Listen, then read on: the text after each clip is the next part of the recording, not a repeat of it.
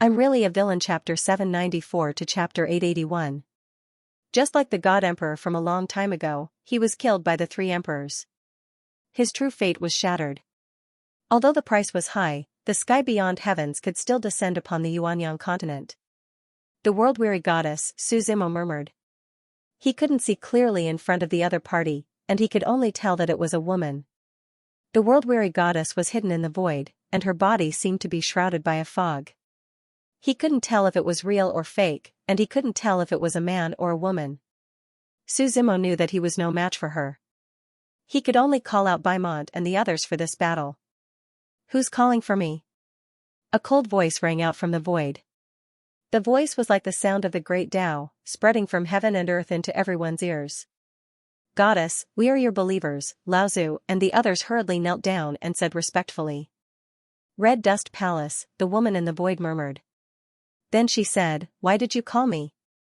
Goddess, after you ascended to the sky beyond heavens, we followed your orders and managed the goddess palace. Laozu hurriedly said. Now, there are outsiders trying to destroy your palace. We are weak, so we can only call you out. Hearing Laozu's words, Guyu snorted. Shameless. It was Laozu and the others who didn't keep their promise, and now they were the ones complaining. The woman in the void slowly turned her head and looked at Su Zimo. How do you want to die? Her cold voice spread between heaven and earth, filled with a faint murderous intent. It was almost tangible as it surrounded the surroundings. That depends on whether you have the ability. I have always been lucky, Su Zimo said with a smile. Also, are you not going to show your true body? It's boring to hide like this. Ants from the lower realm, you have a sharp tongue, the world-weary goddess snorted.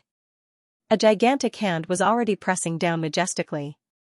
At the same time, the line of sight in the depths of the sky became even more intense. The sky was covered with dense thunderclouds, and the horizon was changing unpredictably, as if something was brewing. The world-weary goddess frowned slightly. When her big hand fell, the world-weary goddess was shocked. It was clearly just an ordinary hand, but it suppressed the entire heaven and earth, rendering them immobile. Everyone below, including Su Zimo, felt an irresistible force attacking them. He couldn't even breathe. The big hand was about to suppress Su Zimo. At this moment, a mass of black demon chi rose slowly like a mushroom cloud and exploded in the air. The two streams of demonic chi soared into the sky and covered the entire sky. Everyone looked up and saw the mighty demonic chi rushing toward the world-weary goddess. How pretentious. The world-weary goddess coldly snorted. She extended her jade-like hand and flicked her finger. Two red light spots shot towards the two demonic chi to suppress them. However, the terror of the devil chi had clearly exceeded her expectations. The two red light spots were directly devoured. As the demonic chi exploded in front of her eyes, the world-weary goddess took a few steps back. Baimont and the seven-faced demon general slowly emerged from the exploding demonic chi. The seven-faced demon general stretched and looked at the world-weary goddess with a smile. Impressive. It doesn't seem right for people from the realm beyond heaven to come to the Yuanyang continent. Sensing the powerful aura around Baimont and the seven-faced demon general, the world-weary goddess frowned slightly and asked, Who are you? That's not important, Baimont said. What's important is that everything here today is decided by the Lord. If you know what's good for you, you can still go. But if you really want to fight, the Great Path has been watching anyway. It won't do you any good. Baimont actually wanted to fight, but the rules of this world were too strict. He couldn't unleash his full strength, so there was no point in fighting with them. The world-weary goddess pondered for a while. Then, she looked at Su Zimo and asked, Why do you want to destroy my goddess palace? The order here has existed for millions of years, and it has never offended anyone. Shouldn't you ask them? Su Zimo raised his head and pointed at Laozu and the others in Sky-bearing with a smile. Looking at the world-weary goddess gaze. Sky-bearing Laozu panicked and hurriedly said, Mingzu agreed to give the Nirvana Pearl to them without my permission. I originally wanted to leave it to you. If they want it, just give it to them, the world-weary goddess said indifferently. This? Sky-bearing Laozu hesitated for a while. The world-weary goddess transmitted her voice to Laozu. It was unknown what she said to him. Sky-bearing Laozu's expression changed slightly, and he hurriedly nodded. Sir, Sky-bearing Laozu turned to Su Zimo and said. I'm willing to give you the Nirvana Pearl as long as you don't interfere with the matters between my goddess palace and the Tianluan sect. You don't have the right to talk to me about conditions, Su Zimo said indifferently. Yes, yes, yes. Sky-bearing Laozu hurriedly nodded and took out a fiery red pearl from his storage ring. This pearl had the image of a phoenix imprinted on it. It was fiery red inside, as though it was burning with raging flames. This is the Nirvana Pearl. Someone once brought it into the goddess palace, and then gave it to me, Sky-bearing Laozu said. Su Zimo received the Nirvana Pearl, which was slightly warm. It was as though it was condensed from flames.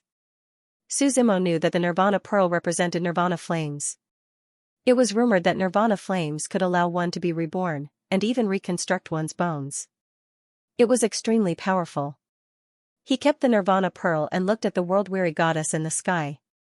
The world-weary goddess also looked at him and said calmly, if you can bear the fate of this life, I'll be waiting for you in the heavens beyond. After she finished speaking, her figure slowly disappeared. If there's nothing important in the future, don't call for me so easily. Following this voice, the teleportation space began to shatter.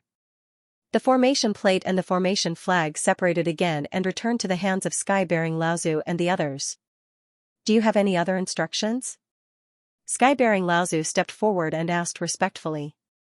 He knew in his heart what kind of existence the world-weary goddess had told him about. I want to talk to her alone, Su Zimo looked at Lan Qir and said softly. Here, Sky-bearing Laozu turned to look at Lan Qir and nodded slightly.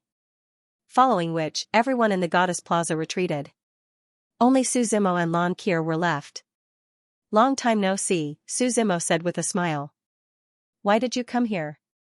Lan Qir slowly walked forward and asked. I came to find you, and also to find the Nirvana Pearl, Su Zimo did not hide anything and said directly. Why did you come here to be the young palace head? Did they force you to do it? No, it was my own will, Lan Qir shook her head slightly and replied. So? Have you seen through the world of mortals and let go of everything? Su Zimo asked. Lan Qir looked at Su Zimo quietly and did not say anything. Do you want to leave with me, or do you want to stay here? Su Zimo asked. I haven't thought about how to face you. Every time I think about you, I think about my father and my family. Lan Qir was silent for a while before speaking with a pained expression. Do you want to run away for the rest of your life? Su Zimo asked. Even if I don't run away, so what if I leave with you now, can you stay with me forever? Can you spend the rest of your life peacefully with me? Lan Qir smiled bitterly. I know you. You won't stop moving forward. In the end, you will carry the mandate of heaven and go to the sky beyond heaven. In the end, I won't even be able to see your back. This is my destiny, Su Zimo replied. Yes, destiny. Lan Qir nodded and said. You abandoned me in the past, and you will still abandon me now. Many things won't change even if you choose a second time, right? Su Zimo did not reply. From a certain perspective, Lan Qir was right. In reality, he did not have a choice. As a demon master, he enjoyed the benefits of this identity.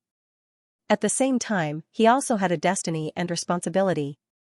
If he could not lead the demon race back to its former glory, he would be crushed by his former enemies. Su Zimo did not doubt this at all. This was also the reason why he wanted to become stronger. If the other party was not Lan Qir, Su Zimo would not even consider his feelings for her. I have decided. I want to stay in the goddess palace. Lan Qir raised her head, and her gaze became resolute. I will work hard to cultivate the inheritance left by the goddess of misanthropy. Perhaps one day, we will meet again in the sky beyond heaven. You have decided? Su Zimo asked. Lan Qir nodded. All right, I respect your decision. Su Zimo was silent for a while before nodding. When are you leaving? Lan Qir asked. There is no point in staying. I will leave now, Su Zimo said. Can you stay with me for one day? Just one day? Lan Qir raised her head and asked expectantly. You only belong to me for one day, okay? Seeing Lan Qir's complicated gaze, Su Zimo finally nodded. Unlike the snowy weather outside, where the red dust palace was located, it was like spring all year round, with lush vegetation. The gentle sunlight and wind blew between heaven and earth. Lan Qir took Suzimo on a tour around the red dust palace. They went to Mingjue Mountain and entered Cordyceps Valley. At this moment, the two of them had forgotten everything. They only wanted to cherish this rare moment. At this moment, Lan Qir was lively and cheerful. She wore her hair in a ponytail and looked like a dancing fairy. She happily walked past Suzimo. Without any disturbance, the entire world seemed to have become quiet on this day. The two of them set off from the goddess palace, walking without a destination. Along the way, Lan Qir told Suzimo many interesting stories about her past. The last time they were together, it was Suzimo who had been telling stories. This time, Lan Qir was the one talking. Suzimo just listened quietly and occasionally smiled. From dawn to dusk, the pale white sky was slowly dyed a golden yellow by the setting sun. The two of them sat on the peak of a mountain, leaning against each other as they watched the setting sun. "Do you like dusk?" Suzimo asked with a smile. "No, dusk always makes me feel like everything is over." Lan Qir shook her head. "I like it when the sun rises at dawn, when everything is flourishing and everything is just beginning." Suzimo smiled and said, "But sometimes, ending is just for a better beginning." The setting sun, the sunset, the clouds, the lonely birds, the cool breeze, everything was beautiful. But for Suzimo, the only thing that occupied his heart was the girl in front of him. All living things are grass and trees, only you are the green mountain. For most people, their lives might be ordinary. Only a small number of people could experience a vigorous life. Ordinary people envied vigorous lives. On the contrary, vigorous people yearned for ordinary lives. Humans would never know how to be content with what they have. As the sun set, the light faded away. The night sky was filled with stars and a small crescent moon hung in the sky. The stars twinkled and lit up the entire mountain peak. This mountain gave people an illusion that they could reach out and pluck the stars. Suzimo lay on the grass at the top of the mountain. The grass was very soft and the wind blew gently, not daring to disturb the tranquility. Lan Qir leaned her head against Suzimo's chest and gently hugged Suzimo's waist with her right hand. Suzimo could even smell the scent of lavender from her long hair. "When we leave tomorrow, let me go first." "You pretend to be asleep." Lan Qir raised her head and said. "Okay." Suzimo nodded. "No one is allowed to say goodbye." Lan Qir continued.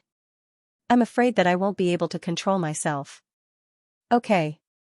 Suzimo nodded again. Lan Qir looked at Suzimo quietly.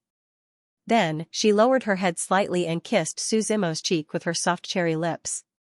Then, she quickly raised her head. Her face was already red, but she still stubbornly looked at Suzimo. She pursed her lips and slowly undid the buttons on her blue dress. Her eyes were as soft as water as she affectionately looked at Suzimo. "Take me." The moon rose above the willow branches, revealing the light of spring. The night was very quiet. Even the annoying insects didn't make any noise. The moon shone and the stars twinkled. Finally, the sky turned dark, followed by the dawn in the east. Only when the footsteps could no longer be heard did Suzimo slowly open his eyes. He looked to the east. Yes, the sun rose at dawn and everything was flourishing. Everything had just begun. Suzimo waved his hand and the demon aura in front of him began to move. White Bone Demon's figure gradually appeared. "Protect her in the dark."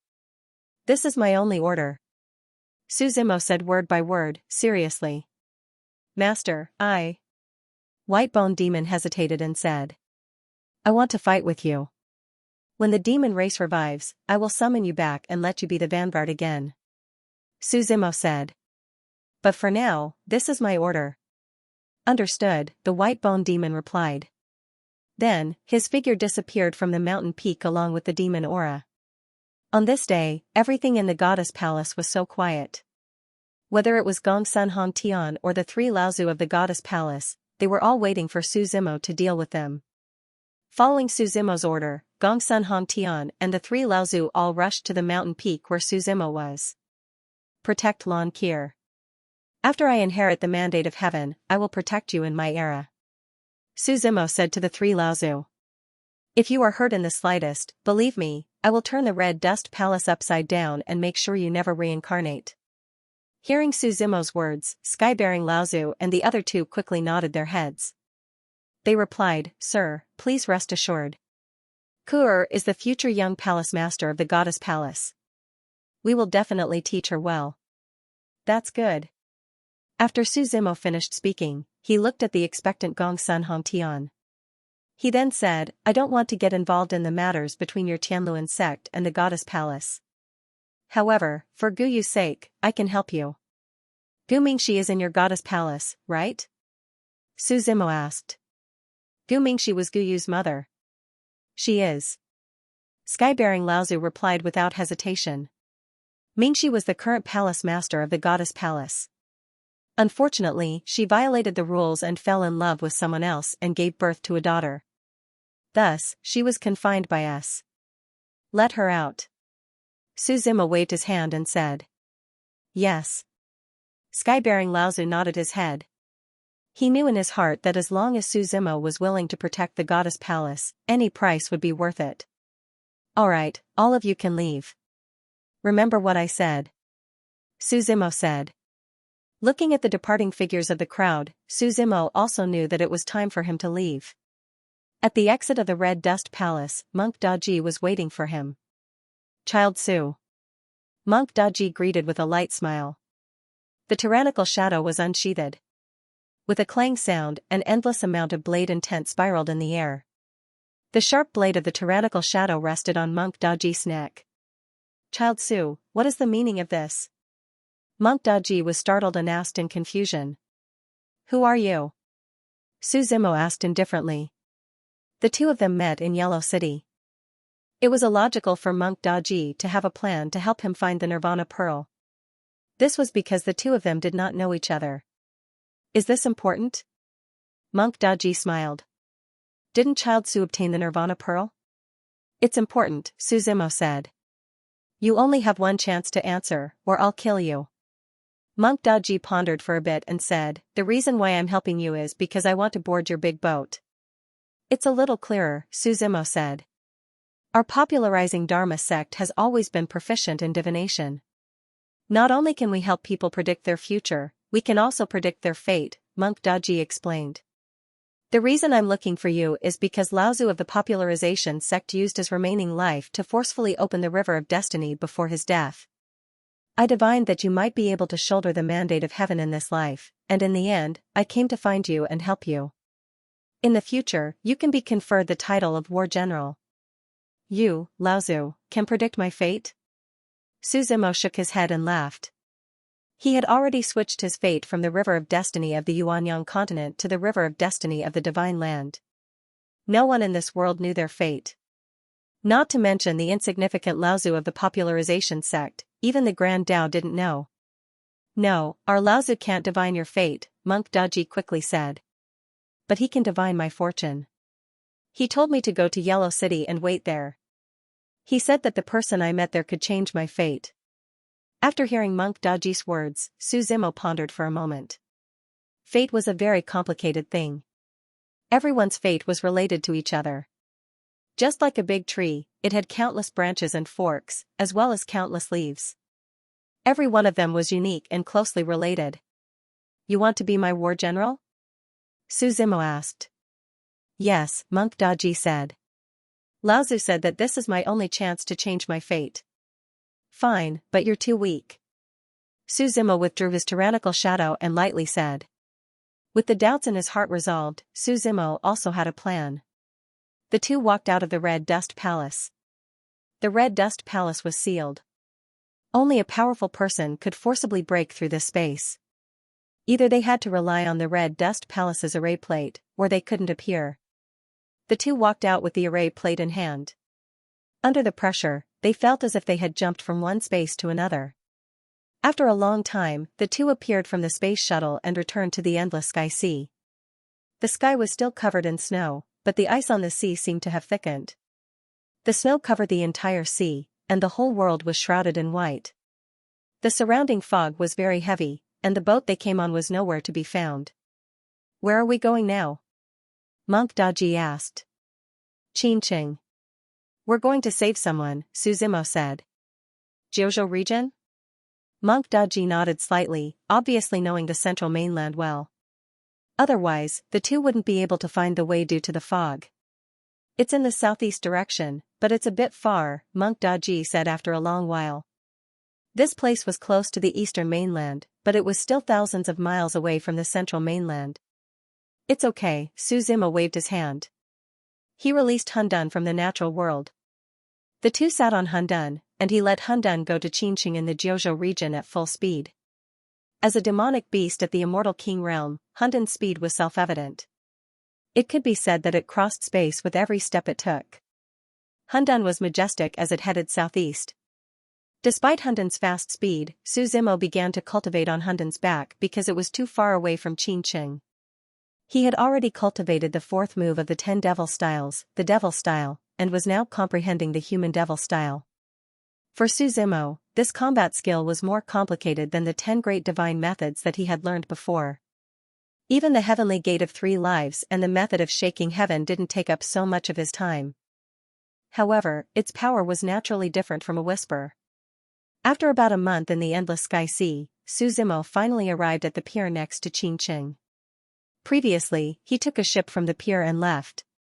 Along the way, he encountered Liuobua Island and immortal Liuobua.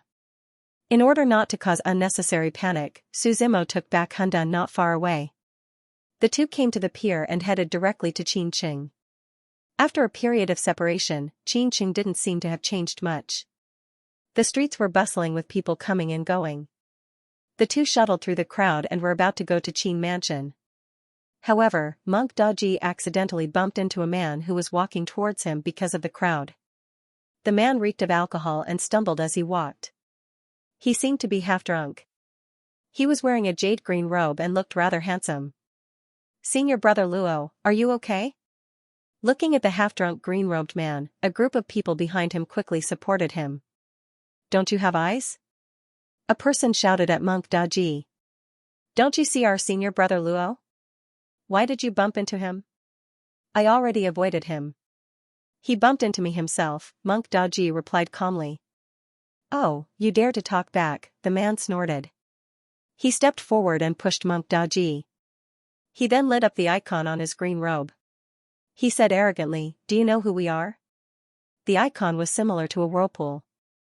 Upon closer inspection, it was a pattern of 4 intersecting rivers. You are from the Great Yu dynasty? Monk Daji frowned. The Great Yu dynasty was one of the 9 cities of the Jiuzhou region. It was the most powerful one. In order to show their power, they changed the name of Yu city to the Great Yu dynasty. Suzimo had seen the Scarlet Guards of the Great Yu dynasty before. However, they all died on Liuobua Island. Tell me, how do you want to compensate? The disciple said arrogantly. Monk Daji was about to say something, but Suzimo waved his hand and said impatiently, don't waste time with them. As soon as Suzimo's voice fell, the saber energy of the tyrannical shadow circled around his fingertips and directly chopped off the half-drunk man's head. When the bloody head fell to the ground like a rubber ball, the green-robed disciples recovered from their shock. You killed him, the green-robed disciple stammered. Disappear from my sight in 3 seconds.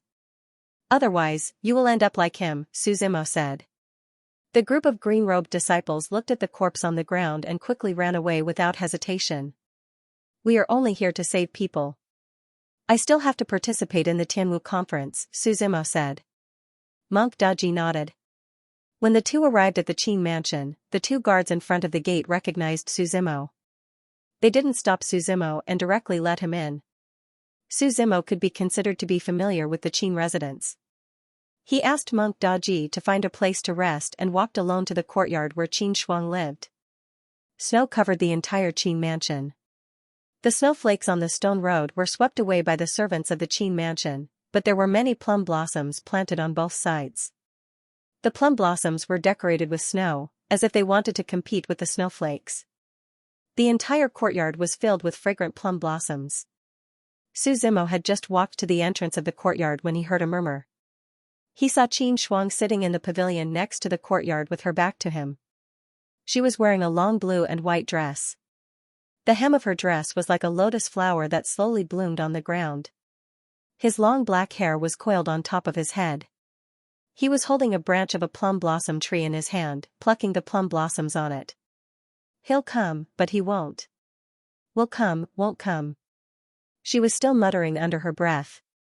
Suzimo slowed down his pace and slowly walked behind the other party. He asked softly, what will come and what won't? I'm waiting for Child Su. Qin Shuang replied subconsciously. His voice stopped abruptly midway. Her body trembled as she turned around and saw Suzimo looking at her with a smile. Child Su, you. I'm here, Suzimo said with a smile. Why didn't you tell me in advance? Qin Shuang hurriedly stood up and asked. Take a seat, there's no need. I'll tell your father that I'll leave after I cure your dark ice body. Suzimo said. I still have a lot of things to do. Why are you in such a hurry? Qin Shuang asked in a low voice. I still have a lot of things to do to form the mandate of heaven, Suzimo said. If I don't work hard now, you wouldn't want to see me fall in the battle for the mandate of heaven, would you? No, I didn't mean that. Qin Shuang hurriedly waved her hand. She said, I'm already very happy that Child Su is here. I'll take you to father. The two of them left the courtyard and went to Qin Feng's courtyard.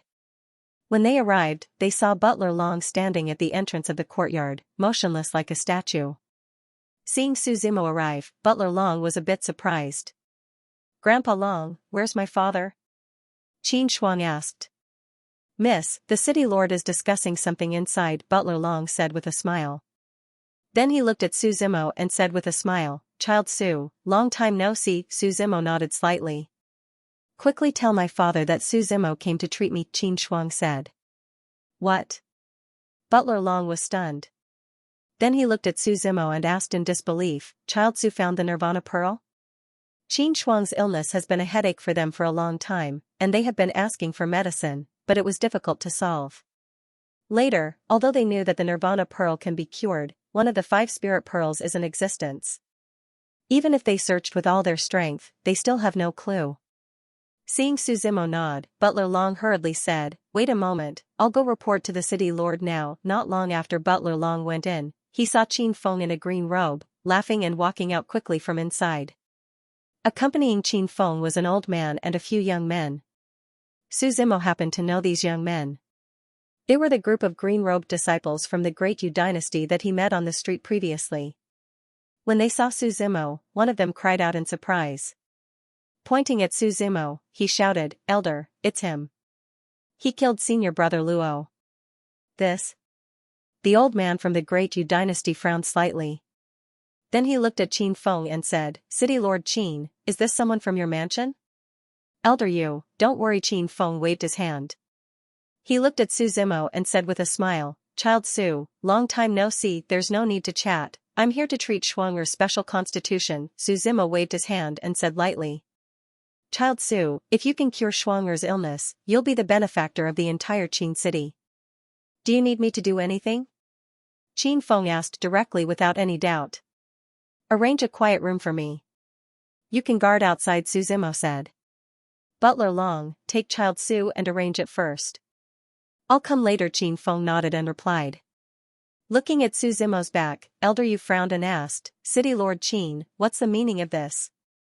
At least give me an explanation for my dead disciple. Elder Yu, I didn't let you speak just now because I wanted to save you. Qin Feng sneered. Do you know Child Su's identity? Does he have a great background? Elder Yu asked probingly. The current holy son of Zhenwu Xingzong, Qin Feng sneered. Don't say I didn't warn you. The holy son of the heavenly emperor Gate, Xiang Kunlun, was killed by him. I saw it with my own eyes. How many lives did your Great Yu dynasty have for him to kill? This. Elder Yu was shocked for a long time before he slowly breathed a sigh of relief. He looked at Qin Feng and said, Thank you for your reminder this time, Elder Qin. I almost made a big mistake. Our 9 cities should be united. Qin Feng waved his hand and said with a smile. When my daughter was looking for a groom, I was the one who chose Child Su for this embroidered ball. Qin Feng's words were half true and half false, then he left with a smile. Elder Yu was left alone in his original place, thinking. The two walked into the room. Qin Shuang looked a little reserved. What should I do? She asked. Lie on the bed, Su Zimo waved his hand and said. Seeing Qin Shuang lying on the bed obediently, her curved eyelashes blinking as she looked at him. Su Zimo first put his hand on her forehead and began to check the situation inside her body. The damage caused by the dark ice constitution to the body was obviously beyond Su Zimo's estimation. Although Qin Shuang looked good now, she was already an arrow at the end of its flight. Her internal organs had been frozen a lot, and now she was completely relying on the fire attribute medicine to support her. And as the dark ice fire became stronger, the effect of these fire attribute medicine would become weaker and weaker. Finally, one day, her whole body would be frozen and she would die in this extreme cold. Can it be cured? Qin Shuang asked. Sleep for a while. When you wake up, everything will be fine, Su Zimo nodded and said. He brushed his right hand in front of her eyes and saw Qin Shuang gradually fall asleep. Su Zimo waved his right hand and took out the Nirvana Pearl from his True Fate world. This Nirvana Pearl was like a ball of exuberant flame, slowly burning in midair. Su Zimo took the Nirvana Pearl from Qin Shuang's mouth and directly entered her body. The moment the Nirvana Pearl entered, obvious changes could be seen. Qin Shuang's whole body turned slightly red, and the water on the surface of her skin evaporated quickly. The dark ice body seemed to feel threatened and began to resist with all its might. Layer after layer of illusory blue ice burst out from his body, intending to freeze the entire Nirvana Pearl. You're not enough, Su Zimo snorted coldly. Under his control, the Nirvana Pearl seemed to become more violent, and balls of Nirvana flame burned fiercely. The dark ice constitution was a strange body. Although it was very helpful to the owner, it also hurt the host at the same time. As the saying goes, hurt yourself first, then hurt others. What Su Zimo wanted to do was to use the Nirvana flame to seal the dark ice constitution. Seal it to the extent that Qin Shuang's body could withstand it now. Once her strength slowly increased, she would slowly unlock the seal. Nether ice and Nirvana flame were in a stalemate for more than 10 minutes before Nether ice was forced to retreat. Su Zimo spread the flame of Nirvana into Qin Shuang's internal organs, removing the cold poison that had tormented her all these years. The moment the seal was completed, the Nirvana Pearl turned into a ray of light and flew out of Qin Shuang's mouth. Well, it's over. Su Zimo patted Qin Shuang on the shoulder. The other party woke up from his slumber. Are you okay? Qin Shuang said excitedly as he felt his body's condition. How do you feel? Su Zimo asked with a smile. My whole body feels warm. I've never felt this way before, Qin Shuang replied. I've sealed the nether ice for you. Cultivate well in the future. Who knows, it might become your greatest aid on the path of cultivation, Su Zimo said. This can be considered a blessing in disguise. Thank you, Child Su. Qin Shuang nodded. His eyes were like water as he looked at Su Zimo. He seemed to have something to say, but after hesitating for a while, he did not speak in the end. Su Zimo opened the door. Qin Feng walked in anxiously and quickly asked about Qin Shuang's condition. After learning that she had been cured, Qin Feng quickly thanked Su Zimo. Su Zimo waved his hand and said, since Shuanger's illness has been cured, I should go. Child Su is in such a hurry? Qin Shuang asked with a gloomy face. Yes, Child Su saved my daughter. No matter what, you should stay for a meal, Qin Feng quickly said with a smile. No need. I still have a competition to participate in the Eastern continent. I don't know if I can make it in time, Su Zimo said with a smile. Su Zimo had promised to go to the Tianwu conference, but now that he had been busy, he felt that he did not have enough time. If that's the case, I won't ask you to stay, Qin Feng said with a sigh. I only hope that Child Su can come visit more often in the future. Su Zimo nodded with a smile. Qin Shuang stepped forward and slowly took out a sachet from his sleeve and handed it to Su Zimo. I made this sachet. It has the meaning of good luck. I hope that Child Su can wear it. Su Zimo did not think much and took the sachet and hung it on his waist. Then I'll leave. We'll meet again if fate allows, Su Zimo nodded. He waved his hand and Hundun appeared in the sky with a mighty beast aura. Su Zimo and Monk Daji stepped into the air. With a roar, they rode Hundun and gradually disappeared. He's really a young great emperor, Qin Feng said with emotion. He turned to look at Qin Shuang and saw that his daughter was in low spirits. He asked, Shuang is that sachet really just good luck? Father, don't think too much, Qin Shuang replied. If you don't say something, you may never have the chance to say it again, Qin Feng said meaningfully. I don't understand what you mean, Qin Shuang replied with her head lowered. That's right. Even if you say it, what can you do? Qin Feng shook his head and said. Child Su's world is too big. Qin City can't accommodate him. Even the Yuanyang continent is a little small for him. Father, do you think I'll have a chance to see Child Su again? Qin Shuang looked into the distance and asked in a daze. Shuang if you want to be with him, there's only one way, Qin Feng replied. What way? Qin Shuang quickly asked. Become as strong as him, Qin Feng said. Be able to see the same scenery as him. Otherwise, you'll be people from two different worlds. This is also the reason why I didn't ask him to stay. After hearing Qin Feng's words, Qin Shuang stared blankly in the direction Su Zimo had disappeared. You're going to participate in the Tianwu conference? Monk Daji asked curiously along the way. Then what's the point of participating in the conference? Actually, the rewards don't matter to me. I mainly want to see the geniuses of the Eastern continent, Su Zimo said with a smile. The mandate of heaven had already begun to form. The rewards of the conference were not rare. However, after not returning to the Eastern continent for so long, who knew how many geniuses had begun to emerge? It wasn't just the imperial lineage and first-rate factions. There were also a lot of geniuses among the common people. They couldn't be underestimated. After participating in the Tianwu conference, Su Zimo wanted to solve the problem of the true God sword. He wanted to go to the ancient heavenly court to take a look. Now that he had the void spirit monkey, Su Zimo was preparing to go to the ancient devil cave sealed area to see the demons there. There were still many things to do. By the time he was done, the mandate of heaven would have been formed. Hundun flew at full speed in the void for more than 10 days. On this day, a loud noise attracted Su Zimo's attention.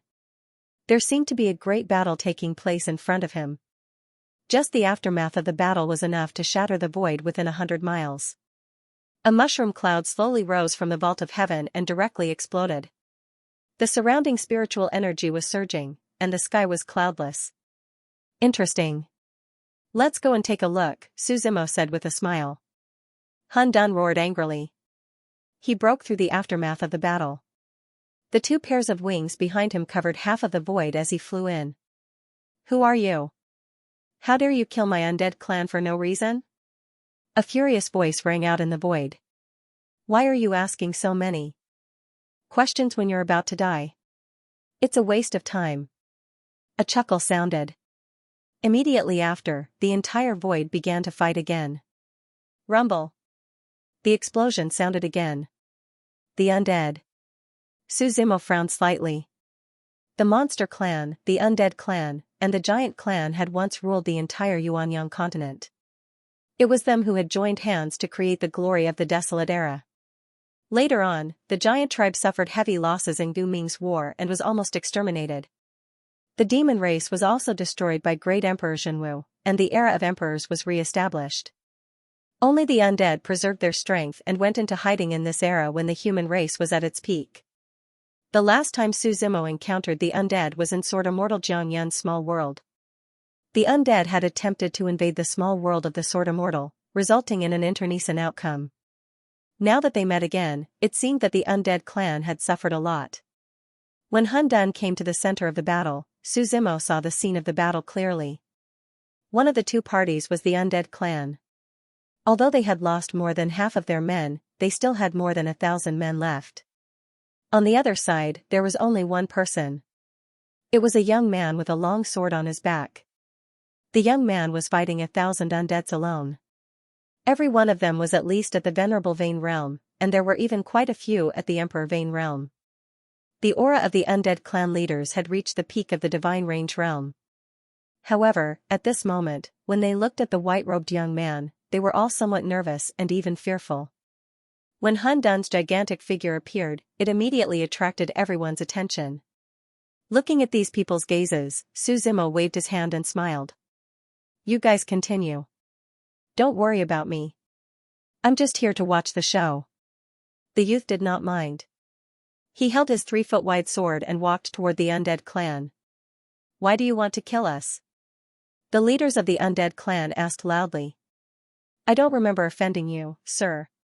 If I want to kill, then I'll kill. Nothing else matters, the white-robed young man replied. A strong sword will burst out from his body, and the red broadsword in his hand trembled slightly.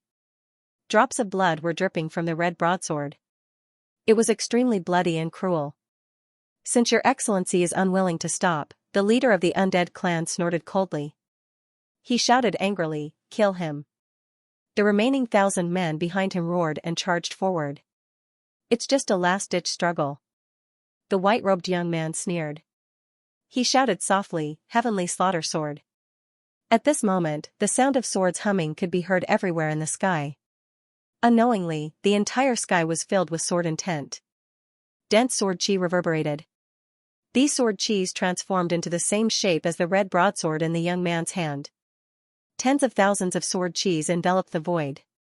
In an instant, the undead clan members who wanted to kill began to panic.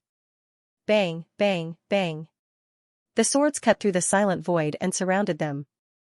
Every sword that slashed through the air carried an incomparable bloody aura. Tens of thousands of swords slashed together. It was as if the entire sky was enveloped by bloody aura. Sword hidden in the tip, sword humming in the 4 seas. The young man slowly waved the long sword in his hand. In the next moment, the countless sword chis in the sky began to fight. The undead clan members could only resist for a moment before most of them were torn into pieces by the sword chis. A thick bloody rain fell from the sky. Countless screams and frightened shouts intertwined noisily. Can you tell what this is? Su Zimo looked at Monk Daji and asked. Monk Daji bowed and said, Immeasurable Heavenly Sovereign. Looking at this benefactor's technique, it's exactly the same as the Slayer Emperor. He should be a disciple of killing immortalism. And his identity shouldn't be killing immortalism? You're talking about the Colossus in the Wushang region, right? Su Zimo muttered to himself. The central mainland was divided into 5 regions. Besides the Xinhua region, Tianluan region, and Jiuzhou region that Su Zimo had been to before, the other 2 regions were the Wushang region and the Lingtian region. Speaking of killing immortalism, it was an existence that was even greater than Jinwu Xingzong. Because it had produced 5 great emperors. A sect with 5 great emperors. Moreover, 3 of the great emperors were produced consecutively. This meant that the great emperors of 3 consecutive eras were all from this sect. One could imagine how powerful killing immortalism was. After Ancestor Slayer Emperor created this sect, the Ancient Emperor, Myriad Calamity Great Emperor, and Primitive Great Emperor carried it forward. In the end, the White Emperor led this sect to dominate the entire Wushang region like a dazzling star.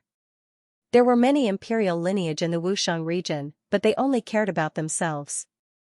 There, killing immortalism's prestige was unparalleled. Today, I'll wait for my death. Just you wait. One day, you'll have to suffer the revenge of my undead clan, someone shouted. Don't worry. When I become a great emperor, I'll destroy your undead clan, the white-robed youth laughed. Sword chi reverberated in the sky. Corpses fell one by one. He stood below and let the rain of blood fall from his head. He looked like he was enjoying it. It's about time, the white-robed youth muttered. Then, he opened his hands and a very special aura erupted from his body. The white-robed youth's skin turned blood-red. His pupils were also incomparably demonic. The insides of his pupils were also blood-red. His ears became sharp and slender. The teeth in his mouth became serrated. There were 2 huge fangs. At this moment, the white-robed youth seemed to have turned into a monster. This is? Monk Daji frowned slightly. Then, his expression changed and he said, No, this is a battle physique. One of the 100 great battle physiques, the undead physique. The white-robed youth opened his hands and the corpses of the undead clan seemed to be attracted. Their flesh, blood, and hearts all shattered and were swallowed into the white-robed youth's body. He's absorbing the undead clan, Monk Daji said in surprise. He wants to use the undead clan to strengthen himself. No wonder he wants to kill the undead clan, Su Zimo suddenly realized. The undead clan's physique was somewhat special. It was different from that of humans. There was a mysterious power in their physique. This power could allow them to regrow severed limbs. If they cultivated to a certain level, they could even be resurrected. One had to know that only the strong could regrow severed limbs. However, the undead clan was born with this ability. The undying physique was ranked 6th among the 100 great physiques. It was said that it was a physique that could truly achieve immortality. Not to mention the battle power of this physique, just the fact that it was immortal was enough for countless people to chase after.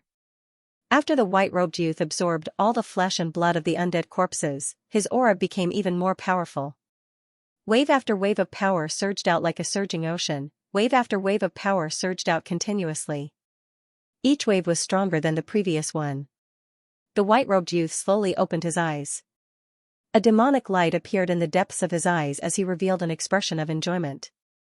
He then looked at Su Zimo and Dadaji and smiled. Interesting, interesting. Su Zimo asked, what's wrong? The white-robed youth said, you actually didn't run after seeing me. You're a bit interesting.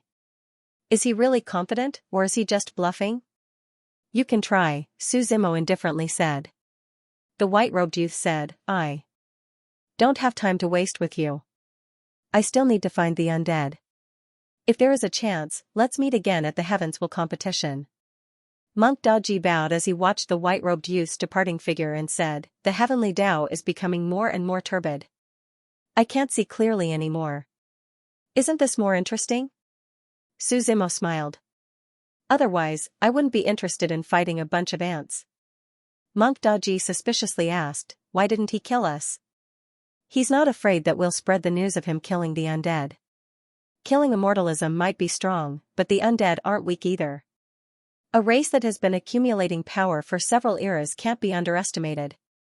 Because he knows that he can't kill me. Su Zimo smiled.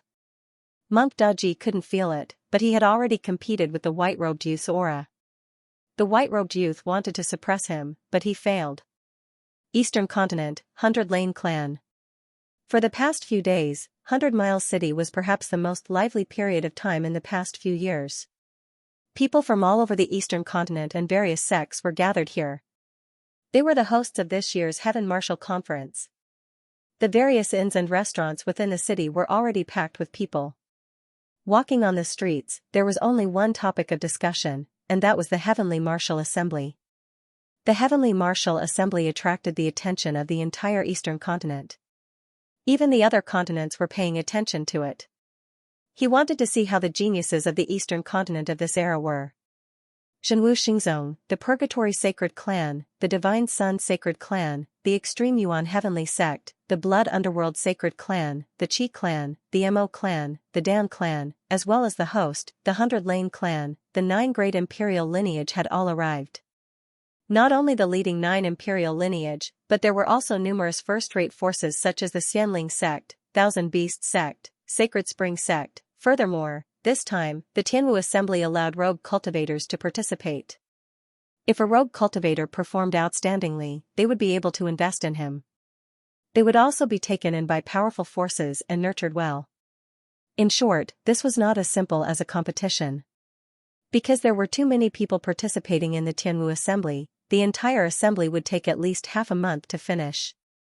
As early as 10 days ago, the Tianwu Assembly had already gone through the first few rounds of elimination. Now that most of the contestants had been eliminated, those who were left should be the true geniuses. In the courtyard where Zhenwu Xingzong was resting, Su Qingshan looked at Xiang Qianheng and asked, how many people are left now? Only 116 people left, Xiang Qianheng replied. How do you feel about the first few rounds of the competition? Su Qingshan asked. It's not difficult for now. Maybe we haven't met the true geniuses yet, Xiang Qianheng said. Is there still no news from Imoer? The people beside him shook their heads. I don't know where that kid ran off to. He probably won't be able to make it in time for this assembly, Su Qingshan said. Today's elimination round is the penultimate round. In the end, 100 people will be eliminated, and only 16 people will enter the final round. You should all be prepared. What kind of elimination round is it? Sword 21 followed behind Xianxia and asked. At that time, you will all enter an independent space where you can fight among yourselves. When there are only 16 people left, the competition will end, Xianxia said. My suggestion is to try not to fight with the other saints first, so as to avoid mutual destruction. Eliminate the weaker ones first.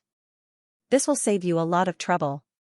After all, the real battle will be at the end of the final round. Everyone nodded and followed Xianxia out. When Su Zimo arrived at 100 Mile City, he saw the densely packed crowd in the city. The crowd was practically squeezing in. He sighed with emotion. This assembly is really lively. On both sides of the street, hawkers were selling all kinds of things. It was a dazzling lineup. The aroma of food wafted through the entire main street. Su Zimo and Monk Daji walked in. There's a spiritual energy barrier around our bodies, isolating us from the rest of the world. Su Zimo bought some pastries from a nearby stall and began to inquire about the Tianwu assembly. The Tianwu assembly has already been held. The hawker smiled. Today, the elimination round should be held in the Heaven Yuan Minor world. If I wasn't doing business, I would have gone to take a look. Heaven Yuan Minor world. Su Zimo smiled. As the two of them walked onto the main street, they saw that the 4 city gates of 100 Miles City, each of them had a huge projection in the air. Even if one stood far away, they could clearly see the projections. They occupied almost half the sky. The content of the projection was the scene of the geniuses entering the Heaven Yuan small world. Everyone could clearly see each person's performance in detail here. In the end, we still didn't make it. Su Zimo shook his head and smiled. I'm going to be scolded by father again. Are we going to watch from here? Monk Daji asked. No, let's go to the 100 Miles estate to find my father. Su Zimo said. The two arrived at the 100 Miles estate. After showing the saint's token to the guards at the entrance, one of the guards brought Su Zimo into the 100 Miles estate. 100 Miles City was currently in its most chaotic period. Not only did the number of patrolling soldiers increase, but the number of guards also increased. There were also disciples stationed all around the 100 Miles estate. Following the guard, Su Zimo arrived at a huge plaza. If others wanted to know about the Tianwu assembly, they could only watch from the city. And if they wanted to enter the 100 Miles estate, they had to be from a first-rate faction or an imperial lineage. Even a second-rate faction didn't have the qualifications to sit in the plaza. At this moment, there was a projection in the center of the plaza. It clearly reflected the scene inside the Heaven Yuan Minor world. In front of the projection, there were several dozen or even close to 100 people. These people were the rulers of the Eastern continent. If they stomped their feet, the entire Eastern continent would tremble. This was not an exaggeration, because the people in this square were all the strongest sects in the Eastern continent. With Su Zimo's arrival, it also attracted the attention of many people. Isn't that the current saint of Xianxia? Someone asked curiously. Why didn't he participate in the Tianwu conference? The Tianwu conference has already started. Why is he only here now? I wonder if he still has a chance to participate? Definitely not. The format is more than half, and it's open to the entire Eastern continent. No one has any special rights. No matter how strong Xianxia is, the Bailey clan won't dare to change the rules. Yes, someone agreed. That's a pity. Although Su Zimo rarely appears in the Eastern continent, he has always been known as the strongest of the younger generation. If he doesn't participate this time, we won't be able to see his true strength. Is he really the strongest, or does he not live up to his name? Su Zimo ignored the discussions around him and sat down beside Xianxia. Why are you only here now? Xianxia asked with a frown. There were some delays on the way, so it took longer than expected, Su Zimo said. Then you'll have to miss the Tianwu conference this time. We can't let you join in the middle, Xianxia said. I know. I'll just watch the show, Su Zimo said with a smile. It's been a long time since I've sparred with the geniuses of the Eastern continent. The last time was during the 6 sex tournament held by Xianxia. That's just a competition in the far west. How can it compare to this Tianwu conference? Su Qingshan said. I wonder if they can do it. There's no hope for them to win, Su Zimo said. Su Zimo knew the strength of Xian Qianheng, Jian 21st, and Jiang Shi'er. Although they were all geniuses, there were many geniuses in this conference. The saints of the imperial lineage were all stronger than the last. It was as difficult as ascending to the heavens to break out of the encirclement and become the number one person. Winning the championship is secondary. I just hope that they don't lose too quickly, Su Qingshan said. The strength of the geniuses who had come to the Heaven Martial Assembly this time had exceeded his expectations. Not only the Holy Sons, but many of the itinerant cultivators' eyes also lit up. I don't think so. They shouldn't be that bad, Su Zimo said with a smile. Hello, child Su. Luo Chanhe, the sect master of the Sacred Spring sect, looked at Su Zimo with a smile. Sect Master Luo, long time no see. Su Zimo nodded. During the 6-sex tournament, Child Su's heroic spirit was still vivid in my mind, Sect Master Luo said with a smile. It's a pity that you can't participate in the Tianwu Grand Assembly and display your glory to the world. I can't say that it's a pity. Out of these 10 million people, not a single one has caught my eye, Su Zimo replied. I'm just curious as to who will be the strongest in the Sky Martial Arts realm. Shameless boasting. Hearing Su Zimo's words, a cold snort came from the side. That person sneered and said, I think some people don't dare to participate and purposely came late. Su Zimo turned his head and saw that the person who had mocked him was a tall and sturdy man. This man was wearing a black and gray robe and had long hair and a long beard. He looked like a savage who had walked out of the mountains, giving off a primitive and barbaric aura. Isn't this sect masterly of the Thousand Beasts sect? Su Zimo said with a smile. I heard that your sect's bloodline was muddy and was almost exterminated. Now you're jumping around again. Su Zimo clearly remembered that he had used the cleansing moon divine altar to almost exterminate the entire Thousand Beasts sect. As a result, the 7-sex tournament in the far west had become the 6-sex tournament. Hearing Su Zimo's words, the Thousand Beasts sect master, Li Yunhu, abruptly slapped the seat next to him. He stood up angrily and glared at Su Zimo. Their Thousand Beasts sect had suffered heavy losses last time. After an investigation, they found out that it was Su Zimo who had done it. However, due to their status, they couldn't directly attack him. After all, they weren't a match for Zhenwu Xingzong. What's wrong, Sect Master Li? Su Zimo asked with a smile. A nameless person who doesn't even dare to participate in the Sky Martial tournament. I can't be bothered to argue with you. Li Yunhu snorted and sat down angrily. Sect Master Li, who is your Thousand Beasts sect's candidate for the tournament this time? Su Qingshan asked. Li Yunhu pointed at a young man in the void projection and said arrogantly, that's my sect's holy son, Quan Qianshan. The young man in the void projection was wearing a black singlet, and his exposed muscles were bulging. Quan Qianshan was like a peerless ferocious beast with absolute power.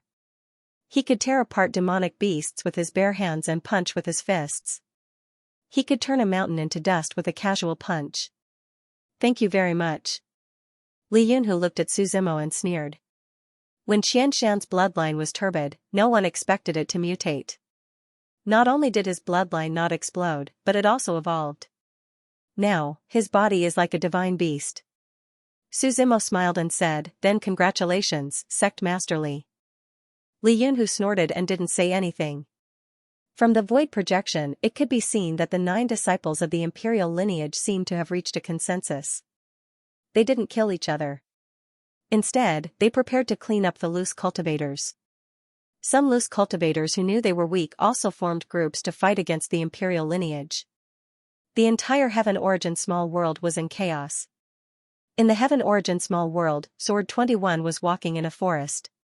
Suddenly, a series of footsteps sounded from the side. A young man wearing a coarse white shirt with several patches walked out from the side. The young man looked at Sword 21 and shouted, which sect did you say you're from? I, Li Mubai, don't kill nameless people. Noisy. Sword 21 snorted coldly. He waved his right finger and dozens of sword lights burst out from the void and attacked the young man. The sword lights flashed in front of his eyes with a sharp edge. The young man named Li Mubai sneezed. Achoo! Suddenly, there were 3 explosions and countless sword lights shattered in the air. You're from Jinwu Xingzong? Looking at the long robe worn by Sword 21, Li Mubai muttered to himself. Defeating a disciple of the imperial lineage should be enough to make a name for myself. As his voice fell, his figure also disappeared into the void. So fast. Sword 21's pupils shrank and he quickly looked around vigilantly. Where are you looking? A chuckle sounded behind him.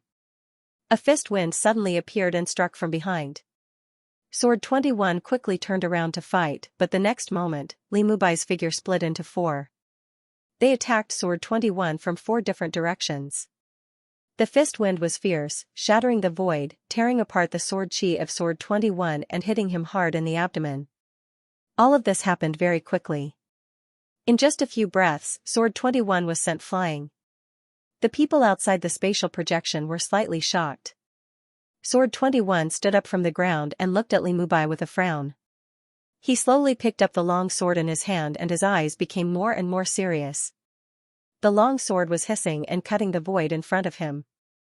More and more of it was annihilating the endless void. Sword will in the sky, Sword 21 said softly.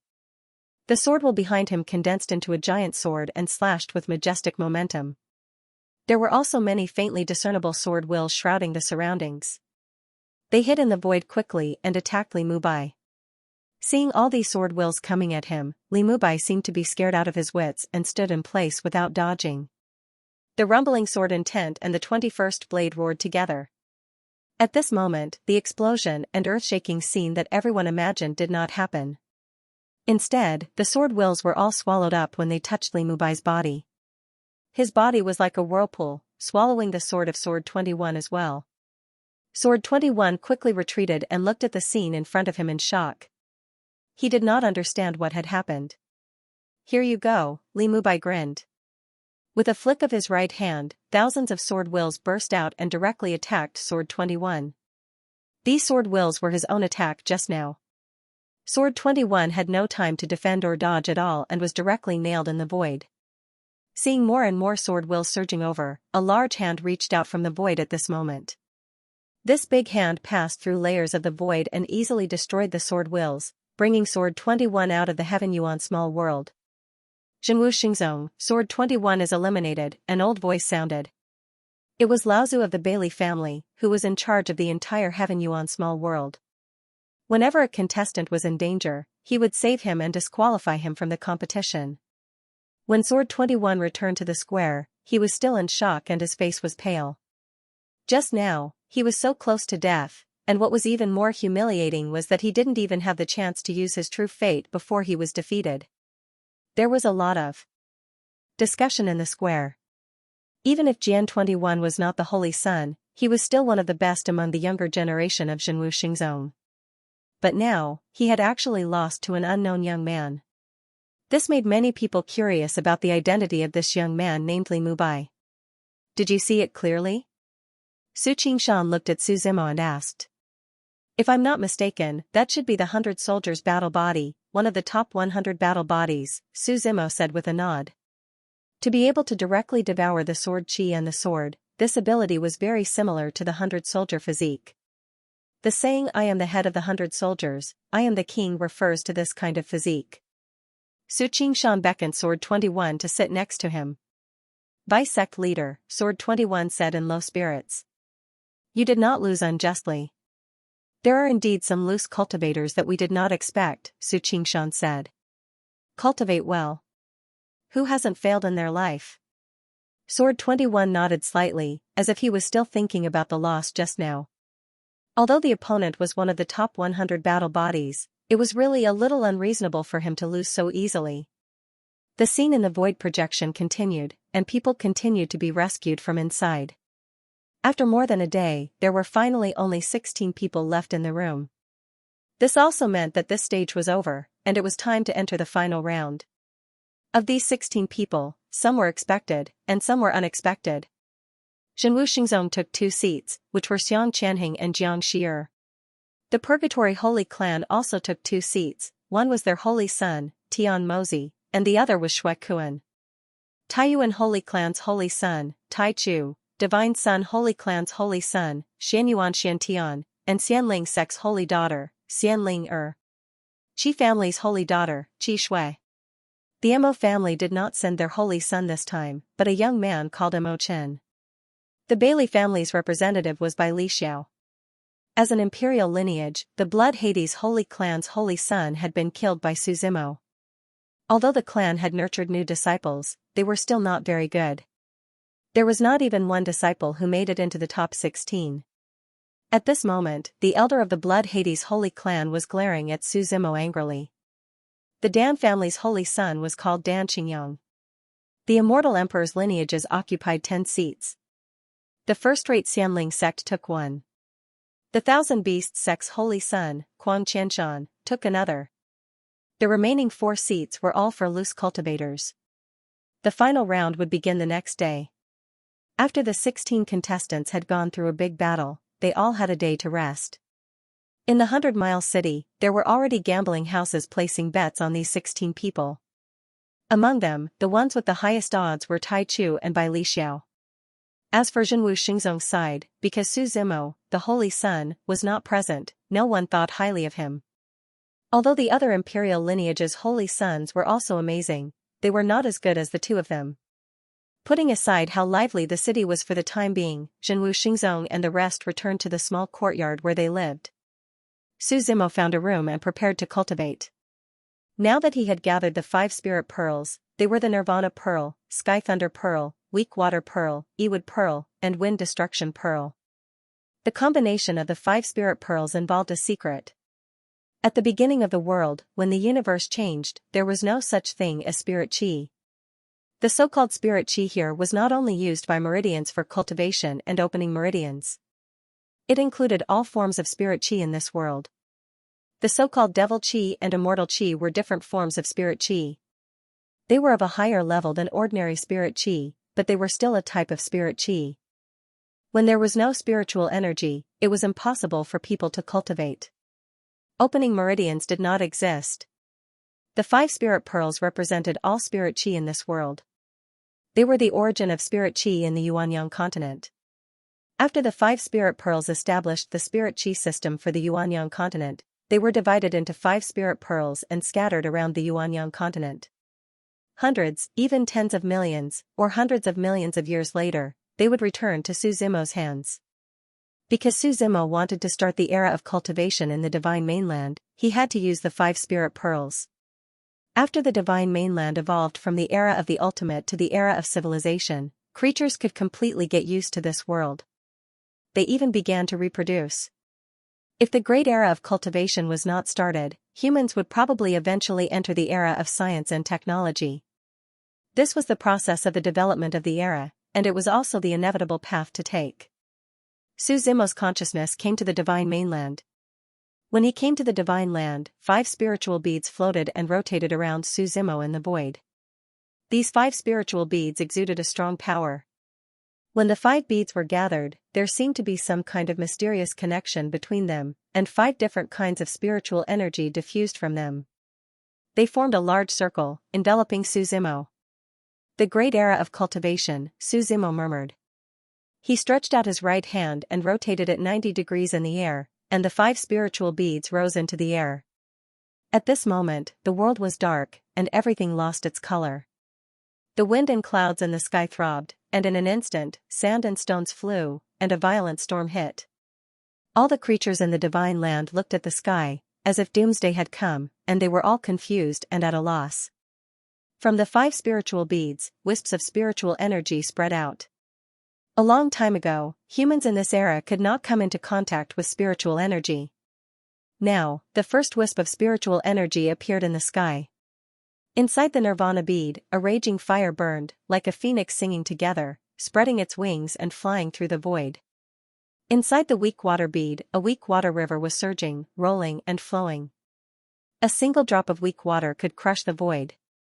This long river moved and drifted away.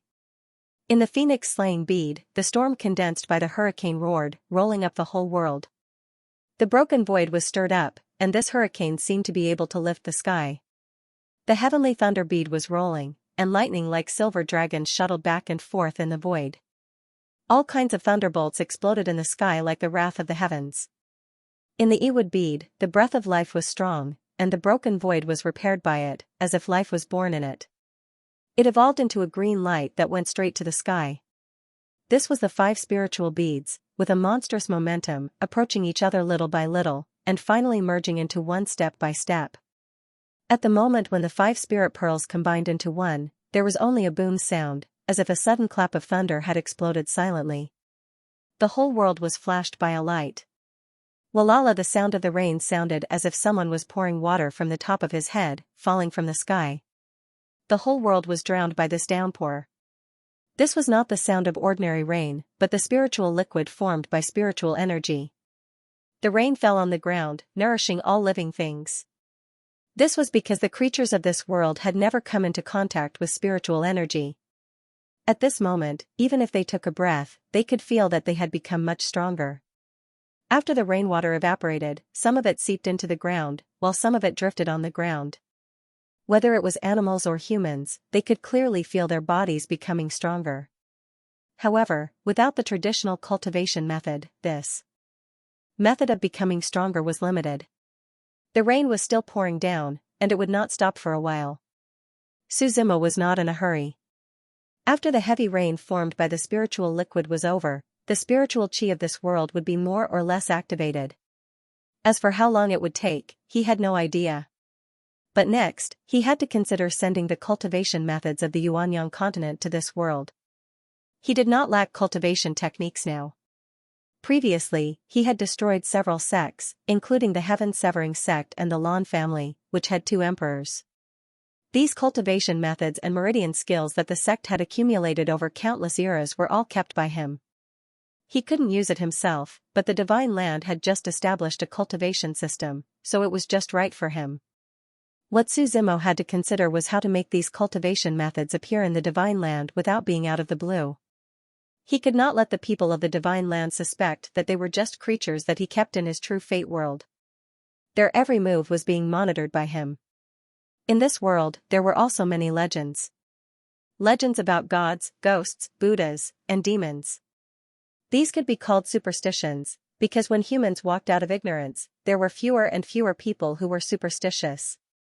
Now, Suzimo was prepared to use these legends to set up ruins and inheritances, and let the humans of this world slowly discover them. Finally, they would accept the matter of cultivation. When necessary, he could let the mystical dragons of the 1,000 demons tribe show their faces and shatter the worldview of the natives of this world. Then, he could help them rebuild their worldview. After busying himself for a long time, Suzimo came out of the Divine Land. Now that the finals of the Tianwu conference was about to begin, he wanted to go and see the battles between the top geniuses of the Divine Land. The finals were arranged to be held in the small heaven world. There was a projection in the city, so everyone could see it. And people like him could directly go to the small heaven world to watch. Who do you think will win this time? On the way to the finals, people were discussing. I think Tai Chu. As the holy son of the Taiyuan sacred sect, he is very mysterious. Basically, he hasn't used his full strength yet. I think highly of Bailey Xiao. Ever since she was defeated by Suzimo back then, her strength has improved by leaps and bounds. Also, she has the soaring immortal body. Her future is limitless. None of you think those rogue cultivators will win? Rogue cultivators? They can be dark horses, but to win the championship, they are still far from it. In the past few years, how many rogue cultivators could win the championship? That's true. Everyone was discussing as they came to the arena for the finals. There was only one arena here. The arena was thousands of square meters, and the ground was made of diamond. This kind of diamond was extremely hard. It could even withstand the attack of a divine pulse expert. The people of the various sects took their seats, and the 16 contestants were going to draw lots and fight in pairs. After the drawing of lots, the elders of the 100 Lane clan presided over it. The first group was Xuekuan of the Purgatory Sacred Sect against Xianyuan Xiantian. Xuekuan could be considered a rising star of the Purgatory Sacred Sect. During Tian Mozi's era, he had carved out a bloody path for himself. Who do you think will win? Su Qingshan looked at Su Zimo and asked. Xianyuan Xiantian, Su Zimo replied without any hesitation. Why? You should know that Xianyuan Xiantian doesn't have many supporters in this competition, Su Qingshan asked curiously. Look at the axe on his back, Su Zimo raised his head and said. Xianyuan Xiantian carried an axe on his back. The front half of the axe was wrapped in cloth, and nothing could be seen. Only the back half of the axe was exposed. It was black with gold, and it was unknown what material it was made of. Do you know what that is?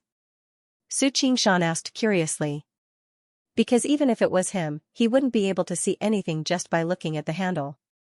It's just a guess, but my intuition has always been accurate, Su Zimo said. Father, you will know when you see it. After the elders of the 100 Lane clan announced the start of the competition, the two of them slowly walked to the arena. Xianyuan Xiantian twisted his neck and threw the axe on his back onto the arena. The moment the axe was thrown down, a sharp light burst out from it. It directly shattered the cloth on the surface. The original appearance of the axe was revealed. It was a giant golden axe with exquisite carvings. The surface was composed of two colors, gold and black. Both colors emitted a dazzling light. Many people stared at the axe for a long time and felt a stinging pain in their eyes. No one dared to look directly at the sharpness of the axe. The two golden dragons were particularly conspicuous on both sides of the giant axe. This is. Su Qingshan touched his chin and frowned slightly. Xianyuan axe, Su Zimo said with a smile. It is said that the Divine Sun Great Emperor had two weapons. One was the Divine Sun Wheel, and the other was the Divine Sun Axe. But the Xianyuan axe in front of us doesn't look like the Divine Sun Axe, Su Qingshan said. If I'm not wrong, Xianyuan Xiantian fed the Divine Sun Axe with his blood essence after obtaining it, Su Zimo said. Because he has the Xianyuan combat body, after the Divine Sun Axe was stained with his blood essence, it received the blood of the combat body and underwent another transformation.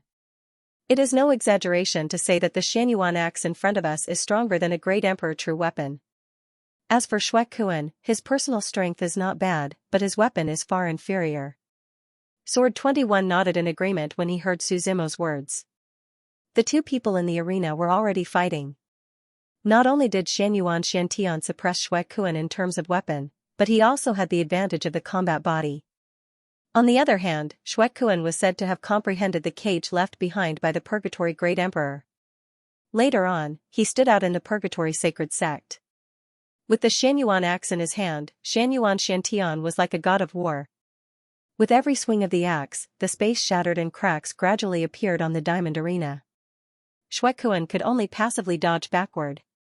Seeing that Xue Kuan was at a disadvantage, his body suddenly flashed and he caught a flaw in Xianyuan Xiantian. He grabbed Xianyuan Xuantian's clothes with both hands and directly threw him out. Xianyuan Xuantian's body tumbled in the air before he finally stabilized himself. He snorted coldly, slammed the handle of the Xianyuan axe on the ground, and looked at Xue Kuan contemptuously. It's just a meaningless struggle. You should admit defeat. It'll be more dignified, Xianyuan Xiantian said. Is that so? Xue Kuan smiled. He stretched out his right hand with his palm facing upwards and shouted, "Prison cage." In the next moment, black gas lingered in the center of the arena, enveloping the arena within a radius of 1,000 miles. They formed cages of various sizes, trapping Xianyuan Xiantian within. Not bad, someone praised from below. During the battle earlier, while Xue Kuan was dodging Xianyuan Xuantian's attacks, he quietly filled the entire arena with prison qi. By the time Xianyuan Xiantian found out, he had already done whatever he wanted. It seems that the son of Saint is blind, Sword 21 said with a chuckle. Xue Kuan is going to win. You're wrong, 21. Su Zimo shook his head. You must always understand that in the face of absolute power, any skills and schemes are useless or even pale in comparison. So this is the prison cage. Xianyuan Xiantian, who was imprisoned, chuckled. He slowly raised the Xianyuan axe in his hand, and the power around his body rose bit by bit. Xianyuan Qingtian. A loud shout accompanied the fall of the giant axe, and a rumbling sound echoed in the surroundings. At this moment, Xianyuan Shantian had completely activated his Xianyuan combat body and Xianyuan X. Golden blood flowed all over his body, and he looked like a god of war who had descended. With every swing of the axe, the prison cage was as fragile as a piece of paper, and it was torn apart layer by layer. Xuekuan's luck isn't good, someone lamented. Xianyuan Shantian is good at strength, and it just so happens that he can restrain the prison cage. Moreover, his cultivation isn't perfect. Back then, the Purgatory Emperor could casually create countless prison cages. Even if his opponent exhausts himself to death, he won't be able to destroy them. I admit defeat. Seeing that he had retreated to the edge of the arena and had nowhere else to go, Xuekuan simply admitted defeat. The competition proceeded in an orderly manner. The remaining 2 matches were between Xianxia and a rogue cultivator, and she won in the end. Qi Shui fought against another itinerant cultivator and obtained victory as well. In the blink of an eye, only 2 of the 4 rogue cultivators in the top 16 were left. The 4th match, Bai Lixiao vs Dan Qingyang, the elder of the Bailey clan announced.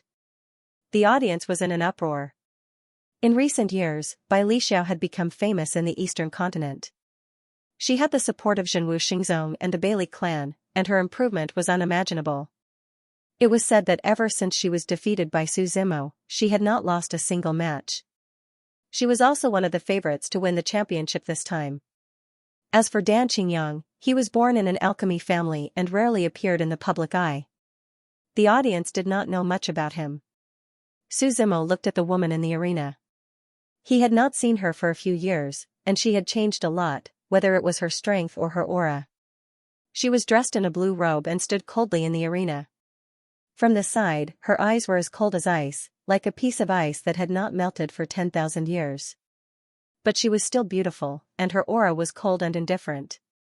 She gave people the feeling that she was a fairy from the mortal world. Her blue robe fluttered in the breeze, and her long hair had turned golden. A few strands of hair floated by her ears. I was right, Su Qingshan sighed.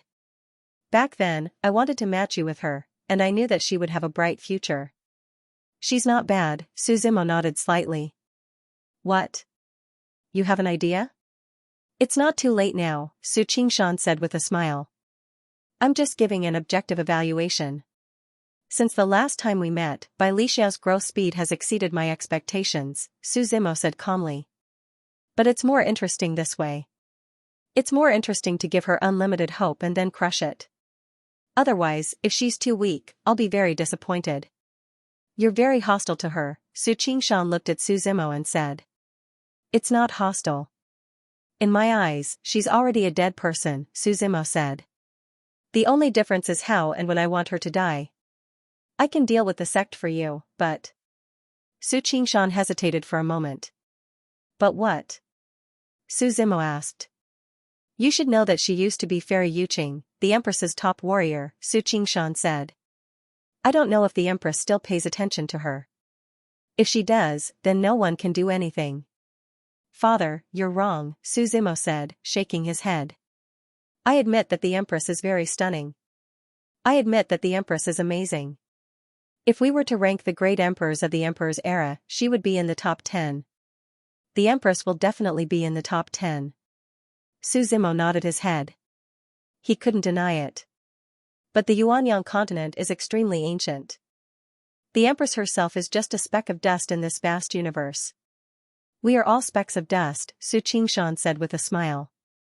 They might be very strong individually, but they were nothing but specks of dust in the eyes of the entire Yuanyang continent. So, Dad, I want to be the strongest person in the Yuanyang continent. So what if she's the Empress? Su Zimo said with a smile. Bai Lixiao stood in the arena coldly. On the other side, the Dan family's saint, Dan Qingyang, walked up slowly. Dan Qingyang was wearing a loose green robe. When he walked, he gave off a sloppy feeling. He walked up to the arena with a smile, looked at Bai Lixiao, and said, Miss, would you like to have a meal with me after this match?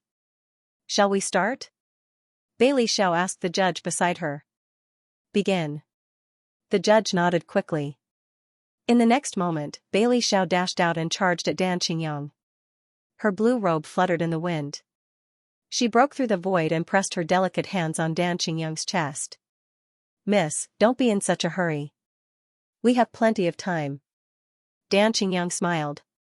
His body fell backward, and 8 pills appeared around him, surrounding him. 8-star monster lock pill. Seeing this scene, the people below the stage were slightly surprised. And it's a perfect 8-star monster lock pill with 8 demons sealed. The crowd below the arena was amazed. As an alchemy family, the Dan family was the best alchemy family in the Eastern continent. However, alchemists usually had a weakness. They spent their whole lives studying alchemy techniques and refining pills, but their combat strength wasn't very strong.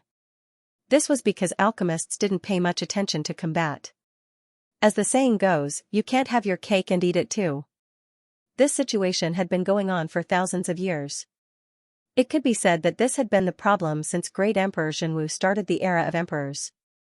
Many alchemists would bring 1 or 2 powerhouses with them to protect their own safety. In return, they had to concoct dawn for free. But no matter what, no matter how strong others were, they were still others. It was impossible to change the fact that alchemists themselves were weak. Later, all the alchemists on the Yuanyang continent worked together to solve the problem. The wheels of history slowly rolled over, and all forces were annihilated. As the saying goes, a single spark can start a prairie fire. As for how to make an alchemist stronger, there were endless methods, but they were also mixed in good and bad, and there had never been a unified result. It wasn't until later on that the young Pill Emperor was a heaven-defying genius. He was born in one fell swoop, and not only did he bear the heavenly mandate of that generation with his identity as an Pill Master, but he also carried the heavenly mandate of that generation. Furthermore, it solved the problem that had troubled the alchemists for thousands of years. The so-called solution was the 8-star monster lock pill. Everything in the world had a spirit. Flowers, trees, humans, and demonic beasts were all the same. The same principle applied to medicinal pills. Medicinal pills were refined from flowers, plants, and trees, or they were refined from demonic pills. If he could seal his demonic power, life force, and soul into the monster core when refining pills, he would be able to do so. Allowing alchemists to use the power of monster beasts, this was a real upgrade. And as more and more Yao cores were refined. In the end, when the pills were evolved, the alchemists would obtain more power from them. The only difficult part was how to refine this kind of evolution beast pill, and how to seal a living being's power and soul inside. Alchemy Emperor solved this problem, and he did not hide it. Instead, he told all the alchemists how to refine the 8-star monster lock pill. The 8-star monster lock pill could only refine 8 pills at most. This was Alchemy Emperor's limit in the past. Now that Dan Xingyang could refine 8 pills, it was also amazing his talent. Dan Xingyang waved his hands, and the 8-star monster lock pill around him spun one round, and finally condensed into a bottomless vortex. Bailey Xiao looked calmly in front of her from beginning to end. As each Yao core shattered, a strong force would be added to Dan Xingyang's body. It would either turn into fire, condense into wind, or flow like water. The 8 Yao cores represented 8 different forces. Dan Xingyang's aura was getting stronger and stronger. The air was cracking under the pressure of his aura. Among the 8-star monster lock pill, there was the ancient rhinoceros that represented power, the purple cloud condor that represented speed, and the woolly mammoth that represented defense. There were all kinds of Yao cores. At this moment, Dan Xingyang's body underwent a metamorphosis. "I wonder how Bailey Xiao will deal with this," someone said. "Let's watch and see." Bailey Xiao flew forward again, and the spirit chi in her hand surged as she attacked Dan Xingyang. Dan Xingyang snorted coldly. Not wanting to be outdone, the two of them clashed. However, the expected evenly matched battle did not happen. Even with the support of the 8-star Yao lock pill, Dan Xingyang was still sent flying. "How can this be?" Dan Xingyang asked, puzzled. He looked at the woman in front of him, and his expression changed slightly. "Idiot," Bailey Xiao snorted. Ripples spread from her palms, and there seemed to be a special connection between each palm. Palm after palm, the ripples moved forever, almost making it hard for Dan Xingyang to breathe. "Don't hit me, don't hit me. I admit defeat, okay?" Dan Xingyang shouted as he dodged in a sorry state. Bailey Zhao's palm fell again, and Dan Qingyang was sent flying. Bailey Zhao wins. Following the referee's voice, there was an uproar below. She won too easily. I didn't see anything. Below the arena, Dan Qingyang rubbed his sore shoulder. The Dan family elder looked embarrassed and said, Qingyang, you shouldn't have only done that. There are indeed many things that I haven't used, Dan Qingyang said with a smile. But there's no need for that. Do you know what you're talking about? The Dan family elder frowned. Elder Dan, if she hadn't held back just now, I'm afraid I would have died, Dan Qingyang said. Therefore, I accept my loss wholeheartedly. Looking at Dan Qingyang's back, the Dan family elder frowned slightly. Held back? He didn't see anything clearly just now. Below the arena, Su Zimo looked at this scene and chuckled. Did the saint understand? Sword 21 asked from the side. It can only be understood but not explained, Su Zimo said with a smile. The fifth match was between the Thousand Beasts sex saint, Kuang Qianshan, and Xian Qianheng. Zhenwu Xingzong's side was more important. Su Zimo was not very interested in the following matches, so he left the arena and walked out of the Heaven Origin Small World. As soon as he walked out of the Heaven Origin Small World, he saw someone waiting for him. It was the old man from Samsara, the current holy son of the Taoist race, Dao Tianyun. Holy Son Su, long time no see, the old man from Samsara said with a smile. What's the matter? Su Zimo asked calmly. It's a pity that you're not participating in this Tianwu conference. Miss Bailey wanted to meet you, the old man from Samsara said as he shook his head. Are you in such a hurry to die? Su Zimo asked. Not necessarily, the old man from Samsara said with a burning gaze. You've always been so confident. Su Zimo looked at the old man from Samsara and lifted him up by his collar. Do you want to die that badly? If Child Su wanted to kill me, you would have done so long ago, the old man from Samsara said with a smile. What do you think would happen if I massacred the Taoist race? Su Zimo asked. You were born there. I wonder if you still have feelings for the people there. This is between us. Don't involve others, the old man from Samsara said with a slight change in his expression. You're anxious, Su Zimo smiled and released the old man's collar. I'm just here to pass on a message, the old man from Samsara said after calming himself down. After the Tianwu conference, Miss Bailey wants to challenge you to a battle. Do you dare to accept? A battle, regardless of life or death? Su Zimo asked. No, it's just a simple exchange of pointers, the old man from Samsara said. Then there's no point, Su Zimo waved his hand. He ignored the old man from Samsara and walked straight into 100 Mile City. 100 Mile City was bustling with activity. Everyone was watching the battles with great interest and commenting on each other. These people represented the future of the Eastern continent. On a smaller scale, this was a battle for the throne. On a larger scale, this was a battle for the throne between the Eastern continent and the other continents. Why was the central continent so strong? It was not only because of their vast land area, but also because of the large number of imperial lineage. These imperial lineage truly affected the overall strength of the territories they ruled. With more people in the imperial lineage, there would be more choices and opportunities for ordinary people to join.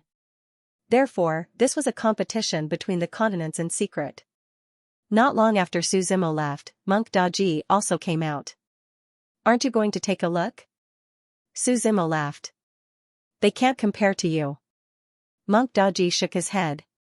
There's no need to see it. There are still a few good ones, Su Zimo said. Moreover, the battle for the heavens is unpredictable. No one has the confidence to obtain it. I believe in you and Laozu's divination, Monk Daji said. The two of them strolled around 100 Mile City.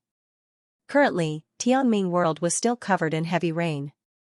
The spirit energy had yet to fully descend, so Su Zimo was not in a hurry to make arrangements. Once everything settled down, he would be able to deal with the ruins. Within 100 Mile City, there were many people in front of the gambling houses. Some placed bets on the top 8, while others left with regrets. The entire city was in an extremely lively and festive mood. After Su Zimo and Monk Daji walked around, they were about to return to the 100 Miles estate. Suddenly, two figures blocked in front of them. The two of you, our palace lord wants to see you. These two people were wearing the clothes of ordinary people. At this moment, they were smiling at Su Zimo and Monk Daji. Su Zimo was a bit puzzled. He glanced at Monk Daji and smiled, then let's go take a look. He didn't know why these people suddenly appeared, so he was curious and wanted to take a look. The two men brought Su Zimo and Monk Daji forward and entered a small alley. Please enter.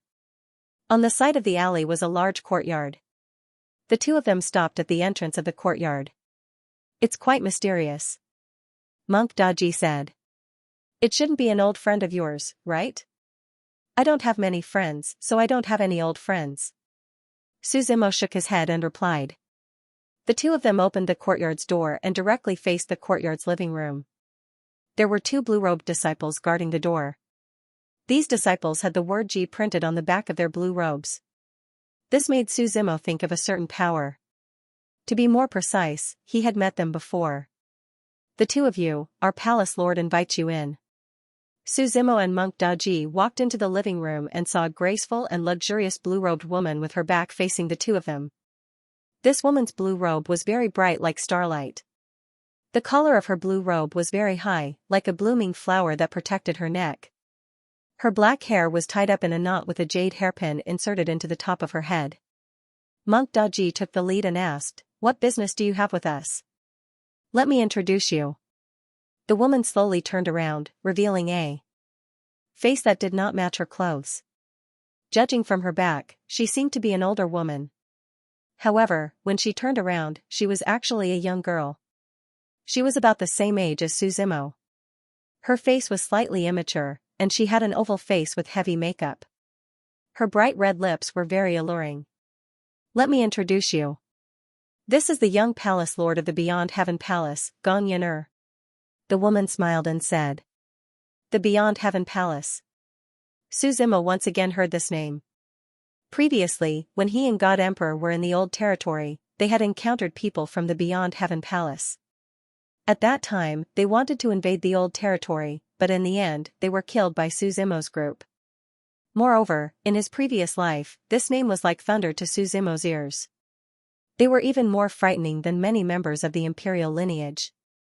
Why aren't the two of you speaking? Haven't you heard of them? Gong Yin smiled. Not just the young palace lord, what business do you have with us? Monk Daji asked. He really didn't know about this power, but he knew that they wouldn't come with good intentions. I want to ask the two of you for a favor, Gong Yin said. We're neither relatives nor friends. I'm afraid it's not good to directly ask for a favor, Su Zimo smiled. No need. If you help me, I can save your lives, Gong Yin smiled. Our lives aren't in any danger, so why do you need to save us? Monk Daji's eyes narrowed as he chuckled. I won't beat around the bush. This 100-mile city has already been surrounded by my Beyond Heaven Palace, Gong Yin said. When the time comes, everyone's life and death will be decided by me. The two of you should understand what I mean. I will decide your life and death. Are you still dreaming? Monk Daji shook his head and laughed. Do you know who the people in this city are? I've never even heard of the Beyond Heaven Palace. I don't know where this power came from, but you dare to boast so shamelessly? Could it be that you want to fight against the entire Eastern continent? You're wrong. It's not that we don't dare, but that we came specifically for these people, Gong Yin smiled. We definitely have to pay attention to the entire Eastern continent, but don't forget. The only true power here is the 100-mile clan, the imperial lineage. The other imperial lineage only sent a few elders to participate. Their main forces aren't from the imperial lineage. Gong Yin replied. You should understand what I mean. The only one that can fight against us is the 100 Lane clan. Can't they ask for help? Monk Daji coldly snorted. I don't believe that your supreme heavenly palace can easily take down an imperial lineage. I'm not afraid to tell you that the void of this world has been sealed by us. No matter how you ask for help, it won't be able to get out. Hearing this, Monk Daji's expression slightly changed. Since the other party dared to come, they must have made preparations. If this was the case, then they were like turtles in a jar with no possibility of escape. What do you want us to do? Monk Daji glanced at Su Zimo. Seeing that Su Zimo didn't say anything, he turned his head and asked. It's very simple. Gong Yener took out 6 crystals from her storage ring. She then said, bury these 6 crystals in 4 different places in the Heaven Yuan minor world according to my instructions. You can exchange them for your lives. Hearing Gong Yener's words and looking at the crystals in her hand, Monk Daji let Su Zimo make the decision. Okay, I agree. Su Zimo said. He took the crystals and found that they were used to set up a formation. They contained countless formation seals. It was hard to imagine how huge this array was, to actually use so many array stones. Moreover, he didn't know how many were set up outside the city. A wise man submits to circumstances. Gong Yener said. In fact, even without your help, we can still do it. It's just that it will be a bit troublesome. I hope you didn't play any tricks, or you'll have to bear the consequences. Su Zimo smiled and casually said, as long as it's against the 100 Lane clan, I can't be bothered to care. Once it's done, you can leave. This is my promise to you. Gong Yener replied. Su Zimo nodded. Just as he was about to leave with Monk Daji, he was suddenly stopped by the other party. Oh, right. Gong Yener said. I heard that you are the holy son of Zhenwu Xingzong, the #1 person among the younger generation in the eastern continent. Everyone is giving me face and praising me so much, Su Zimo laughed. If there's a chance, I'd like to spar with you, Gong Yener said. Are you very strong? Su Zimo asked.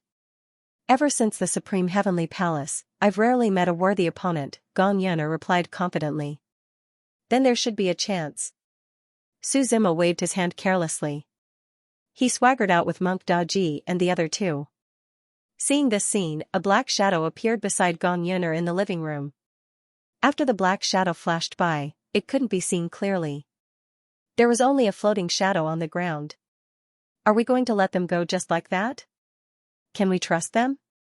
The black figure asked in a heavy voice. They are smart people, Gong Yener said with a smile. Furthermore, it's not easy to enter the 100 Lane clan, especially the Heaven Yuan small world. Don't look at how lively the city is right now. The 100 Lane clan is very vigilant and has been secretly managing the city. This is to avoid chaos. I know, the black figure replied. However, none of them would have thought that our Supreme Heavenly Palace would have such courage to attack their 100 Lane clan at this time.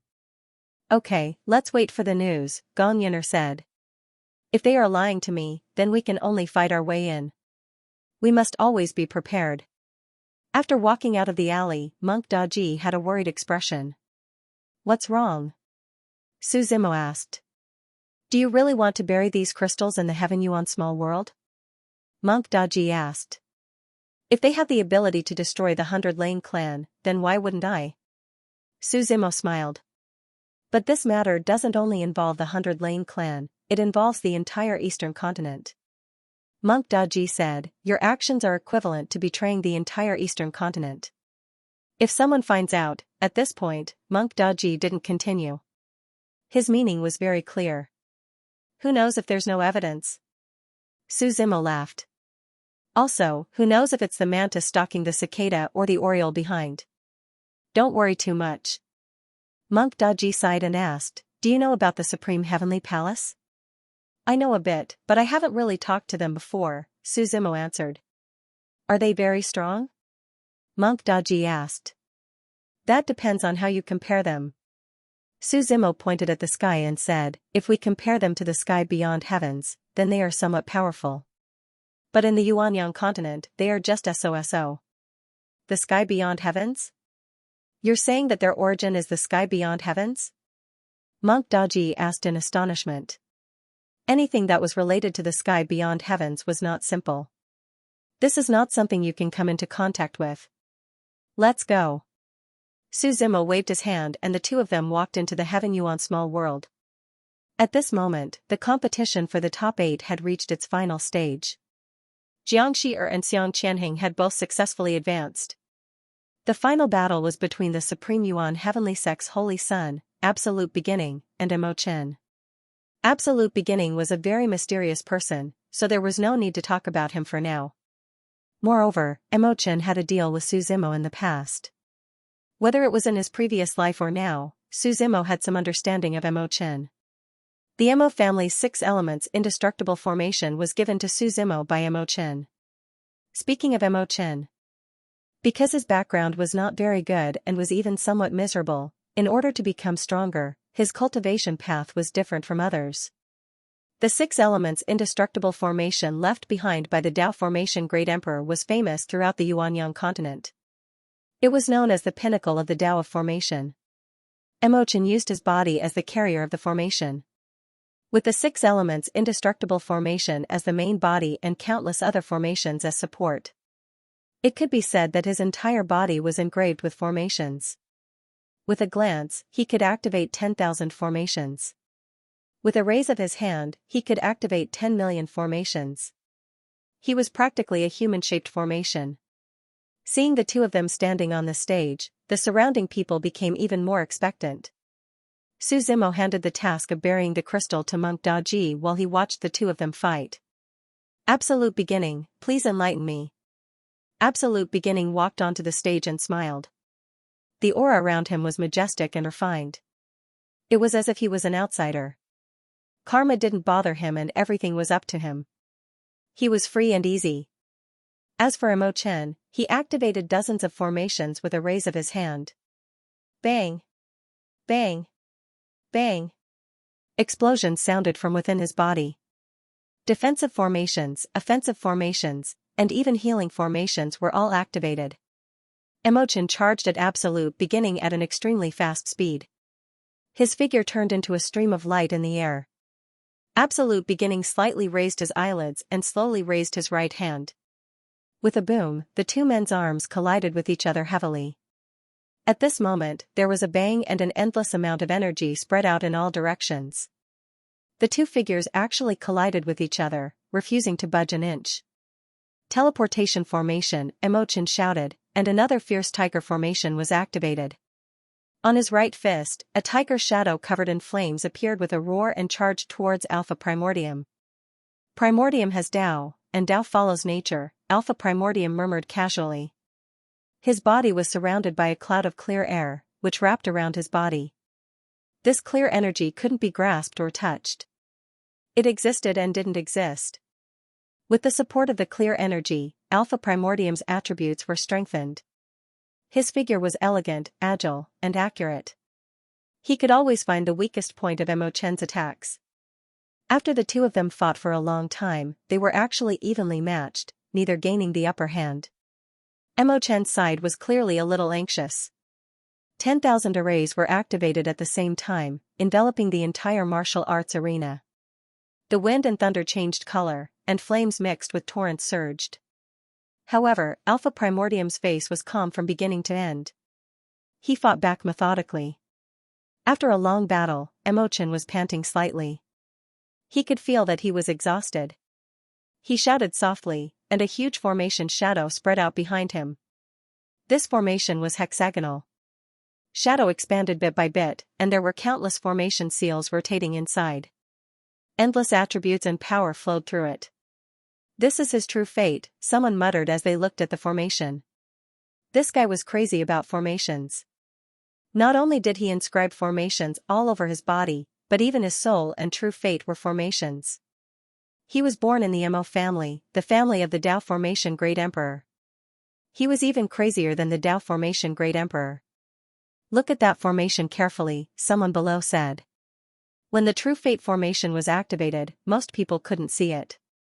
However, as it evolved bit by bit, many people's eyes changed. This is the 6 elements indestructible formation, someone said in surprise. The existence known as the pinnacle of formations, this is interesting, someone below chuckled. On the opposite side, Alpha Primordium frowned slightly. He felt a bad premonition. He waved his right hand, and the clear energy around him attacked Mo Chen, wanting to interrupt his formation. Trapping array, Mo Chen snorted coldly. Countless trapping arrays were activated around him, stopping Tai Chu. There was the Demon Forest Trap Array, the Dead Tree Trap Array, the Milky Way Water Array. Countless arrays swarmed over, preventing absolute beginning from advancing. In the next moment, the six elements indestructible formation was activated and enveloped the entire martial arts arena, trapping absolute beginning inside. "It's over," someone said from below. The vice-sect master of the Taiyuan Heaven sect was sitting there. He was not in a hurry, but he was frowning. No one knew what he was thinking. "Sect leader Fu, it looks like your sect's disciple is going to lose," someone said from the side. Fu Zexu, the deputy leader of the Taiyuan Heaven sect, smiled and said, "You'll see. Who dares to say it's over until the last moment?" Those who were trapped in the six elements indestructible formation were basically unable to escape. This was also the strength of this array formation. It could only be broken from the outside and could not be attacked from the inside. "Admit defeat," Emochen said coldly as he appeared in the formation. "I won't deny that you're the most difficult opponent I've ever faced," Absolute Beginning said with a smile. His long hair was completely white, like drifting snow. Even his eyebrows were white. His eyes were clear and seemed to be shining. "Since that's the case, to show my respect for you, I should also use all my strength." Emochen frowned slightly and looked at Absolute Beginning. He waved his right hand and countless meteorites fell from the sky. In this six elements indestructible formation, it was not an exaggeration to say that he was the god here. From the 8 trigrams to the 5 elements and yin-yang, everything was set up by him. He could use anything here. Absolute Beginning has nothingness, nothingness has namelessness. Where one is born, there is one, but there is no form. Absolute Beginning is the origin of Tao. Absolute Beginning is the beginning of Qi. A soft murmur sounded from Absolute Beginning's mouth. His entire aura had undergone an earth-shattering change. His original carefreeness and contentment had disappeared without a trace. What replaced it was endless power that filled his entire body. A hole seemed to have appeared in the sky and a purple light shone on his body. At this moment, his eyes turned purple, and his skin became even fairer, without a single wrinkle. It was as if he was not human. He had become perfect and flawless. The beginning of Qi is called Absolute Beginning. It is said that its Qi is vast and can be the origin of all things. Before heaven and earth were separated, Qi was mixed into one. This is Absolute Beginning. Absolute Beginning's voice fell. At this moment, he was like a high and mighty god above the 9 heavens. His majesty was inviolable. With just a casual glance, an unparalleled might descended, causing people to unconsciously feel a sense of oppression. "If you had a complete 6 elements indestructible formation, I would still be afraid of you. However, the formation that your true fate evolved is still lacking," Absolute Beginning said lightly. "What do you mean?" Emochen frowned slightly and asked. Absolute Beginning pointed with his right hand and a purple Qi flew out from his hand. It blew a hole in one end of the formation. Although the formation's operation quickly repaired the hole, the change caused Emochen's heart to be in turmoil. The 6 elements indestructible formation was broken from the inside. Not only Emochen, but even the people below the stage were in disbelief. "That's too strong," Jian-21 sighed. "It is somewhat strong, but Emochen's 6 elements indestructible formation has not yet taken shape." "It's not strange that it can be broken," Suzimo said. "What do you mean, Holy Sun?" Jian-21 asked in confusion. "To be precise, the complete 6 elements indestructible formation requires formation discs, countless formation seals, natural treasures, and even many people to set it up. Setting up the 6 elements indestructible formation once is enough to greatly damage a sect's vitality. The resources required are too much." Suzimo said, "But look at Emochen. He only used the evolution of his true fate to set it up. Do you think that's normal?" "That seems to be the case." Jian-21 frowned slightly and pondered. "You mean there's a problem with his formation?" "It's not a problem. He merged the formation with his true fate. The advantage is that he doesn't need so much manpower and money. He can use his true fate to evolve it." Suzimo shook his head and explained. "But the disadvantage is also very obvious. The formation is one with his spirit. It had also changed from a complete array to a growing array. The stronger his true fate is, the stronger the formation he sets up." "I understand." Jian-21 immediately reacted. "You mean his formation is not strong enough?" If someone is much stronger than him, they can break it with brute force. You're right to understand it that way, Su Zimo said with a smile. Take the complete 6 elements indestructible formation as an example. The stronger the person who set it up, the stronger the formation will be. Can a formation set up by a divine range expert compare to a formation set up by a great emperor? If the same formation is set up by different people, there will naturally be differences in many aspects. Sword 20 nodded when he heard Su Zimo's words. He felt that he had not only seen the younger generation at this Tianwu conference, but also learned a lot. The 6 elements indestructible formation was indeed the pinnacle of formation Tao, but it also depended on who set it up. Both of them are at the peak of the divine range, but this absolute beginning is actually so much stronger, Sword 21 said with emotion. Isn't it normal to be stronger than those in the same realm with the absolute beginning body? Su Zimo said with a smile. In the same realm, there were many factors that affected one's combat strength. For example, cultivation techniques, the strength of one's true fate, and so on. However, everyone was the focus of the imperial lineage's training. No matter how weak they were in this aspect, they could make up for it. Only the combat constitution was an unstable factor. It increased one's strength by too much. The 4th combat constitution, the absolute beginning body, Sword 21 said enviously. Li Mubai, who I lost to before, also had the 100-soldier body. At this point, Su Qingshan said with emotion, you cultivate the sword Dao. In Zhenwu Xingzong, we have the most suitable combat constitution for you. Ancestor Zhenwu Great Emperor was kind enough to leave his true martial sword body in the sect, but it was obtained by the sect master. I know, Sword 20 said with a nod. If you can become the sect saint, you might have a chance to get the true martial sword body, Su Qingshan said. Let's not talk about it first. Even Xiang Qianheng can suppress you.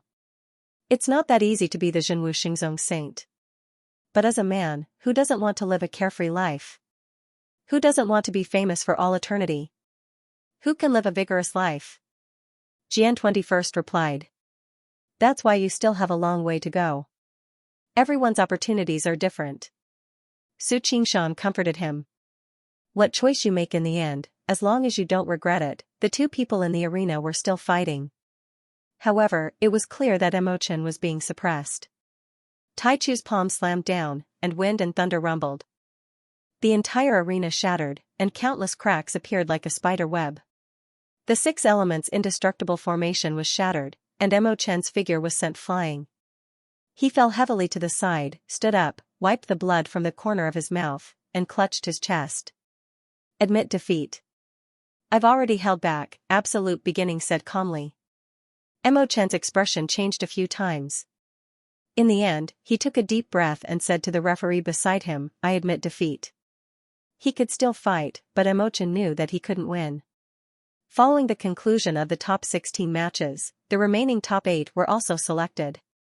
These 8 people were Bailey Xiao, Tai Chu, Xiang Qianheng, Qi Shui, Li Mubai, Tian Mozi, Xianyuan Xiantian, and Xianling Other than Xianling who was from the Xianling sect and Li Mubai who was an independent cultivator, the other 6 were all from the imperial lineage.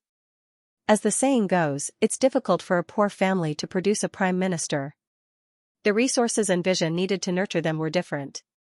The majority of independent cultivators were just ordinary people. Even if they had good talent, they couldn't compare to the saints. The top 8 matches were about to begin. Before the start of the top 8 matches, a sudden explosion sounded from afar. This attracted everyone's attention. A mushroom cloud rose from afar, and a loud shout could be heard, someone is barging into the Heaven Yuan small world. The Bailey clan's patriarch, Bailey Chingfeng, slowly stood up from his seat. He didn't rush over because he could sense that the other party had already broken through the seal of the small world. They were coming over. Who is so daring? Someone whispered. Who dares to barge into the Bailey clan? Everyone looked up and saw that the distant horizon had changed color. A group of people stepped on the air and flew over. The dark mass of people felt the pressure. They're here, Monk Daji said. Let's just watch the show, Su Zimo said. The leader of this group was Gong Yin'er. She wore a blue robe and looked noble and elegant. Behind her were 13 black-robed people. They were both young and old, but all of them had a powerful aura. They knew that they weren't simple people. Who are you? The Bailey clan's patriarch asked with a frown. Don't be angry, Patriarch Bailey. Everyone, don't be nervous. Gong Yin'er slowly landed and smiled. I've only heard that the Centennial Tianwu Assembly will be held here. As a member of the Eastern Continent, I've heard that the Tianwu Assembly will be held here. I was also curious and came to take a look. You still haven't answered me. Who are you?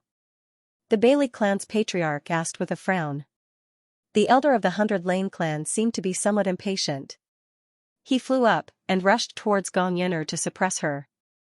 At that moment, one of the 13 black-robed people behind Gong Yin'er, an old man, stepped into the air and blocked the Bailey clan's patriarch. He waved his right hand and his body grew several centimeters like an eagle. His speed was extremely fast. Before the patriarch could react, his neck was pierced. Blood dripped down as the Bailey clan's patriarch's corpse was hung high in the air. Seeing this scene, the surrounding people frowned. They clearly didn't come with good intentions. By destroying the Heaven Martial Assembly, you are going against the entire Eastern Continent, Bailey Qingfeng said coldly. He didn't mention the Bailey clan, but the entire Eastern Continent. He didn't believe that this person would dare to do such a thing. Patriarch Bailey, you misunderstand. I just wanted to take a look at the Heaven Martial Assembly. I wanted to see if there was anyone worth my time, Gong Yin'er said. How is this destroying the Heaven Martial Assembly? You! Bailey Qingfeng shouted angrily. The Heaven Martial Assembly has its own rules. How can it allow you to point fingers at it? That's right. Which power do you belong to? You dare to interfere with the Heaven Martial Assembly? At that moment, someone from a nearby power stepped forward. Even if it's the Central Continent, they don't have the qualifications. Gong Yin'er was not in a hurry despite the angry stares of the people present. Instead, she waved her hand and said with a smile, how about we make a bet? What bet? Bailey Qingfeng asked with a frown. I will participate in the Heaven Martial Assembly. If I get first place, everyone here will have to agree to one condition, Gong Yin'er said. If I lose, I will leave immediately. I won't interfere with anything.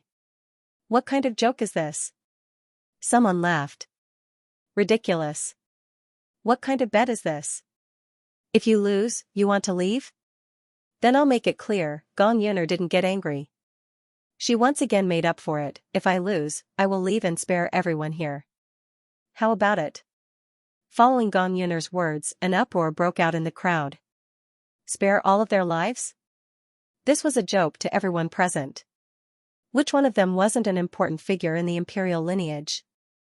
They were elders, vice-sect masters, and even sect masters. Normally, they held high positions and didn't allow others to fawn over them.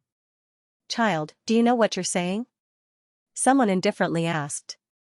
I'm afraid you still haven't figured out your situation.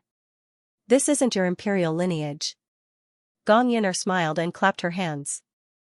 In the next moment, the entire Heaven Origin world began to shake. From where Monk Daji had buried the crystal, 7 rays of light soared into the sky. They majestically merged with the blue dome of heaven and a rumbling sound echoed in the surroundings. Immediately, a strange power spread out in all directions. Wherever this power spread out, space would be sealed. It was as if space had been petrified and a layer of solidified energy appeared on the surface. When the various sects saw this, they frowned in bewilderment. Space was sealed. In other words, they were isolated and temporarily unable to contact the outside world. Most importantly, how did these people manage to imprison the space without anyone noticing? What do you want? Bailey Qingfeng's frown deepened. Like I said, the request from before. Gong Yin'er smiled. I want to participate in the Heaven Martial Assembly and challenge the various heavenly prides of the Eastern Continent. I don't have time to play house with you. Bailey Qingfeng coldly snorted. His aura was astonishing. Blue spirit energy swirled around his right fist as he punched towards the sealed space. He wanted to use his strength to forcefully break open the space. However, just as his attack landed, the black-robed man behind Gong Yin'er quickly blocked his path. Patriarch Bailey, if you don't mind, how about I play with you? The black-robed man lightly smiled. His aura was also astonishing, causing others' hearts to tremble. Bailey Qingfeng's gaze focused. Just as the situation was becoming more and more tense, the space above the heaven origin world began to distort. An old man in a green robe walked out of the void. How lively! The old man chuckled. Greetings to you along Laozu, Bailey Qingfeng hurriedly greeted. Leaping Dragon Laozu is one of Emperor Changkong's generals. Someone sighed. Did you along Laozu come from outside? But isn't the void sealed? No, the Tianwu assembly this time is of the utmost importance. We cannot afford to be careless. I think you along Laozu must have been observing in the dark all this time. It's just that he hasn't shown himself. The people in the surroundings discussed animatedly. However, with the arrival of Leaping Dragon Laozu, everyone relaxed. As one of the few Laozus in the Bailey clan, Yulong Laozu's reputation was still very big. Seeing Yulong Laozu appear, Gong Yuner did not panic. My Bailey clan has been quiet for a long time. Has it reached the point where we can be bullied at will? Bailey Yulong said indifferently. Senior, please don't be angry. This junior has no other choice, Gong Yuner said. How about we have Laozu of our Supreme Heavenly Palace have a chat with you? As soon as his voice fell, the void beside her surged and a black-robed old man appeared in front of Gong Yuner. This black-robed old man looked ordinary and did not have the slightest bit of power around him. However, the pressure he gave off was very great. Fellow Daoist, do you want this old man to exchange a few moves with you? The black-robed old man smiled. Our Supreme Heavenly Palace has come this time with sincerity. We hope that everyone can cooperate. Otherwise, it's inevitable that we will do something bad. Yulong Laozu coldly snorted and directly reached out to grab the old man. However, the black-robed old man was not to be outdone. Their palms collided in the air at the same time. Cracks appeared in the originally sealed void and a rumbling explosion resounded in the surroundings. No need to struggle, the black-robed old man said. Don't blame me for being blunt. If we really want to make a move, those people outside will immediately slaughter your 100 Lane clan. You are making an enemy of the entire eastern continent, Bailey Yulong said with an ugly expression. He could feel that the other party's strength was not inferior to his. In fact, it was even more profound. Since we dared to come here, we are fully prepared. We are not afraid of your revenge. What's the point of saying this now? The black-robed old man sneered. I'll give you 3 minutes to think about it, Gong Yuner said with a light smile. Directly let me slaughter today's 100 Lane city and all of you will die here. Accept my proposal and participate in the Sky Martial Assembly. If you lose, I will immediately leave. Hearing this, the surrounding people began to discuss spiritedly. They did not doubt Gong Yuner's words. Since the other party was prepared, it meant that they were not afraid of them. Then let's meet at the Sky Martial Assembly, someone said angrily. Our eastern continent has countless geniuses. Do you think we are afraid of her? That's right. What a big tone. I also want to know how strong she is. Even the saints of the central continent are only SOSO. What is there to be afraid of? The discussion became louder and louder. In the end, Bailey Qingfeng waved his hand and the crowd quieted down. After all, the organizer of this Sky Martial Assembly was their Bailey clan. The decision was in their hands. If everyone disagrees, then I will change the rules temporarily, Bailey Qingfeng said. All the younger generation of the eastern continent can participate in the Sky Martial Assembly. Whoever defeats her will be the champion of this Sky Martial Assembly. Hearing Bailey Qingfeng's words, the youths present became restless. This was a good opportunity to make a name for themselves. However, they did not lose their heads. They looked at Gong Yuner who was walking up the stage step by step. The other party wanted to challenge the younger generation of the entire eastern continent. How much courage and confidence did he have to do this alone? Who said women are inferior to men? Someone whispered. This is to prevent you from taking turns and to save time, Gong Yuner said. Why don't you choose the 10 strongest youths of the eastern continent to fight with me? After all, there were so many youths present. It was impossible for her to fight all of them. She did not know how long she would have to fight like this. Let us discuss this, Bailey Chingfeng said with a slight frown. Bailey Chingfeng called the people in charge of the imperial lineage together to discuss. What do you all think? Bailey Chingfeng asked. We don't know how trustworthy her words are, the Qi clan's elder said. If we compete with her in the Sky Martial Assembly, we have to be prepared. What if she goes back on her words after losing?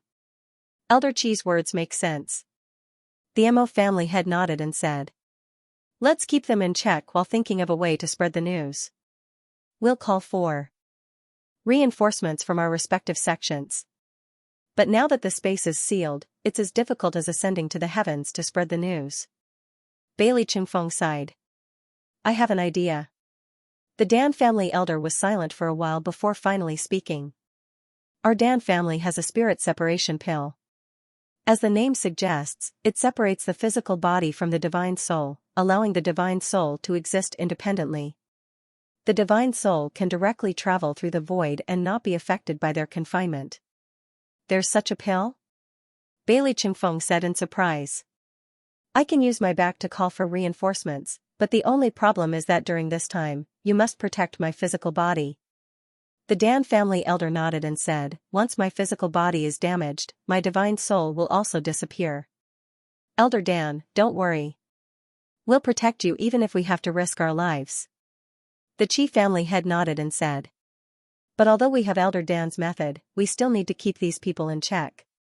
Which of the 10 should we send? The first 8 people to enter the top 8 should be qualified to fight. Bailey Chingfeng said.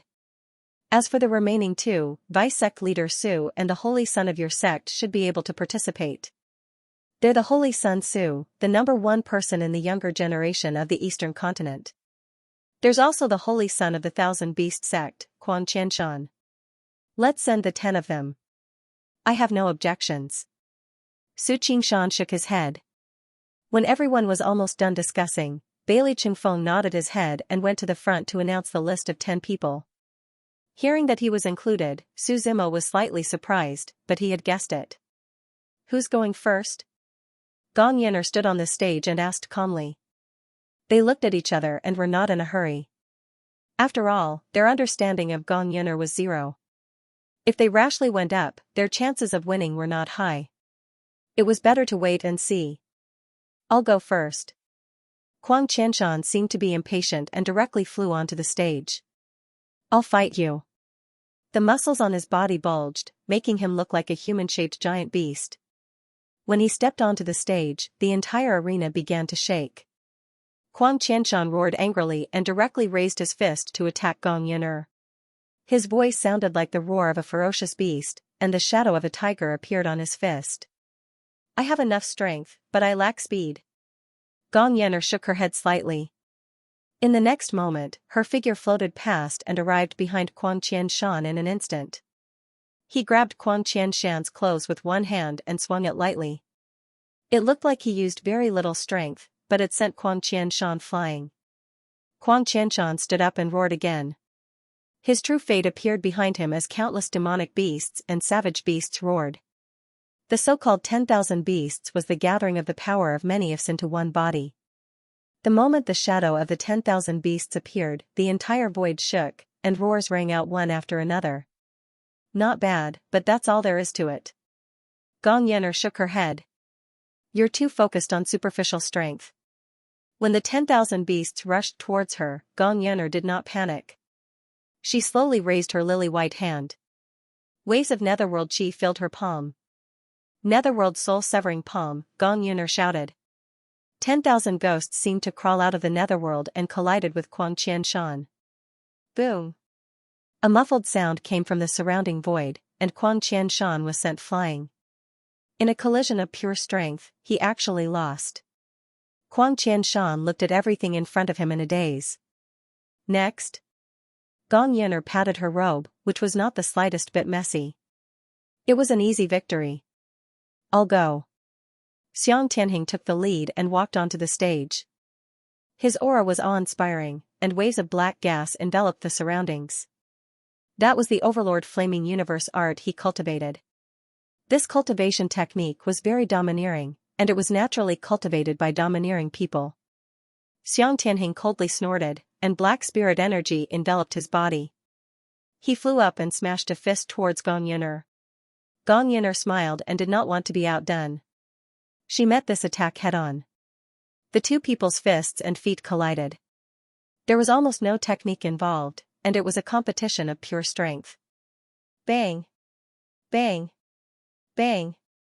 Sounds came from the stage. Gradually, Xiang Tianheng seemed to be struggling, and he took the lead to use his true fate.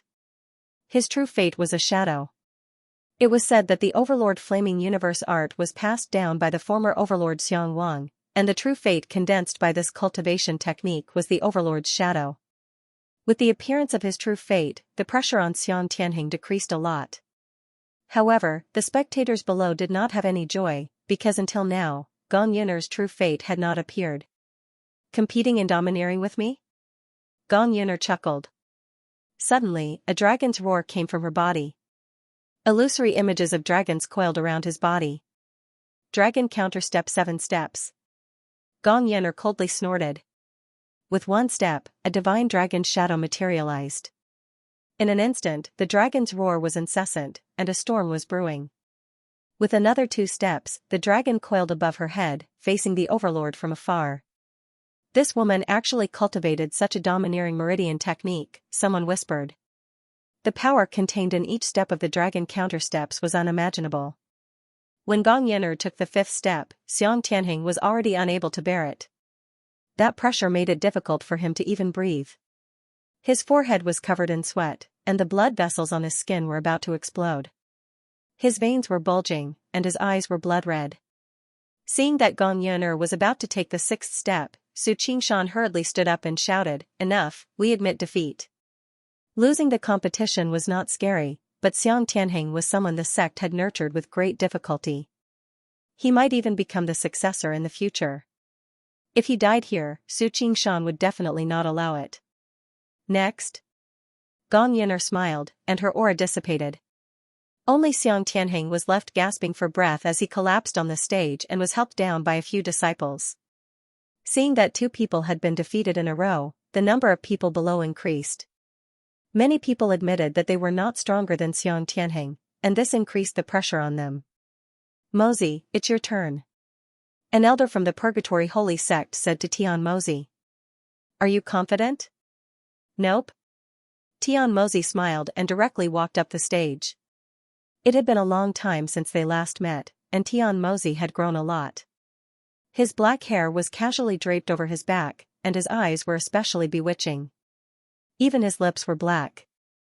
A long saber hung from his waist as he walked up the stage. "An interesting one has arrived." Gong Yuner observed Tian Mozi as he walked up the stage. She chuckled. "Please enlighten me," Tian Mozi said calmly. "Come," Gong Yuner said calmly. Tian Mozi unsheathed the long saber hanging from his waist. The saber was 3 qi long, and its sharpness was fully revealed. Faint black demonic qi swirled around it. "I will use my strongest move. If I lose, I will leave." "I will not waste any more time," Tian Mozi said calmly. As soon as he finished speaking, a wisp of demonic qi floated around his body. Behind him, a demonic shadow condensed from demonic qi appeared. Su Zimo watched on with interest.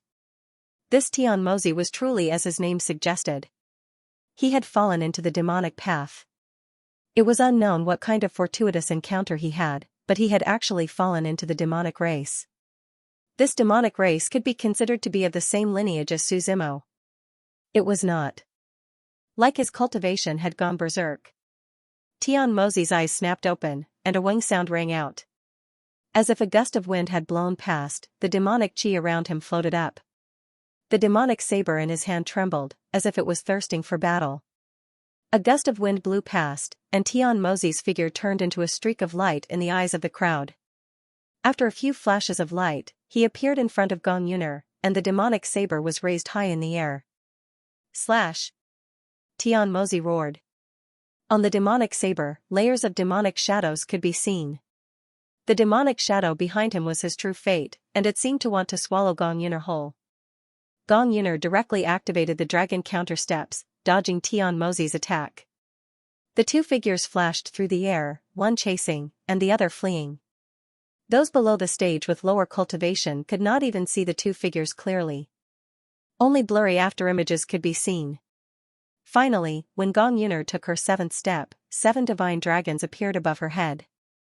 Her current might even caused cracks to appear in the space around her. Slash. Slash. Slash. At this time, Tian Mozi's eyes were bloodshot. There was only Gong Yuner in his eyes, and he only wanted to kill her with his saber. His heart was clear, and there were no distracting thoughts. Finally, when the divine dragons collided with the demonic saber, a loud hong sound rang out. The arena beneath their feet was completely shattered into pieces. The divine dragons above Gong Yuner's head let out a mournful cry as they were sent flying. Tian Mozi stood on the spot, panting heavily. His eyes gradually regained their clarity. Looking at Gong Yuner who was sent flying, Tian Mozi sighed and said, "I've lost." Gong Yuner slowly stood up and looked at her robe. There was a cut on it that was separated by a knife. She looked at Tian Mozi's departing figure, and her eyes narrowed. "Why did you admit defeat?" "Doesn't that mean he has the upper hand?" someone asked doubtfully. This move was clearly Tian Mozi's victory. The power of the Devil Blade is built up in one go, weakened in the second, and exhausted in the third, Su Zimo said calmly. This Tian Mozi used his strongest attack, but he only managed to push Gong Yuner back. His next saber strike will definitely not be as strong, and his opponent hasn't even used his true fate, so what's the point of fighting? Hearing Su Zimo's words, the surrounding people suddenly understood. In the blink of an eye, 3 people had been defeated. This made it difficult for everyone to calm down. Who was this woman who had suddenly appeared? He had never heard of her before. The moment she appeared, everyone was stunned.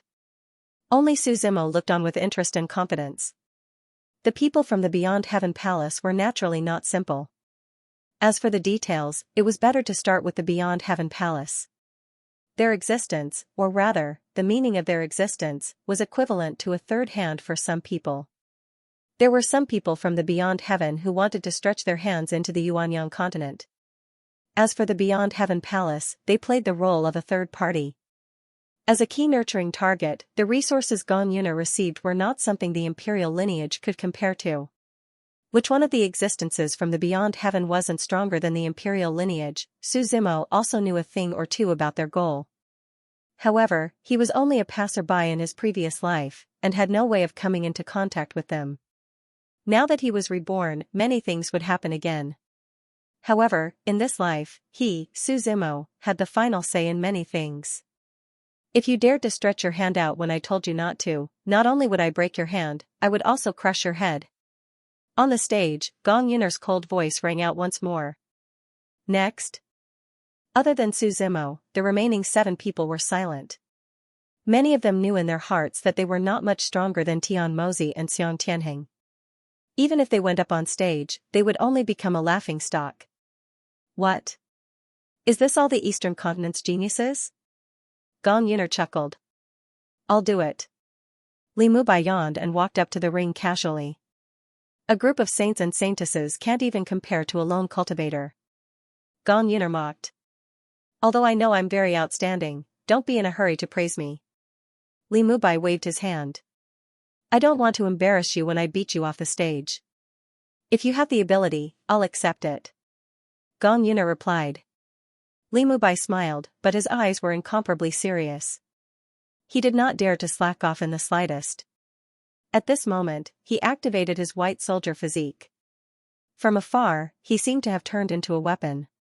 From time to time, he was a saber with a sharp edge.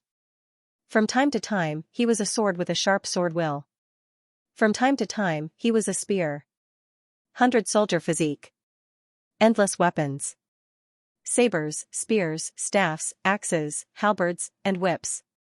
It was as though he had turned into 100 soldiers.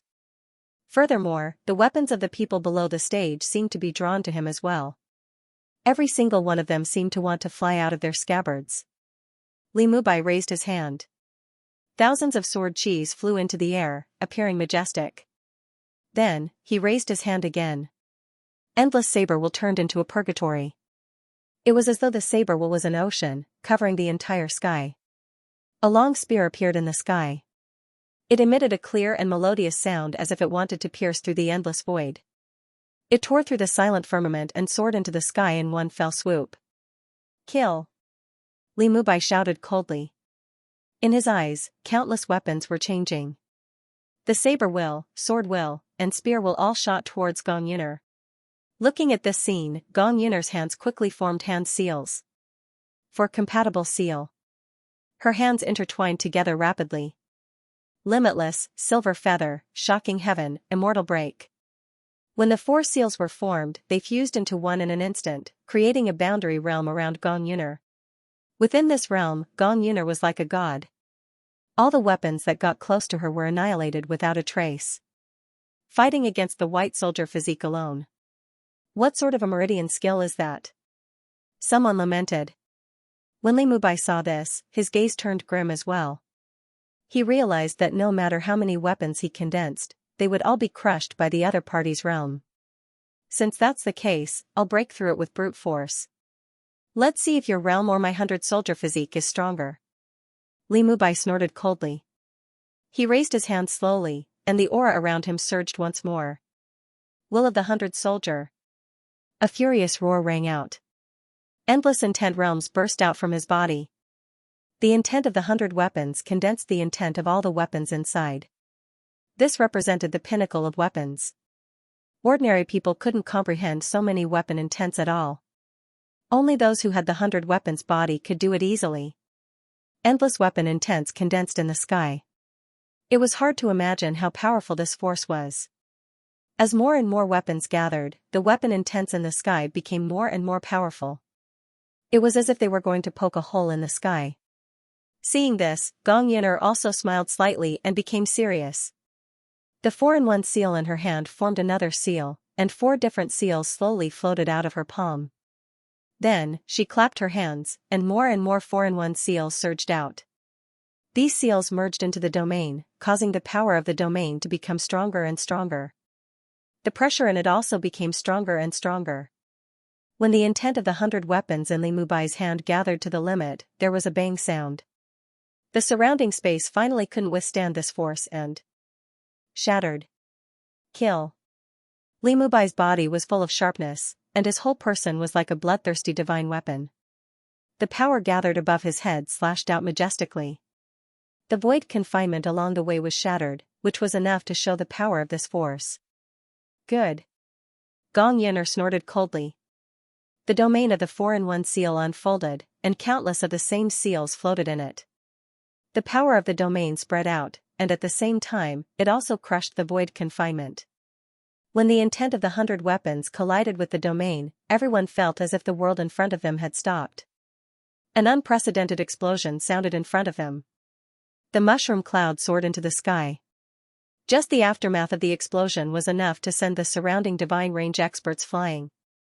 The diamond arena was completely shattered. Dust flew everywhere, and the earth shook. Everyone's ears were even ringing, and their minds were in a daze. He should have won, someone said with uncertainty. Everyone looked at the center of the explosion. As the dust settled, they saw faint fluctuations of spirit energy. Someone stammered when he saw the scene in front of him. At the center of the domain, Gong Yuner was half kneeling on the ground. Except for her messy hair, she was basically uninjured. The remaining power of the domain was still protecting her around. On the other hand, Li Mubai, who was opposite her, had exhausted all his power. His constitution was in a weakened state. Sweat the size of beans dripped down from his forehead. Similarly, he half knelt on the ground and stared blankly at the ground. Bring him over, Bailey Qingfeng said with a sigh. In such a situation, it's clear that he has lost again. He doesn't have the strength to fight. Gong Yuner slowly stood up. The battle just now had knocked off the bun on her head. When she stood up, her long, shiny black hair slowly fell to the ground. Her long hair was a little messy, so she casually tied it into a long braid and placed it behind her back. He looked around calmly and said, "Next." Everyone looked at each other. Many of them had already decided to retreat. At this time, there was basically no other possibility other than asking for humiliation. Absolute beginning, you and Shower discuss who should go up. Bailey Qingfeng said from the side. There's no point for the others to go up. After Bailey Qingfeng finished speaking, he looked at Su Zimo and asked, Child Su, do you have any thoughts? Your Bailey clan is the host. Naturally, it's more appropriate for your holy maiden to go up. Su Zimo replied. Then I'll go. Bailey Xiao looked coldly at Su Zimo, then walked up to the battle arena step by step. The battle between the two women, especially between such existences, made everyone perk up. Bailey Xiao walked up step by step. Her white dress fluttered slowly with the breeze. Every time she took a step, her power would increase a little. When she walked up to Gong Yuner, her aura was like a rainbow, unstoppable. I'll give you 10 minutes to rest, lest you say that I have an unfair advantage, Bailey Xiao said calmly. Gong Yuner was not angry at Bailey Xiao's words. Instead, she nodded and sat down cross-legged. I only need 5 minutes. It was obvious that the battle just now had consumed a lot of her energy. Secondly, the pressure that Bailey Xiao exerted on her was also extraordinary. This is a woman's benevolence, someone in the audience said regretfully when they saw the scene. She should have just fought directly. Why did she have to save face? The strong all have dignity, especially these prodigies. They're all so arrogant. Naturally, they don't want to have an unfair advantage, someone explained. When Su Qingshan saw this scene, he looked at Su Zimo and smiled. How was the Tianwu conference this time? Not bad. Su Zimo nodded. At least he understood the strength of the Eastern continent. These are all people who will compete with him for the heavenly mandate in the future. If you were to fight them, what are your chances of winning? Su Qingshan asked again. Sweeping away all the wind, suppressing the 5 continents with a single hand, suppressing the Tianwu conference with a snap of my fingers, Su Zimo said with a smile. Not good enough for me. You're too confident, Su Qingshan reminded him. Of course I'm confident when I have the strength, Su Zimo replied with a smile. Gong Yuner slowly opened her eyes and exhaled a white breath. She stood up and said, let's begin. Bai Li Xiao didn't say much. She had a cold personality to begin with. Her figure carried endless power and her right hand directly pressed down on Gong Yuner. Both of them were surrounded by endless spiritual energy as they roared and fought with each other. Every move seemed to have returned to its original state, all the way to the core essence of the move. Gong Yuner used the Dragon Counter-Step 7 steps and the Netherworld Soul-Severing Palm mixed with the 4 compatible seal. Half of the sky seemed to be shattered by her. On the other hand, Bai Li Xiao's figure was graceful, like a fairy descending from the sky. Not only was it very pleasing to the eye, but its power was also very powerful. Rumble. Explosions sounded all around them. The two of them fought from the ground to the sky, then from the south to the north. The entire sky was filled with their flickering figures. Explosions sounded one after another, and the void shattered from time to time. After fighting like this for more than 10 minutes, the two of them separated and stared at each other. If this continues, I don't know how long it'll take, Gong Yuner said indifferently. Let's just use our heavenly mandate. As soon as she finished speaking, the scene around her began to change. A purple spiritual energy rushed into the sky from behind Gong Yuner, dyeing the entire sky. Then, starlight scattered, and the surroundings were enveloped by the starry sky. Yaoguang, Yinghua, Tian Yuan, Xian Yuan, Wang Dao, Tu Xikong. Every time Gong Yuner shouted, a star in the starry sky would emit a bright light. Eastern Minister, Fomalhaut. A total of 8 stars shone in the world at the same time. This was the true fate of the stars. They represented 8 supreme stars. Each of them was as bright as the world, and each of them contained endless starlight power. Gong Yuner's true fate was a star chart. The 8 strongest stars revolved around the star chart. The other stars could only be used as substitutes and dimmed. The moment the star chart appeared, Gong Yuner's body was filled with an endless stream of star charts. Bailey Xiao glanced at it coldly. Then, a stream of light shot into the sky behind her. A shadow slowly appeared behind Bailey Xiao. The shadow was shrouded in fog and couldn't be seen clearly. He could only vaguely see that it was a woman in a purple dress. This woman seemed to have traveled from the end of the long river of time and arrived here from ancient times. She was surrounded by majestic power and was protected by the sun, moon, and stars. When she looked over, the pressure she exuded was suffocating. This shadow was Beili Zhao's true fate. This was also the first time she revealed her true fate in front of others. Do you know what that is? Su Qingshan looked at Su Zimo and asked. It's very strange. I can't explain it clearly. Su Zimo frowned slightly. That shadow is the original body of Fairy Yu Qing in her previous life, Su Qingshan explained. Interesting. Su Zimo smiled. He knew that Beili Zhao's previous life was Fairy Yu Qing, the #1 warrior of the Empress. He didn't expect her to use her past life as her true fate. Beili Zhao has also come into contact with the long river of time, Su Zimo muttered to himself. Who do you think will win? Su Qingshan asked. I can't say for sure. Su Zimo shook his head. He said, both of them haven't used their trump cards yet. I don't know how much they have hidden. Beili Zhao's true fate is indeed amazing, but her opponent's 8 stars aren't weak either. Those 8 stars are evolving the universe's sea of stars.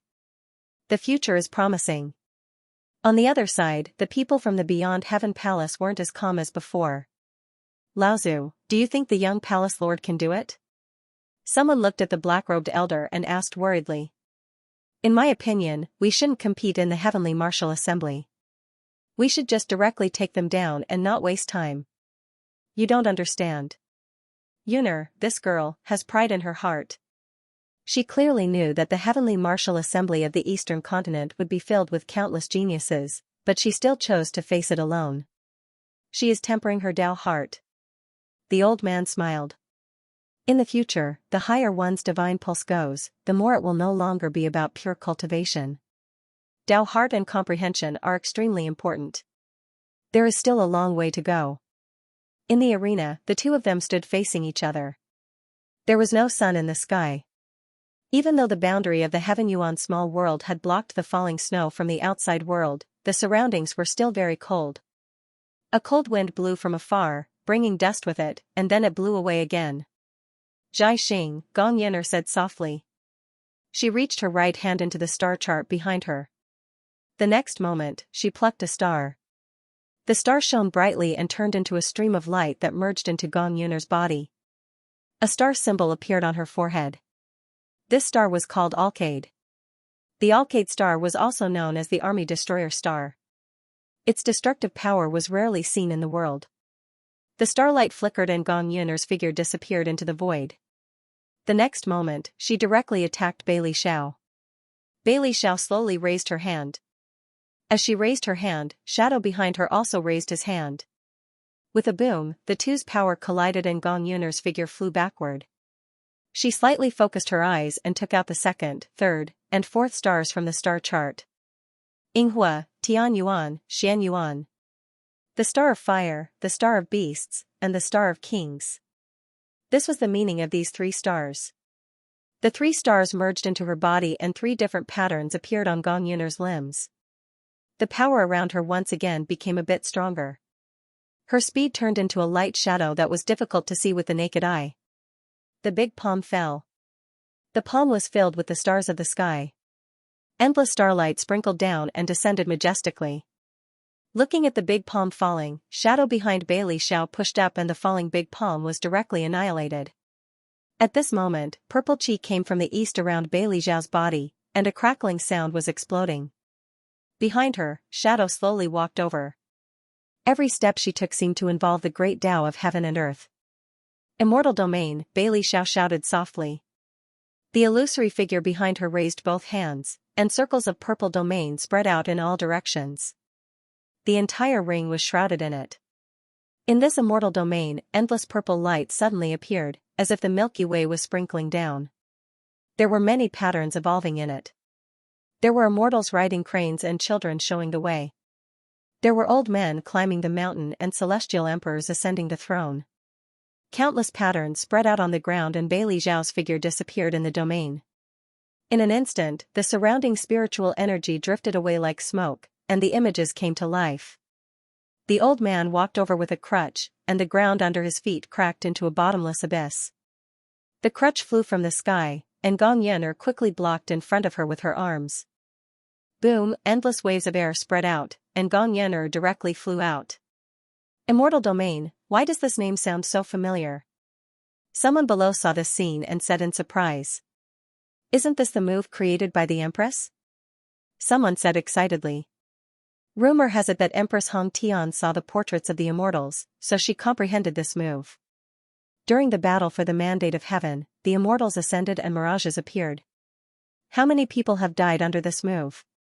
The people around were discussing. After all, this move only existed in the era of the Empress. After Empress Hong Tian ascended, no one in Jinwu Xingzong could learn this move. In the domain, the immortals' illusions and the child's finger fell from the sky. The earth broke inch by inch, and thousands of miles of mountains and rivers were destroyed. The entire heaven origin small world was in turmoil. Gong Yuner didn't even resist and was annihilated. Patriarch Bailey, congratulations, congratulations. Someone next to Bailey Qingfeng had already begun to get close to him. Saintess Bailey's attitude, the future great emperor is not excessive. Yes, yes. Bailey Qingfeng smiled and waved his hand, saying, don't be careless, the other party is not that simple. You should watch carefully. At this moment, in the domain, in the sky full of dust, a starlight flashed. The starlight illuminated the surroundings, making people unable to blink their eyes. Minister of the East, a long and loud voice rang out.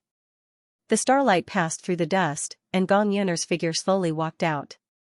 She was surrounded by starlight, and the stars around her became more and more condensed. The so-called Eastern Prime Minister, the Prime Minister is fearless and alone in the world. When the starlight flashed in front of them, the space in the entire immortal domain was frozen. This was a real-time freeze. After the time was frozen, the figures of the group of immortals stopped in place. Even Bai Lixiao couldn't move. She frowned and looked at Gong Yuner, who had a star hanging in the air above her head. These 8 stars were different from the other stars. Fomalhaut and East Superior Image were big stars, while the other stars were small stars. The function of this East Superior Image was to freeze time in a small area. This function alone was enough to show the greatness of the stars. What kind of existence was time? It had always been untouchable. Just like the lifespan of a person, they would eventually die slowly in the long river of time, and no one was an exception. Death of old age was the end of all living beings. When all time was frozen, Gong Yuner slowly raised her hands. At this moment, starlight shone in her hands again. Above the sky, the power of the stars shone down, enveloping her whole body. She could borrow the power of heaven and earth to obtain power from the corresponding stars in the universe. The star chart behind her rotated. As more and more starlight condensed, the light in Gong Yuner's hands was so dazzling that people couldn't open their eyes. Resplendent strike, Gong Yuner snorted coldly. The stars in her hands directly flew out, suppressing Bai Lixiao. The domain of immortals was torn apart little by little, and small holes appeared. Seeing this situation, someone below sighed, in the end, it's still a bit lacking. In the past, the Empress domain of immortals was filled with immortal qi. Now, this purple qi is still not enough. Seeing the time freeze, the starlight enlarged in front of Bai Lixiao. At this moment, she moved. Her movements looked very slow, so slow that it was unimaginable. But when the starlight passed through the domain and directly penetrated it, Bai Lixiao's figure disappeared. No one knew what had just happened. She walked out of the time freeze, and her speed was so fast that people couldn't even see her afterimage. Even the eyes of the powerhouses below the stage were deceived. Just now, someone recalled the scene just now. Slightly surprised, he said, could it be the flying immortal physique just now? The flying immortal physique, the Empress left it to Jinwu Xingzong, someone said with emotion. The fastest physique in the world can't be solved by a simple time freeze. Interesting, Gong Yuner said with a smile. You do have some skills. I admit defeat. Bai Lixiao's gaze was ice cold as she indifferently said. Her words caused an uproar among the crowd. Even Gong Yuner frowned slightly. She hadn't used her full strength yet. She could feel that her opponent hadn't used his trump card either. The moment the soaring immortal physique was used, he admitted defeat. Xiao Bailey Qingfeng's expression slightly changed, and he promptly stood up and walked forward. Why did you admit defeat? My opponent is very difficult to deal with. Before the Heavenly Fate battle, I do not wish to reveal all of my strength, said Bailey Xiao. Both of them had yet to use their strongest powers, so it was hard to tell who would emerge victorious. However, Bailey Xiao chose to let it go. She didn't want to reveal her trump card so that she wouldn't be targeted again during the battle for the Heavenly Mandate. Although what he said wasn't wrong, Bailey Qingfeng's heart was filled with mixed feelings. He could feel that Bailey Xiao had no sense of responsibility in her heart. Now that her family was in a life-and-death crisis, shouldn't she take care of what was at hand first? Boring. I thought I would be able to find an opponent and have a good fight, Gong Yin'er said indifferently. The starlight behind him dispersed and returned to normal. Who's next? Hearing this, everyone fell silent. Even the people who were previously discussing were silent. Even Bailey Xiao had been defeated, so what could they do if they went up? Everyone felt more and more despair. Why don't I try? At that moment, a calm voice sounded. This voice was like a stone falling into the sea of despair, breaking the silence in everyone's hearts and causing ripples. Su Zimo walked up the stage step by step. He originally didn't want to meddle in other people's business, but since Su Qingshan asked him to come up and try, Su Zimo couldn't refuse. It's Holy Sun Su. He actually stood up at the crucial moment. Isn't Holy Sun Su the number one person in our Eastern continent's younger generation? He shouldn't be weak, right? He won the 6-sect tournament, so it's not wrong to say that he's the number one person in the Far West. However, saying that he's the number one person in the Eastern continent is a bit too much, someone retorted. But as far as I know, Bailey Xiao was defeated by him. That's nothing. Bailey Xiao wasn't very outstanding back then. At that time, she had just joined Shenwu Xingzong. Bailey Xiao has also become famous in recent years. Now, it's unknown who will be the winner. That's right. Holy Sun Su's deeds in our Eastern continent are too few. We can't use it as a reference.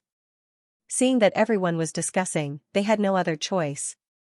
Now, they could only rely on Su Zimo. Su Zimo was bored to death as he walked up the stage. Gong Yin'er laughed and said, I thought you wouldn't even dare to stand next to me. I didn't expect you to compete with me directly. Not bad. In Gong Yin'er's heart, Su Zimo wasn't that strong. Otherwise, he wouldn't have agreed to arrange the crystals in that small courtyard, but a real fight. I thought you were going to destroy the Bailey clan, but now you're holding a competition here. I'm very disappointed, Su Zimo shook his head and sighed. Why? Do you want to use us as weapons in your hands? Gong Yin'er laughed. I'm a very fair person. I said I'd let you go, but since you want to get involved in this mess, I'll give you 3 moves. I've done my best. 3 moves? Su Zimo raised his head and opened his eyelids in a daze. His right hand flicked out a ray of saber qi. The saber qi was flicked out by his fingers and directly turned into a stream of light.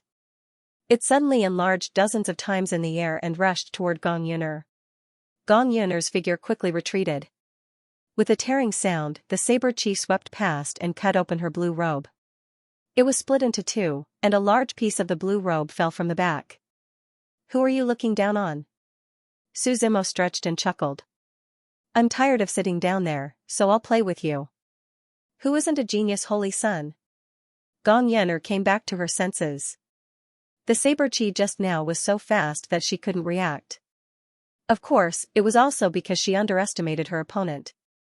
I didn't want to kill you, but since you created the door to hell, I can only treat you well, Gong Yin'er's aura soared as she said indifferently. Just show me your true fate. I'm quite curious, Su Zimo said. Dragon counter step 7 steps. Gong Yin'er wasn't in a hurry. She snorted coldly, and her figure turned into a golden stream of light and rushed towards Su Zimo. Looking at the opponent's afterimage flying over, Su Zimo yawned. His right fist smashed into the void. The place where Su Zimo's fist landed seemed to be empty. Because there was nothing in front of him. But when the fist landed, Gong Yin'er's figure using the Dragon Rebel 7 steps arrived at the fist's location. With a boom, a casual punch was enough to shatter the seal and shatter the void. Spirit energy surged and Gong Yin'er's figure was sent flying. He saw through my Dragon Rebel 7 steps. Gong Yun'er's eyes flashed with a strange light as she said in surprise. Although her Dragon Rebel 7 steps had specific steps, once the first step was taken, the trajectory of the other 6 steps would be determined. But as for how the first step was taken, the results of the other 6 steps would also be different. The other party had completely predicted her second step. Thinking of this, Gong Yun'er's eyes narrowed.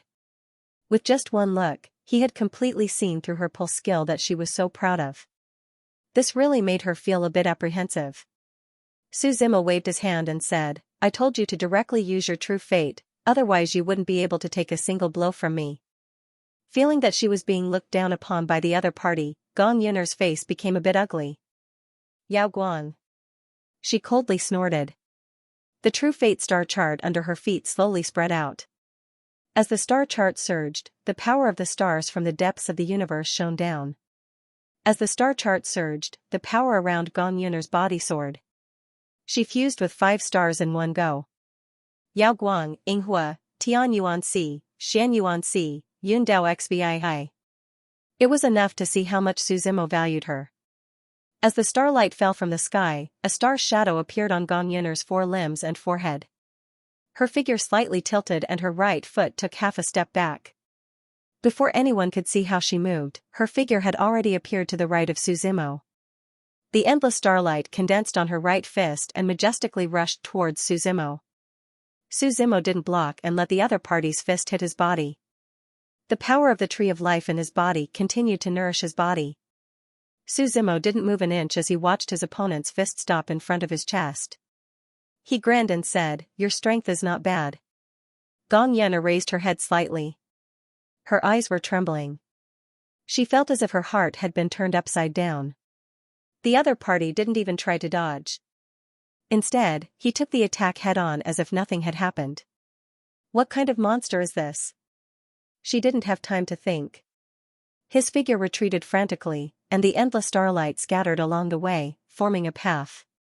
Su Zimo didn't stop him. In the past, he had always been fighting against people who had entered immortality, which made it more difficult for him. Now that he was competing with people of the same age, it was a little boring. He was too weak. "Do you know?" Su Zimo laughed. "You're so weak that I don't even have the desire to draw my blade." Gong Yun'er was not the only one. At this moment, even the spectators under the ring swallowed hard. Gong Yun'er, who had 5 stars, threw a punch with all her strength. Not to mention taking it with his body, even if he defended with all his strength, he might not be able to block it. The most terrifying thing was that Su Zimo didn't do anything on the stage. He hadn't used any moves yet. He was like a bottomless pit, making people unable to see the end of his strength. The tyrannical shadow behind him hadn't been unsheathed. After putting a certain distance between herself and Su Zimo, Gong Yun'er took a deep breath. Drops of sweat flowed down her forehead. "Don't be complacent too early." Gong Yun'er snorted. East High Minister. Out of her 8 stars, she had already used 5 of her smaller stars, but she still hadn't used the other 3 larger stars. As her voice fell, the stars of the East High Minister shone in the world, suspended high above her head. A purple power fluctuation was emitted. With the East High Minister as the center, the space along the way was frozen. Even Su Zimo was imprisoned in place. "Fomalhaut." Gong Yun'er softly shouted again. Another star broke through the void. Like a blazing sun, it rose slowly into the sky. "I have a star locked up by dust for a long time, now the dust is gone and light is born shining through the mountains and rivers." This star of Fomalhaut was a dark gold star. The star only gave people the feeling of an extremely strong fighting spirit. After looking at it for a long time, one's mind would involuntarily echo with the words fight. Fight. Fight. The North sleeps in the North. The heavens are falling. The teacher, the masses. Fomalhaut was a lonely star.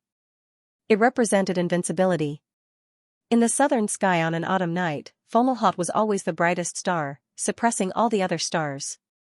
The moment Fomalhaut appeared, the entire sky slowly darkened. People looked up and didn't understand this sudden phenomenon. In the dark sky, sand and stones flew, and the cold wind whistled past. This kind of weather made people unconsciously feel annoyed. At this moment, a star lit up in a corner of the sky. The star was like the Milky Way.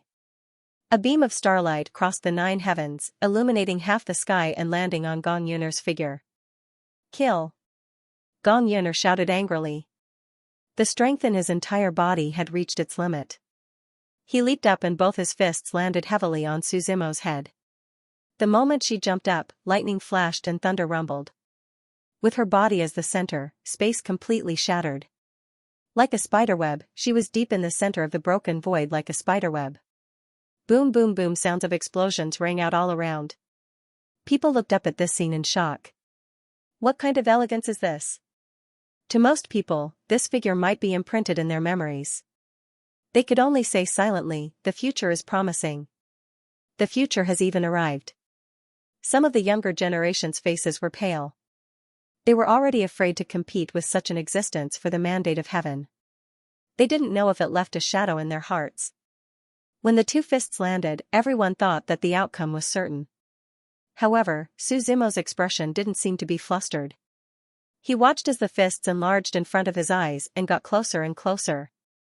The power also became more and more majestic. Su Zimo moved. He didn't struggle or resist. He was so relaxed and natural. His figure seemed to have come from ancient times, crossing the river of time and tearing apart the shackles of the ancient stars. He easily broke through the time freeze. Under Gong Yun'er's surprised gaze, the 2's fists collided. With a boom, Fomalhaut's star was indeed powerful. Su Zimo's figure flew backward. After all, he had just casually attacked. Looking at Su Zimo's figure flying backward, Gong Yun'er's expression didn't show any joy or relief. Instead, it was a little heavy. The other party had broken through East Xianxia's time freeze. This was bad news. Dust flew, and a bottomless pit appeared on the ground. Everyone's eyes were fixed on the deep pit. When the dust slowly settled, a hand appeared at the edge of the pit and crawled out along the deep pit. Su Zimo's figure slowly climbed out of the deep pit. Apart from some dust on his body, he didn't seem to have suffered any injuries. Gong Yun'er's gaze became more and more dignified. This is something, Su Zimo smiled. The power of shaking the heavens in his body spread, and the power vortex began to spin wildly. Whether it was the power vortex in his body or the power vortex in his divine soul, they were all attracted. The shadow of the heaven-shaking giant slowly formed behind Su Zimo. Seeing this scene, the people below became restless again. Bailey Zhao's eyes flickered, and no one knew what she was thinking. What is that? Someone asked, is it Holy Sun Su's true fate? I don't know, it looks a bit like it, someone shook his head and replied. The heaven-shaking giant roared towards the sky, and its power was astonishing, shaking the sky and shattering the void. Su Zimo took half a step back with his right foot, made a diving posture, and directly attacked Gong Yun'er. The power of shaking the heavens filled his right fist, and with endless power, it collided with Gong Yun'er's stars. The 2 were not at the same level at all, and with a single punch, Gong Yun'er was sent flying. Su Zimo didn't give the other party a chance to breathe, and rushed forward again, the power of shaking the heavens surging around his body. Without any skill, the power of shaking the heavens was the pinnacle of power. Every punch carried the power to shatter the void.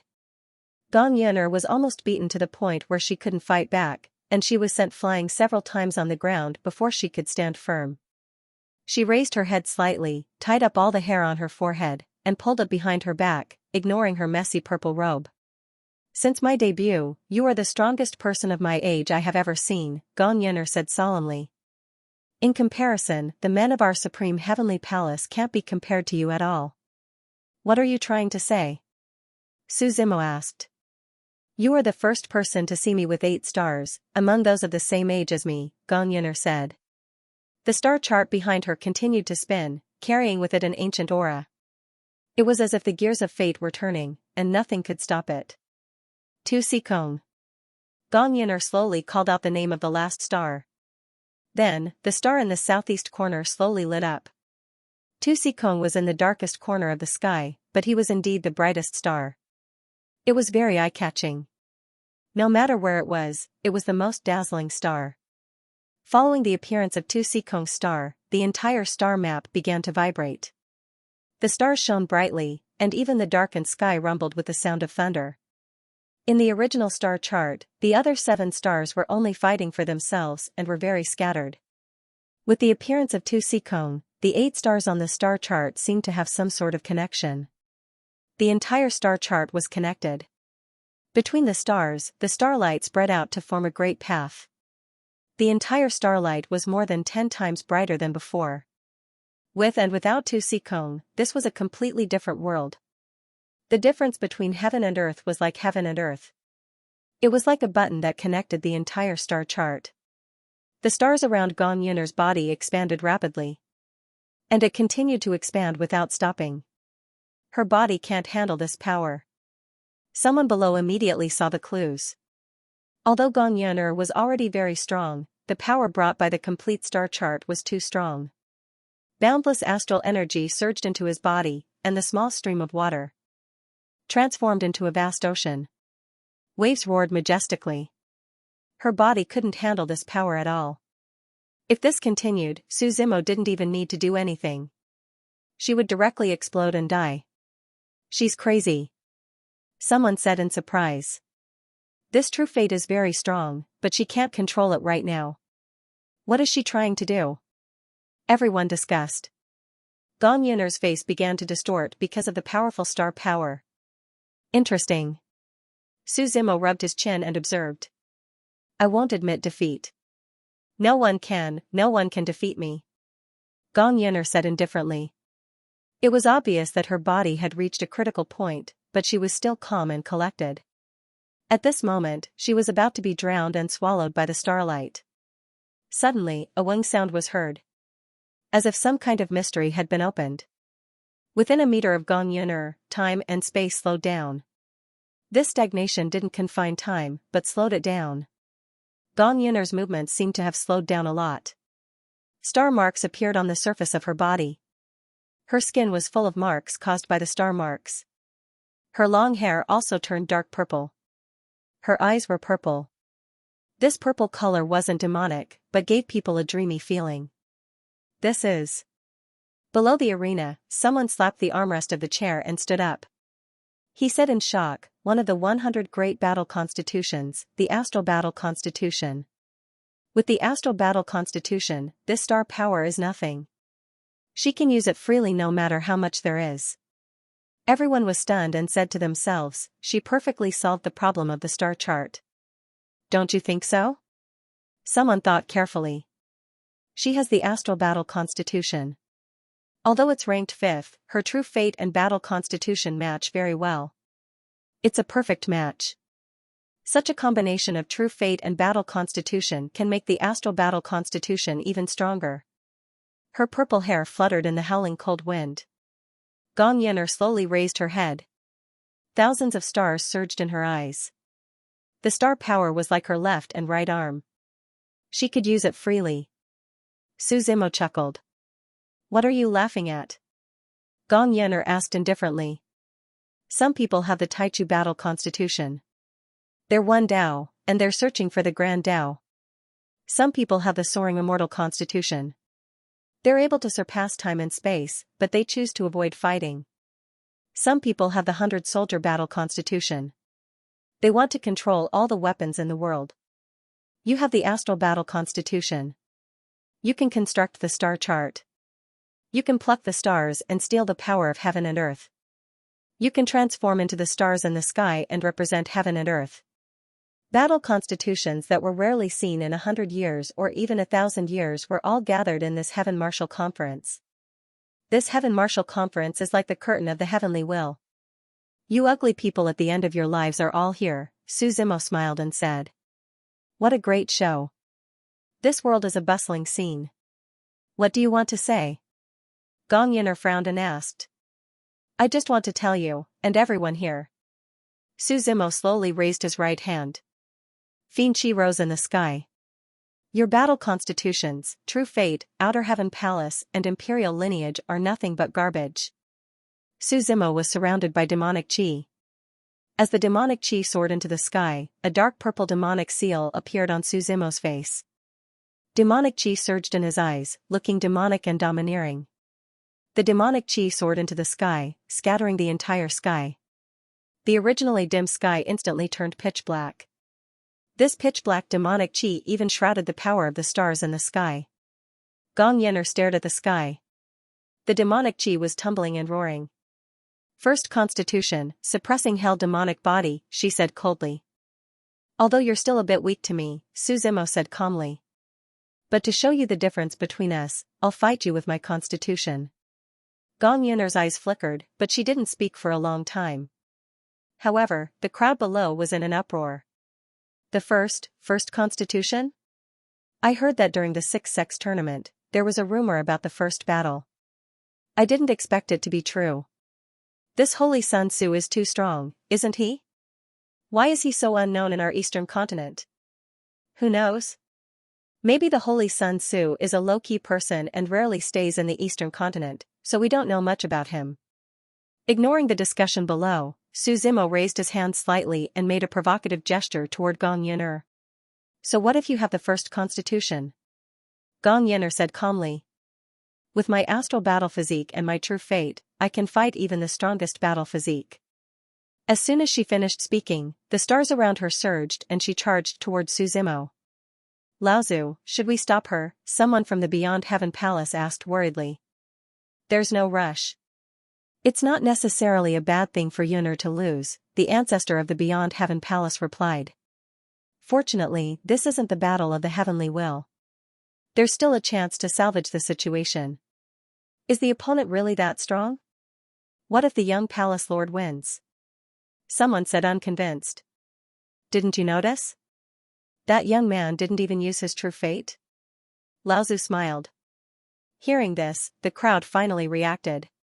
From the beginning to the end, their young palace master had opened the star map, picked the 8 stars, and summoned the astral battle constitution. On the other hand, the opponent didn't even bother to summon his true fate. This meant that he didn't feel any pressure in this battle. He watched as Gong Yun'er's figure appeared in front of him. Her fists shattered the void as she charged toward him. Su Zimo laughed. How do you want to die? He raised his right hand and grabbed the collar of the man's purple robe. It smashed heavily into the ground. Taking turns to smash left and right, the sound of bang bang bang could be heard from the side. The ground was smashed open, and countless craters of various sizes appeared. The 3 stars above his head were shining brightly. Su Zimo stretched out his right fist and punched the 3 stars until they exploded. Gong Yun'er's figure was thrown out. Everyone stared blankly at her flying figure. They didn't even have the strength to resist, let alone fight back. Her purple hair fluttered in the air. With a boom, Gong Yin'er fell to the ground just like that. If you still have any trump cards, use them, Su Zimo said indifferently. I don't seem to be interested in playing with you. It's just a child's game. Gong Yin'er struggled to stand up from the ground. She wiped the blood from the corner of her mouth and stared blankly at the front. I lost, she muttered to herself. She couldn't imagine how big of a blow this defeat would be to her. She knew what kind of environment she grew up in and how many resources she enjoyed. The expectations of those in sky beyond sky, the destiny of this life, she always felt that she had won.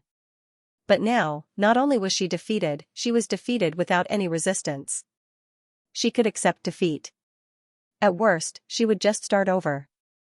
But this kind of failure, the gap between them was like a chasm, she couldn't see any hope. It seemed that even if she worked hard for a lifetime, she wouldn't be a match for him. What? Do you want to admit defeat? Su Zimo asked calmly. Admit defeat? Gong Yin'er's pupils suddenly shrank. No, I won't admit defeat. I can't fail. As if she was possessed, the power of the stars around her soared several times, and she attacked Su Zimo again. Heavenly star explosion, she roared from the depths of her throat. Under the cover of the mighty devil energy, the stars around her were still resisting tenaciously. Suddenly, when she arrived in front of Su Zimo, she saw that the other party had grabbed her by the neck. He suppressed the power of the stars around her and slowly lifted her up. With her feet off the ground, Gong Yin'er only felt her throat burning, as if it was about to be crushed by him. She struggled and looked at the man in front of her. This was the first time she looked at the man in front of her so carefully, seriously, and at such a close distance. He had black hair, and his eyes were surging with devil energy. His face seemed to be carved by a knife, firm and proud. She could only feel a temperament from him. Domineering. Unparalleled domineering, proud, and confident. That was not conceit, but true confidence. This man also had the right to be like this. Gong Yener had seen many people in her life. Her background was also extraordinary, even more powerful than the imperial lineage. She had been in contact with more than just the Yuanyang continent since she was young. Therefore, her standards were very high, and no man could enter her eyes. She wanted to be a woman like Empress Hong Tian. However, this was the first time she felt fear from someone of the same age. He was like a natural chasm in front of everyone. Destiny was within her reach, but also out of her reach. "Are you going to kill me?" Gong Yener asked with difficulty. "As a person, you have to keep your word. I helped you bury the crystal in this small world of Tianyuan, so you could seal the void," Su Zimo said. "You said you were going to kill the Bailey family. How can you go back on your word? What are you trying to do?" Gong Yener looked at Su Zimo in confusion. What good would it do him to kill the Bailey family? Su Zimo pulled Gong Yener's body to his side and gently put his mouth near her ear. The two of them were so close that Gong Yener felt her face heat up for the first time in her life. She had never thought about love. She felt like a block of ice. Apart from being strong, she could not feel anything. However, at this moment, for some reason, her heart was beating faster. "If you said you would kill the Bailey family, then you have to keep your word," Su Zimo said. "But Bailey Xiao, don't move. Leave her to me." After Su Zimo finished speaking, his right hand slowly let go of Gong Yener's neck and turned to walk down the arena. Gong Yener was the only one who was stunned. She stared blankly at Su Zimo's back as he left. "Yener, come here," Laozu of the Beyond Heaven Palace shouted from the side. Gong Yener turned her head and looked at Su Zimo deeply before leaving. Seeing this scene, everyone present had a myriad of thoughts. Although they had won the competition, they couldn't feel happy. Su Zimo was too strong. He was so strong that they didn't even have the thought of resisting him. They all represented their own sections. This was simply the template of a young great emperor. Since this was the case, the imperial lineage would have a hard time obtaining the heaven's will. This was not good news. Some people even hoped that Su Zimo would quickly die. That way, their sects would have a chance to compete for the heaven's will. Bailey Qingfeng's eyes were indifferent. No one could tell whether he was happy or angry. He took the lead and looked at Laozu of the Beyond Heaven Palace. "Everyone, since you have lost, you should keep your promise and leave. I suddenly want to go back on my word."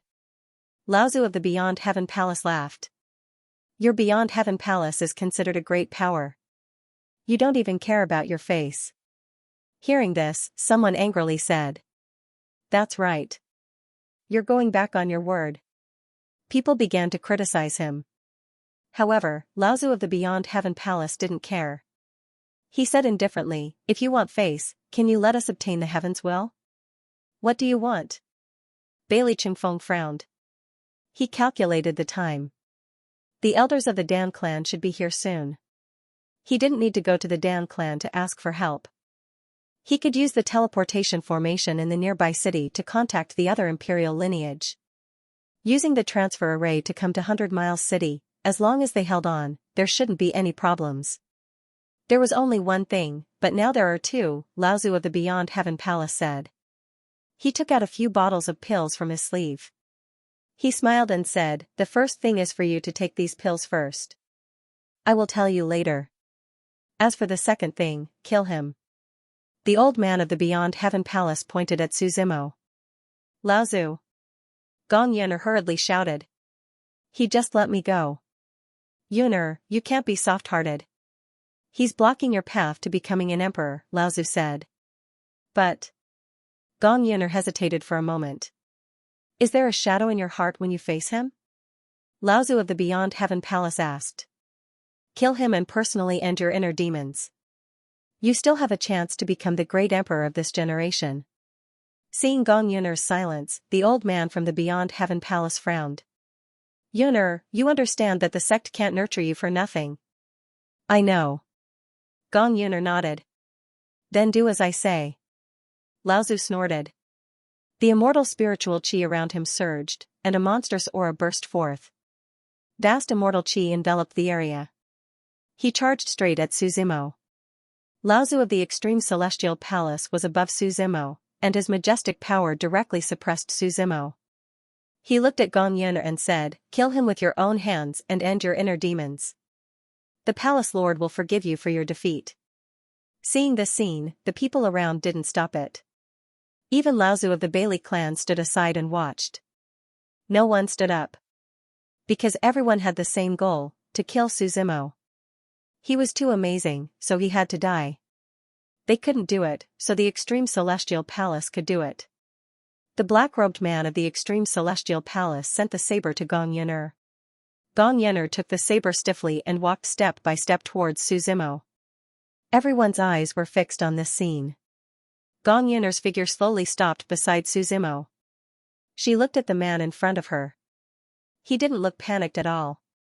Instead, he was grinning at her. He's not afraid of death. Gong Yuner thought to herself. At this moment, she was very conflicted. Suzimo brought her too much fear. As long as Suzimo was alive, it would be difficult for her to compete for the mandate of heaven. Logically speaking, Suzimo's death was extremely powerful for her. But Gong Yuner didn't want to kill Suzimo in this way. She didn't even want him to die. Do it, Laozu of the extreme celestial palace urged from above. Go to hell. Gong Yuner shouted coldly. She grabbed Suzimo's collar and pulled him in front of her as if she was crazy. She looked at Suzimo with ridicule. The saber was about to pierce Suzimo's heart. Gong Yuner suddenly whispered, "Kidnap me. This is the only way you can live." Suzimo didn't kidnap Gong Yuner. Instead, he chuckled and said, "You know, you ugly people at the end of life are all acting on the stage. Their acting is boring, but you are interesting." "You're crazy," Gong Yuner whispered back. But in the end, her saber couldn't pierce Suzimo's heart. It stopped a few centimeters away. "Yuner, what are you doing?" Laozu was still yelling from above. At that moment, there was a boom. The entire firmament began to tremble, and the confined void was battered by a powerful force. In an instant, it was like a mirror had been shattered. The space completely collapsed. "Reinforcements are here," Bailey Chingfeng said regretfully. It was a pity that Suzimo didn't die. The sky was shattered. Laozu of the extreme celestial palace's expression changed. He quickly looked into the sky. Who dares to touch a member of the Dan family? A bald old man with a big bag on his back walked out of the void. "It's old man Jodan. Laozu of the Dan family is here," someone shouted excitedly. "What's going on?" Laozu of the extreme celestial palace's expression changed. Leaping Dragon Laozu of the Bailey family also stepped into the sky and greeted old man Jodan. He then turned to look at Laozu of the extreme celestial palace. Right at this moment, the wind and clouds in the world changed again, and snow began to fall from the sky. A large hand tore through the void, and an old woman in green clothes walked out. She brought along snow and ice that drowned the entire Heaven Yuan minor world. "It's Laozu of the Qi family," Ming Zun, the elder of the Qi family shouted. Ming Zun was the general of the Frost Emperor. He was also the oldest member of the Qi family. "How many years has it been since a small force dared to challenge our eastern continent?" Old man Jodan said coldly. "Since you're here, stay. Do you think I'm the only one who came to attack the Bailey family?" Laozu of the extreme celestial palace shouted. He shouted, "Everyone, come out. Let the imperial lineage see our strength." As soon as he finished speaking, a large hand fell from the sky to the southeast. Even the sun in the sky was obscured from view. Darkness shrouded the area. 3 figures walked out of the void. These figures seemed to have walked out of the ancient river of time. Their immortal energy surged and surged into the sky. It was as if they were carrying the sky and plucking the sun and moon with their hands. Their auras were vast and mighty, as if they were gods and Buddhas, emerging from the void. Every one of them was an entering immortal, and their strength wasn't low either. With the addition of the Laozu from before, the Outer Heaven Palace actually had 4 entering immortals. What kind of strength was this? It probably surpassed some of the ordinary imperial lineage. Fight! Laozu of the Outer Heaven Palace coldly snorted. Then, he stepped into the air and stood together with the 3 figures, their auras soaring to the sky. They faintly connected together, suppressing this part of the world. Old man Jodan frowned slightly. For entering immortals against 3 of them, they were clearly at a disadvantage. At this moment, a black arrow pierced through the silent sky with a boom sound. It shattered everything and shot towards Laozu of the Outer Heaven Palace with a destructive aura. Laozu of the Outer Heaven Palace wasn't simple either. His aura was vast and mighty, wanting to suppress the arrow. However, he clearly underestimated the arrow's power. The black arrow shattered his spiritual energy and directly pierced through his right palm, disappearing between heaven and earth. It hurts. Laozu of the Outer Heaven Palace shouted. Logically speaking, existences like them shouldn't feel any pain just from having their palms pierced through. But at that moment, a destructive aura filled the air, causing Laozu of the Outer Heaven Palace to involuntarily cry out. This was because the arrow that pierced through his palm was no ordinary arrow. The other 3 Laozu of the Outer Heaven Palace gathered slightly and looked into the distance. They saw a figure slowly walking over from the hazy void. The figure walked very slowly, but there was a long river of time revolving around him, and an ancient aura pervaded the air. The endless void shattered under his feet. Finally, the figure walked out of the void, his aura soaring to the sky. He wore a white robe and held a curved bow in his hand. On his back was a quiver of arrows. There were 7 arrows in the quiver. Each arrow was black gold in color, revealing its sharpness. Wisps of black energy lingered at the tip of the arrow. The bow in his hand was also black-purple in color, engraved with the image of a fierce beast roaring with its mouth wide open. This bow gave off a feeling of destruction. It was as if it was the source of destruction. Xianxia, you're here, Yuelong Laozu said with a smile. Bailey Xianxia, a name that carried a legendary nature. He wasn't considered a general of the great emperor. Long ago, he was the holy son of the 100 Lane clan. During that era, many people called him the young immortal emperor due to the high popularity of his ascension to the throne. He had once challenged the saints of the central continent's 8 great imperial lineage all by himself and returned victorious. Unfortunately, he encountered an even stronger existence in that era. Empress Hong Tian. In the end, the empress was too dazzling. Bailey Xianxia was also one of the few people who had survived that great battle. A majestic immortal pressure revolved around Bailey Xianxia. He held the World Destroyer bow and the 1000 Calamity arrow in his hands. They were the Emperor true treasures left behind by the vast Sky Emperor. The 100 Lane clan actually has someone like you, Laozu of the Beyond Heaven Palace said with a frown. 4 against 4. It's fair now. Bailey Xianxia raised the World Destroyer bow in his hand. He said calmly. A destructive aura spread from the World Destroyer bow. The surrounding space shattered and intertwined with endless brilliance. The 1000 Calamity arrow also flew out of the quiver and turned into a black ray of light on the bowstring. Kill. A low roar followed. The Laozu of the Beyond Heaven Palace all rushed forward with monstrous auras. Spirit energy soared into the sky. The wind blew and clouds gathered. The immortal pressure was vast. The space shattered and recovered. The cycle repeated. Rumble. Explosions rang out one after another. The battle in the sky was ongoing. It was as if the sky was about to collapse. The surrounding people were all watching this battle. This was related to their safety. Why didn't you kill me just now? Su Zimo asked with a smile. Gong Yuner was silent for a long time. She shook her head and said, "This is not my style of doing things. Either I truly defeat you, or even if I kill you, you will become my inner demon. I thought you had feelings for me." Su Zimo smiled. What are you talking about? Gong Yuner's head was lowered. He couldn't see her expression. She quickly denied it. I just said that you're very interesting. Su Zimo said. Actually, you didn't save me. You saved yourself. What do you mean? Gong Yuner asked in confusion. You'll understand later. Su Zimo smiled. At that moment, footsteps sounded from the side. Su Zimo turned his head and saw Bailey Zhao's figure slowly walking towards him. His gaze darkened slightly. He had too many feelings for this woman. Everything from his previous life was still vivid in his mind. Even though Su Zimo had changed his fate and didn't want to repeat the same mistakes, some things were still engraved in his bones. Talk? Bailey Zhao stopped in front of him and looked at Su Zimo. What do you want to talk about? Su Zimo asked. Are you still Bailey Zhao now? I am Bailey Zhao, and also Fairy Yuqing, Bailey Zhao replied indifferently. That's good. Su Zimo smiled to himself. Then I can play with you properly. Your growth is beyond my expectations.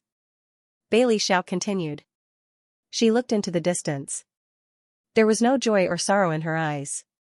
A strand of her hair was slowly blown by the breeze. Beyond your expectations? Su Zimo laughed. Are you afraid? You don't understand what I mean. Bailey Zhao shook her head and said calmly. Your fate has been decided. It has been decided since you were born. At this time, you should have been a dead man. You speak as if you can control my life and death. Su Zimo shook his head. I can't control your life and death, but someone else can. Bailey Zhao said indifferently. When the world changes again, you and I are just chess pieces on the chessboard. Life and death are all decided by the chess player. However, the chess player likes white chess pieces, so I am white and you are black. We are destined to lose. I don't understand what you mean. Su Zimo said indifferently. I have met many people. They told me that fate is fixed. However, I am still living well. You should have died, but you were too jumpy. That's why you made the chess player unhappy. Bailey Zhao said. Your fate is like a quagmire. No matter how you struggle, you are just living. However, in the end, you will still be swallowed by the endless dirty quagmire. Why? Did you come here to tell me to accept my fate? Don't struggle anymore. Su Zimo smiled. No, I am just curious. Bailey Zhao shook her head. She said, how did you obtain one of the 10 great divine techniques, the art of shaking the heavens? Hearing Bailey Zhao's words, Su Zimo's eyes narrowed. Su Zimo was very surprised by Bailey Zhao's words. Whether it was the 10 great divine techniques or the heaven-shaking technique, these things were from the outland. People from the Yuanyang continent could not come into contact with them.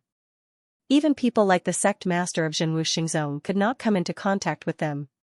How did Bailey Zhao, who had not even been to the outland, know about them? Why? Are you surprised? Bailey Zhao smiled. It was rare to see Su Zimo so surprised. Are you curious as to how I know about Sky Beyond Heaven? I'm quite curious. Su Zimo nodded. Have you ever thought about something? Bailey Zhao asked. The Empress inherited the mandate of heaven hundreds of thousands of years ago. Why didn't I reincarnate in another era? Why did I have to be in the same era as you? I haven't thought about it. Even if I did, I wouldn't be able to figure it out, Su Zimo said. Could it be that you're here to stop me from inheriting the mandate of heaven? That depends on your own understanding, Bailey Zhao said. Many things are far more complicated than you think. You're just a drop in the ocean. If I were you, I would enjoy the remaining time and then welcome destruction. Don't ever forget who you are. My identity? Su Zimo frowned slightly. She was definitely not talking about Zhenwu Xingzong's son of Saint. Then there was only one possibility, the Devil Master. At that moment, Bai Li Xiao seemed like a fog in Su Zimo's eyes.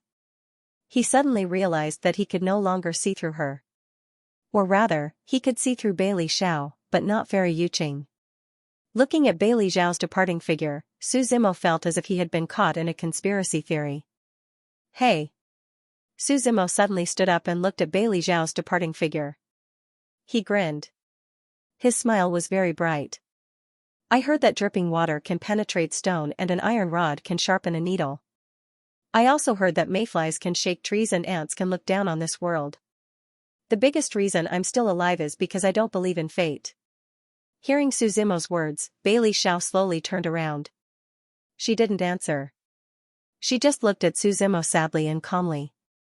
A gentle breeze blew between the two of them, carrying dust with it, but it also seemed to carry nothing. Believe it or not, I can kill you right now. Suzimo continued to grin. I'm just a chess piece. There are many white chess pieces. If you kill me, there will be more, Bailey Xiao said calmly. But I hate a chess piece like you, Suzimo said with a smile. You said that we are black and white chess pieces, and that our fate is decided by the chess player. What about the chess player? Who the F***ck decides his fate? Seeing that Bailey Xiao was silent, Suzimo continued, and you, are you used to being a servant? He was used to being a chess piece. Don't think of me as the same as you. I don't want to be a chess piece. I want the chess player to kneel down and call me father. You're too weak, Bailey Xiao said calmly. How strong is considered strong? A great sage? Or a Dao fruit expert? Suzimo said with a smile. Or you want me to open 12 meridians? Go and try. The difference in cultivation realm can't be made up for, Bailey Xiao said calmly. When the time comes, you will understand how powerless you are, how weak you are, and how useless you are. Just like when Xiyang died? Suzimo said with a smile. Bailey Xiao suddenly raised her head. Her eyes were filled with a cold light. You will die a worse death than him. I've already died once. What's there to be afraid of? Suzimo said calmly. I will make my enemies kneel before me one by one. Even if it's the heavens, I will overturn them. To me, death is nothing. The general trend is irreversible. Bailey Xiao didn't seem to want to talk about it anymore. She turned and left. The general trend is irreversible. But this so-called general trend, is it the general trend of me creating a golden age to rule everything, or the general trend of the chess player overlooking the world? Suzimo said calmly.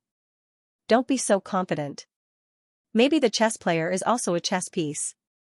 Crazy. Bailey Xiao snorted coldly. She walked away. Suzimo didn't say anything else.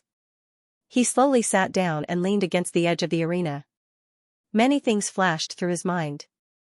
Bailey Xiao said that he was supposed to be a dead man. She was right. At this time in his previous life, he should have died under Chu Yang's sword. Or it could be said that he had been targeted since he was born.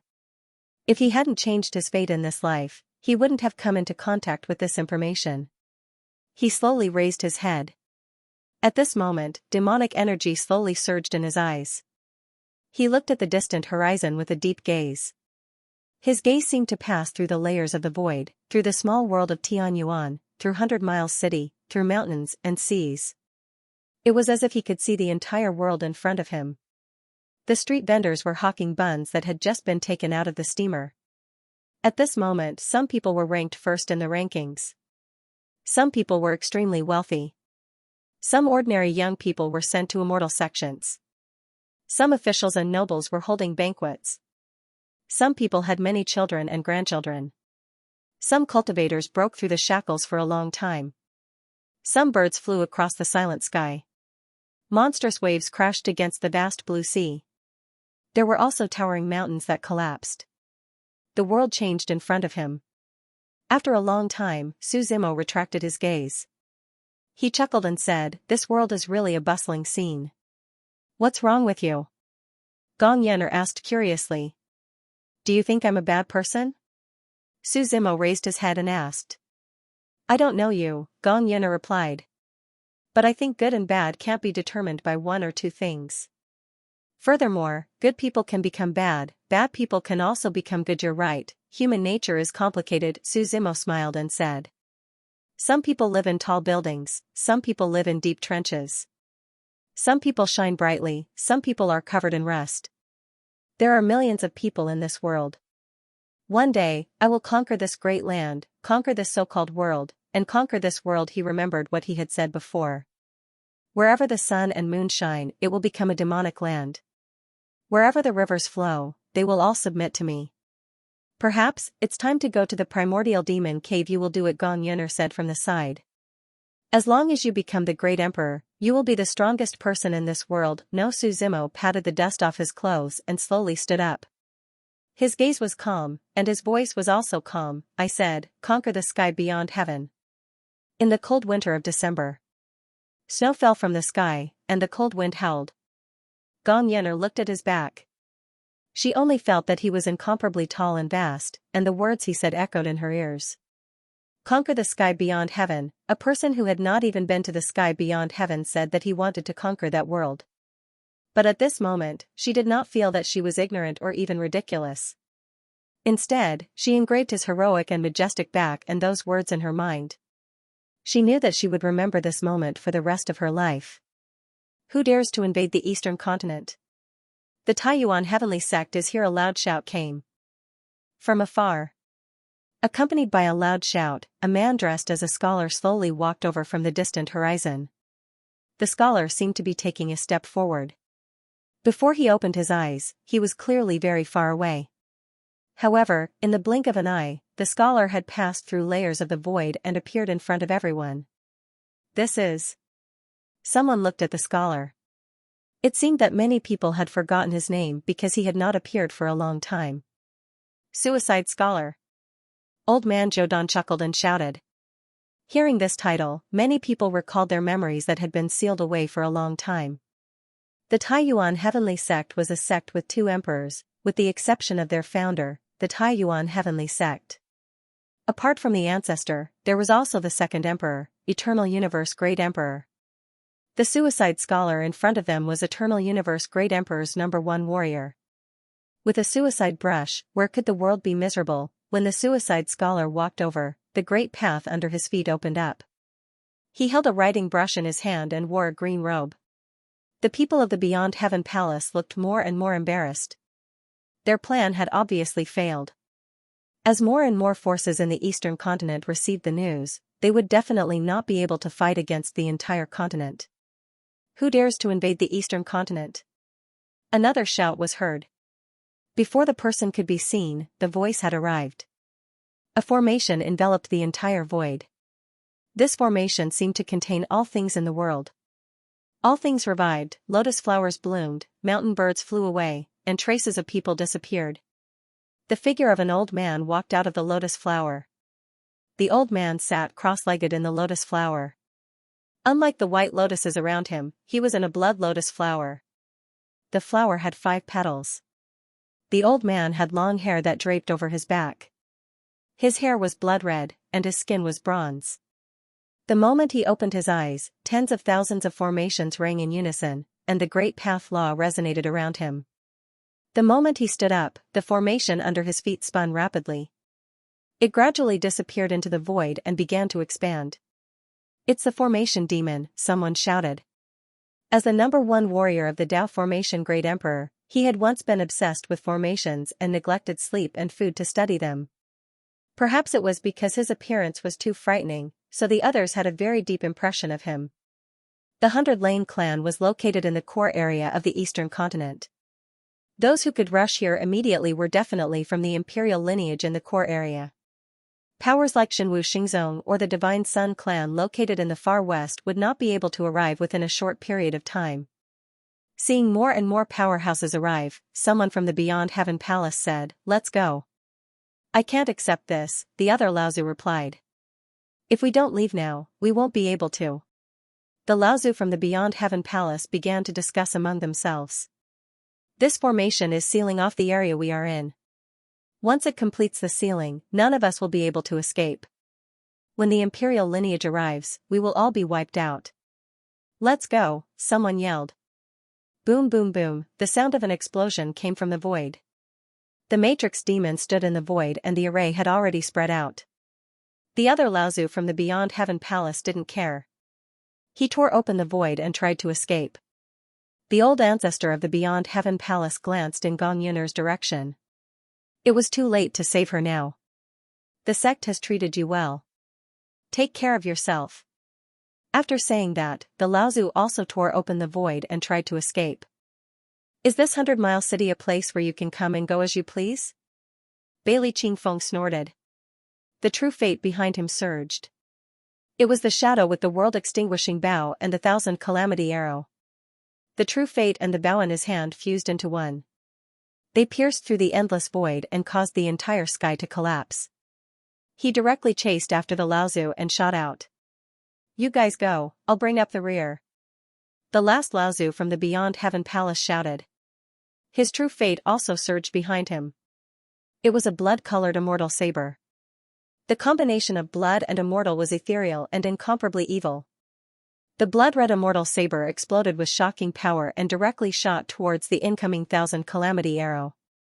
With a boom, the Thousand Calamity arrow was sent flying. The aura around the Laozu from the Beyond Heaven Palace was like a river that flowed endlessly. All of you stay here. The suicide scholar frowned slightly.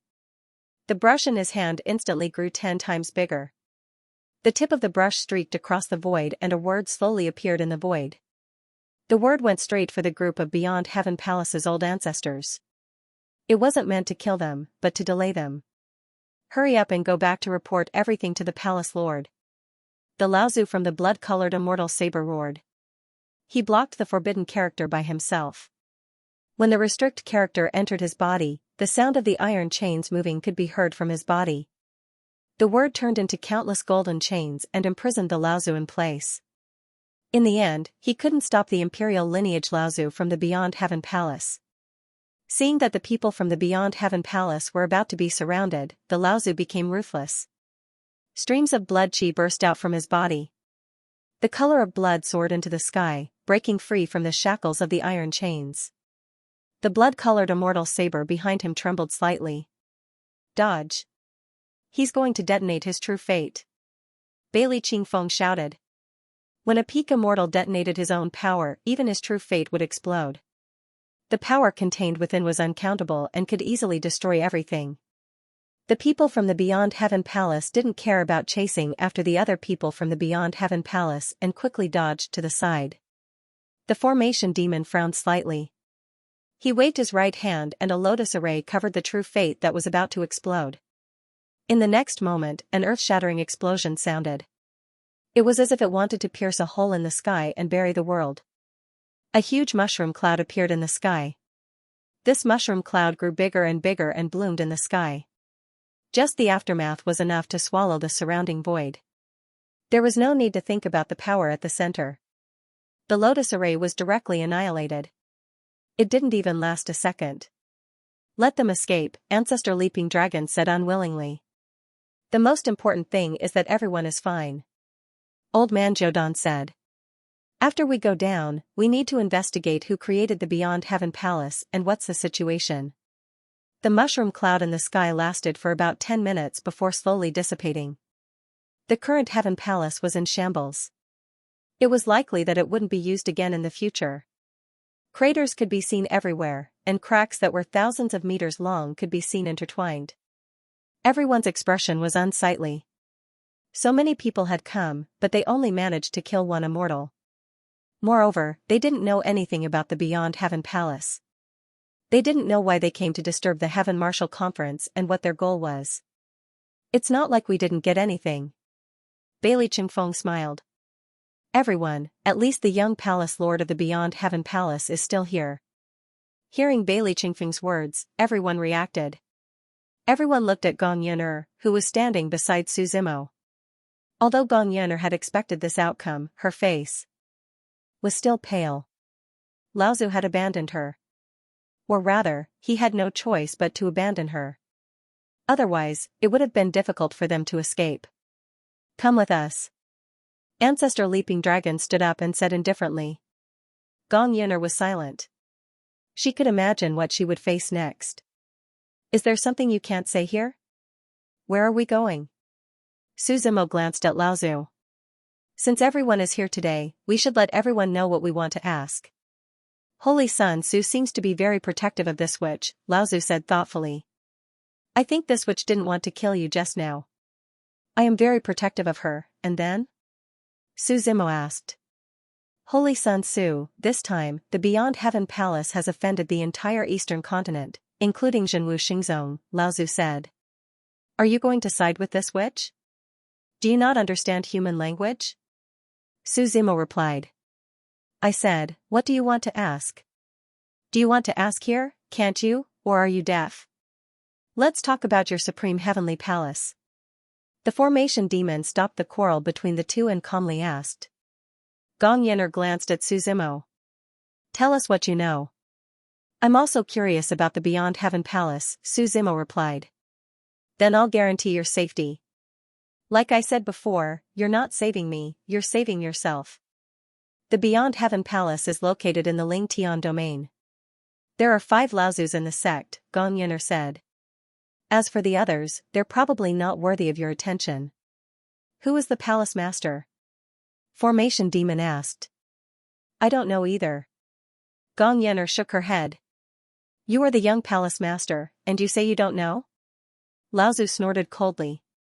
The power around his body pressed down on Gong Yin'er. You'd better tell me the truth and avoid physical pain. I really don't know. Gong Yin'er shook her head. I was chosen to become the young palace lord of the Beyond Heaven Palace the moment I was born. But in my memory, I had very few chances to meet the palace master. And every time we meet and talk, there will always be a curtain between us. Who created the Beyond Heaven Palace? Formation Demon continued to ask. Where did your Laozu come from? Gong Yin'er pointed at the sky.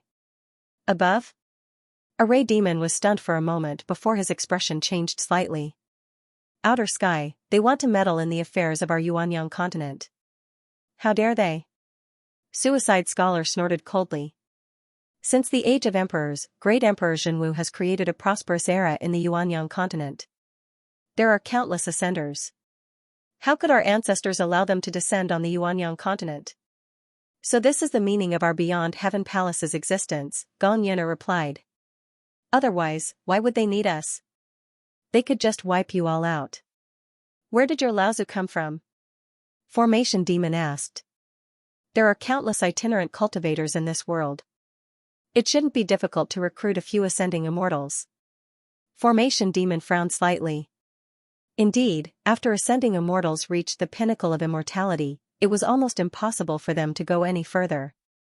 If they could get to know people from outer sky and get help from them, it was not impossible for them to work for them. What's the purpose of you coming to disrupt the Tianwu conference this time? Leaping Dragon Laozu snorted coldly. To control you, Gong Yin'er said frankly. Control us? Everyone looked at each other and frowned slightly. All of you here are people who hold the right to speak in your own sections. If I control you.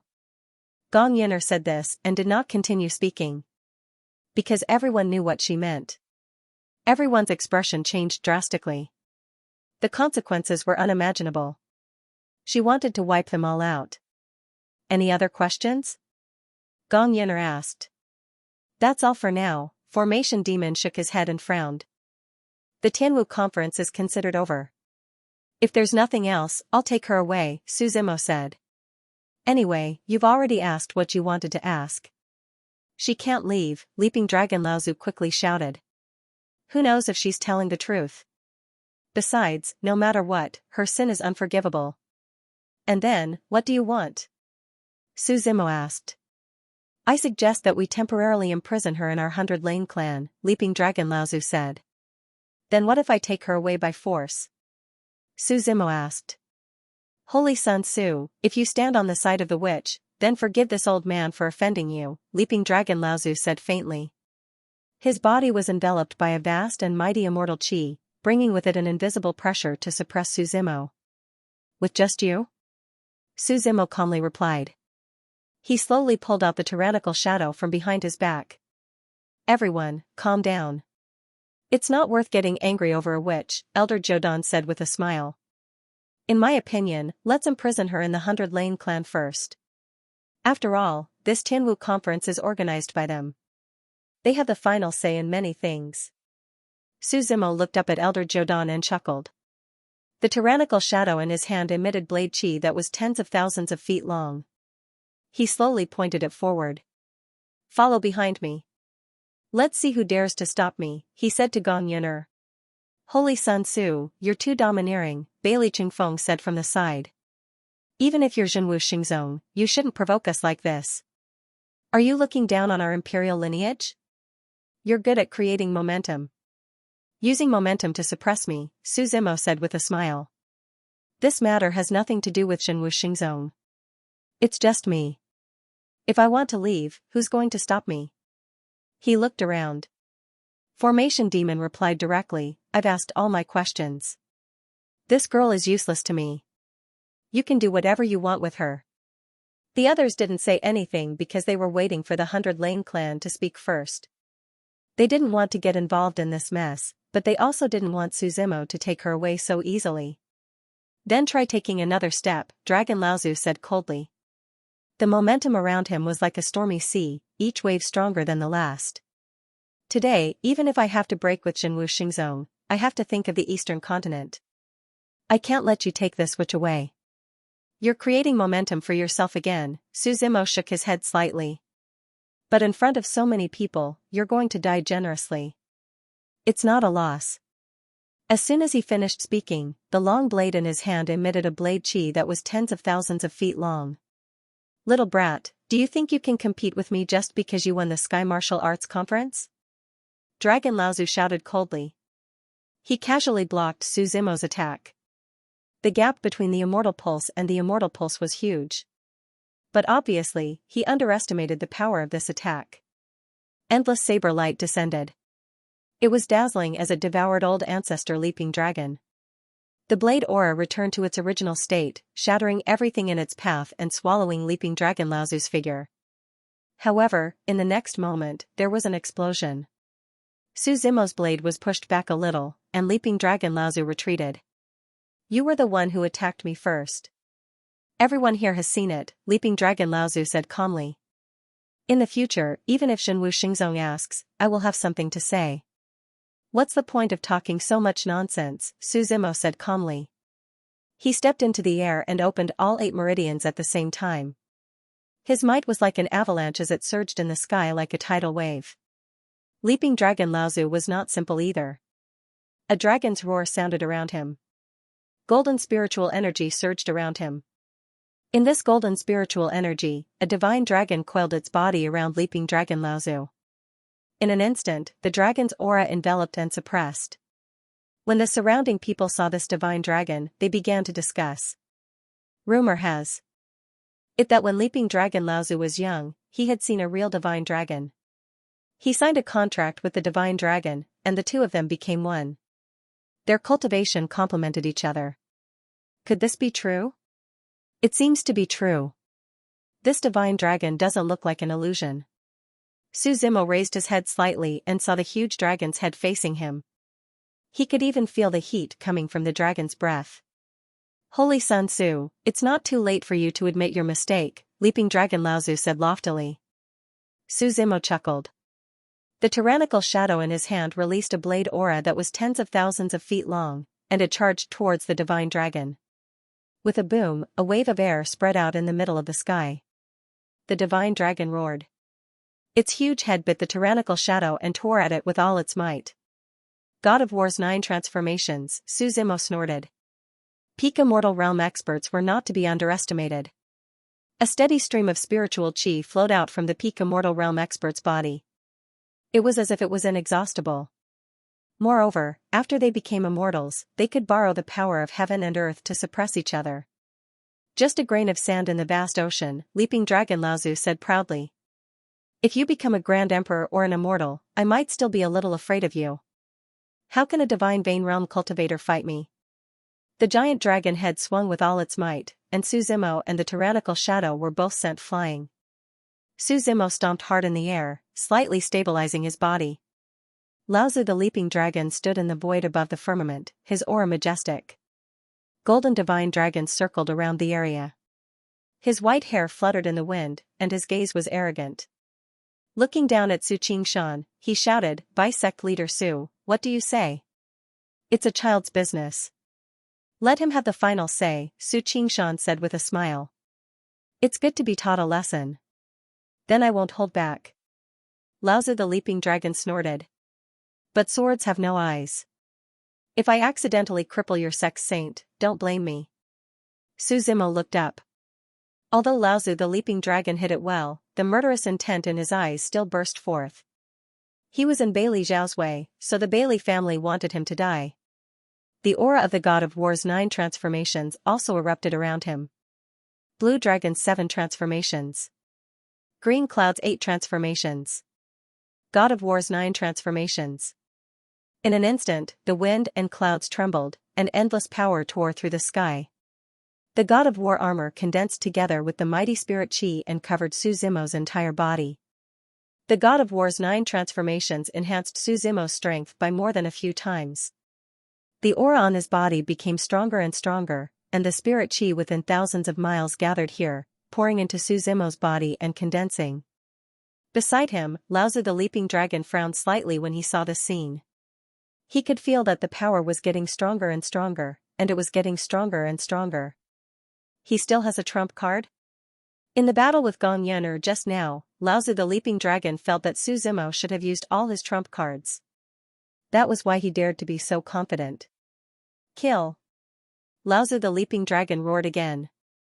The golden dragon that coiled around him roared, and its huge body swung slightly in the sky. The mountains and rivers within thousands of miles shattered inch by inch. The golden dragon charged toward Suzimo. However, at this moment, Suzimo not only used the god of war's 9 transformations, but the power of the heaven-shaking dragon in his body was also crazily revolving. The heaven-shaking giant behind him glared at the golden dragon that was attacking him. That golden dragon seemed to want to defeat Suzimo with a single strike. However, when the golden dragon's tail swung towards Suzimo, Suzimo took a deep breath and actually grabbed the golden dragon's tail with both hands. His body was neither leaning nor leaning, and his eyes were deep and dark as he grinned at the golden dragon. "This is a golden dragon," someone below said in awe. "It's not an illusion. Such power is desirable. What kind of monster has appeared in Jinwu Xingzong?" Below, Bailey Qingfeng saw this scene and sighed slightly. Since ancient times, there had been many geniuses. Which one of those young immortal emperors wasn't a genius? He had even seen invincible existences who had dominated all the way. However, Suzimo didn't seem to have displayed his full strength even though it was a battle of the immortal pinnacle. It was unfathomable and unfathomable. "This is nothing," Bailey Xiao said from the side.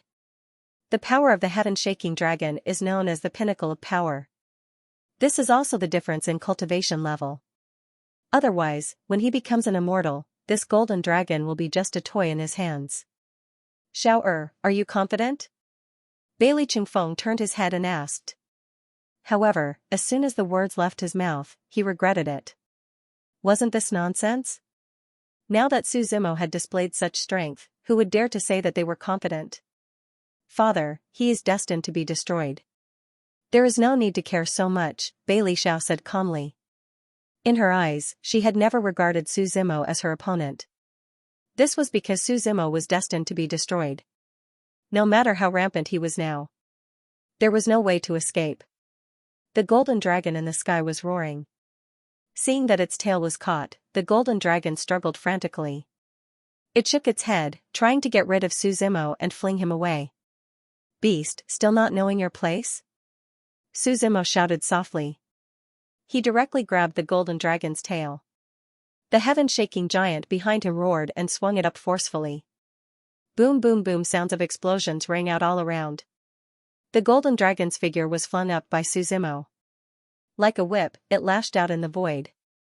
The surrounding void was completely shattered. The golden dragon roared in pain. "Stop, let go of little gold," leaping dragon Laozu shouted anxiously from the side. His true fate appeared behind him. It was also a golden dragon. In the next moment, along with the surging of the surrounding spiritual energy, leaping dragon Laozu's figure disappeared. What was left in the same place was also a golden dragon. "Our Laozu is a dragon?" The people of the Bailey clan below shouted in surprise. "No, it should be Laozu who used the dragon as his true fate," someone explained after thinking for a while. "He used some kind of ability to transform into a dragon. You guys don't know. When leaping dragon Laozu met the golden dragon in his youth, it was still in its infancy. The golden dragon was still in its infancy, and its mother had died beside it. Leaping dragon Laozu peeled off the dragon's bones and replaced them with his own. What's the difference between him and a divine dragon now?" Some of the people who knew what happened said. "Two divine dragons. I'm afraid that Suzimo won't be able to do anything." Leaping dragon Laozu's divine dragon form hovered in the sky and stared at Suzimo emotionlessly. "You deserve to die." A hoarse voice came from his throat. Suzimo smiled. The golden dragon in his hand was like a whip, lashing out at Leaping Dragon Laozu. Leaping Dragon Laozu roared angrily. The dragon's roar shook the heavens and the earth, shattering layers of space. His huge body directly took Su Zimo's attack, even if the scales on his body were broken and blood flowed out. However, Leaping Dragon Laozu still took the attack head-on. Leaping Dragon Laozu quickly wrapped his body around the golden dragon. Su Zimo was about to pull the golden dragon away. Leaping Dragon Laozu roared angrily and merged with the golden dragon as one. An earth-shattering aura emanated from the giant dragon's body. This Su Zimo actually forced Laozu to this step. Bailey Qingfeng frowned slightly and said, "This move was very harmful to the divine spirit. Under normal circumstances, Leaping Dragon Laozu would never use it." After the two golden dragons merged into one, the golden dragon's original golden color became even more dazzling. A pair of wings grew out of his back. There were originally two dragon horns on his head. Now, there was a horn in the middle. There were a total of 3 horns. The dragon's aura was vast and mighty, spreading out in all directions. The golden dragon stared at Su Zimo with gloomy eyes. There was a monstrous hatred in his eyes. "Kill!" Following a deafening roar. Lightning flashed all around the dragon, and a crackling sound of explosions rang out. He directly charged towards Su Zimo. In front of this huge dragon body, Su Zimo's figure seemed particularly small. The giant dragon circled around Su Zimo. Then, with a furious roar, a purple dragon's breath spurted out from the dragon's mouth. Su Zimo raised his saber to block, only to feel an invincible force coming from the thunder, sending him flying. However, the dragon did not want him to fall just like that. Instead, he used his tail to pull Su Zimo back. Wind and thunder rolled, lightning flashed and thunder rumbled. Su Zimo swung the tyrannical shadow at the dragon's body. Sparks flew everywhere, but the scales on the dragon's body were not even broken. So strong. Su Zimo wiped the blood from the corner of his mouth and chuckled. The pinnacle of immortality and entering immortality were two completely different concepts. Moreover, the dragon Laozu's strength was beyond Su Zimo's expectations. "Are you afraid of death?" The dragon spoke in human language and asked coldly. "I want to die." Su Zimo laughed. As his voice fell, the dragon seemed to be even angrier and charged towards him again. Su Zimo did not care. He turned to look at Bai Li Xiao. He said, "Since you know the 10 ancient divine techniques, do you recognize this move?" The supreme light of the heavenly gate of 3 lives fell from the sky. The gate of life, gate of death, and gate of eternal life all opened in an instant. At this moment, Su Zimo was almost invincible. Not to mention the gate of life and death, just the gate of eternal life alone could make one immortal. With the 3 gates opened, the power around him increased by several levels. Su Zimo's fist smashed down and actually sent the oncoming giant dragon flying. The dragon took a few steps back, its huge body looking at Su Zimo with some vigilance. "The heavenly gate of 3 lives," Bai Li Xiao said with an ugly expression. "How many trump cards does this guy have?" Of the 10 ancient divine techniques, it was a supreme glory for others to obtain even one. Most people would not be able to obtain them in their lifetime, but Su Zimo had used 2 of them in succession. Most importantly, he had not even gone to the sky beyond heaven. Thinking of what Su Zimo had said before, Bai Li Xiao's heart began to waver for the first time. The huge dragon looked at Su Zimo solemnly. What kind of monster is this guy? At this moment, he is also thinking of retreating. "Come and fight." Su Zimo stretched out his right hand towards the dragon Laozu and made a provocative gesture. This old man was born during the era of Emperor Chongkong. It has been hundreds of thousands of years. "Why should I be so serious with a brat like you?" Laozu said indifferently.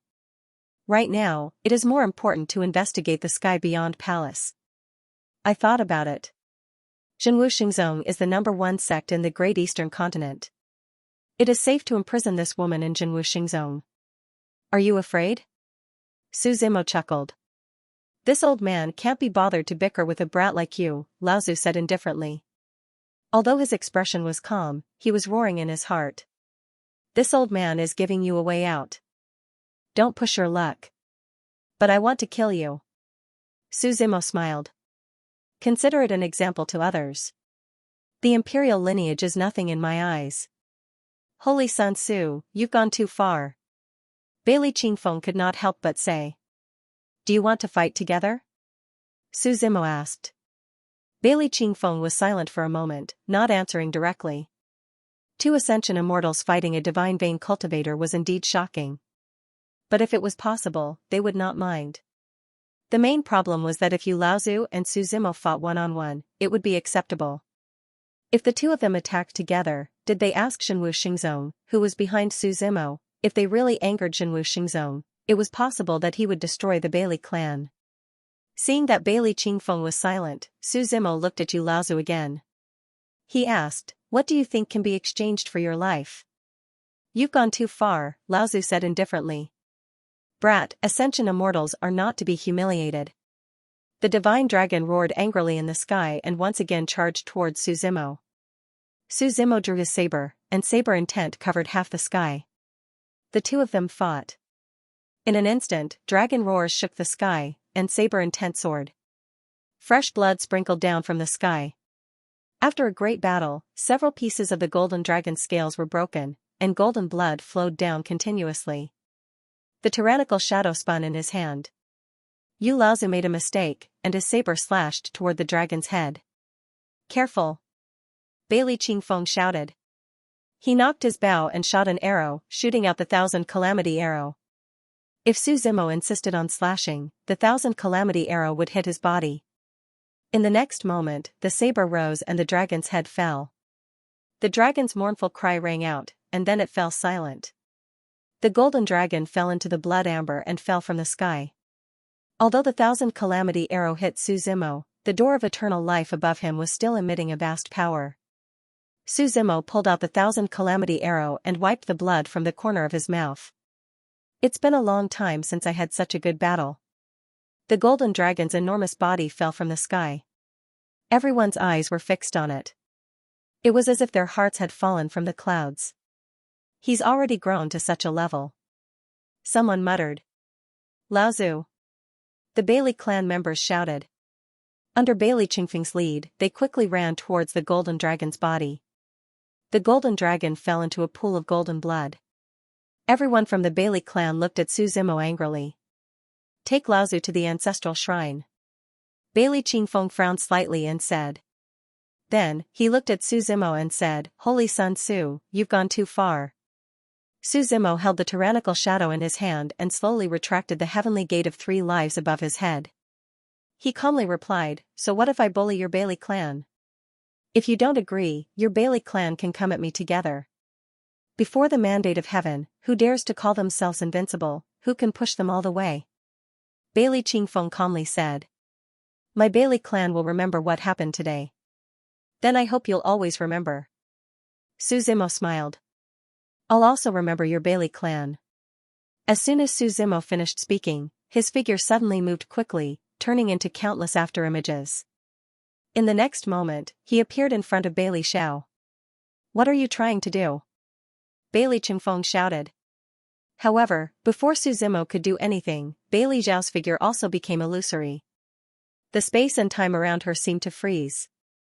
The soaring immortal physique was activated. Boundless space-time energy surged within her body. At this moment, she seemed to be the ruler of this world.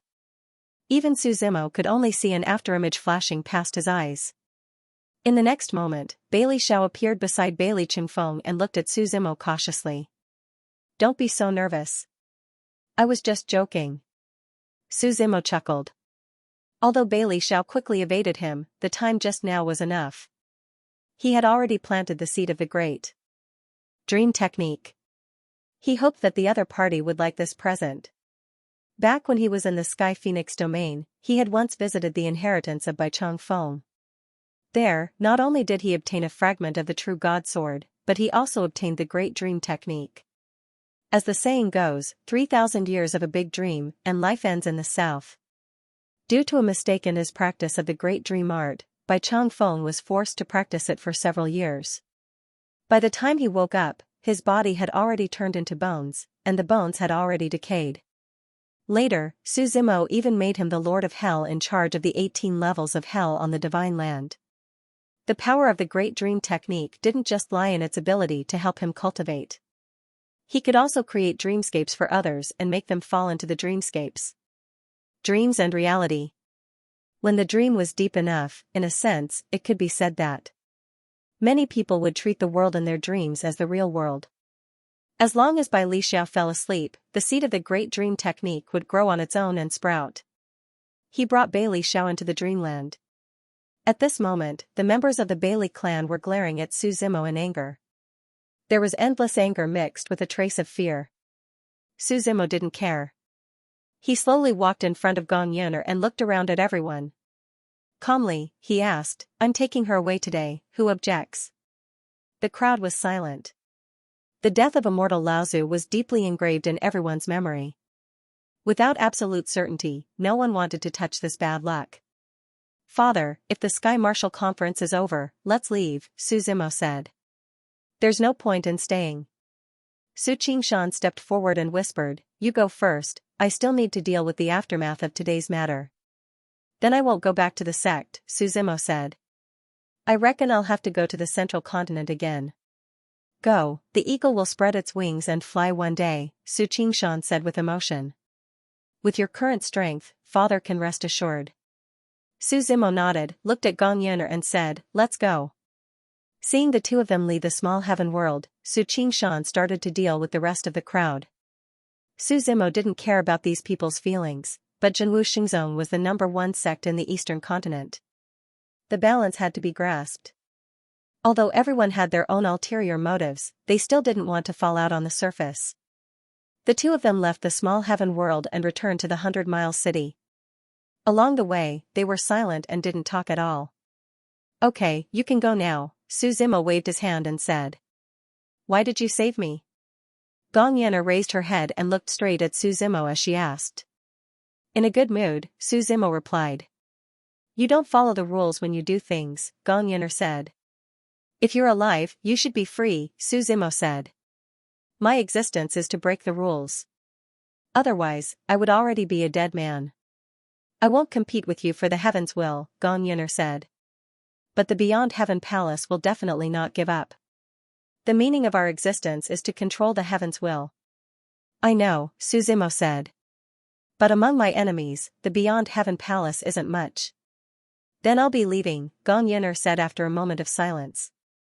"Maybe we'll meet again in the future. The next time we meet, you might not be my match. Let's wait and see." Su Zimo chuckled. Looking at Gong Yuner's gradually disappearing figure, a shout came from the distance. Monk Daji's clothes suddenly fluttered as he madly rushed over. "You didn't even tell me you were leaving," Monk Daji complained. "I'm going somewhere, do you want to come with me?" Su Zimo asked. "Grandmaster said that you can change my fate." "I believe his words," Monk Daji replied. "Immeasurable heavenly sovereign, as long as you don't drive me away, I'll follow you." "Then let's go to the central continent's Ling Tian domain," Su Zimo said with a smile. Outside 100-mile city, Hundan's huge body soared into the sky, breaking through layers of space before finally flying towards the distant central continent. According to Baimont, the void gate connecting the Yuanyang continent and the primordial devil cave was in the Ling Tian domain. Before going to Sky Beyond Heaven, this was the only way Su Zimo could contact the primordial devil cave.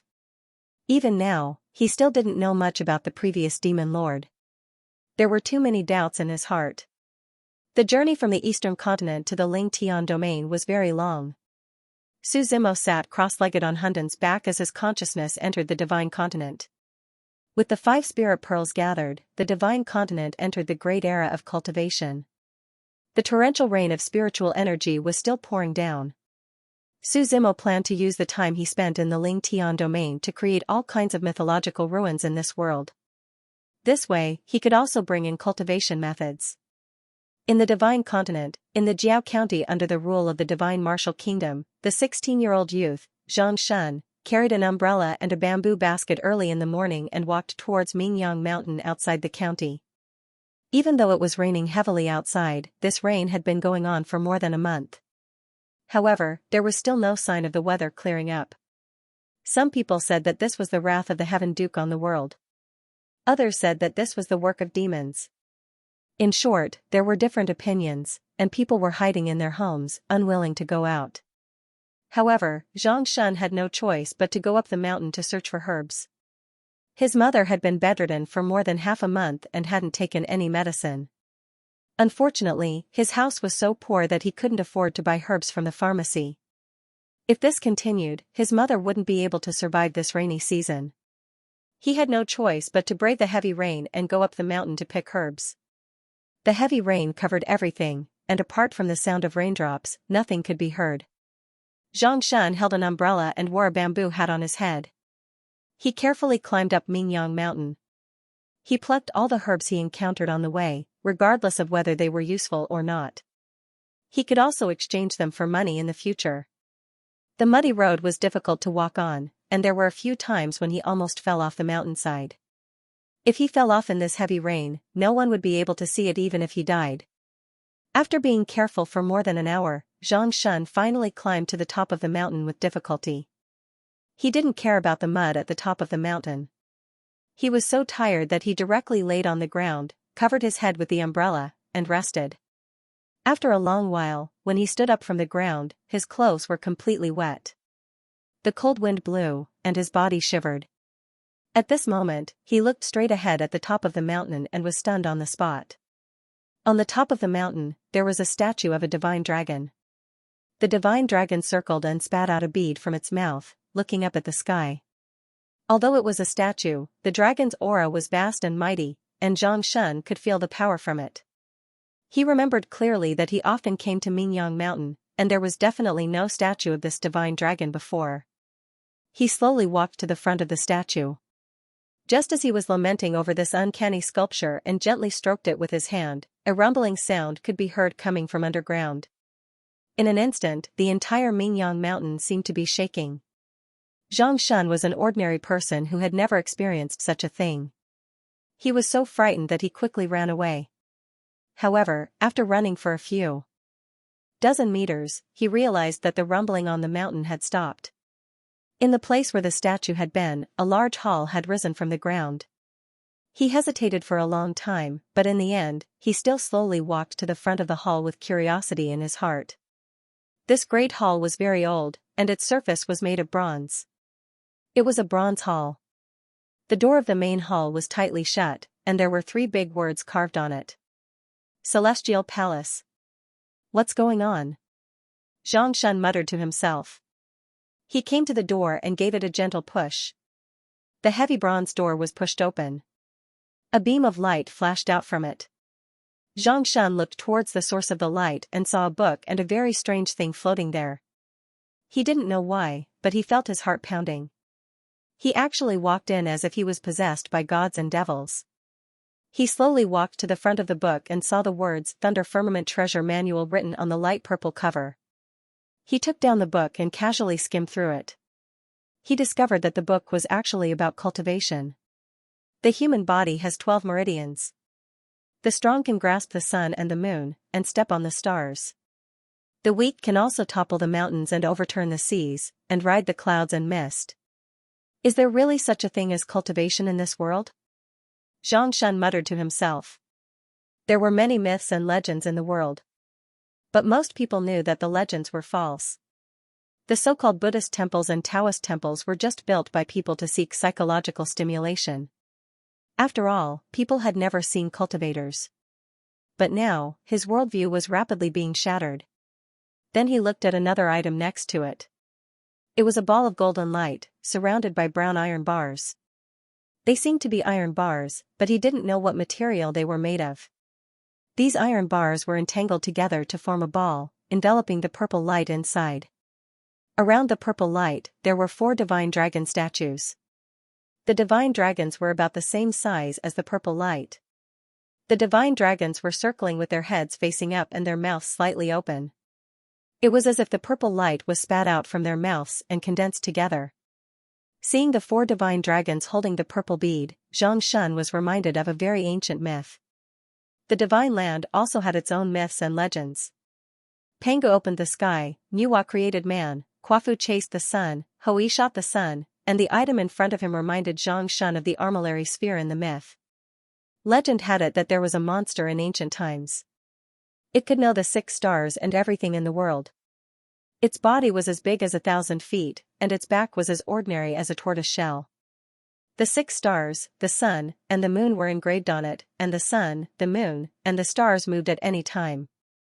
If this beast didn't come out, the world would be in chaos, and heaven and earth would be reversed.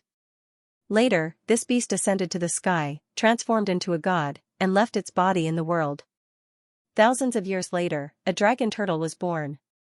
It was called Master Dragon Turtle, and its magic was boundless. It obtained the transformed body of this beast, and after thousands of years of refining, it became an armillary sphere. Legend had it that this sphere had the function of changing the 6 directions, and it could make living creatures obsessed with it and gradually absorb their souls. It was the most vicious thing. Xianxia looked at the divine artifact and the cultivation method in front of him, and he laughed to the sky. At this moment, there were many people in the same situation as Xianxia in the divine land. Some people got cultivation methods, and some people got legendary elixirs. Some people found the inheritance of mythical figures. In short, all kinds of cultivation methods and meridian techniques began to appear in the divine land. In an instant, the topic of the revival of mythical figures covered the whole world. The divine land entered the most chaotic cultivation era. Suzimo watched all this from the perspective of God. He had already laid the foundation for the development of the era. As for how it would develop in the future, he couldn't interfere. As long as no one broke the rules of the divine land, he could let it develop. After the revival of the spirit chi, the living creatures in the world began to cultivate. The overall strength of the whole world had undergone a qualitative change. And the divine land was Suzimo's true fate. The person who benefited the most was naturally him. His true fate was different from others. The stronger the world was, the stronger his own strength would be. His true fate didn't need to be cultivated. But this was even more difficult than cultivation. After the cultivation era stabilized, geniuses rose everywhere, and powerhouses sprung up like bamboo shoots after the rain, gradually emerging. Suzimo was about to prepare for the divine land. However, the era of the divine land was still very far away, and he still needed to prepare more things. Now, there was no need to rush. At this moment, Suzimo was sitting cross-legged on Hundan's back. Waves of creation power were refining his body. His body could cross the void and face the catastrophe. The Genesis force in his body was surging. Suzimo sat on Hundan's back, and a crackling sound could be heard from his body. From his internal organs to his 8 extraordinary meridians, this was a transformation of his strength. The divine land was transforming, and so was Suzimo. The blood in his body gradually turned from red to gold. Even his bones seemed to have turned golden. This cultivation lasted for an entire month. When Suzimo slowly opened his eyes, Hundan's figure had already flown to the central continent at full speed. However, his body was forced to stop halfway through the transformation. He only felt a sense of extreme hunger. Ever since he started cultivating, this was the first time Suzimo felt hungry. This was because after cultivating to his level, he no longer needed to eat food like grains. Lingtian Domain was located at the westernmost region of the central continent. It bordered Xianxia Domain and was close to the western continent. Therefore, when Suzimo came from the eastern continent, the distance between them was still quite far. On this day, the two finally arrived at the border between Lingtian Domain and Xianxia Domain. Suzimo put away Hundan and slowly descended with monk Daji. They planned to rest here for a day and eat a full meal. There was no city in sight, only a village not far away from his line of sight. The two walked to the village. 2 old willow trees were planted at the entrance of the village. Because it was already late winter, the willow trees stood quietly in the heavy snow. They were wrapped in silver, and the snow fluttered in the wind. The words "Green Willow Village" were carved on a stone tablet at the side. The village was very deserted, but it was understandable that no one was willing to go out in the heavy snow. As the two walked into the village, Monk Daji held a horsetail whisk and shouted in a deep voice. "Is there anyone in the village? This poor Taoist is passing by. Can I buy some food?"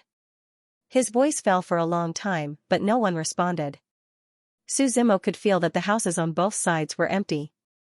There was no one. This village doesn't seem to be abandoned, Monk Daji said doubtfully. Why is there no one in this weather? Let's go to the village, Suzimo said. If there's no one around, let's move forward. All of you, hurry up. If anything goes wrong, you'll suffer, a stern voice rang out in the village. Then, there was the sound of a whip lashing. The village wasn't small. The two of them walked for more than 10 minutes before they reached the innermost part of the village.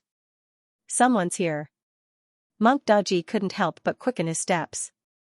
When the two of them turned the corner of the village, they finally saw signs of human habitation. Not far ahead, there was a very wide open space. A group of villagers were walking barefoot on the snow. They seemed to be busy building houses in this world of ice and snow. Two men dressed in animal skins were supervising him. They held iron whips in their hands, and beside them stood two ferocious tigers. As the thick beast aura pressed down, the surrounding villagers did not dare to slack off. If he was not careful, he would be whipped by the iron whip. In this world of ice and snow, everyone's hands and feet were numb, and their faces were red from the cold. When they saw Suzimo and Monk Daji appear, the two tigers instantly sensed them. They roared at Suzimo and Monk Daji. Who are you? The two middle-aged men wearing animal skins walked forward and asked with a frown. This humble Taoist is passing by and wants to buy some food. Is it convenient? Monk Daji asked. Scram, can't you see we're busy? The middle-aged man on the left rudely said. Wait, the middle-aged man on the right smiled and said. Since the two of you are here, why don't you stay and help us? Just as he finished speaking, the two tigers in front of him had already pounced over. They flanked Suzimo and Monk Daji from the left and right. Tiger meat is also fine. Suzimo pondered for a moment. He gently raised his right hand and the saber chi in his hand shot out, turning into two saber images. Immediately after, two mournful cries could be heard as the two tigers fell to the ground. Suzimo didn't pay attention to the dumbfounded expressions of the people present and a ball of fire ignited in his hand. Immediately after, he began to skin the tigers and pull out their bones. He used the tyrannical shadow to pierce the tigers' bodies and roasted them over the flames. The middle-aged man wearing animal skins finally reacted and shouted, You dare to kill our war pets? Do you know who we are? Suzimo didn't bother to talk nonsense with him. He only glanced at the middle-aged man and a supreme divine aura burst out from his eyes. The middle-aged man's body couldn't withstand the pressure and felt as if gravity was several dozen times heavier. His 5 viscera and 6 bowels were stirred together and directly pressed into a meat patty. When the other middle-aged man saw this scene, he didn't say anything and frantically ran away. That's right, it's better to be quiet. Suzimo smiled. He didn't even bother to kill these ants. Suzimo's flames were very tyrannical and roasted the tiger meat in just a few bites. He didn't hold back and directly tore into the meat. Right now, he didn't want to satisfy his appetite, but the transformation of his body required a lot of energy. This kind of energy could only be obtained from food. In a few minutes, Suzimo finished eating the tiger. As if that wasn't enough, he picked up the other tiger.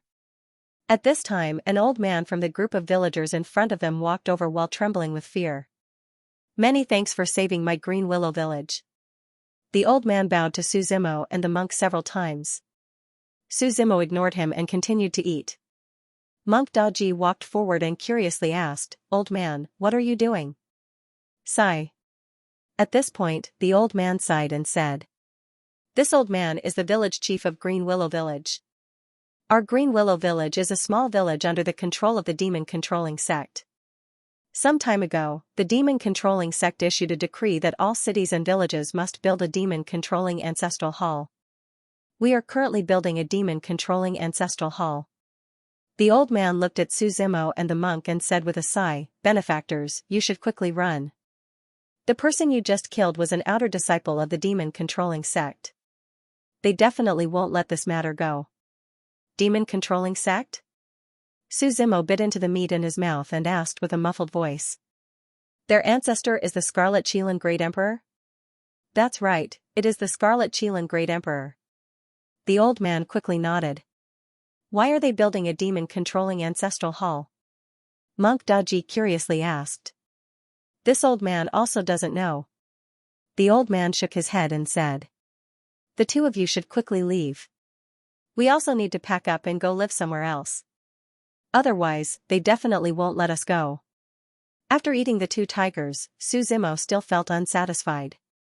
His body was still very hungry, as if the two tigers were only a drop in the ocean. Suzimo looked at the old man and asked, Does your village have food?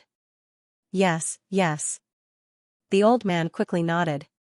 He looked at the villagers behind him and said, Everyone, quickly go home and give this benefactor all the food you have. Monk Daji said to Suzimo with a smile as he watched the group of people running back to their homes.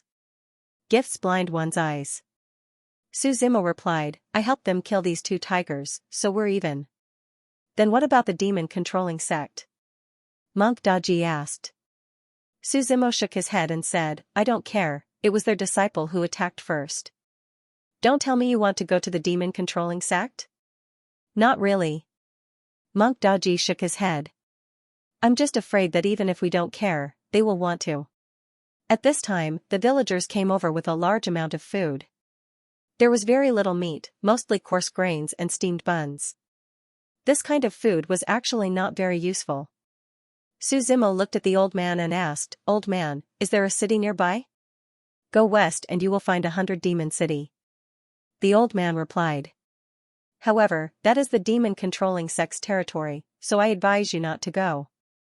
Didn't you want to move? Then you can keep this food. Suzimo smiled. After the two of them bid farewell to the villagers, they continued to head west. After walking for a while, a wolf's howl suddenly came from the distance. This wolf's howl took the lead and was quickly followed by more howls. At the end of their line of sight, more than a dozen snow-white wolves were running towards them. Each of these wolves was very powerful and had a person sitting on top of them. When the dozen or so snow wolves charged over, they immediately surrounded Suzimo and Li Wuyo. Did you two come from Green Willow Village? The man in the lead coldly shouted. Cut the crap. We'd rather kill the wrong person than let him go, another young man said. I'll leave it to you. Suzimo looked at Monk Daji and said. Seeing these young men riding their snow wolves, these demonic beasts were extremely irritable. They opened their mouths and the smell of blood filled the air. Immeasurable heavenly sovereign. Monk Daji bowed. Then, a mighty aura surged around him, and the horsetail whisk in his hand turned into 3,000 white strands. Countless white threads spread out and merged with the drifting snow. Cries of agony rang out in the snow. The drops of blood were like plum blossoms, illuminating the vast white earth. Junior brother has already reported this matter to the sect. None of you will be able to escape. Resentful words came from the last corpse. As the capital of the demon-controlling sect, the 100 Demon City was located in the center of the Saint Flower Domain and the Ling Tian Domain. He had a brilliant reputation in both regions. Moreover, as an imperial lineage, the Imperial Demon Sect was very famous in this land. Their cultivation methods were different from ordinary cultivators. Most people cultivated their own bodies, but they cultivated demon-controlling demonic beasts. At first, this method was ridiculed by many people. Many people felt that no matter how strong demon-controlling demonic beasts was, they were just external objects. True strength lay in one's own body. This view lasted until the era of emperors, when the Crimson Qilin Emperor inherited the Mandate of Heaven, which shocked many people. Legend has it that during the Mandate of Heaven, the Crimson Qilin Emperor rode the Crimson Qilin. He was surrounded by the Azure Dragon, White Tiger, Vermilion Bird, and Black Tortoise. The Ghost Chariot, Nine-Headed Snakelet, Demon Phoenix, and various other fierce beasts protected him. It was said that during the Mandate of Heaven, no one could even get close to him. He led all the beasts in the sky and finally proved his cultivation method in front of the world. On the desolate land, there was a huge city. From afar, it looked like a fiery red Qilin hovering above the ground. The Qilin's head was at the top of the city gate. It floated high and watched everyone coming and going. The 3 words 100 Demon City were glowing in the snow. Humans and demon beasts had been at odds since ancient times. During the Desolation era, demon beasts ruled the world while humans were as dark as dust. During the era of emperors, humans prospered and often hunted demon beasts. However, if there was a place where demon beasts and humans coexisted peacefully, it would be 100 Demon City. The Crimson Qilin Emperor was the first human to sign an agreement with demon beasts. When the Imperial Demon sect was still around, they gave demon beasts a place to live. Therefore, demon beasts spared no effort to help the Crimson Qilin Emperor ascend the throne and inherit the mandate of heaven. Later generations could sign agreements with disciples of the Imperial Demon sect to cooperate with the formation and become battle pets. Su Zimo looked at the city in his sight. The two of them had walked for a day and a night before finally arriving. He rubbed his stomach and smiled. I can finally eat to my heart's content. Without the support of energy, his body's transformation had gradually stopped. It was very slow. The two of them walked into the city. Demon beasts could be seen everywhere in 100 Demon City. There were blizzard apes, green bulls, two-headed danglong, and various other demon beasts walking on the streets. This was a city where humans and demon beasts coexisted. Su Zimo found an inn, and the waiter hurriedly came forward to welcome him. Give me a portion of all the meat dishes in your inn. Su Zimo casually threw dozens of crystal stones over. He found a seat by the window and sat down. Also, give me a pot of hot wine. Snow was falling outside, but there was indeed a stove in the inn, and it was very warm. Where are we going next? Monk Daji asked. Demon Buster Ridge, Su Zimo said. The ancient devil cave was sealed in Demon Buster Ridge, and this was a famous dangerous place in the Ling Tian region. Normally, outsiders were forbidden from entering. As for the specific route, it was not far from the Imperial Demon sect. The waiter quickly served up the warmed wine and meat dishes from the kitchen. These dishes were all made from demonic beasts' meat. Su Zimo did not stand on ceremony and started eating. Just as he was eating happily, he heard an eagle's cry from afar. Boom! Immediately after, the window of the inn was torn apart by the ardent eagle as it charged towards Su Zimo. Su Zimo picked up the bone in his hand and threw it out. Bang! The bone pierced through the ardent eagle's head and nailed it to the wall on the side of the street. Thief, how dare you! A soft voice sounded from the side. An old man walked over from afar. Beside him was a man who had escaped from Green Willow Village. Found him. The man pointed at Su Zimo and shouted. Martial uncle, he was the one who stopped us from building the ancestral hall. The old man slowly walked forward and looked at Su Zimo as he asked, Boy, where did you come from? Is it not good to be alive? Su Zimo smiled and looked at the man from before. The man didn't dare to look directly at Su Zimo and stuttered as he replied, My martial uncle is asking you a question.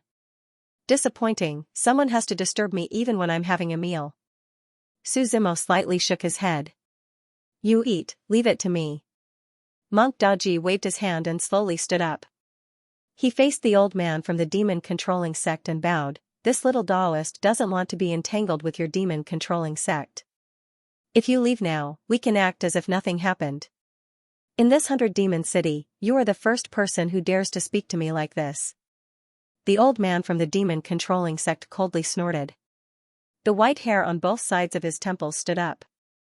Spirit energy surged around his body as a powerful beast aura exuded from his body. Immediately after, the roar of a demon beast could be heard. Next to him, a huge figure tore through the void and walked out. Moo! A melodious and deep cry resounded. Monk Daji raised his head to look and saw an enormous rhinoceros. The rhinoceros body was covered in a steel-like armor with a sharp horn on its nose. Its pupils were blood red, and the aura around it was vast and mighty. The demon beasts in the 100 Demon City seemed to have felt something and all of them went into hiding. Snow was fluttering in the air, and the entire main street was silent. Only the huge rhinoceros occupied half of the street as it stared at Monk Daji like a tiger watching its prey. Where did you come from? The old man asked. Don't say that I didn't give you a chance. If you are from the imperial lineage, then tell your sex elders to come and claim you. If you are not, then this old man will directly kill you. I heard that the demon-controlling sect's demon-controlling technique is extremely brilliant. Then this humble Taoist will ask for guidance. Monk Daji didn't answer the old man's question and only spoke to himself. Then, the aura around his body suddenly rose. A crackling sound came from his body. Monk Daji's body was also growing at a speed visible to the naked eye. In the span of a few breaths, his body was about the same size as the rhinoceros. So you do have some strength. No wonder you dare to be so impudent. The old man snorted and said, "Raging rhinoceros, play with him." The huge rhinoceros body was like a small mountain as it charged towards Monk Daji. Monk Daji slightly furrowed his brows. In terms of pure strength, he was no match for this rhinoceros. His figure quickly dodged, and the rhinoceros landed heavily on the side of the street. Several shops collapsed and screams could be heard from within. Monk Daji slightly frowned and said, "There is no limit to the Tao." A white light appeared on his body and turned into a round plate behind him. It was faintly discernible, and it was full of Taoist rhymes. Even the surrounding void was smashed apart. His figure rose into the air, appearing and disappearing in the air from time to time in a series of swooshing sounds. In the next moment, Monk Daji appeared in front of the berserk rhinoceros. The round plate behind him spun and emitted a dazzling light.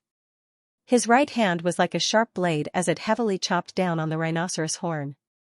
Moo! The rhinoceros fell to the ground in pain and roared. "Damn it!" Seeing this scene, the old man softly shouted. He narrowed his eyes and channeled demonic energy in his hand. Another bestial roar came from the void. A giant rock that was about 100 meters long flew out of the void, covering the sky and the sun. The ping flapped its wings and let out a sharp cry that echoed through the void, causing people's eardrums to reverberate. Together with the rhinoceros, it charged towards Monk Daji. "Boss, heat up another jug of wine for me." Suzimo's voice came from the inn. "Also, serve the dishes from before again." "Sir." The waiter hid under the table and awkwardly said, "Sir. There's a battle outside, so the shop's business isn't doing well. Just do as I say." "With me here, this shop won't fall," Suzimo said. "If you don't do it, then I'll personally tear down the shop." Don't, I'll have the chef do it right now." The inn's manager hurriedly walked over and waved his hand. The battle outside was still ongoing. Boom! Monk Daji's attack landed and the great rock's figure was blown away. The ping heavily crashed into the inn like a sandstorm. Suzimo slightly raised his head and waved his right hand. Endless spirit energy condensed in the surroundings and formed a large spirit energy palm. With a palm strike, he sent the great ping flying backward. "Don't get in the way." Seeing this, the old man from the demon-controlling sect raised his eyebrows. His expression slightly changed as he looked at Monk Daji and then at Suzimo. Spirit energy surged around his body and endless demonic energy filled the air. The void in front of him began to fluctuate. In the next moment, a scene appeared in the void. The scene seemed to be a grand and mighty palace. Around the palace, there were sleeping cheilants, flood dragons swallowing the brilliance of the sun and moon, and fire phoenixes burning half the sky. Inside the palace, dozens of people were divided into 2 rows and stood on both sides with majestic auras. At the very top was a throne. A man wearing a purple robe was sitting on it. "Sect Master, save me!" The old man shouted. "Someone is causing trouble in the 100-demon city, killing my sect's disciples and destroying the ancestral hall. I'm weak and won't be able to hold on for long. Elder Longxi, don't panic." The man's voice echoed. He lightly shouted, "I'll have the sect guardian elder go help you." "Everyone, there's no need to go through so much trouble." At this moment, a chuckle sounded from behind Elder Longxi. The old man felt his body stiffen and a chill spread from his feet to the top of his head. When he turned his head with difficulty and saw that Suzimo had unknowingly appeared behind him. He didn't notice at all. "Everyone, there's no need to bother me one by one." Suzimo waved his hand and said. "How about I make a trip to your demon-controlling sect after I've eaten and drunk my fill?" "Sure, we congratulate you on your arrival," the purple-robed man at the top said indifferently. "But you can't hurt Elder Longxi. Otherwise, my demon-controlling sect will chase you to the ends of the earth." "Him?" Suzimo reached out and touched the old man's head. Then, he smiled. With a bang, he directly crushed the other party's head. It turned into a bloody mist and scattered. "Don't worry, it'll be your turn later." Seeing this, the purple-robed man suddenly slammed the throne next to him. Boom! An extremely powerful aura spread out from the main hall in a mighty manner. "You're courting death." Suzimo smiled. With the death of Elder Longxi, the scene in front of him also disappeared bit by bit. The rhino and Depeng next to him also became ownerless in an instant. They looked at the old man's corpse in horror and immediately wanted to run away. Suzimo thought about it. Now that the divine continent had embarked on the path of cultivation, there were only a few divine beasts. It was just that there were very few types of mythical beasts among them. Most of them were from the Thousand Demons tribe. It would take a long time for the other beasts to evolve into divine beasts. These beasts could enrich the variety of beasts in his True Fate world. He waved his right hand and sent Depeng and Rhino into his True Fate world for Hundun and the others to train. Then, he returned to the inn and began to eat meat. The metamorphosis of his body was also ongoing. As he absorbed more food, his body could absorb more and more Genesis energy. The golden blood in his body was like a surging ocean, flowing majestically. Suzimo could feel that when his blood completely transformed into a golden color, it would weigh as much as 1,000 pounds. Just one drop of blood weighed 10,000 pounds, and the power it contained was enough to make a Saint Vane realm demonic beast explode. Perhaps when the time came, he could really fill the ocean with a single drop of blood, cut through the sun, moon, and stars, and turn the world upside down with a snap of his fingers. He ate from morning to night, and from night to morning. After an entire day and night, Suzimo had almost finished all the ingredients in the inn. He stood up and stretched. The space around him was shattering. He slowly clenched his fist, and a crackling sound could be heard. "Monk, let's go," Suzimo said. Monk Daji nodded and walked out of the inn with Suzimo. Before leaving, Suzimo threw a few hundred spirit crystals into the inn. "My lord, it's our honor to have you here at our inn." The innkeeper hurriedly declined. "How would I dare to take your money?" "Take it. I'm not a bandit who doesn't pay." Suzimo waved his hand.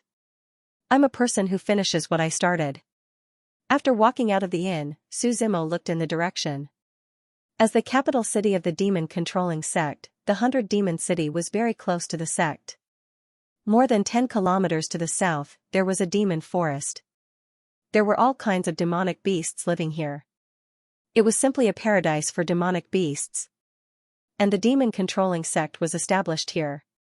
They had nurtured feelings with demonic beasts since they were young, thus forming contracts with them. Suzimo and Huang Xiaolong arrived in front of the demonic forest in less than 10 minutes. Looking down from above, the demonic forest was vast and boundless, with no end in sight. All kinds of towering trees were dozens of meters tall. Tens of thousands of trees were lofty, and each tree had an inch of water. Walking into the demonic forest, it was as if he had arrived in an ancient and desolate forest. Everything here had a primitive aura. Bestial roars came one after another from afar. In the hidden forest, countless pairs of eyes were staring at Suzimo and Xiaoluo. "Does the friend from the demon-controlling sect not want to come out and meet us?" Monk Daji shouted loudly. "You'll only be qualified to see us when you're able to walk in." A voice came from the void. As the voice spread out, the demonic beasts in the demonic forest seemed to be very irritable. Countless bestial roars came from the front. They didn't welcome Suzimo and Huang Xiaolong. "Then let's go in." Suzimo waved his hand and walked into the depths of the forest with Monk Daji. Suddenly, the sunlight above their heads disappeared and a black figure could be seen flying over their heads. It blocked the light in their line of sight. Boom! The black figure landed on the ground and a sharp claw emitting a cold aura attacked from the front. Suzimo and Xiaoluo took 2 steps back and dodged the claw attack. Looking closely, they saw that it was a mottled saber-toothed tiger. Its body was majestic and its fangs were several meters long. The fur on its body was as hard as steel. It looked at Suzimo and Xiaoluo as if it was looking at its prey. "It looks quite scary." Suzimo smiled. Seeing the saber-toothed tiger pouncing towards him, Suzimo slowly pulled out the tyrannical shadow. The blade rose and the tiger's head fell. As the two continued forward, they encountered more and more demon beasts around them. However, these demon beasts weren't in a hurry to attack. Instead, they surrounded Su Zimo and Xiao Luo as if they were prey. As time passed, more and more demon beasts appeared around the two of them. There were already several hundred of them. After walking for a while, a mountain gate appeared in their line of sight. "We're here," Monk Daji muttered. In front of their line of sight was a dense fog that covered everything. Faintly, they could see the outline of a magnificent building in the fog. In the fog, there were Qilins crying and demon phoenixes burning with evil flames. There were also various legendary demon beasts flying, running, and roaring. A golden mountain gate was in front of them. Above the mountain gate, there were 3 large words, Demon Controlling Sect.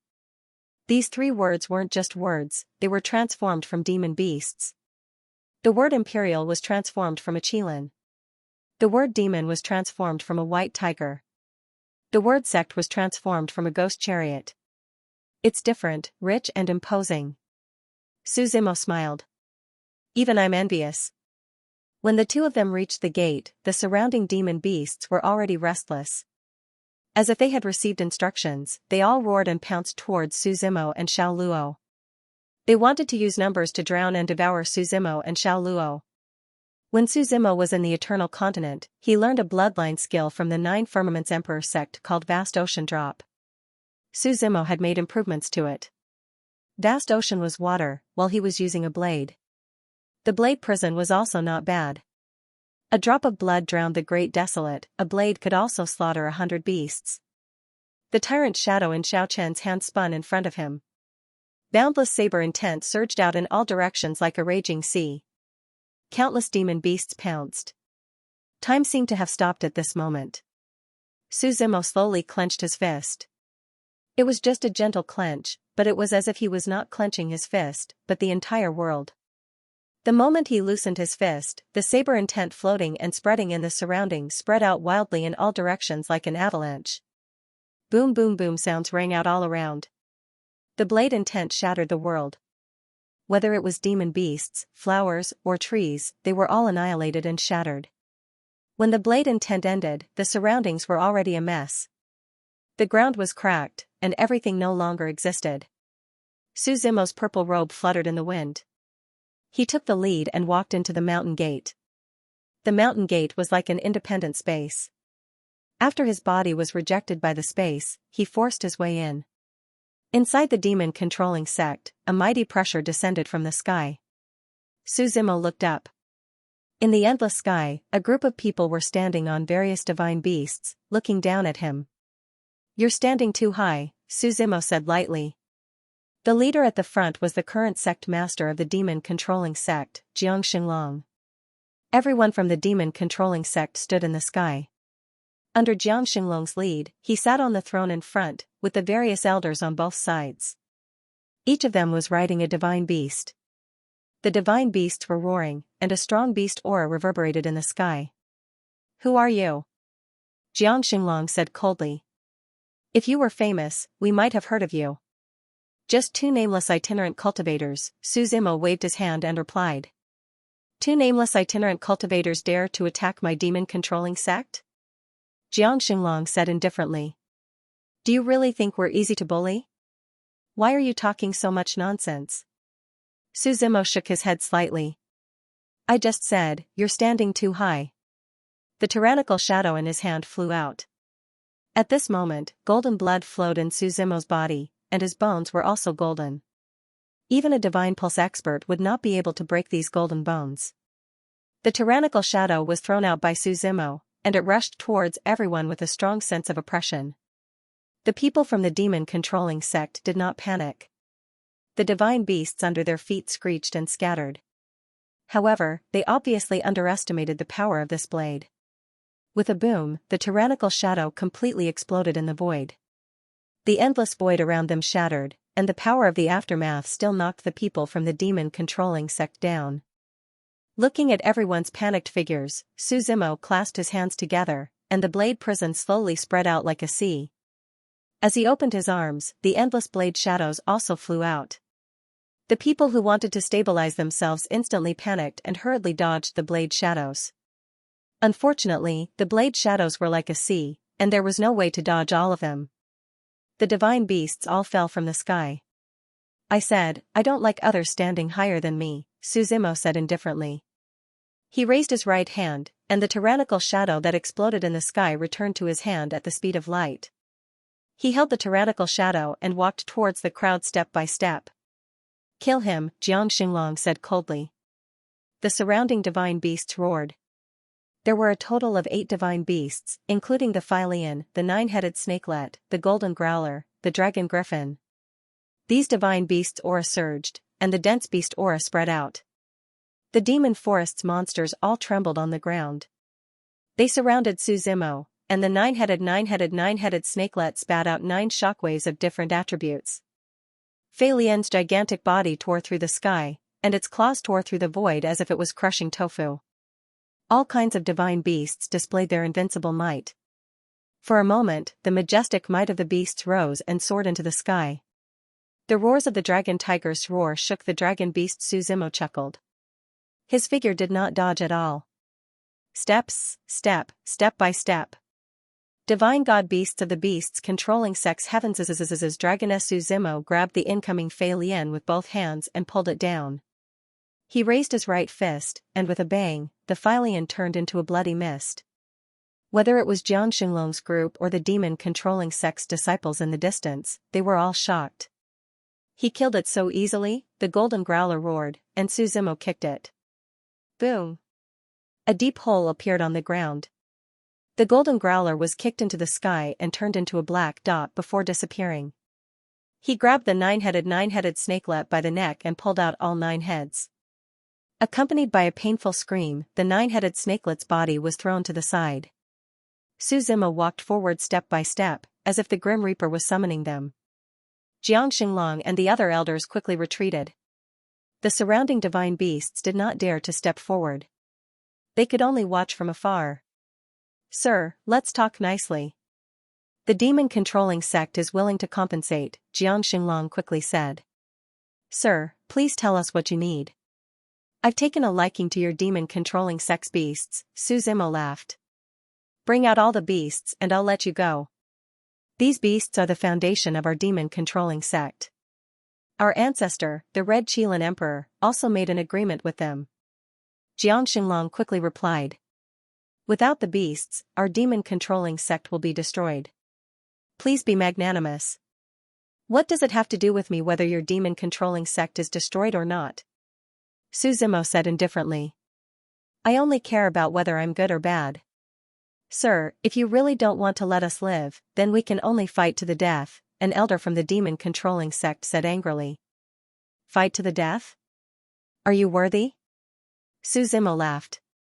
He grabbed the dragon griffin and smashed its head with a punch. Everyone watched with trepidation, their hearts trembling. Get Laozu, go get Laozu, Jiangxinglong looked into the distance and shouted anxiously. In the next moment, 3 bell rings could be heard from afar. In front of the demon-controlling sect, there was a towering mountain range shrouded in fog. It was like a fairyland. The beasts that were flying around the mountain peak all hid. Following the 3 bell rings, the mountain peak seemed to be attracted by something. It began to shake with a rumbling sound. Countless rocks rolled down and a crack appeared in the middle of the mountain peak. A beast roar could be heard from within.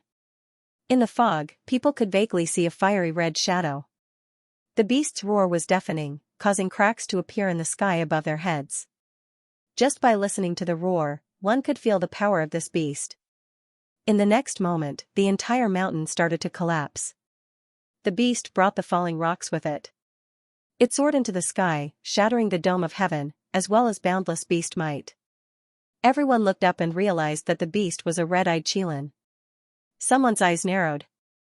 The red-eyed Qilin was the battle pet of the Red Qilin Emperor. After the Red Qilin Emperor ascended, how could he have stayed in the demon-controlling sect? The red-eyed Qilin stood in the sky, stepping on fire clouds. It had the head of a lion, the horns of a deer, the eyes of a tiger, the body of a moose, the scales of a dragon, and the tail of an ox. Its entire body was burning with golden red flames. Most importantly, the red-eyed Qilan's forehead opened one eye.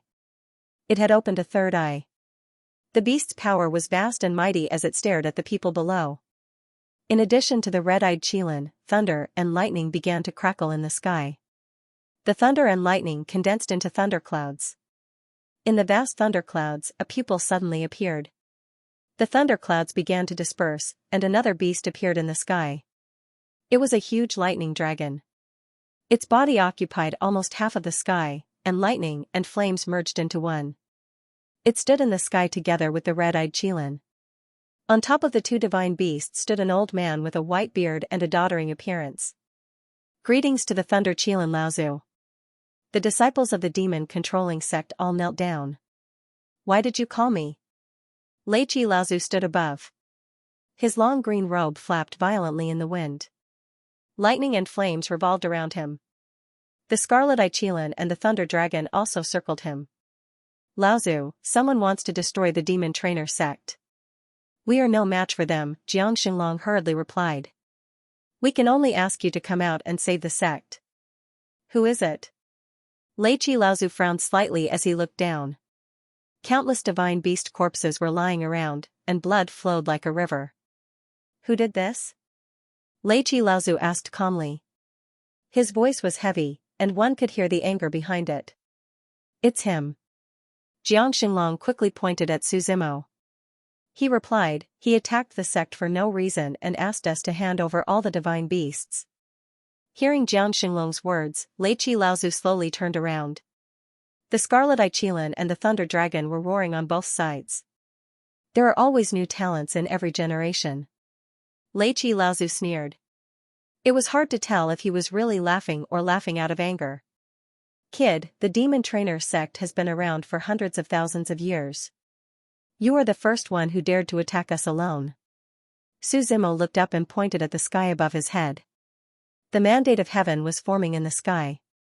Although the mandate of heaven did not occupy the entire sky, as long as one was in the Yuanyang continent. No matter where one was, whether it was the 5 continents or the 10 great forbidden lands, one could see the mandate of heaven above their heads. The mandate of heaven is forming. The chaotic world will eventually usher in a new master who will dominate this era. Su Zimo smiled. And the demon trainer sect will become cannon fodder before the end of the chaotic world. Using an imperial lineage as cannon fodder? Do you think you are the great emperor? Lei Qi Laozu snorted coldly. Kill. He waved his right hand, and the Thunder Dragon next to him charged at Su Zimo. Thunder roared and turned into tens of thousands of lightning bolts, striking at Su Zimo. Su Zimo stood still, letting the thunderbolts explode around his body. You're too weak. You're not even fit to train my body. Su Zimo shook his head. The Thunder Dragon seemed to be enraged. Its huge body swooped down from the sky. Its tail, which was covered in lightning, smashed heavily onto Su Zimo's body. With a boom, the lightning surged and exploded on the surface of Su Zimo's body. The power vortex within Su Zimo's body spun crazily, accompanied by the heaven-shaking giant's shadow appearing behind him. The veins on his arms bulged as he grabbed the lightning dragon's tail and swung it towards Lei Qi Laozu. The scarlet-eyed Qilan roared angrily and carried Lei Qi Laozu to dodge this attack. Lei Long roared and struggled to break free from Su Zimo's hands. However, Su Zimo's strength was astonishing, and this lightning dragon actually did not have any chance to resist. When the scarlet-eyed Qilan in the sky saw this scene, a very strange power surged out from its body. The third eye on its forehead opened. In this eye, a fiery red flame burst out. This flame was the legendary Golden Crow Holy Flame. It was said that the sun in the sky was transformed from the Golden Crow. The Golden Crow's flame was the most tyrannical flame in the world. Looking at the incoming scarlet flame, Su Zimo held the tyrannical shadow and blocked the flame with the curved blade. The Golden Crow Holy Flame and Su Zimo were in a deadlock for a while. The old man Lei Qi sneered. When the scarlet-eyed Qilan Emperor carried the scarlet-eyed Qilan, his name shook the entire Yuanyang. But very few people knew that this scarlet-eyed Qilan had a child. Before the Emperor ascended, he gave it to me. The old man Lei Qi looked at the scarlet-eyed Qilan and said with satisfaction. An ordinary Qilan is already an outstanding divine beast. And this scarlet-eyed Qilin is an ancient Qilin that swallowed the golden crow. The flame in its forehead is no different from the sun. How are you going to block it? Suzimo did not speak. He sheathed the tyrannical shadow and let the golden crow holy flame hit him. Rumble. Explosions sounded in the surroundings. The ground beneath his feet cracked and the surrounding space was completely melted. Suzimo raised his head and looked at the scarlet-eyed Qilin. A pupil slowly opened in his forehead. This was the heavenly punishment god eye. In this eye, a bolt of lightning condensed. This was the primal chaos heavenly punishment, the true supreme lightning. A destructive aura was brewing in it and spread out along with the dark gray lightning. In the next moment, the torrent of lightning shot out with an unstoppable might. With a boom, the golden crow holy flame was annihilated. At the same time, the scarlet-eyed Qilin was also annihilated. Don't! The old man Lei Qi shouted from the side. But it was too late. The scarlet-eyed Qilin and the lightning dragon were both annihilated by Suzimo's primal chaos heavenly punishment. The entire sky was collapsing at that location. Everything returned to its original point and was annihilated. You, the old man Lei Qi pointed at Suzimo and was speechless for a long time. Shocked and frightened, he felt his mind go blank. The monsters in your demon forest are not bad. I like them, Suzimo said. The demon-controlling sect was an expert in raising monsters. Not only were there a lot of monsters here, they were almost all extinct. Many of them could not be seen in the outside world. Some were even on the verge of extinction. But I want the monsters. You guys are a bit redundant, Suzimo said with a smile. What do you want to do? The people of the demon-controlling sect asked cautiously. Useless things naturally have no meaning to exist, Suzimo said with a smile. He waved his right hand and opened the void of his true fate world. The divine dragon and other divine beasts of the 1,000 demons tribe all descended from the divine continent. In an instant, the divine dragon's aura was vast and mighty. The monsters dominated this world. Seeing this scene, everyone was so shocked that they could not speak. Kill everyone in this demon forest, Suzimo snapped his fingers. Countless divine dragons roared and spread out from the demon forest. They chased after all the disciples of the demon-controlling sect. In an instant, the entire demon forest was in chaos. All the creatures joined in the battle. However, the cultivation of these disciples was still weak. Other than a few who could resist for a while, the others were all turned into corpses. As for the demon-controlling sect leader Xianxia and the others, Suzimo left them to Hun Dun to deal with. In less than half a day's time, the entire demon forest had been cleansed. Suzimo spread out his perception and confirmed that there were no mistakes. The aura around him was majestic. Accompanied by the tyrannical shadow, he went straight underground. A bottomless pit appeared in the ground. After a long time, the entire ground shook. With the demon forest as the center, a circular crack appeared in the surroundings. The land where the demon forest was located had actually been lifted up from the ground by someone. It split into a small island. The crack that led to the divine continent continued to expand. Finally, it swallowed the entire demon forest island. From now on, the 1,000 demons tribe will be built on this floating demon forest island. As the divine continent engulfed Demon Forest Island, Suzimo's voice sounded. The divine dragons returned to the divine continent one by one. At this moment, Suzimo was floating in the sky with Demon Forest Island in his hands. The island was shrouded in fog, and it was cold at the top. It floated majestically in the sky. In this demon forest, all sorts of rare beasts and divine beasts were trembling. Countless divine dragons had also returned to the demon forest.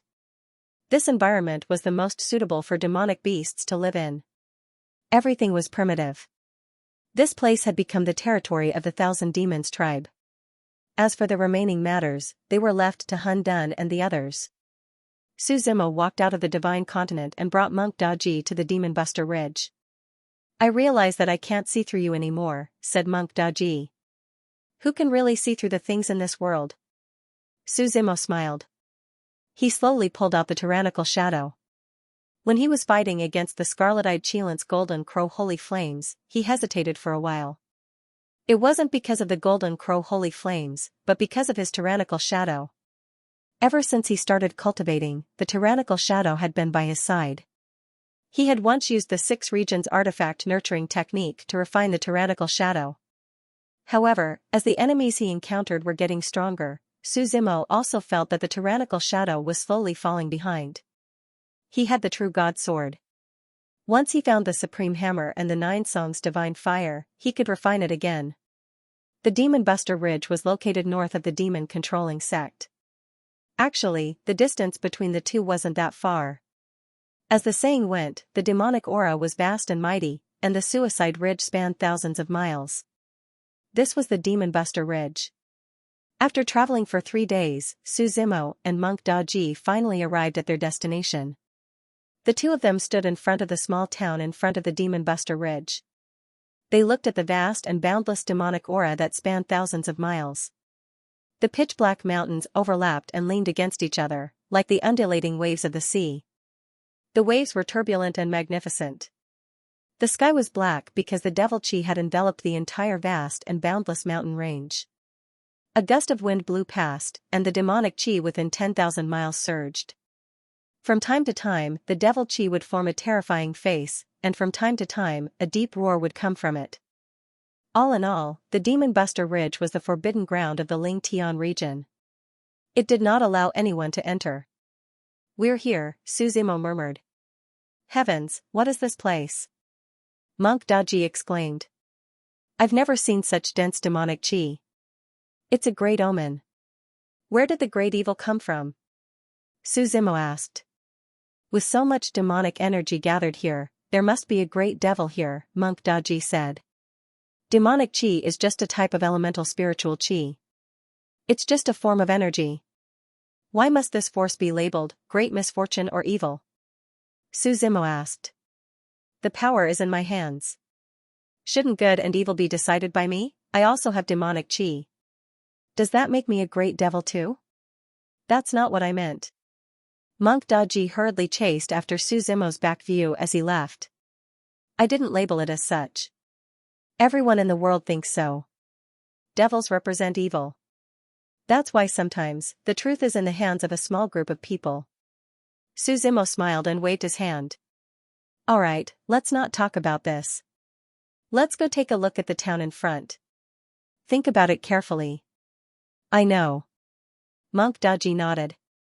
This town looked very old. The words Immortal Town were written on the iron gate at the entrance. However, both the iron gate and the words were rusty. The two of them walked into the town. It wasn't very big, and it was considered a medium-sized town.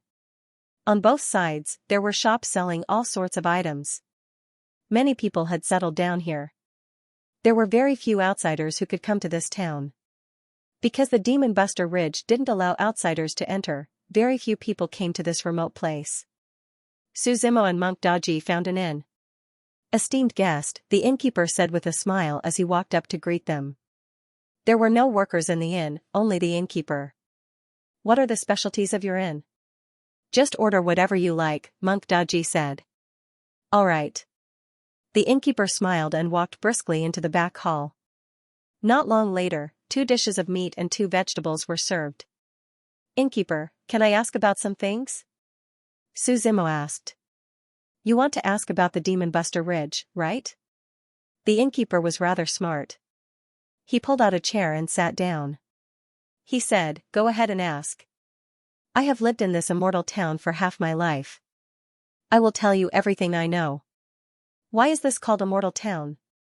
Monk Daji asked. "Legend has it that a long time ago, an immortal descended here. Furthermore, he left his inheritance here," the shopkeeper said with a smile.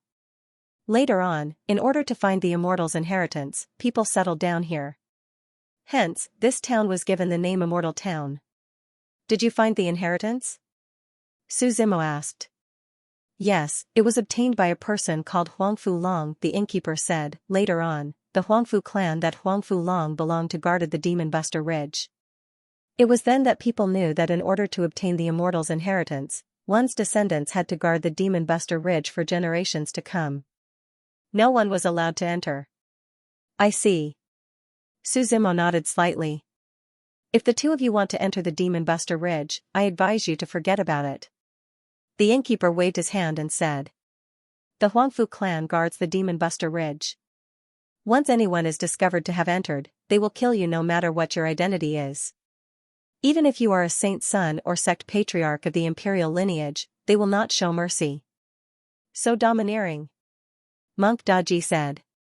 Isn't that so? However, all the imperial lineage on the continent seems to have acquiesced to such behavior. No one dares to cause trouble. The innkeeper smiled. Understood. Suzimo waved his hand. After finishing their meal with Monk Daji, the two of them walked out of the inn. What do we do now? Monk Daji asked. Are you going to force your way in? You stay in this immortal town. I will go by myself, Suzimo said. Why? Monk Daji was stunned. He quickly replied, I am not someone who is afraid of death. I know. Suzimo nodded. Do you think I am biased? Against devils? Monk Daji asked again. Since I am following you, it doesn't matter to me whether I am a devil or an immortal. It has nothing to do with anything else. You cannot enter the Demon Buster Ridge. Suzimo shook his head. Because you are not a devil. Looking at Suzimo's departing figure, Monk Daji remained silent. He could see through heaven's secrets and fabrications. His popularizing sect was unique in the art of divination. In his eyes, Suzimo was currently surrounded by thick demonic aura. He was just like a great devil. Compared to the Demon Buster Ridge, he was even worse. Seeing Suzimo's figure gradually disappear into the distance, Monk Daji brought a chair over from the inn. He sat on the chair, his gaze fixed in the direction of the Demon Buster Ridge, not moving at all. This time I will meet you as the Devil Lord, Suzimo muttered. He walked towards the Demon Buster Ridge step by step. The demonic clouds in the sky roared. The closer he got to the Demon Buster Ridge, the darker the sky became. In the end, it was completely engulfed in darkness. The Demon Buster Ridge stretched as far as the eye could see. The path to the Demon Buster Ridge was already overgrown with weeds because no one had been here for a long time. Footsteps rang out as Suzimo walked step by step towards the Demon Buster Ridge. The entrance to the Demon Buster Ridge was a small, winding path. On both sides of the path was a lush forest with towering trees. Halt! A stern voice called out to Suzimo, stopping him. Suzimo looked up and saw a yellow-robed man standing at the entrance. He was holding a long spear, and his entire body was surrounded by spear intent. He was glaring at Xianxia. This is the Demon Buster Ridge. You cannot enter. Leave quickly. Hearing the man's words, Suzimo smiled. He raised his hand as boundless demonic aura surged from the hell-suppressing devil body. I know. I am here especially for the Demon Buster Ridge. You are courting death. The yellow-robed man shouted softly. He directly threw the long spear in his hand towards Suzimo. On the long spear, the spear intent broke through the air and pierced through layers of spatial zone. The tip of the spear emitted a cold light. Suzimo tilted his body slightly and dodged the spear. The yellow-robed man's right leg took half a step back as his upper body tilted forward. He directly charged towards Suzimo. He stretched his right hand forward as the long spear that flew out turned around and returned to his hand with the void-shattering spear intent. Kill. The spear intent fused with the killing intent as it charged towards Suzimo. Suzimo raised his hand slightly and pinched with 2 fingers. The oncoming spear was actually broken into 2 halves. What? The man exclaimed in shock. The other half of the spear tip was still in Suzimo's hand. He gently swung his right hand. His speed was so fast that the other party couldn't see anything clearly at all. The tip of the spear had already pierced through the throat of the yellow-robed man, nailing him to the side. Suzimo gently brushed his robes as he stepped into the Demon Buster Ridge. Within the ancient devil cave in the land of exile. To the demons, this was perhaps a very ordinary day. They were sealed here, unable to leave the land of exile for the rest of their lives. Right at that moment, a burst of demonic chi shot out from the center of the primordial devil cave. After the demonic chi rushed into the clouds, it did not merge with the other demonic chi in the sky. Instead, it stirred up the winds and clouds in the sky. Crackle! Crackle! The sound of explosions resounded. Demonic clouds surged in the sky, and thunder rumbled. Streaks of black lightning flashed past, roaming in the demonic clouds. All the clansmen of the demon clan raised their heads in surprise, looking at the place where the demonic clouds had soared to the sky. That is? It seems to be the location of the sky-soaring spear. The sky-soaring spear is reacting. Someone shouted. At the center of the primordial devil cave, a stone pillar that looked like a pillar supporting the heavens stood there. The stone pillar was covered by a layer of stone, and one couldn't see what was inside. This stone pillar was so tall that it was connected to the demonic clouds in the sky. When one looked up, one couldn't even see the end of its height. At that moment, a few figures appeared in the surroundings. Some of them were riding on demonic dragons, which were roaring into the sky. Some turned into black streams of light, breaking through the void. A tall and sturdy giant walked over from thousands of kilometers away, causing the entire world to shake. There were also sword-wielding men with sword-like eyebrows and sword-like eyes. They wore black bamboo hats as they descended.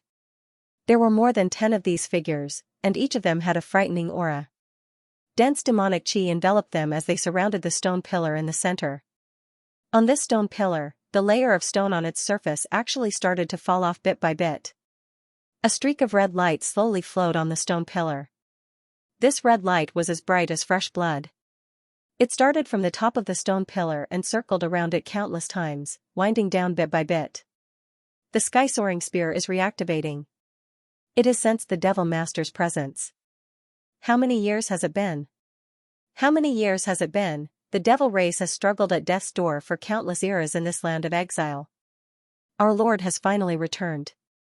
That's right. It's time for the world to see the power of the devil race.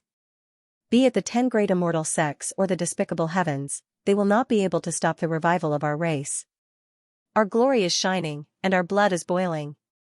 I can feel the calling. Devil Master, welcome back. A series of maniacal, evil laughter rang out in the primordial devil cave. When Suzimo walked into the Demon Buster Ridge, he could clearly feel that the demonic chi here was very familiar to him. It was as if the demonic chi was his left and right arm as it coiled around his body. The moment he walked in, the demonic chi in the sky became even more frenzied.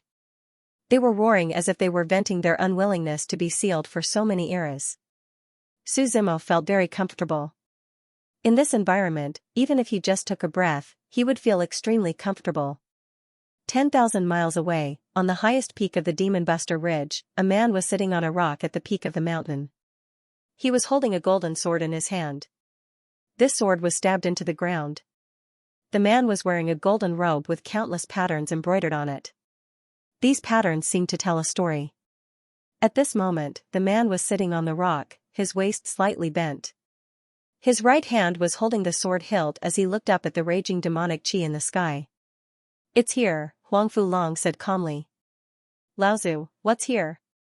The current clan head of the Huangfu clan, Huangfu Xiong, walked over slowly from behind and asked curiously. Our enemy, Huangfu Long said indifferently. Enemy? Huangfu Xiong was still a little confused. The Huangfu clan had guarded the Demon Buster Ridge for tens of thousands of years. Apart from killing some people who had snuck into the Demon Buster Ridge, they had nothing else to do. Basically, he stood aloof from worldly affairs. What enemies could he have? Have you forgotten the mission that the Saint Ancestor mentioned? Huangfu Long asked. Mission? Huangfu Xiong was stunned. Are you saying that the Demon King is here? That was a long, long time ago. At that time, the Huangfu clan was just an ordinary clan in the mortal world. However, because of a chance encounter, they received an inheritance left behind by an immortal. The so-called immortal was the Saint Ancestor. The Saint Ancestor's inheritance said that one day, the Demon King would come here and break the seal of the ancient devil cave to contact his own clan. What they had to do was to guard the entire Demon Buster Ridge and not let the Demon King get close to the ancient devil cave. Now, tens of thousands of years had passed. Huangfu Xiong had long forgotten about the Demon King. Now that he heard about it again, the memories in his heart surged. The demonic chi in the sky seems to be much more violent, he sighed. The demonic chi in the sky is welcoming its master. When the demonic chi is rampant, the demon king will descend, Huangfu Long said calmly. Gather all the formidable martial artists above the Saint bloodline level. Send the rest out of the Demon Buster Ridge. Laozu, can you block it? Huangfu Xiong asked hesitantly. You shouldn't hesitate. Block it even if you can. Huangfu Long stood up slowly. The sword intent that reached the sky sword from his body. The golden sword in his hand was trembling slightly. This is the mission of the Huangfu clan. It will also be our final destination. I understand. Huangfu Xiong nodded with a heavy heart. Clan head. At this moment, a shout came from the middle of the mountain. Then, a yellow-robed man ran up in a panic. Why are you panicking? Huangfu Xiong frowned and asked. What happened? Huangfu Song's life lamp has been extinguished, the man hurriedly replied. Huangfu Song is guarding the entrance of the Demon Buster Ridge. Huangfu Xiong sighed slightly. He closed his eyes and waved his hand. I understand. You may leave. Su Zimo walked into the Demon Buster Ridge and lifted his head to look straight ahead. Demonic clouds covered thousands of miles, and in front of him was a dangerous mountain range. There was not a single living thing here. All the flowers and trees had been corroded by the demonic chi and turned into demonic plants. He had a feeling in his heart. It was as if something was calling out to him. The closer he got to the depths of the Demon Buster Ridge, the stronger this calling was. Su Zimo focused his gaze and walked forward step by step. After walking for more than 10 minutes, suddenly, a sword aura slashed down from the front. This sword aura landed less than a meter in front of Su Zimo. There was a loud boom, and a huge crack appeared in the ground in front of him. The ground cracked, and the sword aura came down. Halt, intruder. Su Zimo looked up and saw a tall mountain in front of him. A group of people stood on the mountain peak, their clothes fluttering in the wind. Everyone was surrounded by an aura that could topple mountains and overturn seas. These auras were faintly connected. It soared into the sky, suppressing the entire void. Huangfu clan? Su Zimo asked. Are you the demon lord? Asked Huangfu Long. The golden sword in his hand was filled with soaring sword intent. We have been waiting for you for a long time. Waiting for death here? Su Zimo laughed. We will protect the Demon Buster Ridge. We will not let you get close to the sealed land. Huangfu Long shouted. He stepped through the air, his long golden robe resembling a golden dragon as he arrived. More than a dozen experts from the Huangfu clan followed closely behind him. Even the weakest of them was at the Divine Vein realm. As for the others, they'd reached the peak of entering immortality. With just the two of you? Su Zimo chuckled. Start the formation. Huangfu Long didn't say much. He raised his hands and shouted. Great Demon Slayer formation. Everyone raised their hands, and around them, streams of immortal chi rose. The immortal chi was ethereal and vast. It was as if it had been brewing in their bodies for generations. When the immortal chi soared into the sky, a blue barrier appeared around the Demon Buster Ridge. It was like an inverted bowl, covering the entire Demon Buster Ridge. Even the demonic chi above their heads was completely blocked outside. The Huangfu clan experts were actually using their bodies as the eye of the formation. More than a dozen Divine Vein realm and entering immortal realm experts were the eye of the formation. One could imagine how powerful this formation was. The dense and majestic immortal chi continued to rise into the sky, forming the foundation of this formation. The entire Demon Buster Ridge started to shake. Boom! Boom! Sounds rang out one after another. Huangfu Long's golden robe actually flew into the sky. In an instant, the golden robe became thousands of times bigger. It covered the entire Demon Buster Ridge. There were many pictures on the golden robe. When the golden robe fell, the pictures on it all fell off and appeared on the ground. Su Zimo looked at the ground beneath his feet. He could only feel a force repelling the demonic chi in his body. This force formed a suppressive force that was like a huge mountain, pressing down on his body. As time passed, this force became stronger and stronger. It was as if it was going to crush him. The force was endless. It was getting heavier and heavier. The Huangfu clan members stood in a very strange formation. The golden longsword stood in the sky. It was being watered by endless immortal qi. Immortal sword in the world, slay demons and devils, uphold the righteous Tao. Huangfu Long roared. Their faces were a little distorted. Their entire bodies looked much more illusory. Kill. Everyone acted in unison. They all pointed at Su Zimo. The golden sword in the sky cut through the silent void. It brought with it an unparalleled power, as well as a vast and mighty immortal qi. It directly shattered everything as it charged towards Su Zimo. The gravity around him was suppressing Su Zimo. He couldn't resist. Su Zimo looked up slightly. He saw the golden sword turn into a stream of light. The sword slashed down heavily on his head with an unstoppable force. With a ping sound, the long sword was actually sent flying out of his body. Su Zimo smiled and rubbed his head. Ever since his body transformed, his defense had increased by more than one level. He punched the air. The immortal qi that was suppressing him was all destroyed. Su Zimo twisted his neck and looked at Huangfu Long, who was astonished.